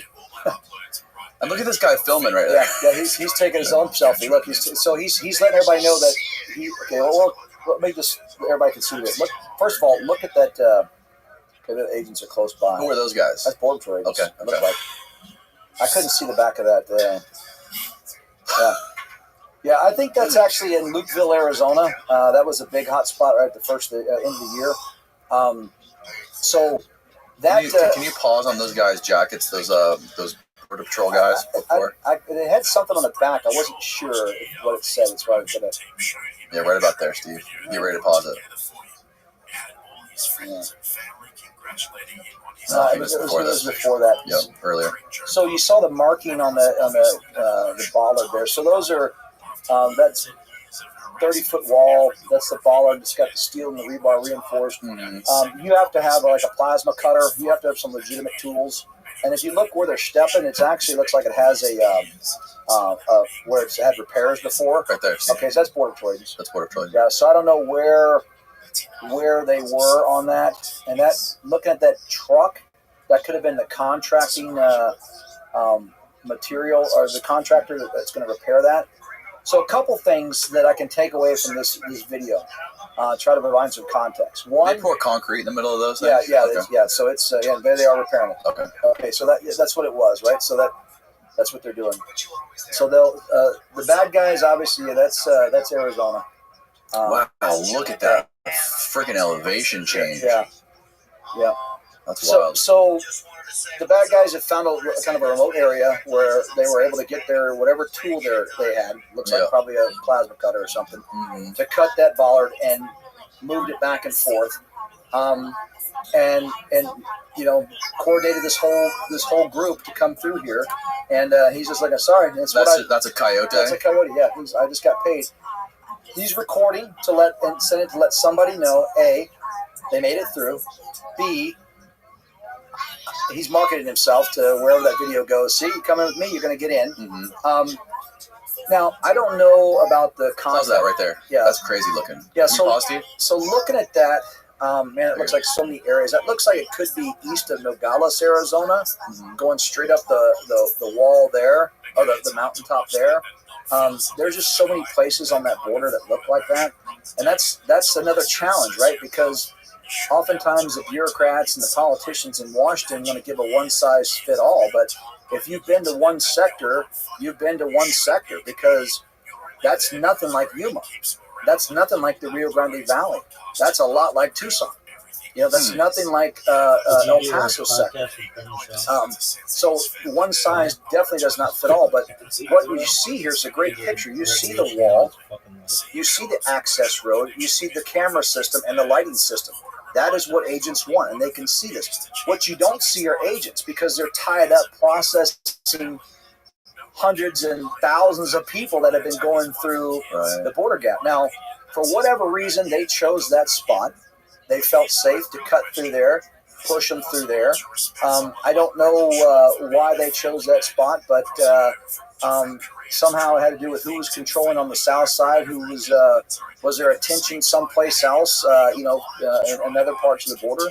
But and I don't know if those agents were actually right there when that happened, or that was just the way the video. That could have been a cutaway. Edit. Yeah. Wait, let's watch it again, Steve, from the beginning. Oh, I got another video. Oh, okay. But even if they were, I mean, once they're here, there's alleys in Lukeville right there in the bottom left. Yeah. So what's going on here? This is a different part? So that's Border Patrol right there. And, yeah, so they're already, so he just stopped him. That's the coyote on the other side. Yeah. Yeah, so this looks like it's right there in Nogales. It could be looks like Nogales. But notice how they're people from all over the world. He's just like, all right, guys, hurry it up. Let's get this over with. Yeah, so, there's nothing, There's the coyote making sure he did his job. He can show his bosses. I've never seen that video where they're actually just letting them come in. Why he didn't stop them? He's trying to put something up right now, like a barrier. He's just trying to. So why would he be like trying to hurry them up, like get through? I guess he figured there's nothing. He's not going to stop them. Like they're already there. I can't believe that he didn't just stop. I don't know. I don't have an answer for that. I mean, like. Human traffickers easily getting migrants through the border wall. I mean, look, if that was me, I would have been like, yeah, that's Lukeville. See, I've been down there. I know Ali Bradley. Is that behind her? Yeah. Is that those blankets, those thermal blankets? Mylar blankets. Wow. So I was down there right before Christmas. I got there early in the morning. Actually, Ali was there, and so were some other media folks. And there was 800 people on the ground there. There was 500, I'd say approximately 500 single adult men. Just sitting there. Yeah, there was probably in the 18 to 35 year range, and then the remaining 200 to 300 people were a mix of family units, mom and dads and kids. They just all crossed in the last 3 hours in a hole similar to that. And that was happening in Lukeville, Arizona, right before Christmas. That made a big headway there, because there was literally 1,000 people a day coming through there for a couple of days. It shut down the port of entry in Lukeville because they had to divert all the resources to support Border Patrol, which kind of ticked off the community. And that's the way to go to Puerto Penasco, which is Rocky Point, which is a pretty very big tourist area. It's just an hour drive south there to in the Baja. And so it shut that down. Everybody goes down there to vacation during the Christmas time. But because there was so much traffic going there, they had to divert resources there. But I'm not going to sit there and Monday morning quarterback those agents, because there could have been other things going on. Like there could be 10 of those things happening all around. It's like, all right, you guys just go get in here. You're going to, as soon as I turn around, you're going to come in anyway. Maybe that's what his decision was. I have a hard time with that. I would have at least attempted to stand right in the middle of that, maybe deployed some less lethal, some pepper ball or something, and just say, hey, get back. You're not allowed to shoot him, right? No, you can't shoot him for that. There's no immediate threat, right? But you can use less lethal. You can do some, put some gas out there, because you don't know who's in that threat, right? What would be a humane way to keep him back? Well, so you have a right to defend that territory, right? And again, without knowing, you see the smuggler, he's a masked guy. You don't know who he is, what he's doing. So you could do an area saturation with some pepper ball, which would have some not CS gas, pepper spray. Yeah, it would be gas, but it would be the pepper spray, and that would just keep you okay. I'm not as irritated. I'm not going to come across, right? So you could do that till you kind of got control of the area, till he could assess. Because anytime you have a situation like that, if it's not an immediate reaction because you're being threatened, it's a STAMA: stop, think, assess, manage, act. That's what I would do. I'd be like, okay, hold on a second, what's going on? Do I have the ability to do some area saturation here so I can stop, make sure that there is not a threat, coming in? I don't know who the smuggler is. I know he's wearing black and he's covering up. He's got something. He's talking on a phone. I got people just jumping right through. What the heck is going on? Yeah. They're not supposed to be doing that. They're committing a crime right in front of you. Right. They've just cut the wall. Yeah, what a crazy thing. But again, this goes back to, this is what the agents have had to face every day and continue to this day.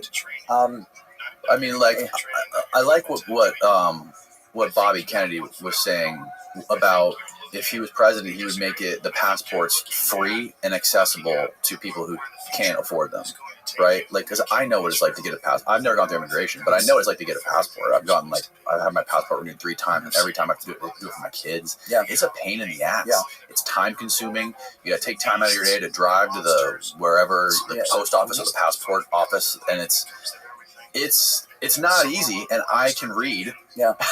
Right? Yeah. I'm somewhat educated. But somebody who doesn't speak the language fluently or is not educated, that has to do all this for their kids, and they have to come up with the money. It's like hundreds of dollars to get a passport. Sometimes you got to travel like a long distance to one of those offices. It's pretty freaking hard. I think what he was saying is he would make that accessible to all Americans, because then you would know, right? Then there'd be that American document. You only get a U.S. passport if you're a U.S. citizen. So he was going to make that, to where there's very few things nowadays, because they're even challenging the right to vote. There's people out there. Right. Like he was making the argument, there's people that are really old, that their passports have expired, their IDs have expired, their driver's license, whatever. And there's lots of different nuanced situations where it's just inconvenient for them, or it costs too much money for them to renew this stuff. I don't disagree. I mean, having a U.S. passport, why should it cost hundreds of dollars for U.S. citizens to get that? I would be in favor of something like that, because it becomes that. People don't like talking about it, but that becomes a national ID, and that's okay, because it's saying you are a U.S. citizen. And really, the only thing that is separating a U.S. citizen from a non-citizen nowadays is that right to vote and that U.S. passport. Right. Because the non-citizen doesn't get a U.S. passport. Right. And I think the other thing he was saying, I think the point of this rant he went on was that business owners should be liable for hiring people that have these passports or have these identifications, right? You can't just hire people off the street. They have to have this legitimate ID, but at the same time, it has to be manageable, right? It can't be completely unreasonable, like an insurmountable task for somebody that's coming from another country to obtain it if they're not a criminal or whatever. Right? If they're a good person and they're going to contribute to society, it should be fucking easy, right? I don't disagree with you on that. That goes back to the wide gates, right? Mm-hmm. That way, and I say gates because you're allowed to open and close the gates to the width that you need, because there's going to be times when, let's say, there is a natural disaster to where we need to give some kind of refuge to people, that we need to open the gate a little bit. There could be an economic disaster, like some of the areas that are impacted around the country. We need to open that gate. But then you have situations where we've got too many illegals coming in here. We've got too much crime going on as a result of some of the illegal activity. We need to narrow that gate to strictly just trade and travel and commerce, right? But that's what you do with the gate. It opens and closes, right? And so to me, that becomes manageable. And that is also something that helps with the overall security solution, because now it's a very, it goes back to many years ago, 40s, 50s, and into the early 60s, the Bracero program, and I've talked about that before. That's where they made it very easy for that was basically Mexican field laborers, so the ranchers could hire them, and they'd come in for the season, they'd go right back. And there was a major reduction in illegal entries, which allowed the very sparse Border Patrol to go do their real job, to go get smugglers, as opposed to going to get farm workers. And you had people that were willing to come in here. I would venture to say that if we truly had the need for the labor, which I think we do, if we made non-immigrant work visas more accessible, we had a better vetting system to make sure that we are not letting somebody in that shouldn't be here. If we made it, just covered the cost, no one should have to pay all this money. You know how people argue it's a privilege to come here, and I do agree it's a privilege to come here. But if you're going to contribute to the company in my neighborhood that's going to contribute to my neighborhood, provide me the supplies I demand, let's make it easier for that company to get the people so I can have things stocked so my neighborhood and my needs are met. I think that, again, we should start with here at home, but if our workforce is not willing to step up or not able to step up for whatever reason to fill those gaps, why should we make it almost incentivize the underground world? Let's expose it. Let's tighten it up. Let's make it more accessible. And I know that there'll be a direct correlation to mitigating our vulnerabilities on the border if our agents are not having to deal with these mass give-ups, people trying to use loopholes, people trying to game the system to get over here. We could go back out there and do the job that we intended to do, and that was secure the border. I think that there's that piece gets so conflated of immigration and border security that's why nothing gets done. It just becomes a quagmire because Washington is not about solutions. Washington's about trade-offs. And when you create that environment to say, I go back to Obama, I want comprehensive immigration reform. Republicans say we want border security. So instead of saying, okay, well, let's secure the border, and we're all in, 100%, left and right, down the middle, all in, secure the border. That's done. Now we're all in. Let's work on a viable immigration reform system that makes it right for the people in this country and the people around the world that works with it. But when you turn around and you throw it together, it becomes, well, I'm going to give you 100 miles of wall. Okay. Well, if you give me 100 miles of wall, I'll give you 5 more immigrant classes or we'll up the quota. Okay, well, if I give you 500 miles of wall, then it becomes trade-offs, right? Not solutions, and that's politics. And you know who suffers? We the people. And the ones that suffer the most are the agents, the border communities, and the migrants themselves, because they're caught into this vortex that becomes, hey, I'm gonna try to make my way to the United States for a better life. Well, I can't do it on my own, so I'm going to hire a smuggler so they can help me facilitate there. I'm going to pay the cost, whether it's, real or perceived or actual cost or some kind of payment plan. Oh, meanwhile, I thought I was paying a smuggler. Now I'm caught up in this trafficking world, and now I can't get out. And bad things can happen. I had a dude on this podcast a few months ago. He was born, I think he was actually born in San Diego, but his whole family lived in Tijuana. Yeah. And his mom actually has a job in San Diego where every day she's allowed to cross the border, her and all these other all these Mexican national, or these people that live in Mexico and Tijuana, they all just like get in a big line and they all walk through the border because they all work in like service industries. Yep. Like his mom, I think, was a maid at a hotel. Yep. And some of them, the cartels get to some of them and they get those people to smuggle drugs. Yep. Yeah, that's a problem. So, that's a typical border community, right? You have people that work in the U.S., go in school in the U.S., but they live in Mexico. That happens in every major border town along the border, right? That's typical. And that's what the border crosser card, the work visas for, all that kind of stuff. That's and all those people have been through this immigration process. Yeah. They've got either, most of them are probably like they could have been U.S. citizens, but again, a lot of times they come over here. They were born in the United States, and then but they're raised in Mexico, like your friend. Mm-hmm. They could have a work permit. They could be resident aliens, but they live in Mexico. Mm-hmm. But there is a process. There, farm workers, there's all sorts of visas and requirements that they've met, right? Because they're coming through the port of entry. They're coming in through the front door. They're being scanned in and brought in every day. But to your point, the cartels get a hold of them, and they say, we see you come in and out every day. So, you know what? And this becomes human exploitation. And, not to get graphic, but they'll turn around, they'll basically say, well, you know what? I've got your sister, and I know where she lives. I know where she goes to school. So if you don't carry these drugs across, you'll never see her again. Or I will harm her in front of you. I will assault her in front of you. I will rape her in front of you to show that I have power. And that's real. That's not made up stories. I mean, you can talk to so many people that have made this arduous journey to come over here, and the horror stories that they can tell you of what happens or what they witness, whether it's murders, whether it's rapes, whether it's just assaults, that occurs along the way. That's a power, that's a control thing.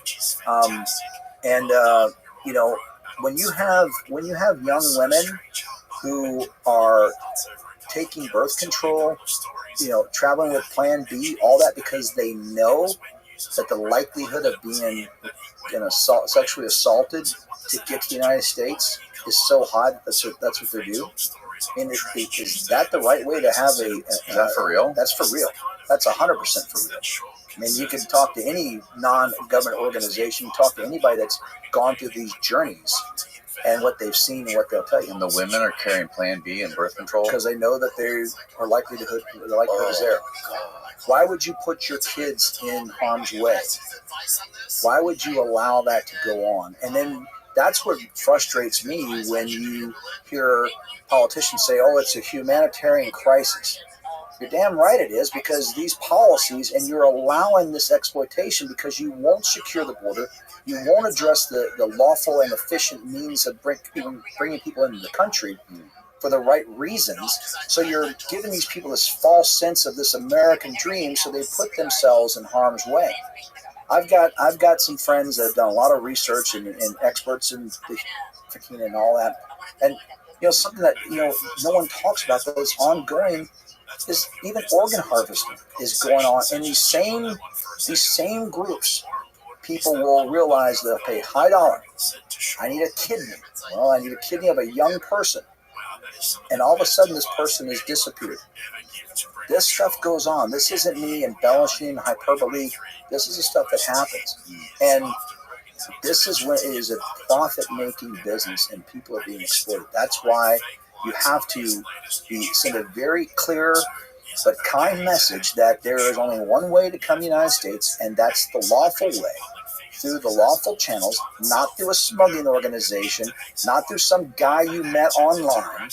That you go through the State Department, you go through your consul, and while we do have a nurturing heart as a country, we are that beacon of hope where immigration is something that has sustained us and should sustain us. We got to do it the right way. And that's where I get very frustrated having seen it, play out in the political world, having seen it, for whatever reason, cause great harm to this country by creating vulnerabilities at our border, that they can't get this right. Why are we having a system in place to where we are allowing people to be put into the arms of unscrupulous smugglers and trafficking networks and things like that? That I get it. I would do whatever it takes to take care of my family, but I am not going to willingly put them in the arms of a trafficker that's going to exploit them if there is another way to do it. And I think that another way to do it is to get our system right and send a very clear message. I'd rather wait a few more years in squalor, if that was the case, to make my journey than to put my wife or children in harm's way. And that's happening. Danny, it's real. What is the sentiment on the ground with the Border Patrol agents that you spent your time with, where the different places you were? What is their attitude towards are they into politics? What do they think about politics? Are they all frustrated? And I assume there's got to be some level of empathy when you're dealing with mothers and children that are coming through the border, or maybe not. Or do you just build up this callousness after doing this for years and dealing with hundreds and thousands of people? Yeah, it's all the above. So we didn't really want to be in the politics of it. We just kind of became part of it. And we saw, and I guess it was kind of a roll of the dice with the. Of course, I was in leadership positions, members of management, so I was not part of the union. Our union actually got involved in politics under then candidate Trump, and they rolled the dice and won because they got what they wanted. They wanted that border security support from the President of the United States, and they got it. But that put a lot of things, put us on the spotlight. Then we became a political football for people. Exactly. Yeah. So that's what I'm saying. That must be frustrating to be a guy on the ground, spending your time every day dealing with these people in real life. Yeah. And then you just see people using it as an optics. Oh yeah. You couldn't. When I was in El Paso under President Trump, especially his last 2 years, I couldn't turn around without tripping over a Democratic congressional delegation wanting to come do oversight investigations and see things firsthand. Funny how I didn't have a single Democrat delegation come in under Biden in tour when I was in Yuma. But we got thrust into the politics. Now, it was my job as a deputy chief and a chief to deal with that. That was my job. But they're also humans, those agents, right? So they see all this. They understand the impacts when appropriations get reduced because the House controls the purse strings and they didn't like what the president was doing, so they reduced funds. They make a big deal. That was a problem. They see it firsthand. And I will tell you this, anybody in law enforcement, anybody that wears that badge, if you don't have the heart, you're doing this to save lives. You're doing that to protect people. There's always going to be the bad apple somewhere in the bunch, but everybody I ever known in this profession, they cared about people. It would be, you would get jaded, you would get callous, but then you'd see that 2-year-old that was left in the desert with nothing but a safety pin that says, call my grandma at this number, and it kind of resets you and go, man, what the hell is going on, right? So you'd see that, and that's a common practice. You would see that all the time. They take off that badge, and right underneath the badge is their heart. So I have no doubt that the men and women of the Border Patrol and any law enforcement agencies dealing with some of this type of crisis, they're in it for the right reasons. But it does take a toll on you. And especially when you see what happened, where we were just like, man, this was great, and then all of a sudden it was taken away from us, and we're dealing with all these numbers, and we're kind of doing our job with one hand tied behind our back. It's made it so difficult and so frustrating that the morale was just at an all-time low. And look, even as the sector chief, my morale was low. I was like, how do I go in there and go to a station and visit the command and the muster where all the agents are for their assignment and try to motivate them when this is bad, man. There's not going to be a change. So you do the best you can, what we did is we actually started investing in some resiliency programs, some mental health programs, because we noticed we had, well, it's a fact. I mean, I think it was 14 suicides by Border Patrol agents in 2022. I had actually one permanent staff member that worked for me take his own life, and we had somebody that was detailed in from a visiting sector that took his own life, all in about a 6-month period. Because now, I'm not saying it was the border crisis that did that, but not feeling like you have a purpose and a mission, where you feel that you're, what you're doing is of no value. You add that to whatever else is going on in your life, whether it's personal or financial, emotional, physical, whatever. If you've got a bad home life and you come to work and you're like, all I got to do is process these people and let them go, and I know people are getting away, I got to say that contributed to it. And so the morale is still low. They're still very frustrated. I think there's talking to, I still have a very good relationship with a lot of colleagues and agents, and I think they feel like, out of the 3 presidential candidates right now, at least in the top end, obviously President Biden and President Trump, and you got Bobby Kennedy, who's making an impact.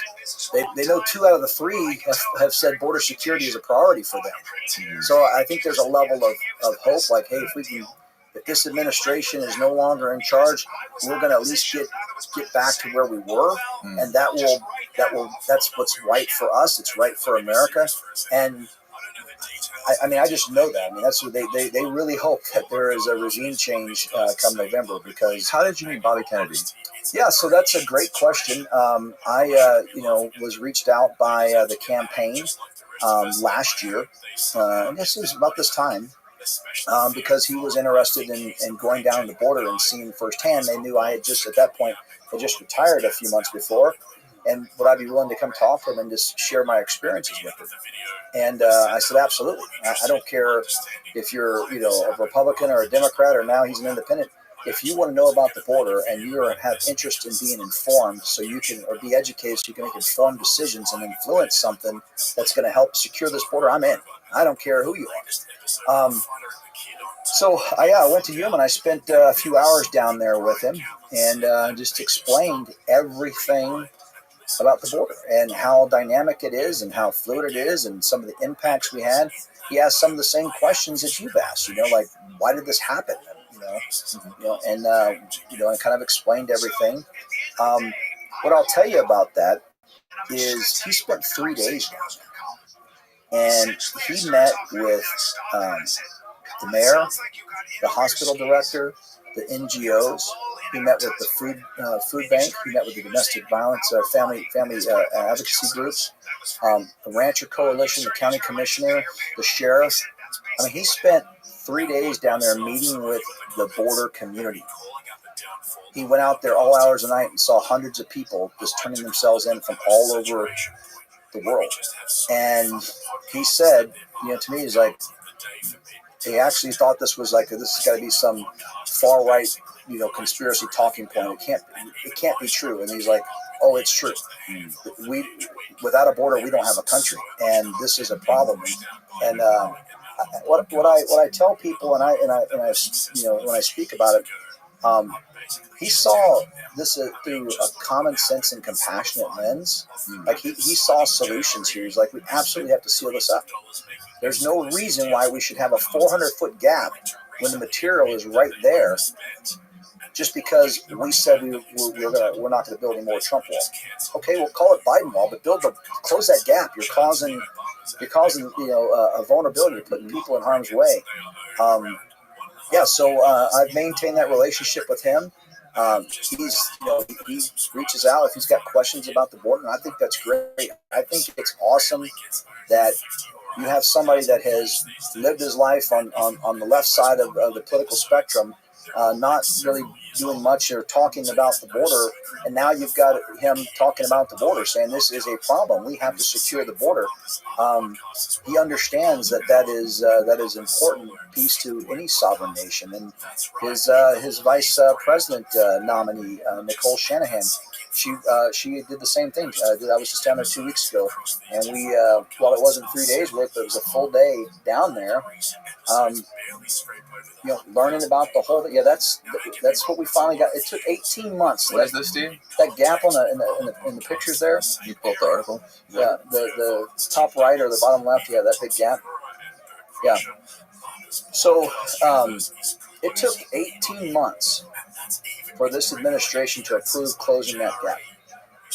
Wow. And that's a canal on our side, but on the Mexican side, on the other side of that wall, is the Colorado River and the Morelos Dam.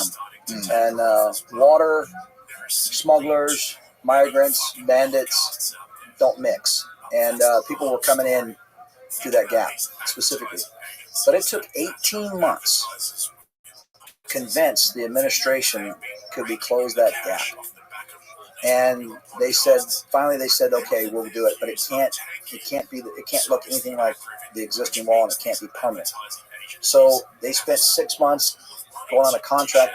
It basically took just over 2 years for them to close about 1,000 feet of gap, and the material looks more like chicken wire, and it sits on top of it just sits on top of like a concrete barrier, so it's temporary. Where all the other stuff, the Trump wall that you're seeing, the big stuff on the left there, that's like 10 feet anchored into the ground. You're not going to burrow underneath it directly. Didn't some shit go down recently with Greg Abbott in Texas? Yeah. He wanted to line the walls with razor wire, and some of the rivers he wanted to put buoys in there with razor wire borders, and then the federal government basically said you got to get rid of that. Yeah, so he did that. So that those old floating buoys, that's actually the Border Patrol apparatus. We've used that in waterways for a long time. Mm-hmm. He put that in there. Which, I mean, look, if you do it, yeah. you're like, look, there's fucking razor wire. You're going to get shredded. Yeah. And if you tell them that, try or don't try, but you know the consequences. Yeah. So quite interesting. So they put the buoys in there. Department of Justice sued him. Said that's not your right to do that. That's the federal government's responsibility. I argue that if the federal government's not doing its job, and then it gets delegated to the states, and the state has a right to protect its borders, and I commend Abbott for stepping up where he was doing it. The government should be doing that. It shouldn't be an issue. The state shouldn't be doing what they're doing, but they have to. The razor wire. Did they leave it up? So the buoy got pulled out because that was international waterways and all that kind of stuff.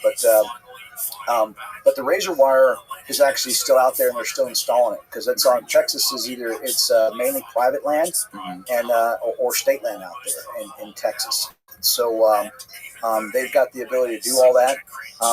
They're basically filling gaps where the federal government has not done it, where they stopped building wall. Okay. I wish they didn't have to do it. As a retired Border Patrol chief, I wish that Texas didn't have to do this, but because of what I would call a betrayal from this government to the state of Texas and to really the whole country when it comes down the border, Texas has been kind of forced to do that. They were taking the brunt of it. Now, I dealt with a lot of crap in Utah, okay? We went from, in 2020, just over 8,800 arrests to 114,000 to 312,000 arrests in 2 years. So we dealt with a lot in Arizona. Oh, shit. Pull up that one with those are buoys wrapped. No, those aren't wrapped. Yeah, they've got, it's a metal. Dead body found stuck to Texas Governor Greg Abbott's border buoy in Rio Grande. Okay, so well, here's the story. Okay, that's the headline, and that's what the progressive political base, the mainstream media, that's what they went after him on. See, you caused this. The coroner determined that the body had died upriver and had floated down and basically got caught. Oh, really? So the drowning didn't occur because of the buoys. It was actually where the body got hung up. Okay. So that they discovered that through, however the forensic coroners do their stuff, where the water was, how long the body had been. That's not a juicy headline. No, exactly. So this just is something they can throw at us and see you're causing it. But look, why would you cross right there when you've got this? This is clearly a barrier. And what's under it? I mean, it's floating. It spins. Okay. So yeah, I mean, you technically could. It's where it is anchored. You couldn't, but it's just kind of floating out there, and it's a the river. Again, it looks smooth, but it's a pretty fast moving river. Is it? Yeah. How deep is it? Oh well, there's areas where you can literally walk across it, and there's areas where it's 4 or 5 feet deep, and then 20 feet deep just because of channels. Wow. But yeah, I mean, we've used those barriers and floating barriers in different waterways across the border for a long time. That's nothing new. The razor wire again allows, it sends a message like where the border wall stops. People were going through there, so they're like, look, enough's enough, and it really happened in Eagle Pass is where it first started because you had this invasion. I mean, literally had 1,500, 2,000 people a day coming through. Were these caravans? And we're no, there's just people, just groups of people. The caravan. That's a. I'm glad you brought that up. A caravan is that's just activist propaganda. So yeah, what is a caravan? So when they caravan, it's organized by some advocate, usually an open border, advocate. They stir everything up, get media down there. They've got the support from a lot of non-government organizations internationally. They're throwing money down there, and what they end up doing is they organize right there in usually in Guatemala. Right before they come in, they talk about, hey, we're all coming in. We're heading to the United States. We're 1,000 strong. We'll be 5,000 strong. What their goal there is to get the humanitarian exit visa from Mexico that allows them the migrants to stay in Mexico for up to 40 days and do their own thing. Because you never hear about a caravan arriving at the U.S. border.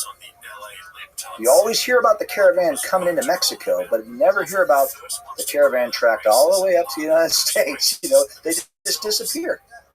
Because they've gotten in, they've gotten the attention, they get their visa, they can stay in Mexico and traverse through Mexico for about 40 days. So then they go into whatever smuggling network they want to go to, and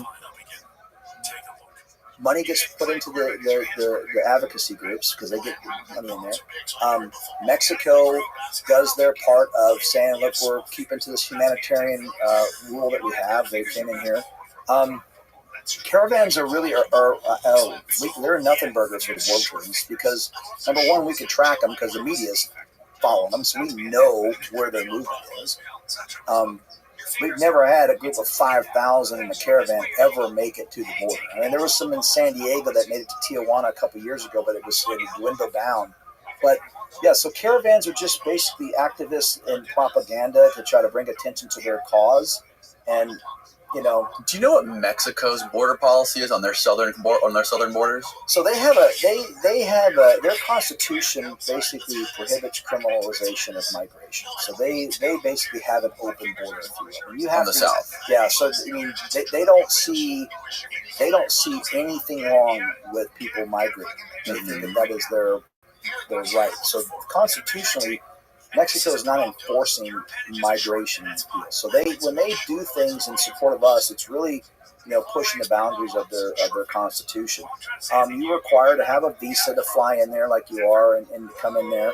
But if you're just coming to traverse through, it's not a problem for them. Yeah. If you fly in, you gotta have a visa. But if you're coming in like the border there, and they let them in.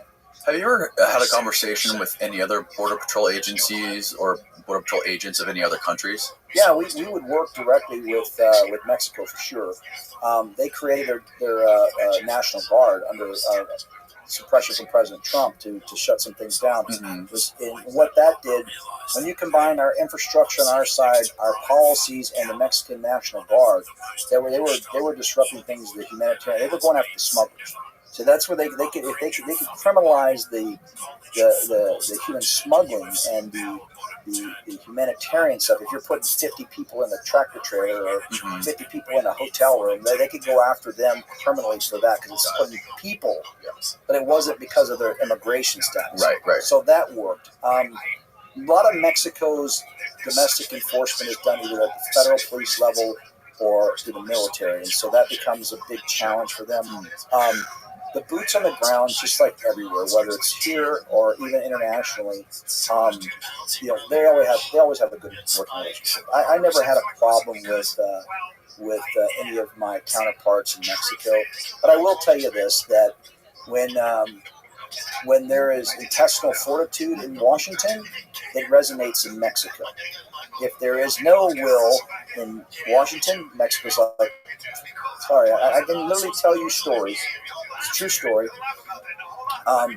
When I was in Yuma, they were still, I guess I was there a little over a month before inauguration. A lot of the policies were still in place. There was no change in policies at that time. And I met immediately with our Mexican counterparts there in Mexico. And it was like, Hefe Clan, we're gonna do this, and we're gonna do this for you. We're gonna make sure we shut this down, and we're gonna deflect so you don't have these impacts here in Yuma. Thank you. Fast forward about 6 months later, after the new administration, everybody's in place, and all the changes have been made. Same meeting, this time in Tijuana, because we would do things regionally, and it would be, Hefe Clan, good to see you. Have some coffee. I wish there was stuff we could do for you. There was no pressure from them anymore. I could take it even further when I was the deputy chief in El Paso and even the acting chief there in Mexico City having meetings. And this was under President Trump. They were literally, they being Mexico, were literally moving assets to help things at the border. That same meeting happened when I was chief in Yuma with a lot of the same people, and it was that same type of response. Sorry, we really wish we could help, because there was no diplomatic pressure from Washington to stop it. Right. Where under President Trump, he was like, I think where he was like, Mexico's going to pay for it. I don't think he'd ever expected a check written from Obrador to Trump. Right. It was, you're going to help us. This is a shared border. We're going to secure it together. And that's another thing. And I think, even Bobby Kennedy mentioned that. Like, Mexico has a stake in this claim too. And I can tell you, everywhere where we have secured the border, when you have a safe and secure border, when you have law enforcement on both sides working together, that's a healthy situation. It's a healthy environment for both countries, for both citizenry. I spent a lot of time in my career in El Paso, and I remember I rented a house, and my landlord, she was nearly 90 years old, born in El Paso, family lived on both sides of the border, and she couldn't thank me enough every day she saw me about what Border Patrol has done to make it safe for her. She was 89 years old when I left. Every week, she and her sisters would go to church and then go to lunch in Juarez and come back. She's like, there was times when we couldn't do that because it was so dangerous, but y'all came in here and built that wall. She said, I love that wall. It keeps us safe. Now, this is an 89-year-old person who was born in El Paso, lived there her whole life, saying how important, and the family on both sides of the border, how important that is.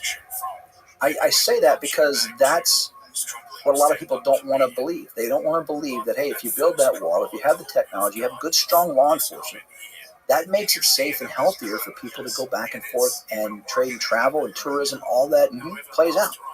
Why wouldn't you want that? And, it just gets shifted around. I mean, I wonder what other countries are doing about it. Because I know, for example, Australia has a very, very strict immigration policy, and they have very strict border control. Yeah.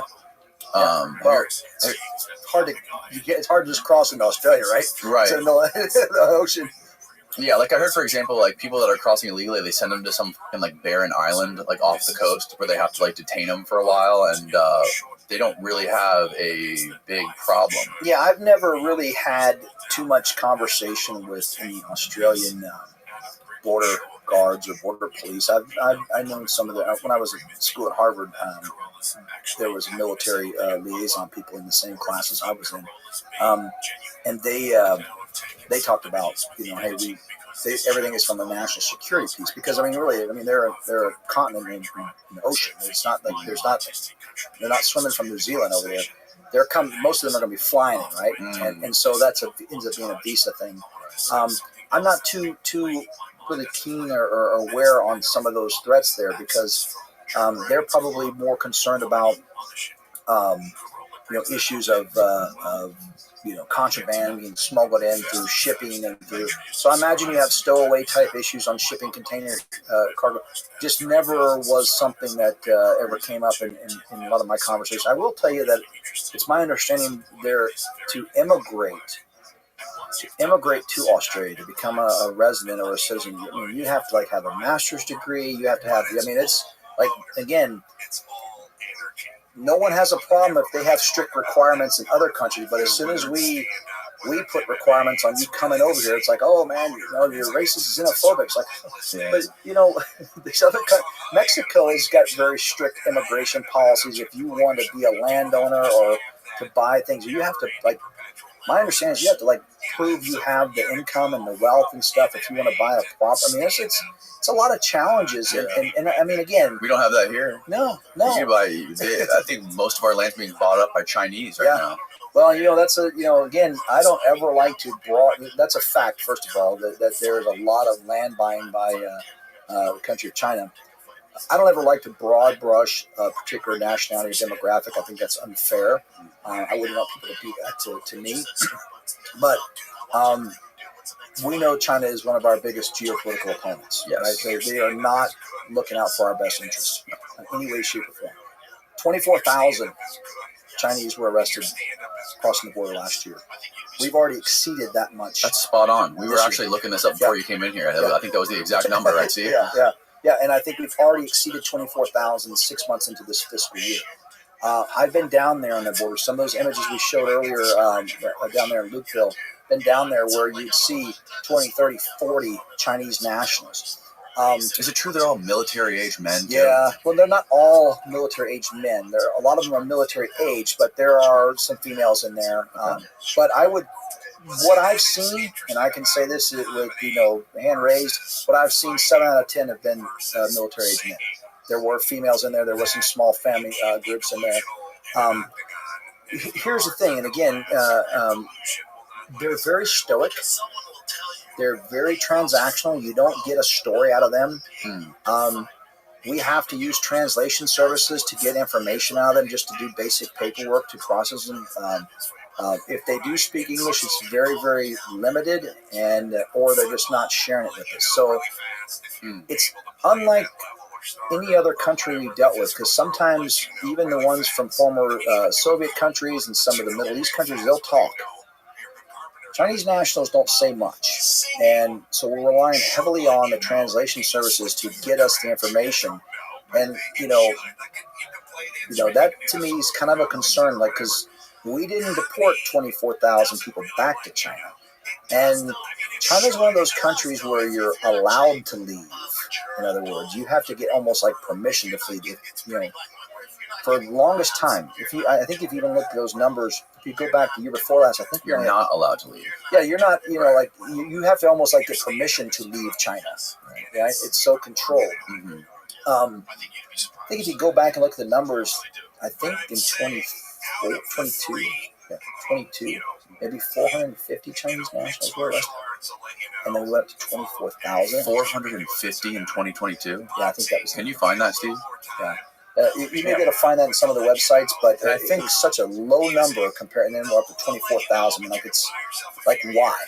Is it true that some of them, they found a bunch of them that were connected to the PLA, the Chinese military wing? Yeah, they're all related to that. I mean, again, that's one of the things that people don't understand about other countries. We really have it made here. Yeah. These people are all kind of connected and forced to do certain things for their country, right? There's that side.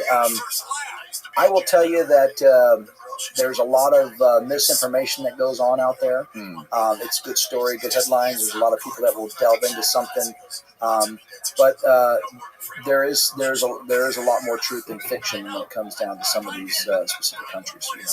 I am. Again, I'm not saying every one of them has bad intents, but given all the issues that we're facing around this globe right now, that's one country that I would be concerned with, because I just think if something was to happen, where is their allegiance going to be? Do they really flee China because it's so oppressive and bad, or that's another problem. The other thing too, for people to understand is that Mexico just again resumed. Yeah, there you go.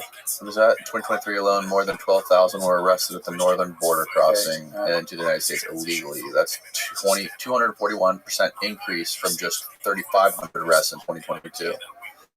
In 2021, more than 450 Chinese nationals. Yes, I was close. Just 450. Yeah. That's just crazy, right? Now they're having Mexico has resumed direct flights from China. So, that's kind of scary. Yeah.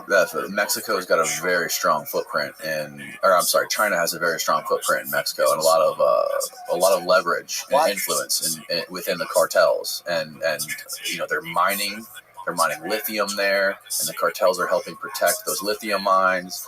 There's literal Chinese chemists coming into Mexico, teaching these cartels how to produce fentanyl. What China is doing is what we have done forever. They just followed our.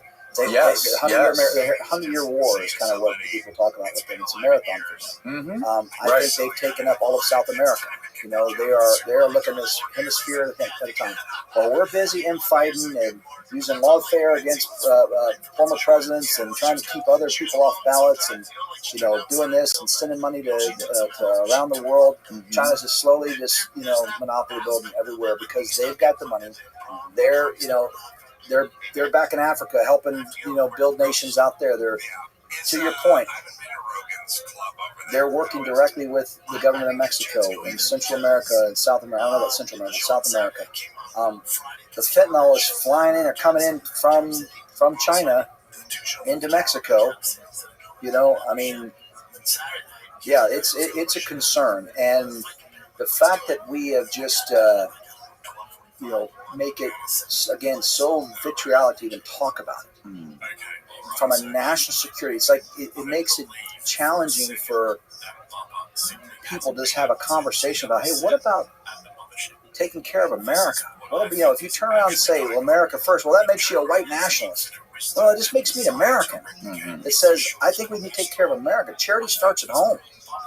When we no longer have homeless veterans and hungry veterans and homeless children and hungry children and fentanyl poisonings and things like that, when we're actually moved up in ranks in education, then we can start worrying about everything else. I do think it's we need time out to kind of clean up our own mess, and it starts to secure the border and take it so we don't bring any more poison and problems into the country.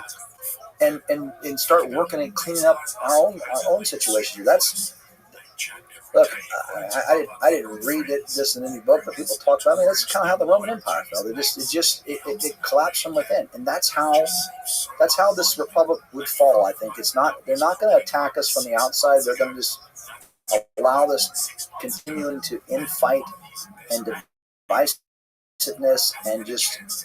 We're going to implode, Yeah, it makes me wonder when you see so many foreign nationals coming in from into the southern border, especially like Chinese.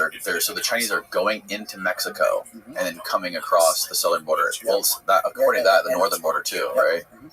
So,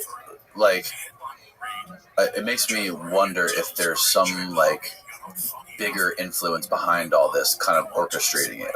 Is there some sort of plan to overwhelm America's border security system and our welfare system and everything like that to force us to rework our policies and to rework our laws and to create this sort of internal chaos? That's always something, you think about too, especially when there's people coming across that are military age, coming from Venezuela and China and all these other countries that China has so much influence over. Yeah, so you bring up really, really interesting points, and I think one of the things I love to talk about is these type of thoughts, right, that cause people to pause. Now, I don't have any official knowledge of any of this from my time as a border patrol chief, but as a career law enforcement, these are the type of things you are a planner.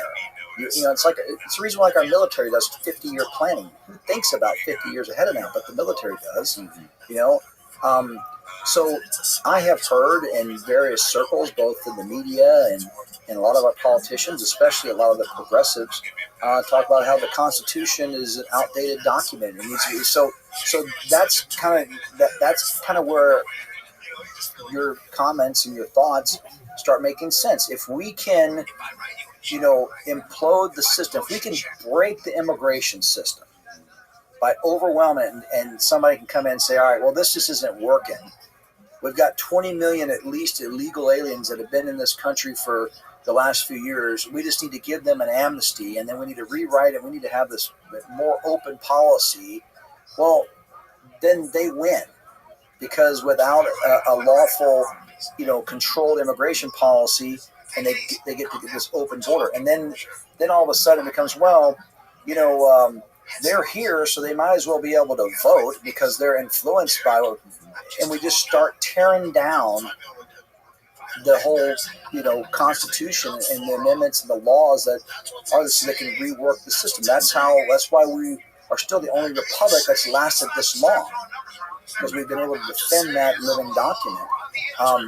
And we've got rules to add amendments. Just none of the states have ever come together to make any amendments in the recent years. The other thought on that is think about the police reform. Maybe just a couple things. I don't like using the word reform, because actually police reform isn't a bad thing. If you're a leader of an organization, someone can say, hey, we can reform some things to improve you. I'm all for it. If I can make myself better and look at this like, hey, these current practices are not applicable to today because you no longer use this technology, so we need to clean it up. I mean, I see reform as a positive thing. The problem is police reform ends up being letting criminals go and in the spirit of reform. Well, no, if the laws are still in the books and you're supposed to go to jail and you're supposed to be, detained, and then you're supposed to pay a fine, but you just turn a blind eye to it, that's not reform. That's just letting criminals, and that's what's the problem with reform. Where I'm going is, think about the last few years. There's been this defund the police, abolish ICE, defund the Border Patrol. This game is so fucking fun. The talking heads and policymakers and lawmakers and people in the White House know that they're not going to, get rid of law enforcement agencies. They just can't do that. But if you can overwhelm them and you can create systems and policy to make it so difficult to do their job, and you can pull funding from different areas, you are essentially accomplishing that mission without ever publicly saying, well, we didn't abolish ICE. Well, you basically kept their mission down to next to nothing. We didn't reimagine the Border Patrol or defund Border Patrol. Well, you just tied both their hands behind their back when they're out there trying to secure a border, and they can't do it anymore. So, if we would just facilitate migrant processing better and throw more resources that way, border traders will be able to free up and go do the job. So we'll put all our investments in processing. Well, that's great if you actually stop the flow from coming into the country, but you did neither. So our agents are essentially, they've accomplished stymieing immigration enforcement, right, without having to stymie immigration enforcement, right? So that goes back to the comment about, clean slate and everything and rewriting it. There's that movement of rebuilding this Constitution. There are people out there that thinks that it's outdated and it needs to be updated. And so again, as someone who has spent their whole life in law enforcement, you look for those, you plan, you start thinking strategically. And again, as a brain trying to make reason, these things are not too far-fetched in today's world that there's people thinking that way. So whether that ever happens, I hope it doesn't. But you have to kind of at least start talking about it, because again, without anybody telling you, why are we doing these things? Why are you knowingly sending us into spiraling debt, continue to fund endless wars, continuing to allow mass immigration to come in here, to continue to, drive costs in different sectors up to where, Americans are having a hard time making it? Why would you willingly do that unless you had a sinister plan? Again, that goes back to, I don't want to come across as some conspiracy theorist, but I'm just trying to make sense of it. So at least I know where I'm going, so I can make adjustments along the way. And I think that's kind of one of the concerns that that people have, particularly when it comes to the border, is like, what is the plan? But I go back to if we could just focus the attention on starting with border security, shore up the gaps where we need it, the technology where we need it, and then address the wide gates piece. I think we'd be in a better place there, in a good starting point. Then again, that's just my wheelhouse, right? I know that probably every audience listeners would say, well, what about this one? Well, okay, talk about that. I'm talking about the border and how it impacts us. That is one of those areas where we absolutely, from a national security perspective, you have to start securing that border. You have to get the resources there. Nancy Pelosi a couple years ago said they didn't have the $5 billion to finish Trump's wall. Now, how much did they just send over to Ukraine? Like 90 something. Yeah, like last week. Somebody else's border is going to get taken care of. And I'm not saying we don't need to help foreign aid. I'm not saying we don't need to try to reduce Russia's impact over there. I'm not denying supporting some of the foreign aid bills, but my gosh, the money we're throwing to other countries that are going to secure their peace. The world's too interconnected to sit there and say we're protected by two oceans now. We're seeing they're flying in droves. We've got to think about secure that border, and that would give us so many more opportunities to do other things. Yeah, it really makes no sense, the amount of money that we're spending to secure other countries' borders that are on the opposite side of the world, but not spending a dime on our, like, how much money. Do you know how much money is given to secure the southern border? Is there like a budget, a yearly budget that's given? Do you know how much that is? Oh, so they've kind of changed it. We used to own it, and then they broke it down. Like we had CBP had an $8 billion budget. That's Customs and Border Protection. That's a Border Patrol's parent agency. We had like 2.1 billion of it back when I was really into knowing all those budget numbers. I had in Yuma, I had about an $8 million budget at one point, but the infrastructure programs, those were carried out of the larger parent budget. So what ends up happening, and it's a shell game by Congress and a shell game by the executive branch too. So we'll have an operating budget of $8 billion, and Border Patrol gets $3.2 billion, if I'm not mistaken, is what we had a year or so ago for Border Patrol, and that was for non-discretionary stuff or discretionary, even discretionary, which isn't. That's like you got to pay the lights and the gas and all that kind of stuff. Right. Very limited in operations. The actual infrastructure piece, the building the wall, those are usually done in supplementals and different appropriations based on the department's requirements. Don't know what that was, but I know that it was like $5.3 billion is what Trump spent on the 571 miles of wall. And then there was multiple, technology system packages and things like that. So I mean, it's costly. Don't get me wrong. I mean, but when you dropping the bucket, yeah. And again, I just look at like the $100 million we just sent over to, they just signed off on. I'm like, what could that do to secure our border, help in education, help with the homeless, help with the fentanyl addiction recovery issues, and then save a little bit for Ukraine, Israel, and Taiwan. I'm okay with that. But charity starts at home, and we've got enough problems here. I mean, I'm married to a lifelong educator, so education is very important to me, and she's a special education director, so it's even our most vulnerable.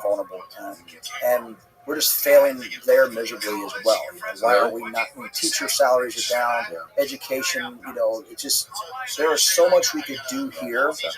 And, I just think that's where we've really got to get our priorities right moving forward, because this current trend line is not comfortable looking down the road. Again, I don't want Chinese aggression into Taiwan. I don't want, what's going on in Israel to continue. I don't want Putin and Russia to advance into parts of Europe.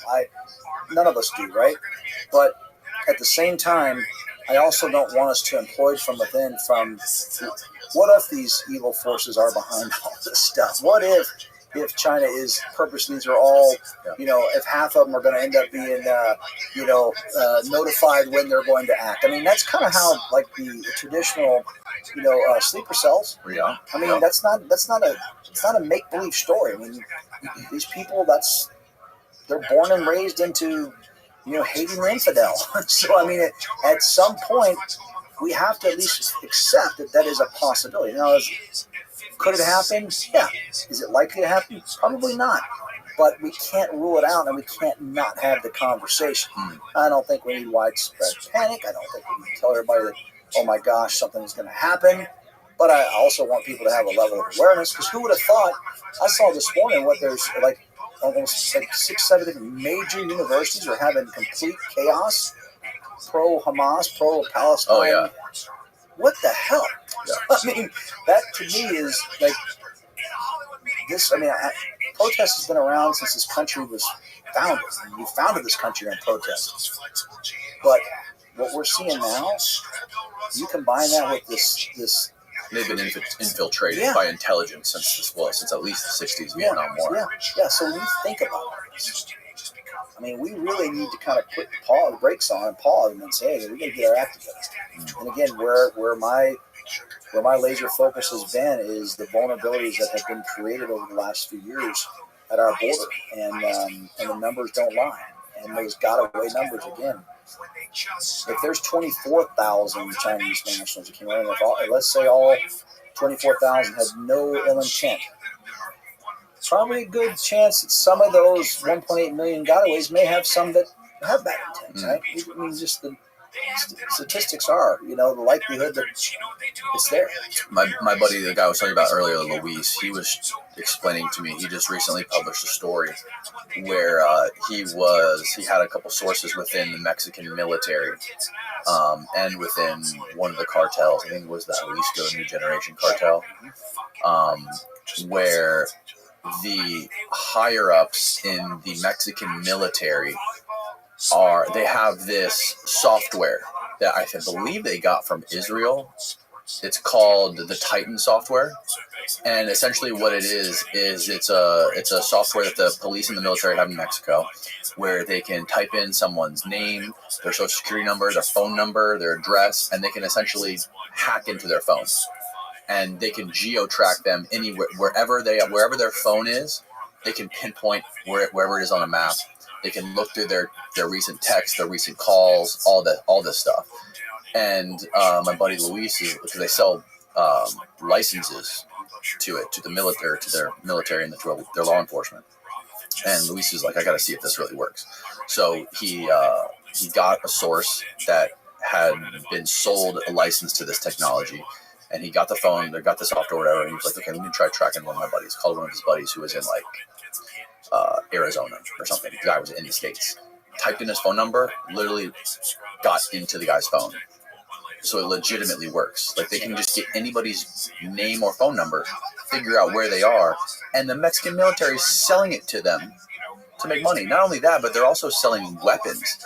They're selling to them like guns, and drones, all kinds of crazy stuff. So these cartels are like essentially like a black ops military in Mexico. Like, it's insane. And that combined with the intelligence they have now from being sold the licenses to these crazy software programs is terrifying. Yeah, no, this is real stuff. I mean, this is, and that's why we have concerns with our own intelligence agencies and how they, have been operating over the last few years, and working with the cartels. Yeah, because they're not supposed to do anything domestically, so they do everything outside the United States.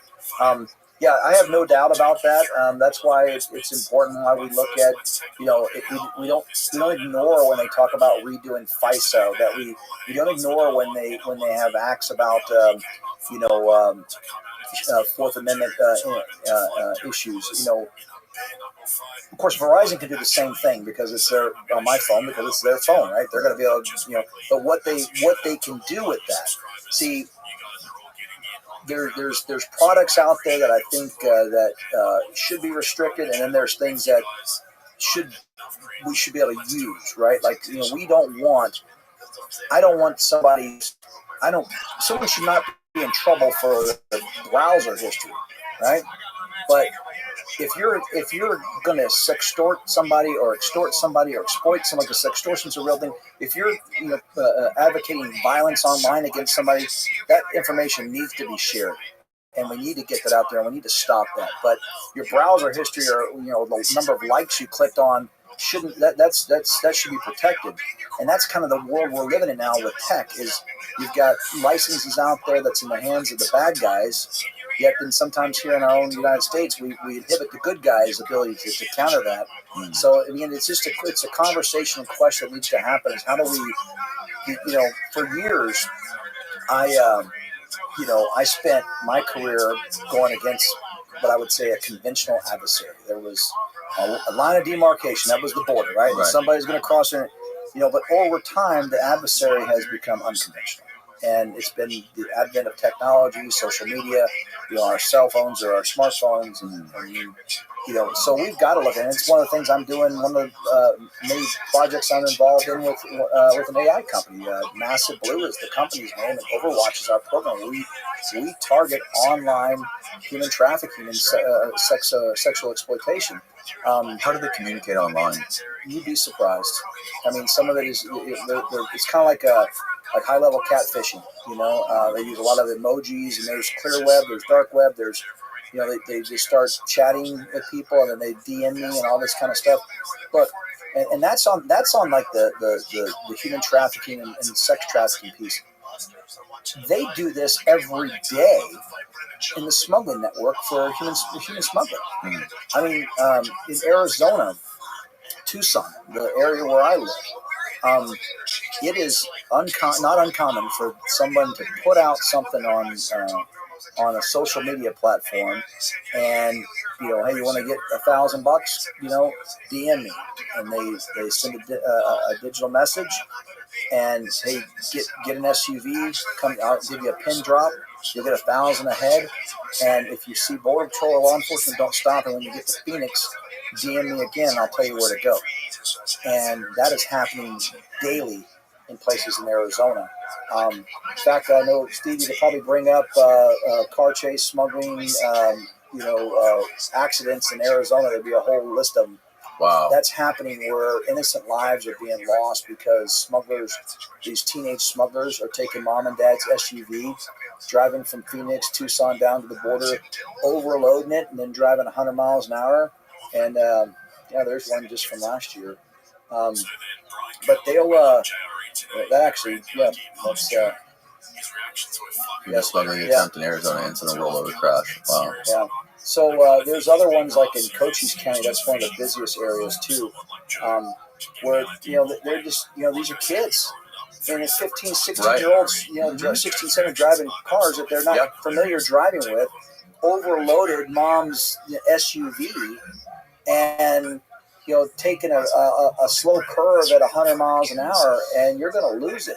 And here's the other thing that happens. So let's say they're successful. I mean, this is some of the backbriefs I've heard. You probably could Google Cochise County and find something too. So they're successful. They get down to Naco, Arizona. They pick up 7 people. They head out to. They make it to Phoenix. They do the pin drop. The guy meets them in a parking lot and says, "You did good. I'm not going to pay you, but I want you to do this again tomorrow if you're willing, and then I'll pay you." And then, the guy gets mouthy and says, "Hey, well, I thought you were going to pay me." He's like, I know what car you drive. This is your mom's car, right? And I got the license plate. I think you're going to cooperate. I mean, so now he has brought him into the trafficking world, because he has basically said, "I'm not paying you. You're going to do this again for me. And if you decide to call the cops, I know this is your mom's car. I got your your license plate. I'm going to figure out. I'm going to find out where you live. Right. I've got you online." So now he just hooked them in there, and Yeah, so some of the bigger events, we've been fortunate we hadn't had as many fatalities lately, but the smuggling goes on. And there's one just from a 2-vehicle crash in Sierra Vista. That was just a month ago. Yep. I mean, and these are all being recruited on online apps, you know. And so, you know, and not only are they doing that, but that's also how a lot of people are getting poisoned by fentanyl because they're ordering, you know, what they think are Percocets or something online. And there was something recently, the DEA said that 7 out of 10 pills that are not purchased through a U.S. pharmacy have deadly doses of fentanyl. Right. You know, and all the stuff comes in from the Mm-hmm. and some of it it's roughly like a 55-45 split. 55 of the percent is being interdicted at the ports of entry, like people are trying to smuggle it in on their bodies or in compartments. And the other is being caught between the ports by Border Patrol or by the Highway Patrol and things like that. But that's what we're catching, you know, and so it's good that we're catching it. But I also, like I mentioned, that 1.8 million gotaways, how many of those may have been smuggling in, you know, hard narcotics? Right. You know, we don't see it's rare that you see marijuana being smuggled in anymore because it's legalized. Because it's legalized, yeah. Arizona's a state where it's legalized, so. I heard they also just like converted a bunch of their pot growing fields into like poppy fields. Yep, that's true. That's true. Because they're able to make other things with it. And you know, and again, all the clandestine labs are, and that's the thing, right? And it's a kind of a scary thing for a lot of. I'm always concerned, and so far I haven't known of any cases, but you have a lot of winter visitors, right? You have that here in Florida, but especially down there in the southwest border, the snowbirds will come down, and they'll go to Mexico to get their medicine. I'm always concerned about what do you mean? Just through prescriptions. You know, they just go down to. It's cheaper for them to go to, you know, Algodones, Mexico to get it than it would be in Yuma. You know, they're going to pay, you know, a lot less. So I've always been concerned with: are those pharmacies getting them from true pharmaceutical companies, or are they getting them from some, you know, black market pharmaceutical company out there? And, you know, are some of our elderly going to fall victim to that? It's always concerned with me because the labs in Mexico, especially the clandestine labs, are not following any kind of safety and security features, right? I mean, there's no regulations. Yeah. So they press Percocet in one, and then they press fentanyl in the other, and then they come back with another round of Percocet, and it's still got residual in it, and that's a concern. And there's pop-up shops all around Mexico where you can literally just walk on the side of the road and they have like full-on pharmacy like fruit stands from Viagra to ibuprofen. Yep. You know, and it's just one of those things that you know, it scares the heck out of me because not that I'm advocating for this type of lifestyle or anything crazy like that, but you know, kids can't even really, they got to be so careful on their rite of passage nowadays. You know, I mean, like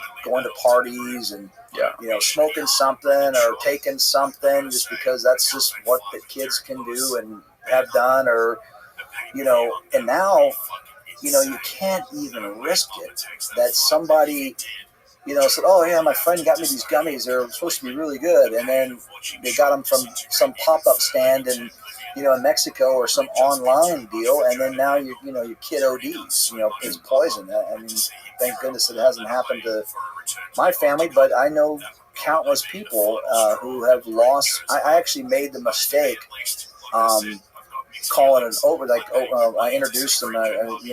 We were chatting. I said, "Oh, unfortunately, you know, their daughter overdosed." And he's like, "No, she didn't overdose. She was poisoned." I mean, like, I'm like, "Oh, my bad. I totally just messed up because I was just using common sense, like I'm not common language. Like, yeah, it was an overdose." No, an overdose. I took too much of it. She was poisoned. She was not intending to take fentanyl. It was in whatever she did. So, you know, that was definitely an eye-opening moment for me because it truly is. You know, I know it's poison. I know all that, and it just really hit home when the dad, and I'm glad he corrected me because, you know, an overdose is something that could be considered intentional. A poisoning shouldn't be, right? And that's the problem. And that kind of goes back to all this stuff that we've got to We got to focus on keeping it from even getting here, and how you do that is you secure our borders, secure our ports. There's efforts out there. I know that was, there's some bills that have been out there. You had the Senate bill recently that the administration has been pushing, but that was not a border security bill. That was an immigration facilitation bill. There was very little. There was some push for some technology in that bill to help process migrants faster. There was some counter narcotic technology that's out there. They could still use that. They tried to hijack it in that bill. The only thing that I saw in it that was truly positive was the increase in the detention space. But that was to bring it up to 50,000 a day, average daily population of ICE detention. That's what they started with under this administration. They reduced it in half. Now they're like, okay, well, 25,000 a day. Yeah.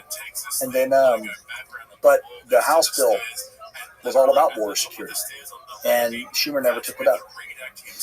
It sat there, and the first four bullets of that were finish the wall construction, add more technology. Yeah. It was put the migrant protection protocol in place, and then increase border patrol agents up to 25,000. I think that was the first four chapters in that bill. Yet all you hear is like, why didn't you pass the Senate bill? Why didn't you? Because that was a bill based on conflating immigration with security, and the House bill was mainly focused on border security, and there was put some more immigration judges in there. But that's how I would challenge Congress right now. Is I would tell them, and I did tell them. I was on the Hill last week, speaking to a governance group. Do a standalone border security bill. Just talk to your leaders. Security. Just talk to DHS, specifically Customs and Border Protection leaders and Border Patrol leaders. You say, what is it you need now? Give me that, and let's put that in the bill. Let's not talk about visa quotas. Let's not talk about, administrative, immigration judges. Let's talk about what is it you need to secure the border and what policies back it. Let's put that up there, and let's see who votes for securing the border for America versus, let's do the trade-offs. No, a standalone border security bill, specifically talking about the physical needs to security requirements backed by the appropriate policies to support those agents and their requirements. Let's put that forward and stand alone, and let's see who stands up for securing America. And then when that passes, then say, okay, we're going to get that. Now let's talk about how do we clean up this system? How do we increase immigration, lawful immigration, while reducing the opportunities for exploitation of immigration? How do we right-size the ones that have been here? Who do we allow to stay? Who do we order removed? I mean, these are complex questions that are going to require complex solutions, but you cannot muddy the waters by throwing in 5 miles of wall here and there with paroles and asylum. That's where it gets. Then it becomes emotional again. Same people that are arguing this had no problem putting a fence around the Capitol, right? To include razor wire. Right, but boy, when it comes down to putting a fence around our front yard, they sure do want to complain about it. What is the? Can you explain the asylum thing? Like when people come through, asking for asylum or saying they have asylum. Some of them come through and they already have asylum from other countries, and they're still coming here. What are the rules involving asylum? And maybe you can explain exactly what defines asylum. Yeah, I'll make it very clear. I'm not an asylum expert, right? Okay. But I have a little bit of knowledge on some of these things, because again, it didn't matter what you thought you had or what you wanted to claim. If you cross between the ports of entry, you were violating the law, and that's where my space was, right? Regardless of your intent, didn't matter. You broke the law. Got it. You robbed the bank to pay for your food. Doesn't matter. You robbed the bank. We'll deal with the consequences later. But asylum, there's two types of asylum. There's an affirmative claim. That's where you are in your country. You're like, hey, this is not a good place. I am. And I always get it wrong, but there's a couple of them that persecution for race, gender, sexual orientation, political affiliation, religion, and it's those, right? That's like the main, kind of very simple to our anti-discrimination and EEO laws. It's very So like someone who's in Gaza right now, is being bombed, they can come here for asylum. So if you if you are, yes and no. I mean, just because you're there and bad things are happening doesn't mean that would be more of a war refuge and things like that. But we're talking about what's happening at the border right now. It's close, okay? Okay. If you are a Christian in a Muslim country and you're getting stoned every day by rocks, right. I've got to be clear nowadays. The old school if you're getting beat up every day simply because you're a Christian, that is persecution, and you can request asylum because of your religious background. Okay. All right. So let's think of it that way. So that would be where you would apply, do an affirmative claim. It's actually an application for asylum, a 595, I think it is. Mm-hmm. And you would submit that to the American consulate, your embassy. You come to the United States. It's like, I've got a 595. I want to fill out a 5. I'm going to apply for asylum. Here's what's happening. Okay. Then there's the defensive claim. Okay, and that's where 99.9% of the people that the Border Patrol have encountered are claiming asylum. What happens there? So again, you have the affirmative claim, and let me flesh that out a little bit further, how that works. There's a segment in the affirmative claim law that says regardless of your status of entry, all right, regardless of your immigration status, your status of entry, people like to hold on to that in today's world. But the intent behind that was you're a Ukrainian student at university, and your visa is good till June. You just finished the semester. It's May 25th, and you're like, okay, my visa expires in a week. I don't have classes again till September. I'm going to go home to Ukraine. Well, you realize that there's a war broken out and there is no home. You have no place to go. Russia has now advanced through your neighborhood. You have no contact with your family. It is now June 2nd. Your visa has expired. Mm-hmm. You are technically illegally in the United States. You are out of status. You go to the nearest immigration office, you go to the nearest consulate, you go to the Ukrainian embassy, whatever it is, and you say, hey, I need asylum. My neighborhood's gone. My family's gone. My visa's expired. So you can apply for asylum. Okay, that's all an affirmative claim, regardless of your status. Okay. Now, back to that 99.9% of what Border Patrol is encountering. When we arrest somebody, and when we are processing them into removal proceedings, we ask them, do you have fear of returning to your home country? Mm-hmm. There's only two answers, yes or no. If you say yes, then we will put you in for a credible fear screening. That's where they will use asylum. You can claim asylum as I have fear of returning, and they make a defensive claim. In other words, they've got to prove that they are not removable because they meet the merits of asylum. Okay. That means they have to say I'm persecuted for XYZ. I fled for XYZ. They get those hearings, and that is a defensive claim. They're doing it on the back end. In other words, they didn't apply for asylum.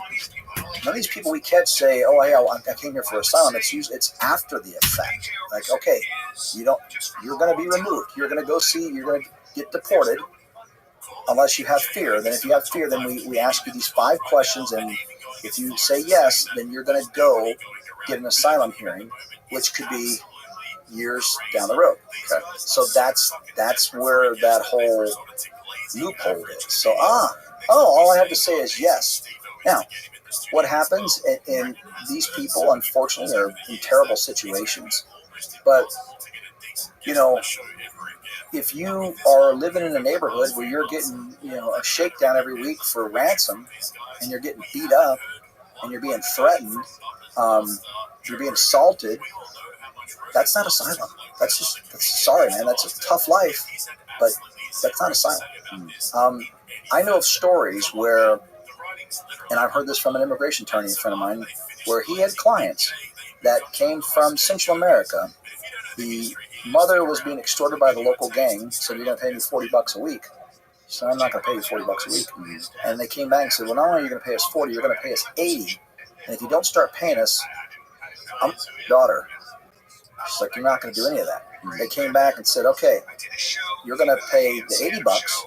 And if you don't agree to pay, I'm going to kill her right in front of you, and you're going to still pay me."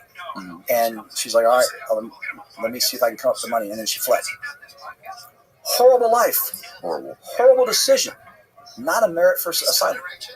And nor should it be. It's just a terrible thing, because that is just a bad situation. If everybody, because how do we validate that claim as a valid claim, right? You've taken her word for it.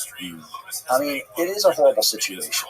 But those threats and those assaults and things like that happen in our own neighborhoods in this country. It's just a very difficult situation that this world has put everybody in, is that there's that evil out there that would ransom somebody's daughter in front of them to say, "I'm going to put her in front of you, then I'm going to kill her. And if you don't pay it, I'm going to kill you afterwards. But you're going to see her die before." That is a horrible place to be put in.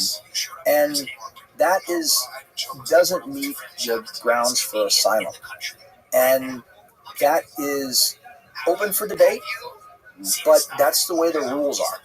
And I think it is going to open a Pandora's box to where is that line of what's horrible and what's tolerable. Right. Oh, you can be assaulted but not murdered. Okay. I mean, again, this becomes where this becomes very emotional, because my stomach turns telling the story, because I'm thinking, what if that was my family? Right. I would want refuge. But I mean, these are legitimate stories, and these are human lives at stake, and that's why it's such a difficult deal. Why we should be able to say, okay, mother that needs to get a better life, if you want to come to the United States, here's an opportunity for a 6-month work visa that you don't have to wait your whole life to get. I mean, maybe I don't know the answer to that, right? But there got to be a better way. And again, that is why this has become such a difficult thing. And I think as soon as we start bringing in immigration and asylum, we lose the security piece. And again, it still starts with figuring out the right way. But no one should have to live with that threat over their head. Right. But can she go from that city in Guatemala to someplace else? Possibly. Could she go to Mexico? Yeah, she could. And this is where a lot of this gets all messed up. Is that international asylum laws are, in a very simple way to put it, is all the cooperating asylum countries, which there's a bunch of them. As soon as you make it to that country, that's where you're supposed to seek asylum. So if you're in India and you're fleeing for whatever reason, and you've got a flight out from India to Germany, right? And you're seeking asylum, you seek it in Germany. It's the first country that you landed in. You mean like if it's like a connecting flight, you got to connect in Germany to go to the U.S.? Well, wherever you're going, right? So whatever, let's say, this is where it gets all messed up. Right? Yeah, because if you want to go to another country, but there's like 4 countries in between you and that country, you have to go through those countries, right? Right, but if you're seeking asylum, if your whole basis is you're fleeing persecution, you don't get to pick and choose where you go, at least on the front end, right? So you pass through several countries, and then you get to the United States, and then you say, "Do you have fear of return?" "Oh, yeah, I have fear of return." "Okay, well, I'm going to use asylum as my defensive claim." If you were really being persecuted, if your life was on the line, and you were able to board a plane out of, I just said India, right, to Germany, nonstop to Frankfurt, would you just say, "I'm here, I'm safe, I'm not in India anymore"? And again, I'm just using that as an example. Right. Then they pass through, they go from India to Germany to UK, and then they go fly direct from London Heathrow to Mexico City. All right, so now they've been traveling for 4 or 5 days now. Right. They're in Mexico City. They spend a month in Mexico City, and then they show up at the southern border, our southern border, then come across, and now they're seeking asylum. Yeah. If you were really seeking asylum based on those main persecuted, Why wouldn't you seek it in Germany? Why wouldn't you seek it in the United Kingdom? Why wouldn't you seek it in Mexico if you were those reasons? Now, you have family? Really? You wanted family, you're in a case, you want to be with your cousins that live here. Yeah. You were looking for a job. You weren't really being persecuted, but you found that loophole. Mm-hmm. That's the problem, is now everybody's been clumped into this one big mass of 8 million people. So the true asylum seekers, the ones that are fleeing, which is very limited, as I've said, very limited in scope, are now in the same line as the people that are economic migrants looking for a job or family reunification, and they've gummed up the whole system. So now this asylum seeker waits the same time as somebody that's just trying to get a benefit and relief from the United States. That's why it's all jacked up. Yeah, if I was like, well, maybe, what about flying into Canada? Because if the border is easier to cross from Canada to the U.S., why not just fly to Canada? Because Canada won't let them in. Well, no. What's your intent? Are you seeking asylum? Seeking asylum, yeah. Go to Canada. Seeking asylum. You can fly. Why United States? Why are you choosing the United States? Maybe I like watching. Maybe I'm a New England Patriots fan, and I want to go to a Patriots game. I want to go to the U.S. because they got good hot dogs, hamburgers. I want a Ford truck, and I want to go to a Patriots game. And you apply for a non-immigrant visitor visa. And that's easy? Well, you got to wait in line like everybody else. Have you ever heard the story? My point being is that is not asylum wanting to go to the Patriots game. That's not asylum, correct. Right. So if you want a Patriots game, you go as a tourist visa and you wait in line, and right. Yeah, and then when you get that time, you finally get a chance to go, and you have to have a return ticket. Right. There's this guy, this DJ named Deadmau5. Have you heard of him? No. He's like one of the top famous electronic DJs in the world. And he had this story. We were just watching it before he came in. He was in Canada. I think he lived in Canada. He was a Canadian resident, right? And he had a buddy that he worked with because they made music together. And this guy had a band and whatever. And they wanted to meet up and hang in LA for the weekend or something like that. And so he caught a cab, which was 20 minutes away to the border where you cross. Yeah. It was near Niagara Falls. Okay, in Buffalo. Yeah. And he went there, and they were basically like, "Oh no, you can't go to the U.S." He's like, "How do you know this guy? He lives 2,000 miles away. How do you know this guy?" He's like, "What do you mean?" He's like, "The internet. I talked to this guy. I met him online years ago. And we've been talking ever since. And I'm gonna go meet him and hang out with him for the weekend in L.A." Like, that's fishy. And they were like, "Oh no, we see what you do. You're a skilled musical artist. You're going to go here to work and make money. No, you're not coming across to the U.S. or whatever." And they ended up banning him from the U.S. for 7 years. Yeah, he would have to have a P visa, which is a performer visa, because they see him as a performer. Mm-hmm. And basically, he tried to enter as a non-immigrant visitor to come see, but he didn't have the right visa, and he didn't answer the right questions. And so again, he was just going to hang out, and he wasn't even going to work. But they just assumed because he's this highly skilled, world famous DJ that he was going to work, and they're going to say, "Dude, you're banned." Why? So again, you get into that immigration quagmire. I've used that twice now. I shouldn't say that. Immigration, if you have a non-immigrant visa, and they're getting. Non-immigrant visa is temporary, right? You're here for, they're usually for 6 months at a time, versus an immigrant, which is an intended immigrant, somebody that's going to come in and immigrate and go through the process to be a resident alien and ultimately a citizen. We've got to make it easier. Yeah. Right? The irony I wanted to point out in this is that, look, here's this super highly skilled guy who's coming here who could, even if he was working, I'm sure he would contribute to something. But on the other hand, you have, like you said, on the southern border, these droves of people who are coming through and just getting released. Yeah. But the guy who tried to do it the right way gets banned. International superstar, has a performance visa, then whatever. They know everything about him. He can't even come in for the weekend. Right.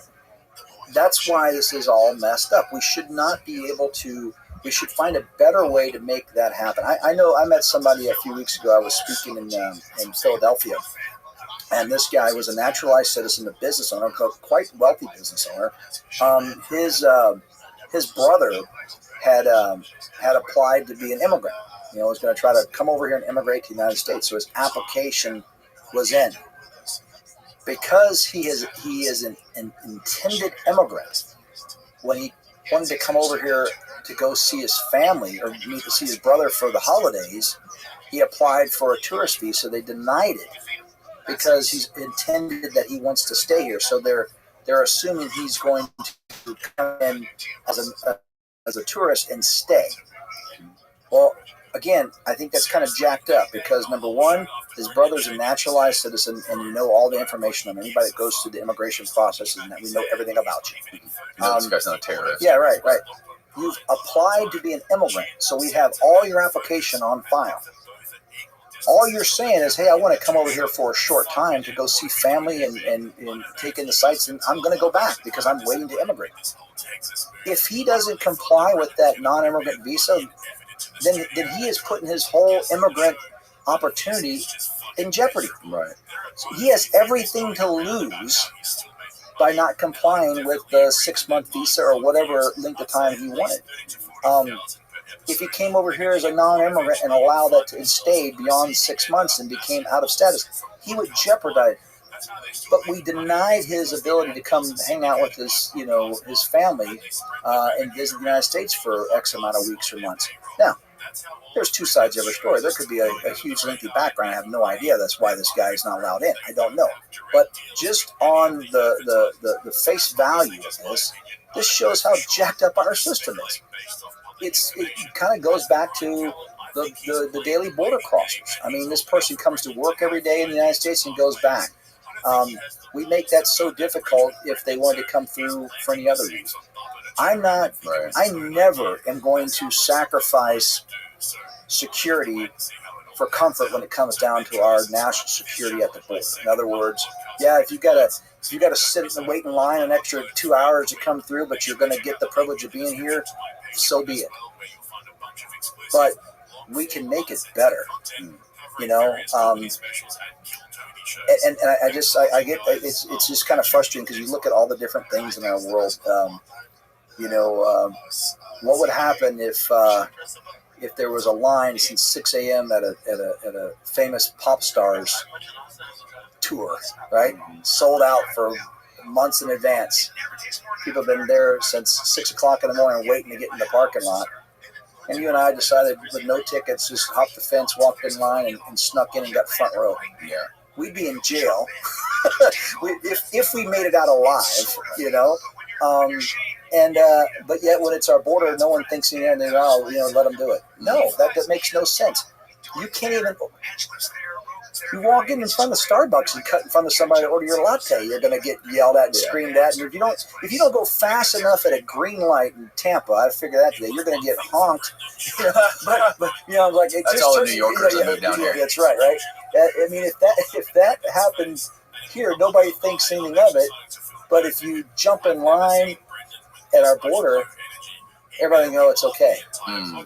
Yet there's a threat there. There's no threat if you don't get your coffee in time, but there's a threat if we don't vet who comes in here. How many people? You said that the ICE detention facilities are full. How many people are in there, and how long do they typically stay there for? That's a great question. So it's funded on a weird deal. It's called the average daily population. So it's funded at 24,000 beds a day. It's based on beds. And that means that they do have more people than they have beds in there, or at least funding for. So they're, like every government, they're robbing Peter to pay Paul. They're pulling out of this to cover bed space. They need at least 50,000 beds a day. And there's some people that will stay. Are there kids in there, like little kids? No. So we can't. So there's a couple things here. Unaccompanied minors. Okay, by law, it's actually the Trafficking Victims Protection Reauthorization Act. I actually had a change in name, but we always call it TVPRA. That defines a minor as unaccompanied minor as 17 and younger without a parent or legal guardian. They belong to Health and Human Services Office of Refugee Resettlement. So whenever we catch a 17-year-old that is not with his parent or legal guardian, they get turned over to HHS ORR, and they handle the children.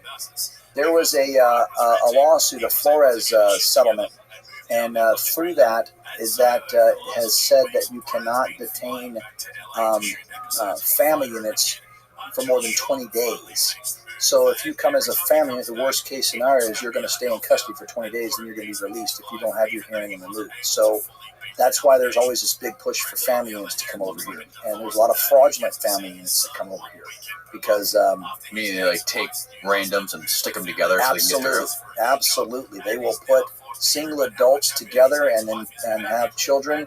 That a lot of the breaking up of families happens on the south side. Like they'll literally take kids and put them with single adults to make a family unit, and then try to make the arrangements when they get back. Yeah, it's crazy. That's happened. We've even had before I got to Yuma actually discovered kind of a recycled kid. He was being used multiple times to make family units. He was unrelated, and it was really an agent who recognized this kid being processed. He was familiar, and he asked somebody, "I don't know. It seems like this kid was using the same name or no? Oh, no, it's a different name. Because we're not going to have the bio on the small child name, but we wouldn't have fingerprints or pictures because it's 14 and younger. You guys do like all kinds of like fingerprint scanning. But we can't do that with the child. So, but they recognized it, and when they started talking, and they basically, through interrogation, broke the parents. And like, no, this isn't our kid. We got him in Mexico. We were and then we come to find out this kid had been used a couple times, like from Brazil to Mexico City to Yuma to Ohio, South Carolina, back to Brazil, back to Mexico. This happened a few times. So, this is the kind of stuff that goes on. And, and thank goodness we caught him. And we had a pretty good setup to using DNA testing. And, of course, that was put on hold under this administration. If we had, you need to have to get consent or probable cause to swipe somebody's DNA. So you had, let's say a husband and wife and 2 children, but only the guys doing the talking, some of the last names, the documents look kind of funny. Like, all right, I think I have enough. This isn't a family unit. We got consent or we get probable cause to do the DNA swab. Where we started breaking family units up, the fraudulent ones. And it got so good that agents could just walk up with a Q-tip and people were like, oh, yeah, this is my cousin's friend. Really? Yeah. That happened in El Paso. We broke a few of them we didn't even take the swab. They just kind of confessed right off the bat because they need to get caught. Because if we test you and it comes back and you've been lying to us, we can charge that, that lying to a federal agent. So it's a complex, evil world, this human exploitation that's happening under the guise of, it's a humanitarian border crisis. It is.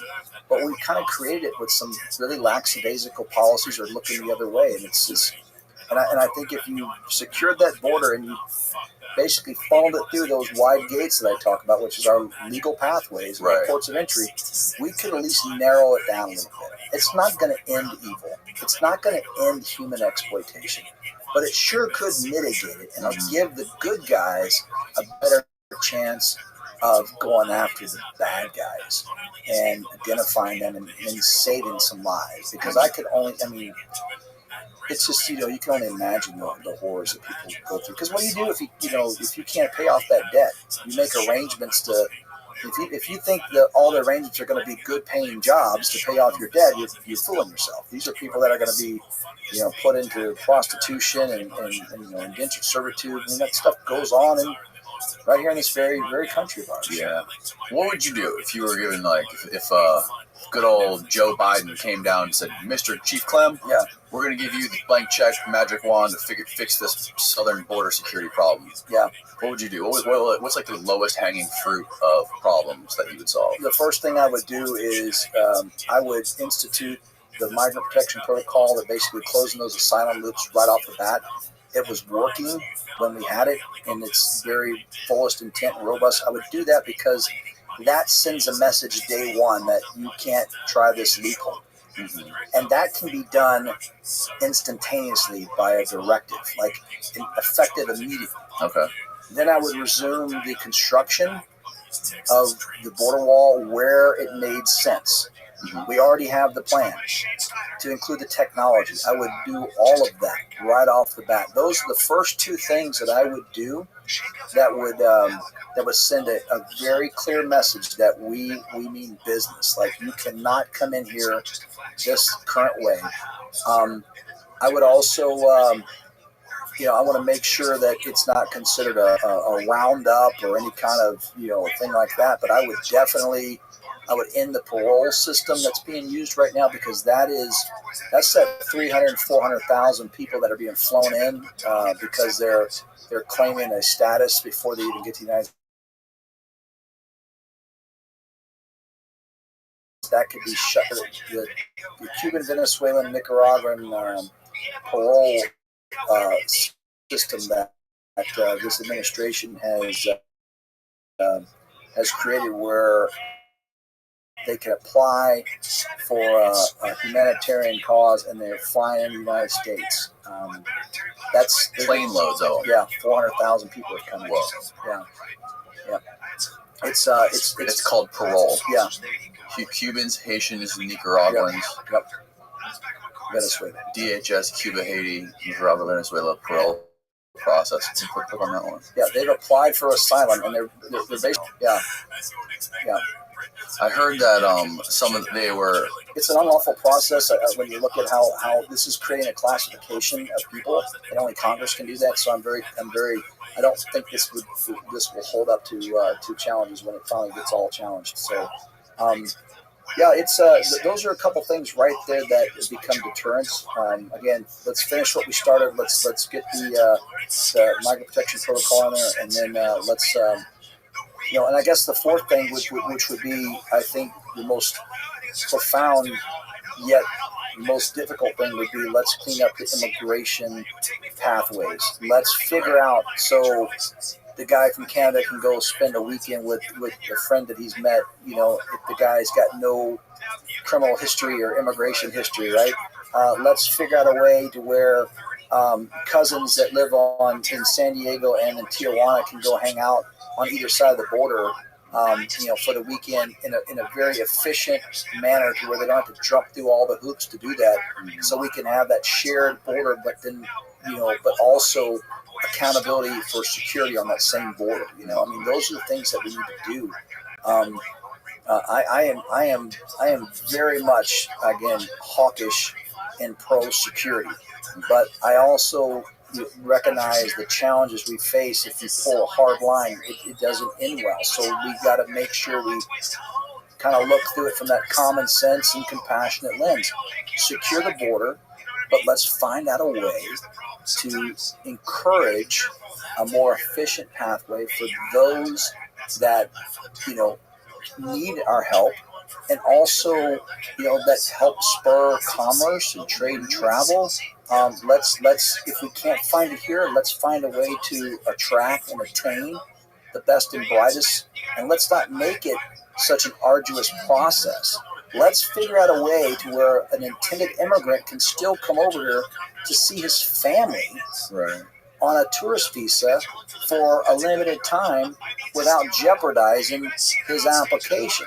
But at the same time, if you violate the system, if you exploit people in the system, there is a big consequence. So if you come over here under a tourist visa after you've applied to be an intended immigrant and you violate that tourist visa, you start from scratch again, buddy. You don't get to a second and third bite at the apple because you knowingly violated the process. And I think that's probably the top 4 or 5 things I would do. And they're all doable. Some can be done overnight. Some will take amount of time. But if the president asked me today, it would start with that fundamental tenet that we have to secure the border. It is the government's requirement for safety is to secure our border. Then we can work it from there. Yeah. Well, Chris, thank you again for coming, man. This was a super enlightening conversation. I hope so, man. I really appreciate it. I mean, it really is one of those things where, man, we could talk and go on, because sometimes I'll say something, I'm like, I could spend an hour kind of giving you a backstory on that, you know. I mean, but I'll just leave you with this, Danny. Thank you, number one, for having the conversation. Right? It may make perfect sense to some people. Some people may walk away more confused or even angry. I don't know, but my intent is for people to understand that what is happening right now we can't sustain. That we have to secure our border for national security purposes. That, you know, but we can do it in a very meaningful and deliberate way to keep Americans safe, and then also address that the need to, number one, be that beacon of hope for those that need it, and also find a way to where we can have America benefit from continued lawful immigration, right? To help businesses and America continue to grow and prosper. That's the whole gist of the conversation wrapped up in 30 seconds. You know? Yeah, and I've always wanted to talk to somebody like you who has like firsthand experience, like boots on the ground at the border to see what's going on. Because all I ever hear is just people talking about headlines or something they read. Or I mean, that's for the most part when you're talking to people about any sort of big issue, it's very rare to find somebody who's actually witnessed it firsthand for years, like you did. Yeah. So over half my life, I mean, I could have told you war stories and, you know, scary moments and vehicle pursuits and all that stuff. But, you know, anybody can talk about cool stuff. This is important stuff that is, you know, I think that it can actually shape the future of this country and having these conversations. So I really, truly, you know, thank you for having me here, to having this conversation. And, you know, you ever need a follow-up or, you know, a point, you know, hey, reach out. You know, you're welcome to come back, or welcome just to chat over the phone, or however we can do it. Yeah, we'll definitely get you back in here, man. You got it. Where can people find your stuff online? Can they follow you? Can they get in contact with you? Yeah, so at CClem Official. So that's C as in Chris, and then Clem, CLEM Official. That's on my X. And that's the best way to get a hold of me. And that's, you know, I'm active. I'm not super active, but you know, there's usually a post every day or every couple of days. There's a lot of stuff I'll forward and comment on that's making headlines. So yeah, I'll even put a picture of us on that thing. Hell yeah, man. I'll make sure I link it all below. You got it, man. Thanks. All right. Good night, folks. How does a guy like that go and become a regular person? How do you integrate and just be a regular guy? Yeah, it's got to be very, very like Shop's figured it out. But Shop got lucky that he found podcasts too, you know, and found his car show, all gas, no brakes. So like he found a way to transition his talking about it. Yeah, very few guys. That is just fucking unbelievable. The way Rogan brought that up with a straight face and got it completely wrong is just next level comedy. Talk about kicking a guy while he's down. Brendan started that channel to drive fast old gas 18 months ago. You're one of my most highly requested guests to have on the show. I'm glad to hear that. So you got some interesting theories on the pyramids, huh? That is correct. A comprehensive theory that addresses the function of all of the Egyptian pyramids and other ancient structures across the world, specifically now focusing on some of the ancient stone circles of England and Ireland. Okay. How did you get interested in the pyramids, and what is your theory? So I've been interested in Egypt since I was a kid. I remember watching Raiders of the Lost Ark with my dad back when I was a kid in the 80s. And I always wanted to go to Egypt. I was always interested in archaeology. And I finally had the opportunity in 2017. I was working my first good corporate career job. And I had the opportunity to go. I could finally financially afford the trip to Egypt. And this was right after my godmother had passed away.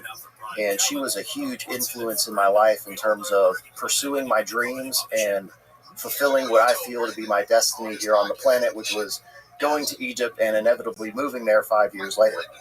So 2017, I went on my first expedition to Egypt to investigate the alternative theories about the function of the Great Pyramid. And I contacted the late, great Yusuf Aliyan, who is still one of the most prolific tour guides in Egypt and basically the gatekeeper for the alternative Egyptology community. I definitely wanted to work with him as my tour guide, and I wanted to go to Egypt so that I could see the pyramids for myself and assess the idea that these structures were used to produce electricity, which is the most popular theory about the function of the Great Pyramid.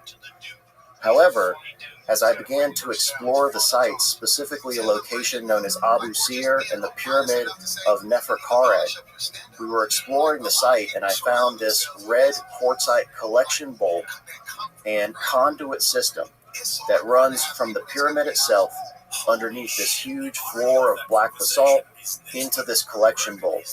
And that's when I began to develop the idea that they were producing and collecting aqueous solutions of chemicals. So generally speaking, my theory is that the Egyptian pyramids are a series of chemical reactors that were designed to produce at least a half dozen different chemicals in series, but they were powered by electric fields coming from lightning, which I'm sure we'll get to here in a little bit. So overall, that's my theory, is that the Egyptian pyramids were designed for chemical engineering and chemical manufacturing. So what made you come to this conclusion about them being chemical processors and the bowls being collectors of chemicals? Did you have a background in chemistry? No, so I have a degree in psychology and a minor in Spanish and just sort of a lifelong passion for chemistry and physics. And I was really inspired by first the collection bowl in Abu Sir, and then our next expedition was to go inside of the Red Pyramid of Dashur. And as soon as I went down into these, I noticed that there was chemical staining all over the walls inside of the Red Pyramid, which was very, very unusual. And typically the explanation for the staining is that it's somehow caused by bats.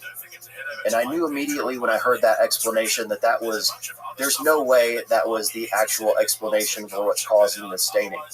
And fast forward now 5 years later, we have a chemical analysis from samples of that staining that were taken from the walls of the chambers that conclusively prove it has absolutely nothing to do with bats. It is extrusions of metal compounds that are coming out of the stone itself due to high temperature reactions occurring inside of these chambers and fluctuations in temperature and pressure. So you got to imagine like a sponge, right?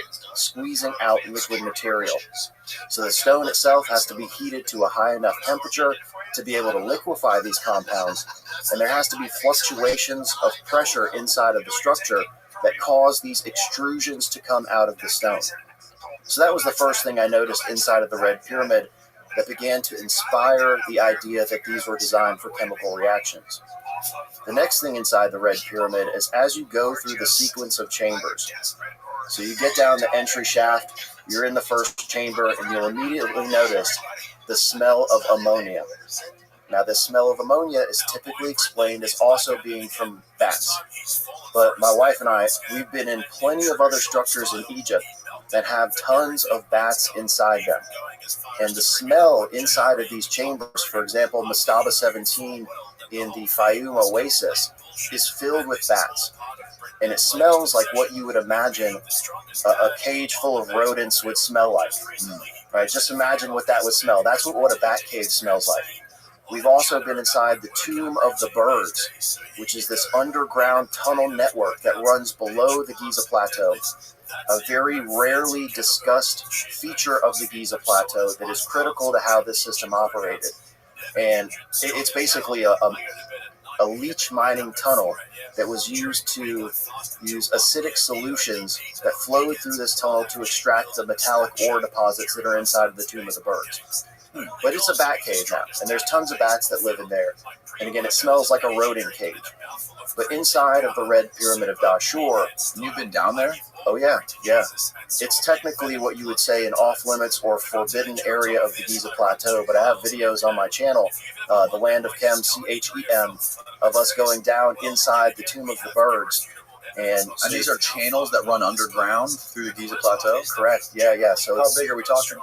So it's a pretty large, again, it's the diameter of the opening of the tunnel is probably 15 feet by 15 feet.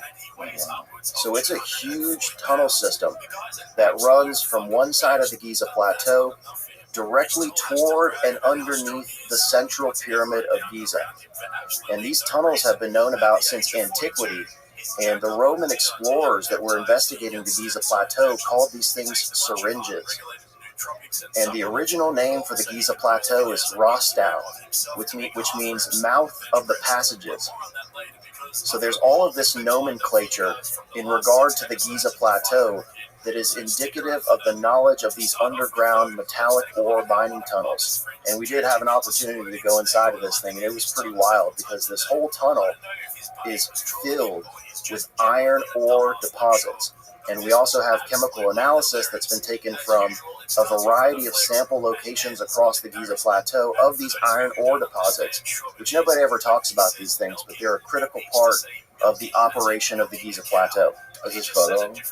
So this is actually the Osiris shaft, which we've also been down inside the Osiris shaft, which is another underground chamber system running below the Giza Plateau. This one is below the causeway of the central pyramid. But I do have some videos on my channel showing the inside of the Tomb of the Birds. So, but after this experience inside the Red Pyramid of Dashur, seeing the chemical staining and smelling this, it is pure ammonia. Again, we have the smelling salts over there, and it's the exact same experience. So you start in the no, You sure it's the same? Let's take a whiff here, and we can see. It's very similar, and it's definitely not from bats. It is a completely different smell. It is pure chemical ammonia, as if you were to take a jug of ammonia of cleaning solution from underneath your kitchen counter, put your nose in it, and smell it. And it gets progressively stronger as you pass through the 3 chambers. So you get into the first one, the smell of ammonia is a little weak. You get into the secondary reaction chamber, and it gets stronger. And then as you climb the stairs to ascend into the final synthesis chamber, the smell of ammonia is staggering. It's like putting your nose inside of that, inside of this final synthesis chamber. And in my opinion, bats don't have a coordinated strategy for their urination plan, and they're all going to decide just to go into this one chamber and pee inside of this one chamber. Right. And people also say that it's because of the guards going down there and urinating. And I can assure you, it takes a good 10 minutes to get down the shaft into the Red Pyramid. It's a very laborious process to get down inside of these pyramid structures. And if you have to take a leak, you're just going to do it on the outside of the pyramid, because it's a heck of a lot easier just to pee off the side of this thing or go into the desert as opposed to crawling down inside of the chamber. So that is a fallacious explanation of the cause of the staining and the smell of ammonia. And again, now we have chemical analysis, thanks to my colleagues at the Acida Project, where they took probably hundreds of samples back in 2010 of a variety of different things throughout Egypt and all of the ancient structures around there. And they did chemical analysis of all this stuff. So we actually have some detailed information about exactly what these compounds are that are on the walls of the Red Pyramid. So it's definitely not from bats. So when you were younger or something, did you just toil away with chemistry in your spare time? And because how do you know so much about chemistry and chemicals and all this stuff? So it was really after I got back from this 2017 research expedition, I dedicated my entire life to the pursuit of understanding what I experienced in Egypt. I've always had a passion for chemistry and physics. It was one of my favorite courses as I was coming up through school, but I don't have any professional background in this. I literally immersed myself in learning everything I could about industrial scale chemistry to try to understand the processes that were occurring inside of the Egyptian pyramids.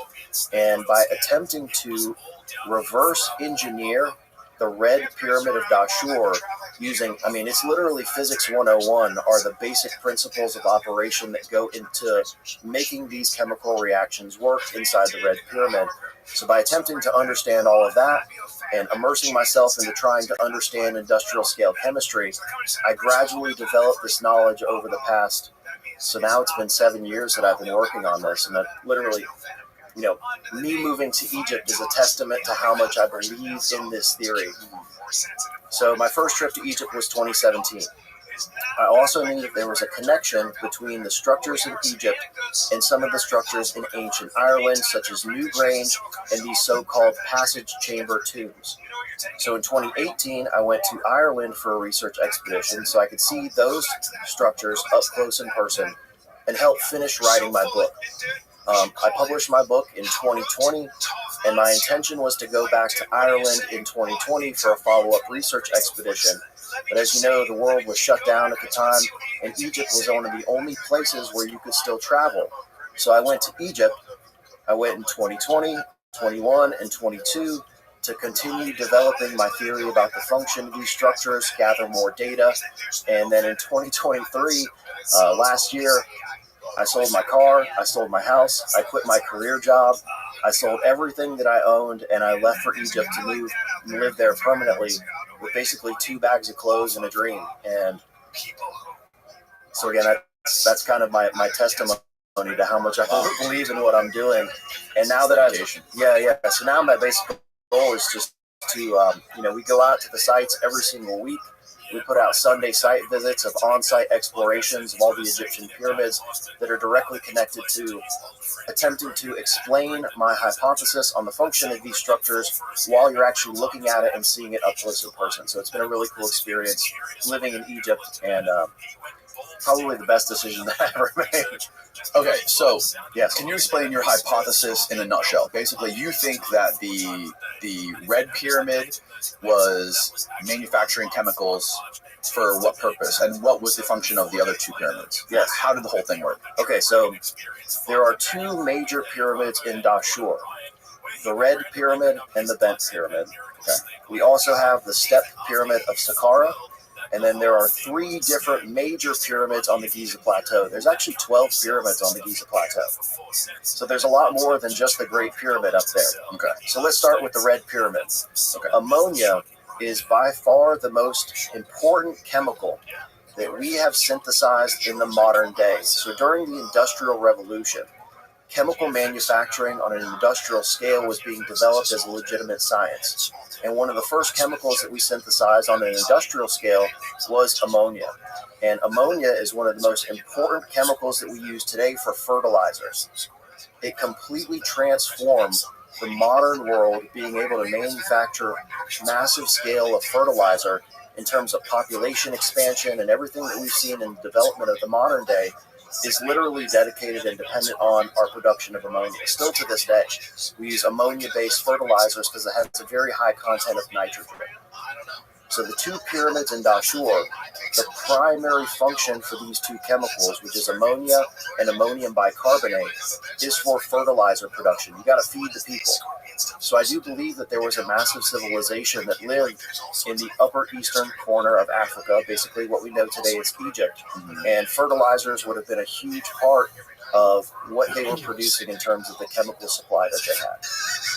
So now that takes me back to trying to reverse engineer the Step Pyramid of Saqqara. And I can show you some diagrams here. This would be a perfect place for me to jump into some of these presentations. So let me start with this. So you can see the collection bowl at Abu Sir. So this is the pyramid complex known as Abu Sir, and there's 3 major pyramids out there. Okay. And the 2 that we're going to be looking at are the Pyramid of Neferkare and the Pyramid of Nayusere. So the reason I wanted to bring this up is to establish the function of the geology of the Egyptian pyramids. So predominantly inside of these structures, there's 3 types of materials, and all 3 of these types of stones have very specific functions. So when you're looking at limestone, which is the majority of the body of the pyramids are made from limestone. Limestone is a dielectric material that has the capacity for storing electric fields. Then you have red granite. Red granite is also a dielectric material, but there's a very special property about red granite, is that it has high content of crystalline quartz. And a lot of people talk about the piezoelectric property of quartz in regard to the function of the Great Pyramid. But in my research, I've determined that it's actually something called the inverse piezoelectric property, where the stone and the quartz is introduced to an electric field, which leads to the production of ultrasound. So a lot of people talk about the sound properties of the Egyptian pyramids, and the big question is, how are these sound properties activated? Well, it's activated by the interface of these electric fields coursing through the red granite causing vibrations within the quartz that produce ultrasound. And we'll get to that when we talk about the function of the Great Pyramid, which utilizes ultrasound as a sonochemical acoustic catalyst. So this is a sort of a breaking field in modern day chemistry where they're using sound waves to catalyze chemical reactions. And that'll be directly applicable to the conversion of sulfur dioxide into sulfur trioxide inside what I call the contact process chamber or the grand gallery of the Great Pyramid. Okay. So let me skip through. So this is black basalt, and this is going to be particularly relevant when we get back to the function of the Great Pyramid, because the Great Pyramid also has a black basalt temple floor on the eastern side of the Great Pyramid. And one of my most interesting discoveries was that black basalt. When you say temple floor, yes. Where's there a floor? Yep. So it basically looks like this. So this black basalt flooring. You're saying like the base, the foundation of the whole pyramid is on this? So it's just on the eastern side. Very similar configuration to what you see here. And this is adjacent to the Pyramid of Userkov in Saqqara. And I also have had special permission access into the Pyramid of Userkov, which is also on my YouTube channel. Okay. And this is one of the locations where we discovered the mysterious blue stone of Egypt. There's a completely destroyed container that's made of this blue sandstone, which is a very unusual material. So black basalt, even in the modern day applications, is used as a material for heat storage. And there's tons of research that specifically references black basalt from Egypt being tested and analyzed for a material for heat storage. So here at the Pyramid of Niuserre in Abu Sir, there's this red granite red quartzite actually, red quartzite conduit system. So you're looking now at the inlet of this conduit system. And this red granite conduit runs underneath this black basalt temple floor in this direction, and it leads into a red quartzite collection bowl at the end of the conduit system. And the conventional explanation for this component is that it's for drainage of rainwater. Okay. Which to me doesn't really make a lot of sense, because red quartzite, it's not an exotic type of geology. But if you were just making a drainage channel, you would just carve it out of bedrock or limestone, and you wouldn't need to go through all of the extra effort of transporting this red quartzite to the site, carving it out of a much more difficult material to work with than limestone. And in my opinion, you don't collect rainwater. So why would you be collecting rainwater drainage running off the side of your pharaonic burial? Again, the conventional story is that these things are pharaonic burials. So that explanation, correct, right. So why would you want to collect the drainage water running off the side of your tomb? So this little channel that's dug into this piece of rock here, correct. Water or liquid could drain through it, and what came off? What happens at the end right there? Right. So this is the collection bowl. Okay. The conduit goes underneath this black basalt floor, and it deposits whatever they were collecting into this red quartzite collection bowl, which is exquisitely crafted. Wow. So they went through a lot of effort to make this component, and to me this is not indicative of rainwater drainage. This is indicative of collecting something that had very particular importance to the civilization that built these things. And the first time I saw this, the immediate thought that popped into my head was aqueous chemicals, liquid chemicals, because it had to be something that was very, very important for them to collect it, and then they would do something with that chemical. So the reason that they've utilized... rain, if it rained, that thing would be overflowing in like an hour. Right. And if you were draining rainwater, you would just drain it back into the bedrock or back into the Nile River. Right, exactly. And you have a huge source of water, and they could definitely purify water. So you don't need to collect rainwater drainage when you're right next to the Nile River, which is an abundant source of water. So that never really made sense. So this is the first artifact that completely changed my perception about the function of the Egyptian pyramids and pointed me toward the production of chemicals. It's so interesting. I've never seen this before. And this is, there's so many things to unpack about this particular site, but I'll mention two things. So the black basalt paving stones. So anytime you see black basalt, just remember heat storage. Okay. So once this material gets hot, it's interfacing with these electric fields that come from lightning strikes. And we'll get to how this occurs, how it's attracted, harnessed, and distributed through the pyramid systems here in just a little bit. But electric fields are going into this dielectric material. Okay. Dielectric materials are the most important thing about the ancient science, is understanding the properties of these stones as being functional components of the Egyptian pyramids. So the electric fields would course into this black basalt, heating up the material, and it would stay hot. The reason they implemented this black basalt was to prevent coagulation of the liquid solution that was flowing through this thing, and to maintain any suspended particles within the solution. So let's say you have a viscous chemical flowing through this conduit. If it gets cold, it could clog up the pipe. Right. So they implemented a material that could be utilized for heat storage applications, because once it got hot, it stayed hot, and it maintained the fluid flow through that channel into the collection bowl. And let's say you have valuable suspended particles in this solution. Where's the solution coming from? Right, so directly from the reaction chambers. And where is the reaction chamber? This is inside of the pyramid? Inside of the pyramid, yep. Okay.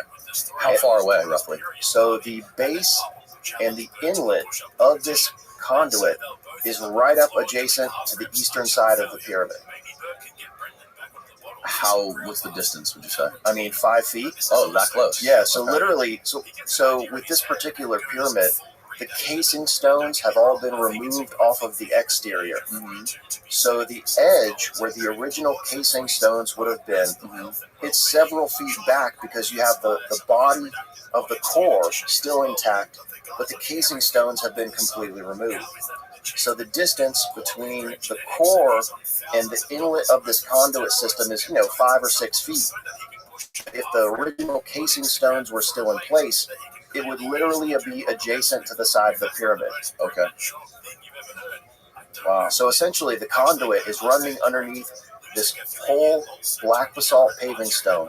Again, that black basalt, this is just showing dielectric constants, which is a way to gauge the capacity of a material to store these electric fields. And all of these materials are dielectric materials with the capacity for storing electric fields. So I just wanted to show you that artifact, and this is basically the configuration of... And this is Abu Sir we're talking about still. Abu Sir, correct. Okay. Yeah, the configuration of the Pyramid of Niuserre. Okay. And you can see in red that is the path of this conduit system, and there's another one adjacent to it as well that also has a collection bowl, which I've never found that in person. This is from the 1900s, from an archaeologist called Borchardt that did the original excavations of the pyramids of Abu Sir. Okay. I haven't ever found the second one, but it's on my list. Abu Sir is one of these sites that you need special permission access from the Egyptian Ministry of Antiquities to go out and investigate the site, and we've been very fortunate. I always go to the sites on my tours, and I have a tour coming up in November where we also have special permission access to Abu Sir. Remind me one more time the name of the pyramid of Abu Sir. Yep. So there's the Pyramid of Neferkare, the Pyramid of Niuserre, and the Pyramid of Sahura. So there's 3 major pyramids out there. But Abu Sir is also adjacent to a site called Abu Gharaib that has those white calcite crystal bowls that have almost the gear-like configuration around the outside. And they also have some very interesting, and this is just an image of, the electric fields from lightning strikes permeating this dielectric material that cause it to get hot, maintaining the fluidity of the solution running through the conduit. Okay, so at Abu Sir, what were the chemicals involved there? Or what were the chemicals being created with those 3 pyramids? Yep, so Abu Sir is one of the sites where I have not developed a conclusive theory about which chemical was being produced inside of the chamber, mainly because I've never had access inside of the structure. Okay. So the interior chambers have completely collapsed, and they do not let people go inside of any of the 3 pyramids in Abu Sir. And for me, personally, going inside of the pyramids is an essential part of developing a solid theory about how it operated. I can look at the configuration and you can study diagrams, but it's never sufficient to really help you understand what was going inside of these things. Because, for example, inside of the Red Pyramid, there's all sorts of staining that is indicative of fluid dynamics, right? Movement of gases and water throughout the structure. So there's actually staining all throughout the Red Pyramid that kind of shows you the fluid movement process of the chemical reactions that were occurring inside of the structure. Okay, and the red pyramid you think was being used to create fertilizer? Ammonia, correct.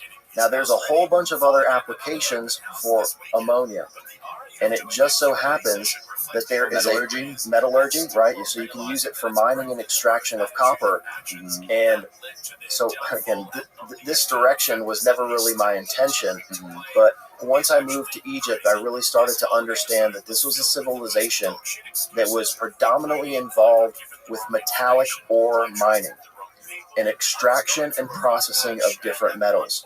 So all of these chemicals are directly applicable to both metallurgy and mining. Yes. And that was a huge preoccupation of this civilization. And they've discovered in the chemical analysis of all the iron ore deposits on the Giza Plateau that this stuff is filled with incredibly valuable metal deposits, including gold and silver on the Giza Plateau, filled with deposits of gold. So they were using the chemicals specifically regarding the acidic solutions that were being produced on the Giza Plateau for leach mining of metals. And we kind of hinted at this last night about the civilization, you know, this ancient mythology about a civilization that was preoccupied with gold mining here on this planet. And there's a ton of on-site, the Anunnaki mining for gold. Correct. Yeah. Well, I mean, that's if you believe Zechariah Sitchin. Correct. Yes. That's he's been widely contested with his translations of those Sumerian texts. A lot of people say that he was not a scholar, he was not a linguist, and a lot of linguists push back against what he's saying, with saying that his translations are extremely inaccurate. Yes, I say his stories aren't fantastic. I think the stories are fucking amazing. Yeah. I also agree with him on the pyramid. I don't know if I agree.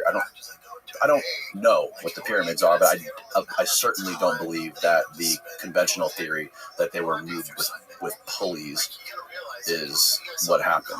I don't understand how you can move 20-ton pieces of granite that high in the air and across 500 miles from the quarry. I don't know, but I want to put the context there that Zechariah Sitchin is, you got to take that with a grain of salt. Yeah, and I 100% agree with that statement. I don't necessarily believe in that theory. It's just interesting that my research has pointed in a direction that there was a civilization here that constructed these pyramids, and they were utilizing these chemicals for mining applications. Now, this could even be applicable to the dynastic civilization, which we know was doing significant mining operations all across Egypt. Mm-hmm. And this is well documented in the archaeological record that the dynastic Egyptians were incredibly proficient at mining operations. Have we ever found any evidence or remains of any sort of metal materials that they've fashioned? Any metal tool other than the copper chisels and stuff? Yeah, stone, copper tools that they claim they use to create these perfectly symmetrical blocks? Oh, yeah. So they found iron implements all across Egypt, and they're actually in the Cairo Museum in a very obscure case. They have a whole case full of iron saws, different types of nails. Iron saws? Correct. You're talking about the long saws? Saw blades, big saw blades. And it's in the Cairo Museum. It's a very obscure case that hardly anybody goes and looks at. But they do have some iron implements that they found in Egypt, saws. And all sorts of other stuff. Do they think those saws are what cut the granite? So we were talking about the metallic saw blades. So they've actually found remnants of not only the metal that was used in cutting these things. So, for example, the black basalt on the Giza Plateau adjacent to the Great Pyramid. There are saw blade cuts all in this black basalt. And if you look down in there, you can see greenish material, which is copper oxide. Now, one of the big myths about the metal that was being utilized by the Egyptian civilization is that it was pure copper. Right? That is not correct. They've done a chemical analysis of the material that was found inside of these saw cuts, and it's something called arsenical copper. So it's an alloy of 90% copper and 10% arsenic, which completely changes the properties of the metal. It was not pure copper. It's arsenical copper or arsenical bronze, which was widely used in the ancient world. And this is the magic of alloys. if you combine metals, it can completely change the properties of the metal to make it much harder and much easier to cast. So they were using... So you're talking about smelting them together? Correct, yeah. Well, so one of the things about the copper ore deposits in Egypt, it's arsenical copper ore. So our arsenic and copper naturally occur in these metallic ore deposits. So it just so happens that the areas where they were mining this copper also have arsenical copper. So it's just naturally occurring that these two metals kind of are found in conjunction with each other in nature. And again, yeah, ancient Egypt, arsenical, bronze, and copper. So again, that's a big myth about ancient Egypt, is that these things were pure copper. If it was pure copper, it would not be utilized for a saw blade. It's not the right material. So I want to make sure, because they have done chemical analysis of these metal particles that were found in these saw blades.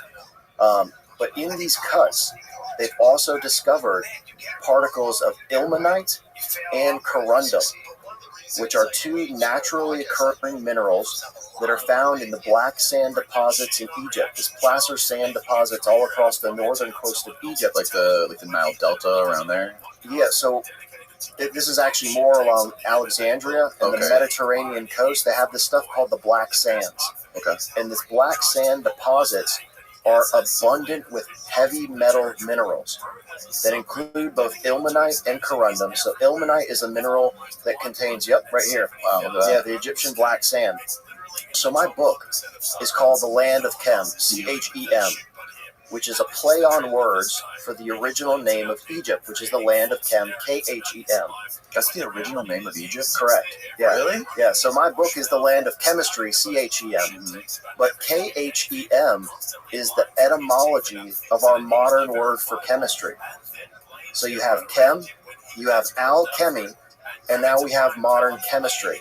So literally, the original name for Egypt is the etymology and the genesis for our modern word for chemistry. Egypt was the birthplace of chemistry. Even according to conventional archaeology, they were the first civilization that ever manufactured synthetic compound, something called Egyptian blue, which is calcium copper silicate, which is a very sophisticated molecule that we still don't understand today, the manufacturing process that was utilized by the Egyptians to produce this blue paint. We still don't know how they did it. Still don't know. Really? Right? And wow. So the miraculous thing about Egyptian blue and the compound, so Egyptian blue, let's say it's just a paint, right? You find this paint over all of these temple walls covering the entire country of Egypt. So how many gallons of paint do you need to paint all of these temples? We're talking about hundreds of thousands of gallons of paint. This is indicative of an industrial scale chemical manufacturing process that had to be required to produce all of the paint for this industry. So it's a perfect example that that's a ton of paint. It's a ton of paint, hundreds and hundreds of thousands of gallons, and they've discovered that the chemical composition of all of the samples of Egyptian blue taken from all of these temples is incredibly consistent. And the compound has not changed over thousands of years. The molecule has not degraded, so it's an incredibly resilient chemical compound. They've also been testing Egyptian blue with modern day applications, and they've realized that it's a material for heat storage as well, and insulation, and it also emits photons. So when Egyptian blue absorbs light, it also emits light. This says, what does that say at the end there? It says it was known to the Romans by the name Circulum. After the Roman era, the Egyptian blue fell from use, and thereafter the manner of its creation was forgotten. In modern times, scientists have been able to analyze its chemistry and reconstruct how to make it. The ancient Egyptian word what does that say? Wiz? I don't know how to say that. Signifies blue, blue-green, and green. The first quarter used Egyptian blue as the color name in English was in 1809. Calcium copper tetrasilicate. Calcium copper silicate. Yeah, Okay. yeah. So it's a very sophisticated chemical compound, and they do have a general idea of how to produce this molecule, right, in a modern application. But they still don't understand exactly how the Egyptians were doing it, Right. Because they've never found the reactors that were utilized to produce this thing. Yeah. Right, so we can make it using modern applications, which give us an idea of how it was produced in the ancient time, but they still don't know exactly how they were manufacturing the compound. Right. Are you aware of any sort of evidence of any sort of saw blades that can explain those cuts on those massive stones that Ben Van Kerkhoff talks about? Like those massive circular saw cuts that are in those stones where it looks like they're using a fucking circular saw. Yeah, tube drill. Yeah, tube drills. Yeah, so they've also taken chemical analysis from inside of these tube drills. Like these. Yeah, so you find these all over the Giza Plateau. The bottom left one, Steve, that's a pretty good example. Yeah, so that's on the Giza Plateau. Those are saw blade cuts that are in the Black Basalt Temple on the eastern floor of the Great Pyramid. And they found this great... I've seen it in person up close where you can see the remnants of this bluish-green material down inside of these saw cuts. Yeah, so it's this arsenical copper or arsenical bronze with a mixture of the slurries. Now, so this slurry you're talking about is something that was used to make it more abrasive, so those whatever saws they had could penetrate the stone far more easily. Correct, and we still use this in modern stone cutting applications, where you have the blade, but you're also pouring an abrasive slurry during the cutting process, which facilitates the removal of the material. And this is what we were talking about, how it's not necessarily the speed of the tool, but it's the feed rate.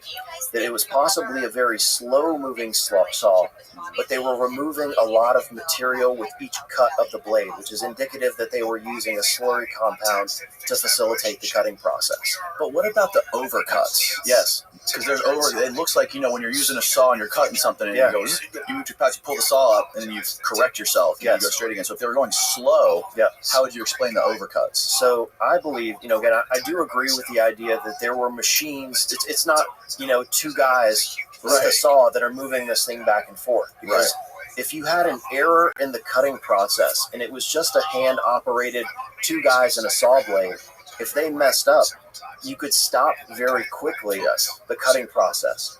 But if you're using a machine apparatus, I could pull it up in the slides, but if you Google the Hierapolis saw, it's a perfect example of a saw cutting machine that was being utilized by the ancient Romans, and the Romans got everything they knew about cutting and moving stone from the dynastic Egyptians. Now, I don't think that the Egyptian pyramids are part of the dynastic civilization.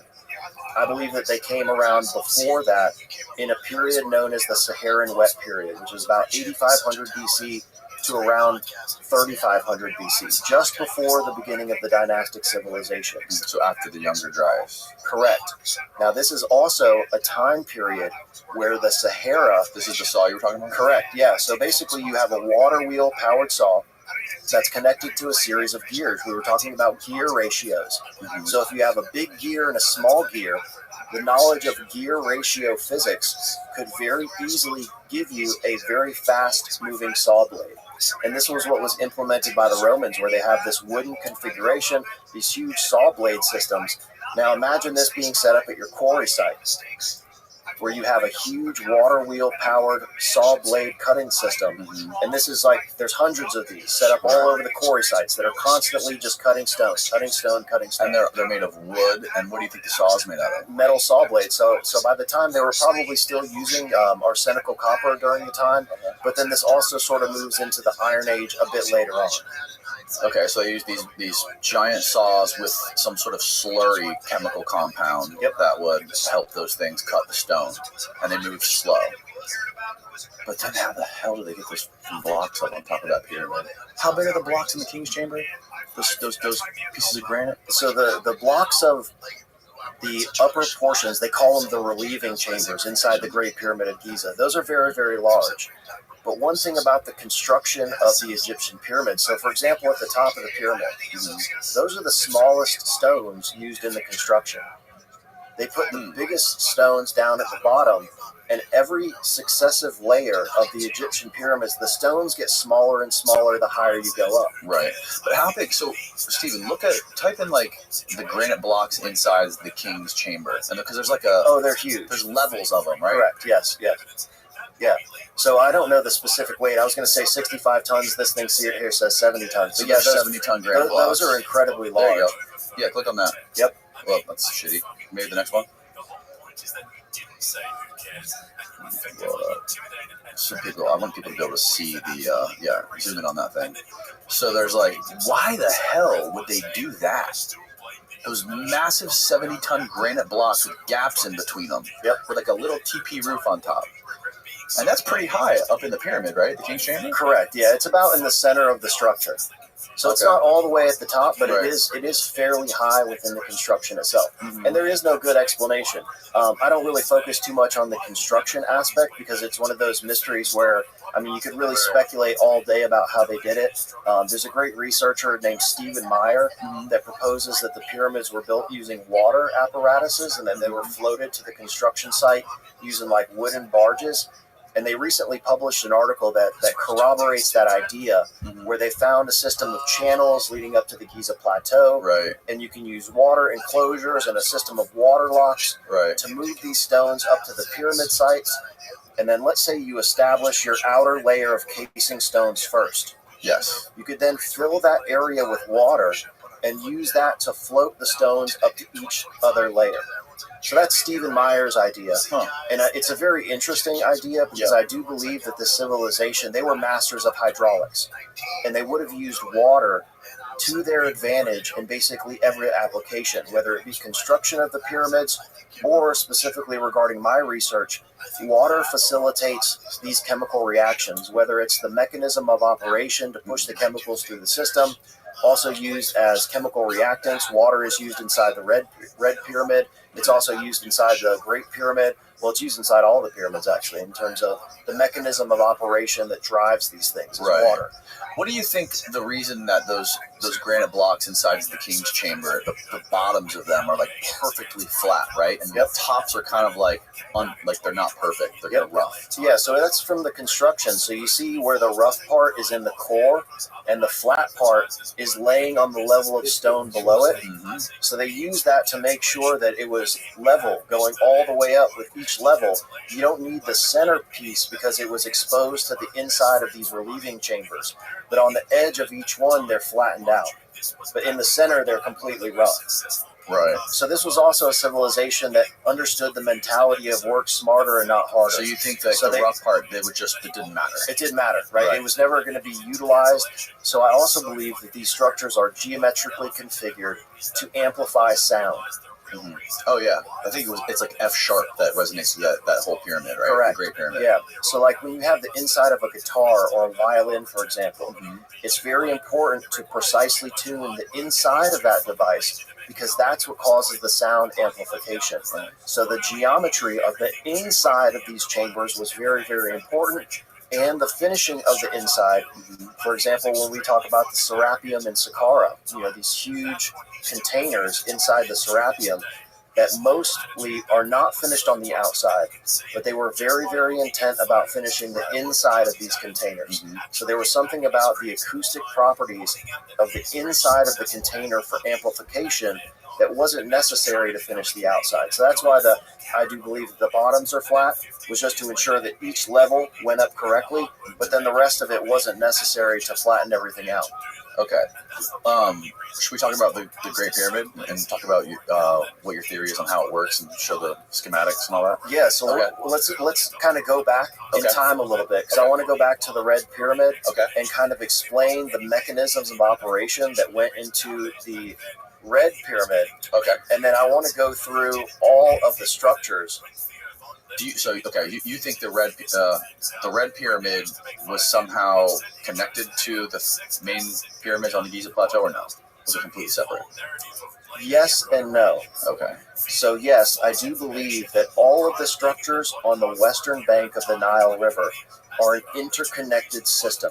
It's a huge network of temples and pyramids that were all functional structures.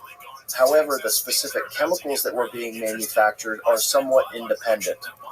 That being said, there's a lot of anecdotal evidence that says that there's underground shaft systems that connect all of these pyramids in sequence. So Yusuf Aliyan's father, for example, has reported that as kids, they used to run through these underground shafts that connected, and they used to be able to go from one pyramid site to the next pyramid site to the next pyramid. So I do believe that these things are interconnected, We just don't have any archaeological evidence to substantiate that at this point. I have had an experience, we were talking about last night, how the lead inspector of the Giza Plateau escorted one of my tour groups, and he kept saying over and over that they know for sure that there's tunnels that connect the Great Pyramid into the Sphinx enclosure, which is something that the conventional dynastic pharaoh burial theory, it doesn't corroborate that, and these two things don't work in conjunction. Because why would you have underground tunnel systems connecting the burial of Khufu into a structure that was supposedly built by Khafra, which came around later? Again, this is the conventional succession of the building, was Khufu, Khafra, and Menkaure built these three pyramids on the Giza Plateau. I believe they were all built at the same time, and that all of the major Egyptian pyramids were built in a relatively similar time period as connected chemical manufacturing plants. How long do you think it took them to build those pyramids? Oh, it's impossible to say. They say that conventionally... Wild guess. I mean, it depends on the sophistication of the civilization that was building them. Mm-hmm. So whatever they were doing to build these things, it was easy for them. Yes. Because you look at the execution of the construction and the amount of times that they replicated this perfection. The alignments, the measurements, the geometry, all of the sciences that go into designing and executing these things. They clearly had the knowledge to do it. They had the capability to do it. They could do it over and over and over again and continue to replicate the results. That being said, there are some examples of pyramids that failed. For example, the Pyramid of Maidum out in the Lahoun Oasis, which I believe was a test structure to implement the physics and chemistry that would later be used in the Red Pyramid, but this thing experienced a catastrophic collapse, and the whole outside of the pyramid collapsed. So they never activated the structure because there were design flaws within the structure. So there are some indications that they did test these things. Sometimes it didn't work out. And there's also an indication of evolution in these designs. Yeah, the Pyramid of Maidum. That's the one that collapsed? Yep. So that used to be a completely tetrahedral pyramid with casing stones, and it was a perfect pyramid shape. But all of the casing stones collapsed on the outside. Do you think? I mean, it's pretty big. But I was wondering. Oh, it's huge. I was wondering maybe it could have been like later civilizations trying to copycat. But right. No, this thing is still pretty incredible. Oh, it's one of the most impressive pyramids. When you go out there, I mean, you're staring up into the sky at this towering core. Look how small the people are. God, yeah, it's huge. It's unbelievable, and it's one of the most. So that pyramid is attributed to the pharaoh Seneferu. Oh, okay.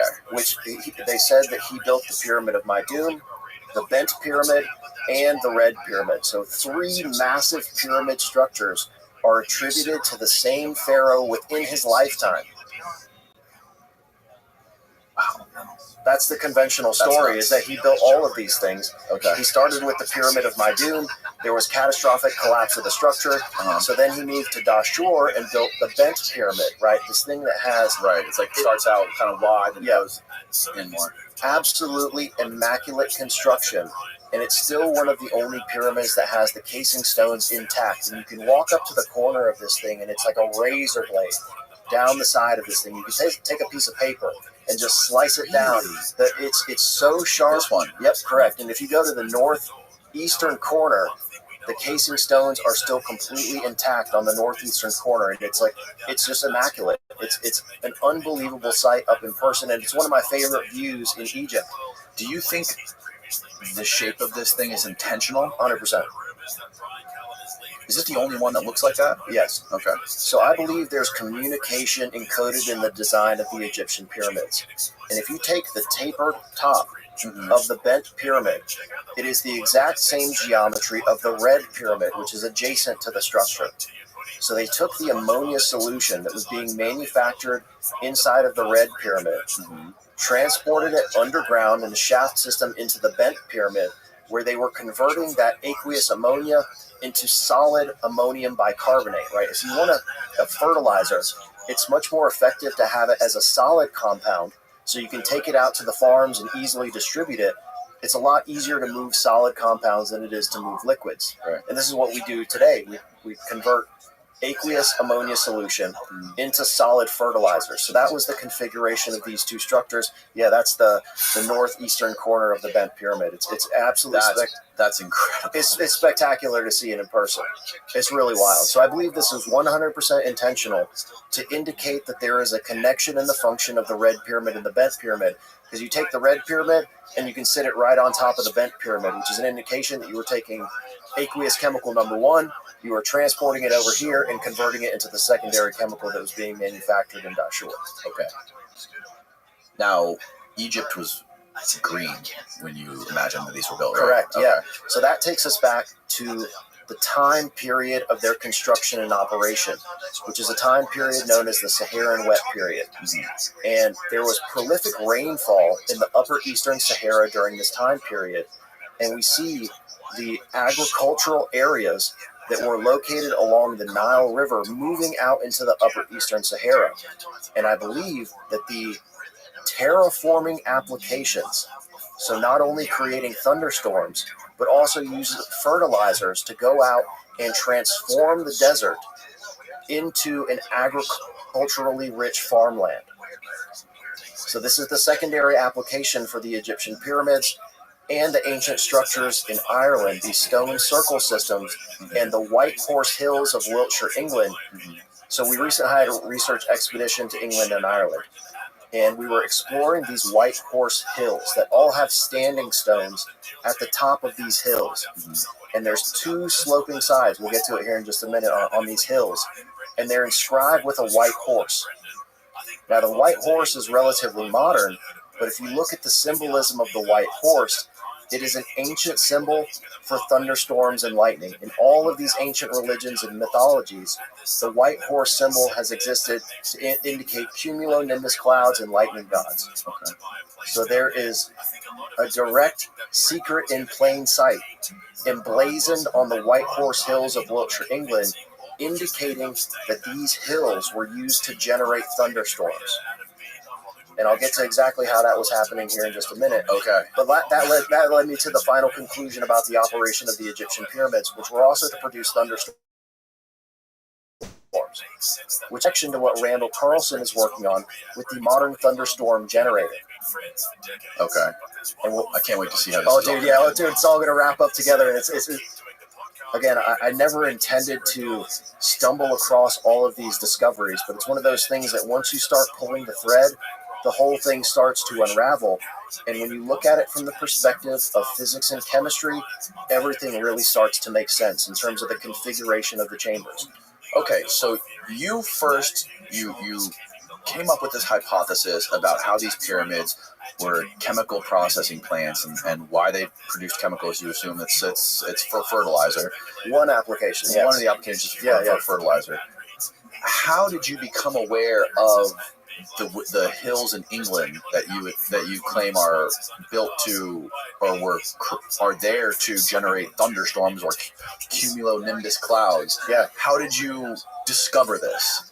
So the universe works in mysterious ways, and there's been some synchronicities along my journey that I never could have anticipated. So we went to England. I was going to propose to my wife Alexa at Stonehenge. Mm-hmm. So I went there this was the whole impetus of our trip to England and Ireland was A for the proposal. Mm-hmm. We were going to go to Stonehenge and drive around that area so that we could investigate the ancient structures around Stonehenge. And then we were going to go to Ireland so that I could finally document all of the structures, for example, Newgrange and all of these other passage chamber structures that are directly already included in my first book in terms of the production of a chemical called ferrous sulfate. And we'll get to that here in a minute. Okay. But the White Horse Hills were kind of an unexpected discovery where, we're driving around and looking on Google Maps for ancient sites, and we just happened to see this structure called the Cheryl Obelisk. Okay. So this guy built an obelisk on top of one of these White Horse Hills in the place where the standing stone once originally was erected. So I had to see this thing in person, an obelisk on top of one of these hills in England, because I knew that there was a connection again to ancient Egypt. Right. And this obelisk was built, like the 1800s or something? Correct, yeah. You can Google Cheryl Obelisk. I don't know the specific dates of when it was erected, but it's a relatively modern addition to the site. but they say that it's hollow, and it was built upon the place where the standing stone originally stood on top of this hill. So these things were designed to give lightning the shortest path to ground. It is the highest point of elevation anywhere on the landscape, and we have this huge standing stone which would have acted like a lightning rod. And all of these structures are built on chalk bedrock. Okay. It's Cherril, Cherril.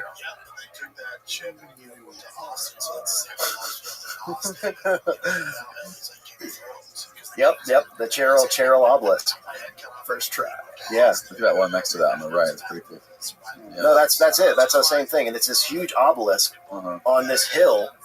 And again, you're standing up there, and it is by far the highest point on the landscape. So you saw this, and what made you think thunderstorms? So when I first went to Egypt in 2017, Getting into credit card debt? I had this intuition that the Great Pyramid specifically was being struck by lightning. And now we have evidence from these chemical analysis of samples from the Giza Plateau that proves that there were lightning strikes on the plateau. They found these silicate microspherules from fulgurites. So fulgurites are essentially fossilized lightning. So when lightning strikes sand, for example, it'll fuse all of this sand together and it produces silicate microspherules. In some of the chemical analysis that was taken by the ACITA project, they found these silicate microspherules from fulgurites, which is direct evidence that the area around the Great Pyramid was being struck by lightning. They found these next to a structure called the Trial Passages, which is on the northeastern corner of the Great Pyramid.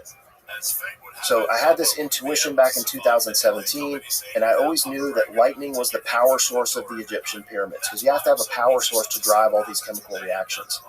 And I truly believe that the Egyptian pyramids and all of these ancient structures across the planet were designed to work in conjunction with the forces of nature.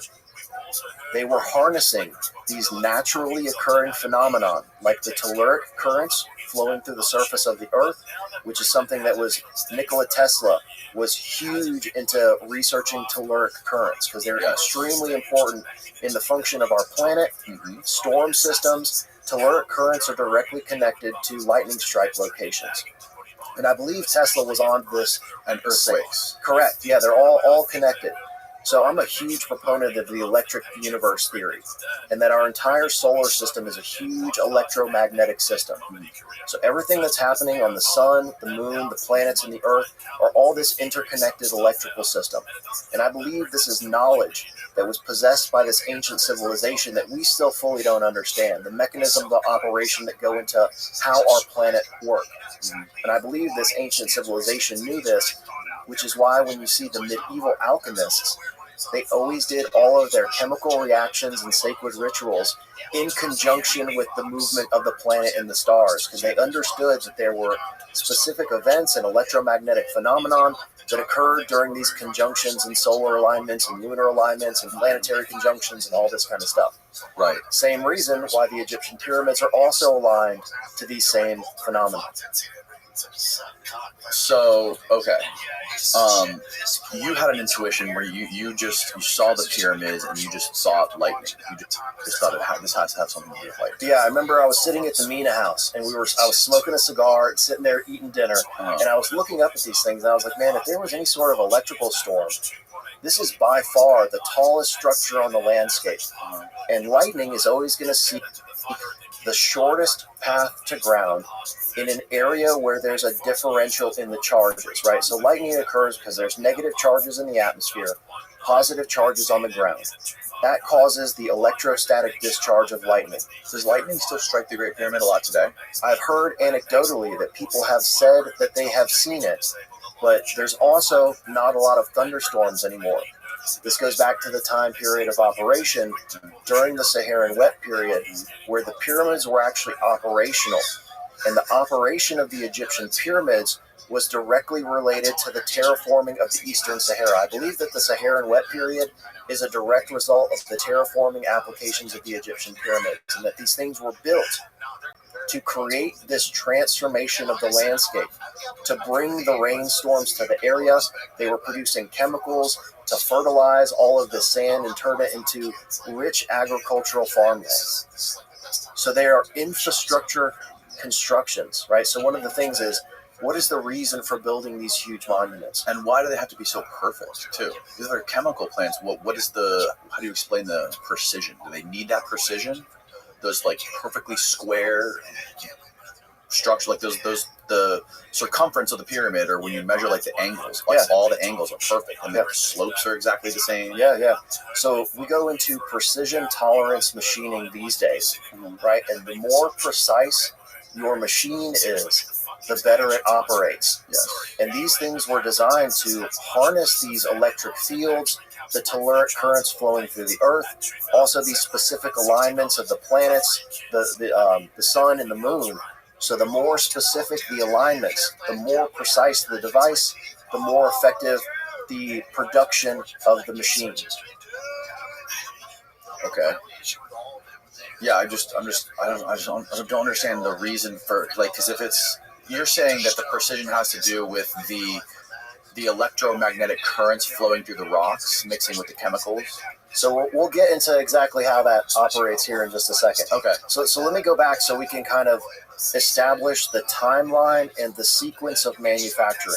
Okay. So it all started for me with the red pyramid, but it all goes back to the step pyramid, which conventionally, according to the timeline of construction of the Egyptian pyramids, this was the first structure that was built.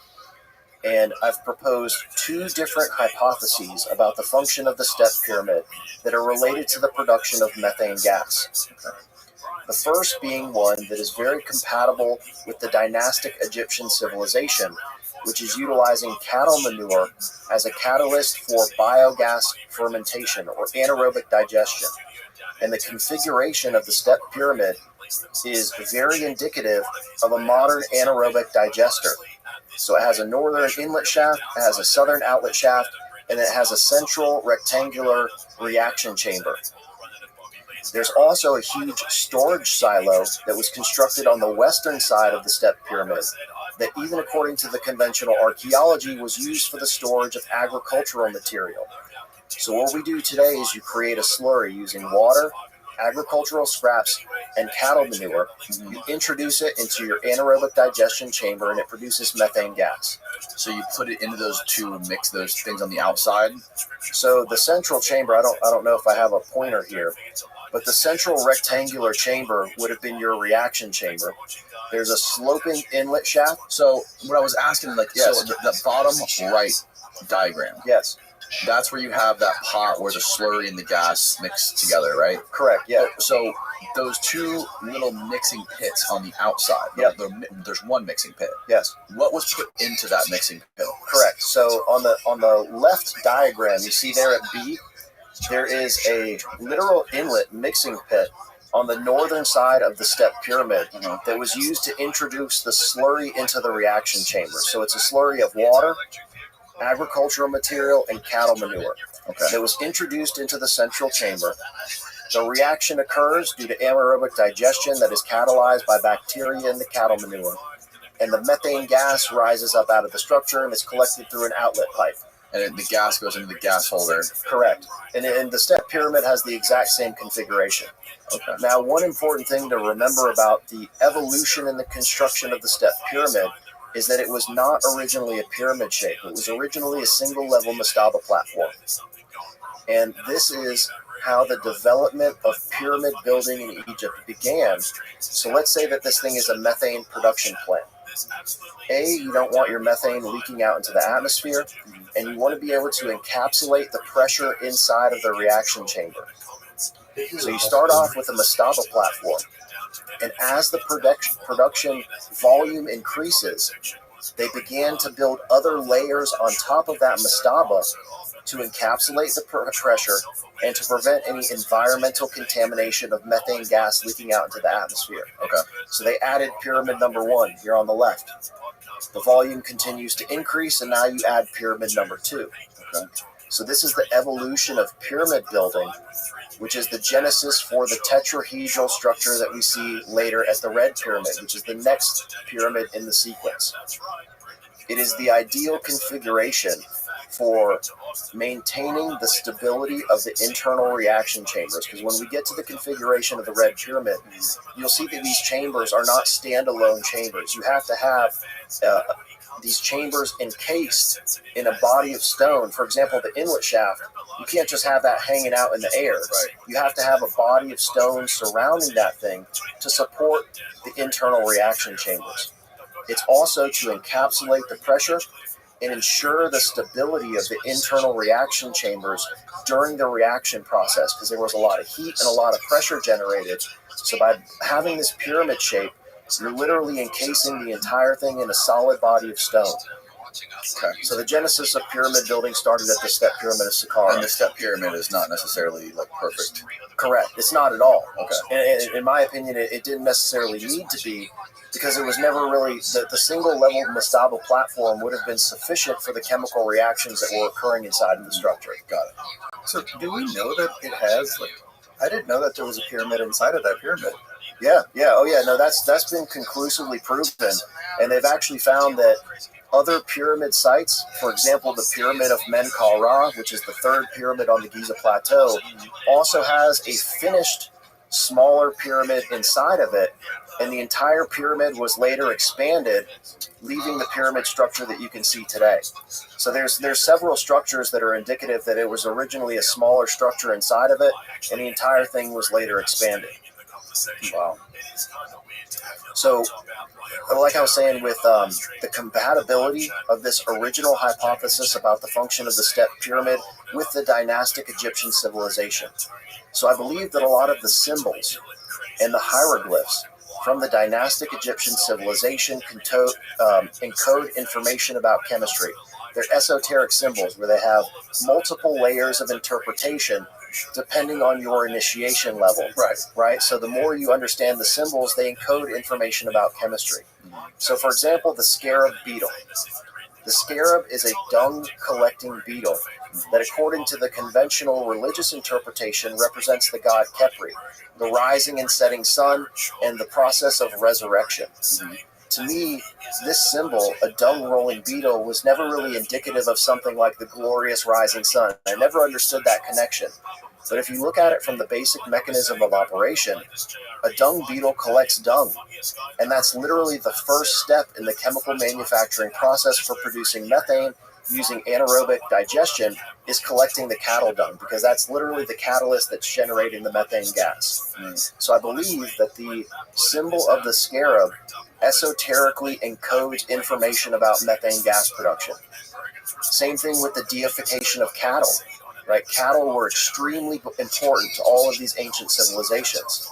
Well, if you were harvesting the cattle dung from these sacred cows to produce this miraculous chemical, methane, which is an incredibly powerful fuel source. We use it for all sorts of domestic applications, heating, lighting. You can also use it for metallurgy. High temperature methane flames could have been used for smelting applications. And then methane is one of the most important synthesis gases that we use in our modern chemical manufacturing applications. It's used as a syngas to create hydrogen, which is directly related to the function of the Red Pyramid, where they were breaking down methane gas, first converting it into hydrogen, and then converting it into ammonia. So that's my first hypothesis about the function of the step pyramid. But you also see all of these underground tunnels below the step pyramid. So I did a two-step analysis of this structure, and I proposed a hypothesis with the original configuration being the northern inlet shaft and the southern outlet shaft. And I also have a secondary hypothesis. So the bedrock inside of the step pyramid is basically completely black. And it is very indicative of bedrock that has decayed organic material that is associated with natural gas deposits, natural gas being methane. And this is one of the ways that we identify methane seeps and methane deposits today, is by this agricultural material containing bedrock. And the bedrock below the step pyramid looks completely different than all the rest of the bedrock in the local area. So there was something very specific about the selection for the location of the step pyramid. And I believe that they could have been tapping into these naturally occurring methane deposits below the step pyramid. This is now pushing the timeline back and taking the function of the Egyptian pyramids further away from something that was compatible with the dynastic civilization and pushing it a little bit farther back to this civilization that had profound knowledge of geological deposits, not only of things like natural gas, but also metallic ore deposits, and extremely proficient at mining and extracting applications. So I believe that these could be methane mining tunnels, and this entire system was filled with water to extract methane gas out of the bedrock. And I have a new episode. This is episode 94, which is a bit further back, and I just did an updated episode where I have an active diagram that shows exactly how these 11 shafts work as pumps to increase and then reduce the pressure within the system using hydraulics to release methane gas from these underground deposits. And then so after this pyramid created the methane gas, where did they collect it? Where did they bring it somewhere else? Yeah, so the step pyramid actually has these things that they call dummy chapels. So it's a huge 40-acre complex that has literal storage containers on site that conventional archaeology calls dummy chapels. But they literally have storage containers on site that could have been used for methane storage. And I also believe that the majority of this methane was distributed for other industrial applications, so directly to the Red Pyramid, for example. And you can see, so here's that really, really dark colored bedrock inside of the step pyramid. And this looks completely different than all of the other bedrock in the surrounding area. This is the pyramid that we were just talking about. Yeah, this is the inside of the central reaction chamber inside of the step pyramid. Wow. Yep. It's huge. No, it's an immense structure.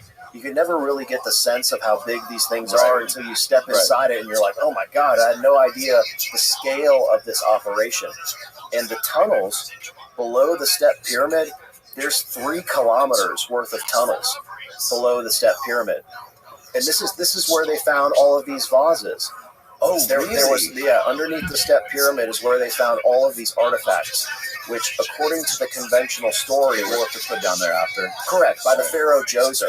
Okay. So one of the interesting stories is that so this is supposed to be the burial for the pharaoh Djoser. Mm-hmm. Djoser's burial was never found inside of the structure, but they have found other burial artifacts inside of the step pyramid. One of them being the body of a woman that was carbon dated to 500 years before the reign of the pharaoh Djoser. So why do they connect Djoser to him? Right, exactly. They also found a mummified foot inside of this structure, which they thought was the foot of the pharaoh Djoser, but it was later carbon dated to the Ptolemaic area, which was much, much later in the dynastic Egyptian timeline during the Egyptian Greek period. So neither one of these burial artifacts are the pharaoh Djoser, yet they still attribute this entire structure to a pharaonic burial, even though there's never been one found. It's so bizarre, man. So they have found some intrusive burials, for example, inside the pyramid of Menkaure. They also found a wooden sarcophagus in the upper chamber that had the cartouche of Menkaure written on it, but it was the body of a young woman. So not the pharaoh either.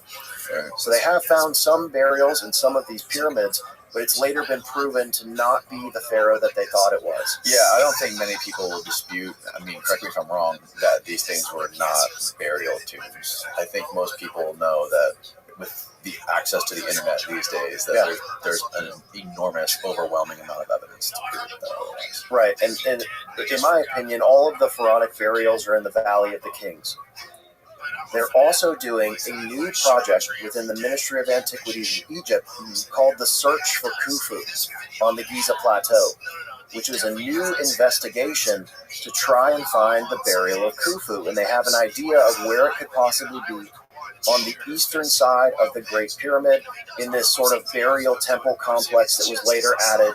Even according to the conventional timeline, it's not 4th dynasty. It's much later on they added this burial funerary complex on the eastern side of the Great Pyramid.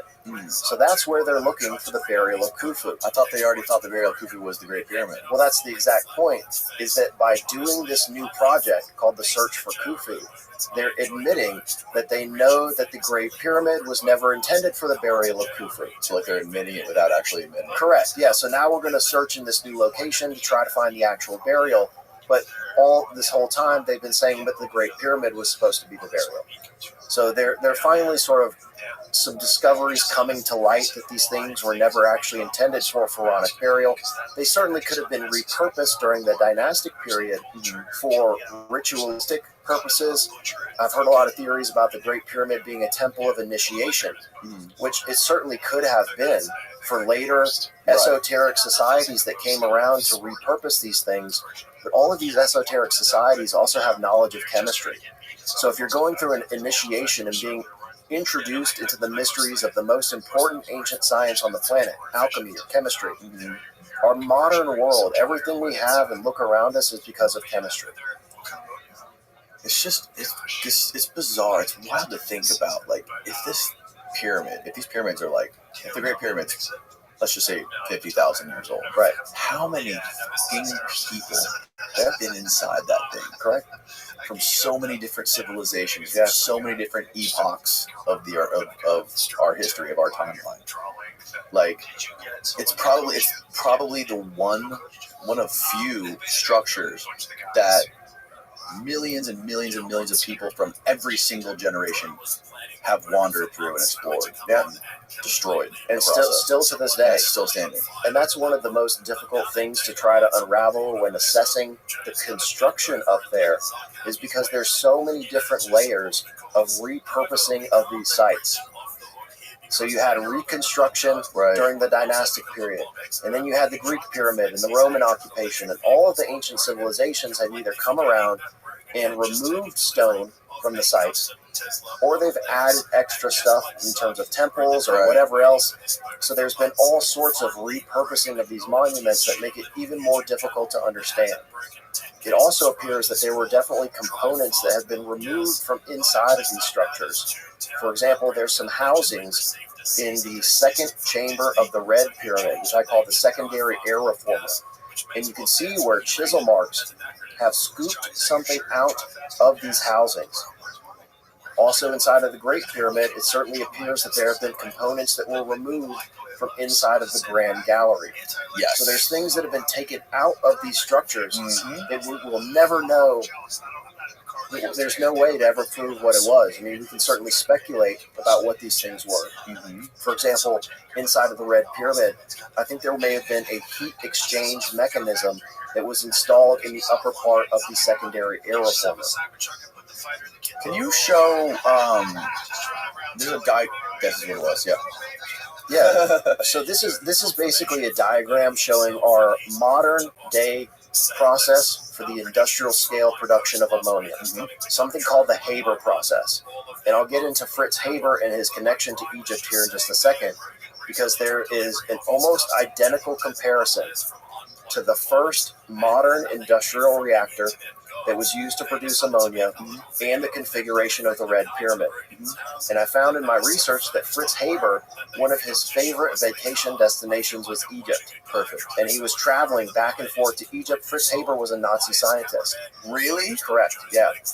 So he was going back and forth to Egypt. And I believe that he may have stumbled across the same information that I've extrapolated by trying to reverse engineer the Red Pyramid. And he created the first apparatus to manufacture ammonia during the modern day. Was he one of the paperclip scientists that we got? No, so he actually he committed suicide because they ended up using ammonia for to kill people. Yeah, they used it for explosives and they used it for toxic compounds when he never designed it for that application. There was also some stuff with his wife, and the story of Fritz Haber is very tragic. But anyway, he was a chemist that was very, very interested in Egypt, and I'll show you here in just a second the configuration of the modern apparatus compared to the Red Pyramid. We wanted to make some smelling salts. Yeah. I mean, that's an ammonia-based compound. Right. It's like ammonium.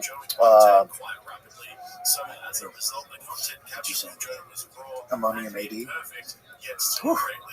No, so I think this is ammonium chloride, the smelling salt compound.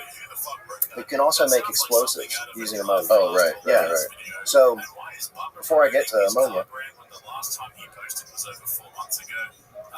so that Rogan clip, The ammonia sacrament. where they're listening to that Blade, the Blood Rave song from Rave, and it's Joey Diaz and Brendan Shaw where he's dancing and sniffing it. There's so many good memes of that. Cool, but that's exactly what the final chamber of the Red Pyramid smells like. It smells like this in the very top chamber. Correct. Pure chemical ammonia. Man, that stuff hits hard. I don't see how you can take that. This is a an old breath one, of it. too. Oh, yeah. I can imagine it's much stronger. Yeah. So, ammonia, the word for ammonia, the etymology of the word ammonia traces directly back to the god Ammon. Ammon and ammonia. The god Ammon from ancient Egypt is the deity of fertility. He is literally a god that is an ancient esoteric symbol for fertilizer. He has crops growing out of his head. He has these two huge sheaves of wheat growing out of the crown to symbolize growth of crops and fertility.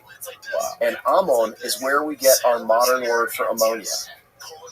So there's all sorts of esoteric information encoded in the hieroglyphs, deities, etc. of dynastic Egyptian pyramid that point back to a lineage, pre-existing lineage, that had extensive knowledge of chemistry.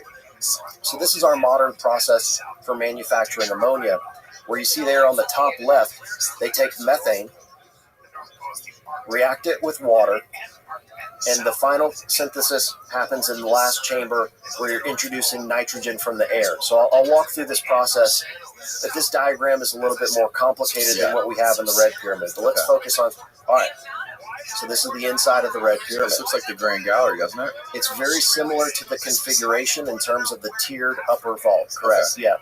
But you can see here on the left, the profuse staining coming out of the stone inside of this chamber. And the explanation for this is bats.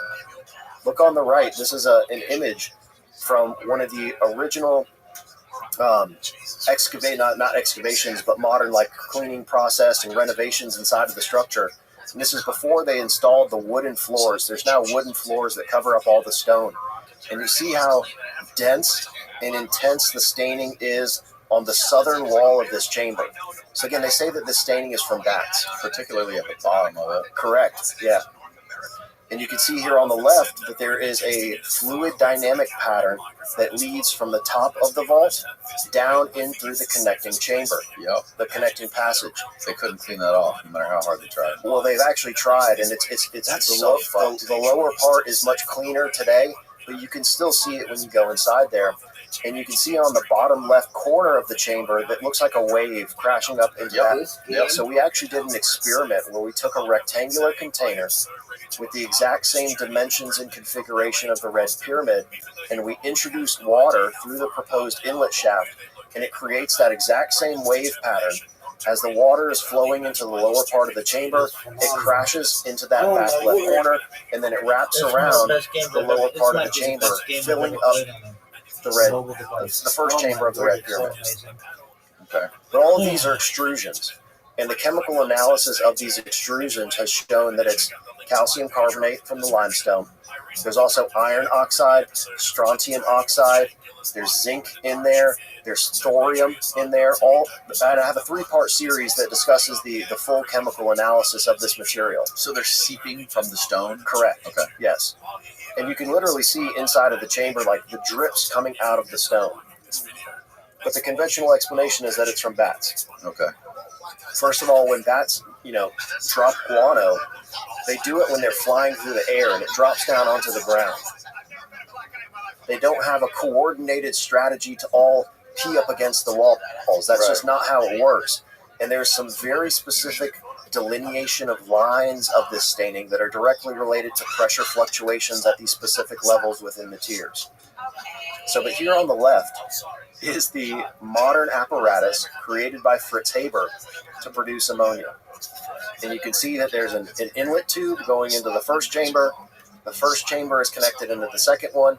And then you have a third larger chamber that's elevated